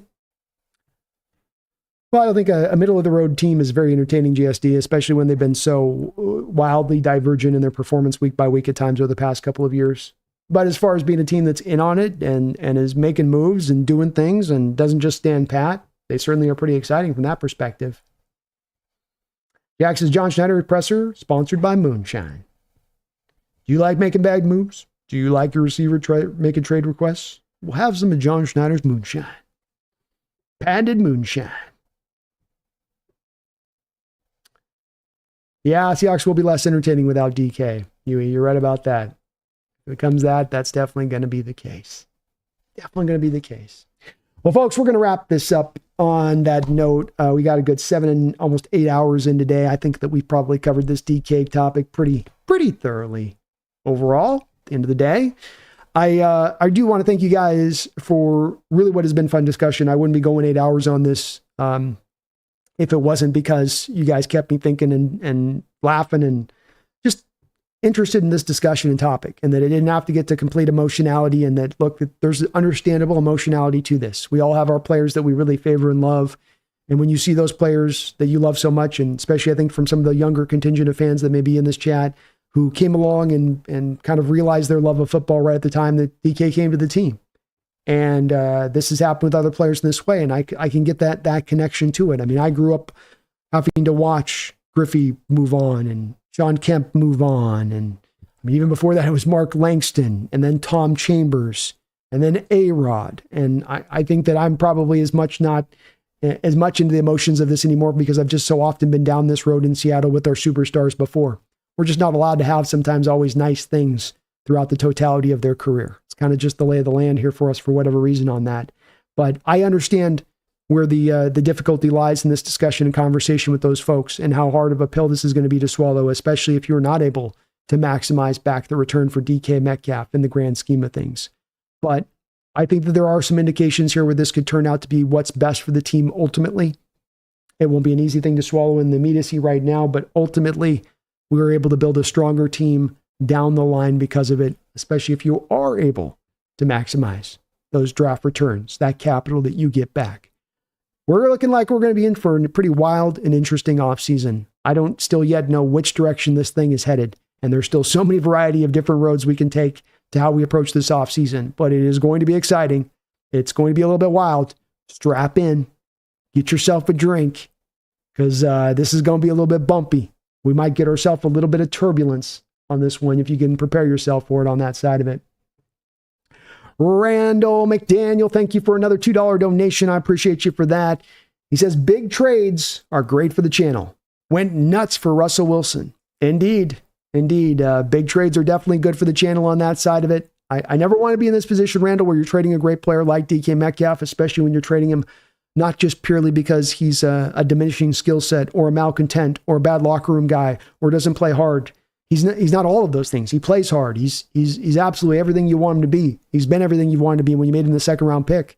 It's a trade that you're making because of factors that are outside of just merely how good the player is or is he worth being paid this contract. It's all kind of this other stuff that comes into play on it. But it certainly is big trades. Action is certainly one thing that is definitely great for the channel on that, Randall, to your point.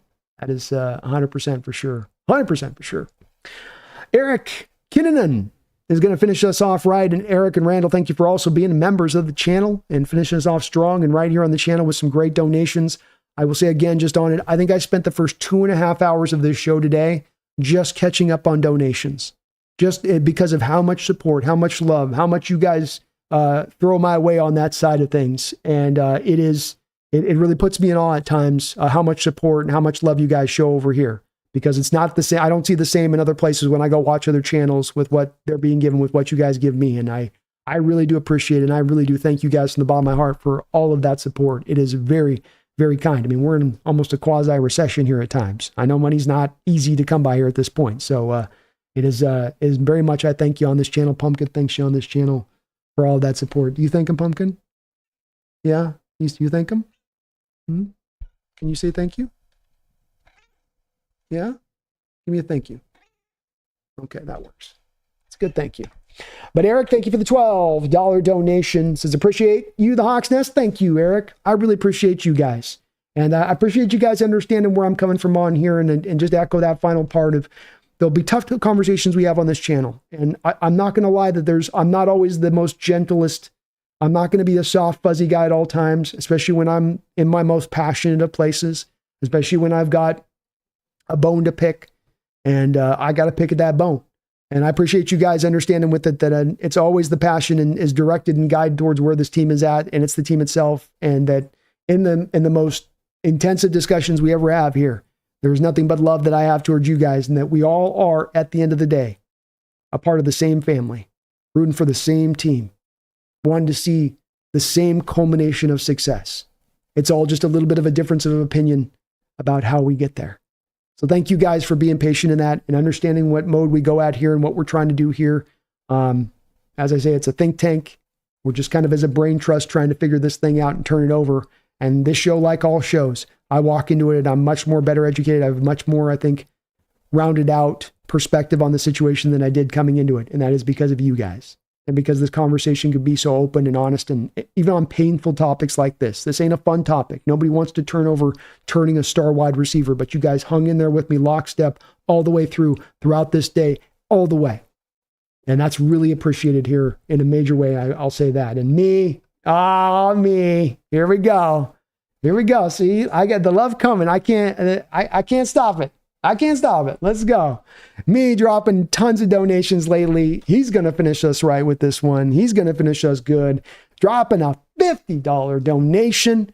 We had a couple of those days just dropping these on in, man. These are such huge donos to drop here on this channel. Me, I salute you, sir. You've done so much support and donations to this channel recently. You've been just amazing support. I know I keep saying that word, but I don't have a better word to use. And that's the best one I got on it. But me, finishes off right, finishing off great. Pumpkin stoked by it. Look at her. She's jacked. I'm jacked. We're jacked. He says, keeping with the tradition of finishing off right. You definitely are doing that, me. Says, laughing out loud. Have a great rest of your night, B, fellow 12s, and whoever may be struggling with the day's events. Either way, go Hawks. Well said, man. And let me just read that one more time there with it.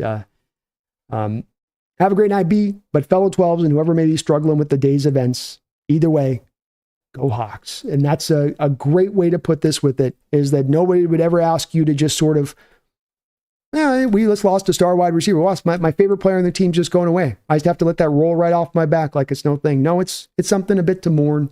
It's something to feel like a gut punch. It's right that that's a bit of the feeling that you have in your heart there. I get it. I got a bit of that myself, that it may not seem like it that I'm turning over here with this DK thing too. It ain't easy on this one. But there will be better days ahead. It is looking maybe a little bit dark in the scenario of where we stand in certain respects because of this right now, but the sun will come back here to Seattle. And that you do take that step back this year, it doesn't mean you can't take the 2 steps forward really quickly onto the other side of it. I love that positivity. And that's where we're going to be at on this, is looking at this from the positive mindset, not blindly, because hopefully the team's doing some smart moves around whatever they might do with this DK and Geno situation, that we see the plan, that we see the vision, that it's clear, that it's not them scrambling and being reactionary, but instead they're being more at the forefront of things again, like what the Mike Macdonald hire was. And we're going to learn about that in this next week. It's going to be less about the guessing games that we've had to do for the past month and a half. It's now going to be like, hey, rubber meets the road now, and we're going to learn what's what. So one more week. You guys have been very patient in trying to figure out the direction this team's going to take. You're going to know it in another week. Geno, DK, what they're doing in free agency, Ernest Jones, all of it gets figured out here in this next week, and we're going to learn really soon. I'll be covering it every step of the way. Be back tomorrow at 12 o'clock with the B&B show. So please join me here on that. I'll have that notification up tonight. And then we'll be back over on the Hawks Zone Rundown. That's Bryce Coots' channel over there. If you're not subbed up to them, please do get subbed up over there on the Hawks Zone Rundown, as I'll be over there tomorrow, I think 5, 6 o'clock. I'll be bouncing over there as well. So we got a double dip tomorrow set up with you guys. I thank you so much for all your donations. Randall, we had so many folks that dropped so many donos today, too many to speak to, just absolutely unbelievable. Eric Kinnan finished off right with a $12 donation as well. And that, I really thank you guys for all of your support. As I say, I don't know if I deserve it, but I thank you for it. You allow me to get to do what I'm doing. I love doing these shows. I went 8 hours today, and I swear to God, you guys, it's like my eyes blink and 8 hours has gone by. It is unbelievable to do something like this and to love it so much that it goes so fast like this. But I really do. And you guys make it what it is. It ain't me that makes this place. It's you guys. You know what time it is. You know what we're trying to do. And I thank you guys. I love you guys for that, because that's going to make this channel whatever it can be. It's you guys on that side of it. So thank you for that. We will be back tomorrow very soon, less than 24 hours. I'm coming right back at you. I can't quit you. I can't quit you, but I don't want to. Let's go. Keep the positivity, folks. Keep your head up. Even those folks that are licking their wounds a little bit over this hot DK news, you don't know how it's going to play out yet. You never know. This might reverse course back around to DK when it's all said and done. We just got to let it play out. And like I say, give it one more week here for some of these long-standing questions to finally find some answers, and us to finally get a generally really good idea about what this team is looking to do this offseason. My name is Brandon Kane. This is the Hawks Nest. Thank you for watching. Please hit the like button. Pumpkin thanks you for watching as well. And she's been riding with me this whole time. Back soon, but until tomorrow, even when the night is at its darkest, it's just before the dawn. Keep that in mind, folks. Keep the faith. Keep the optimism. Let's see what this team does next. But beyond all that, don't you ever forget. Go Hawks.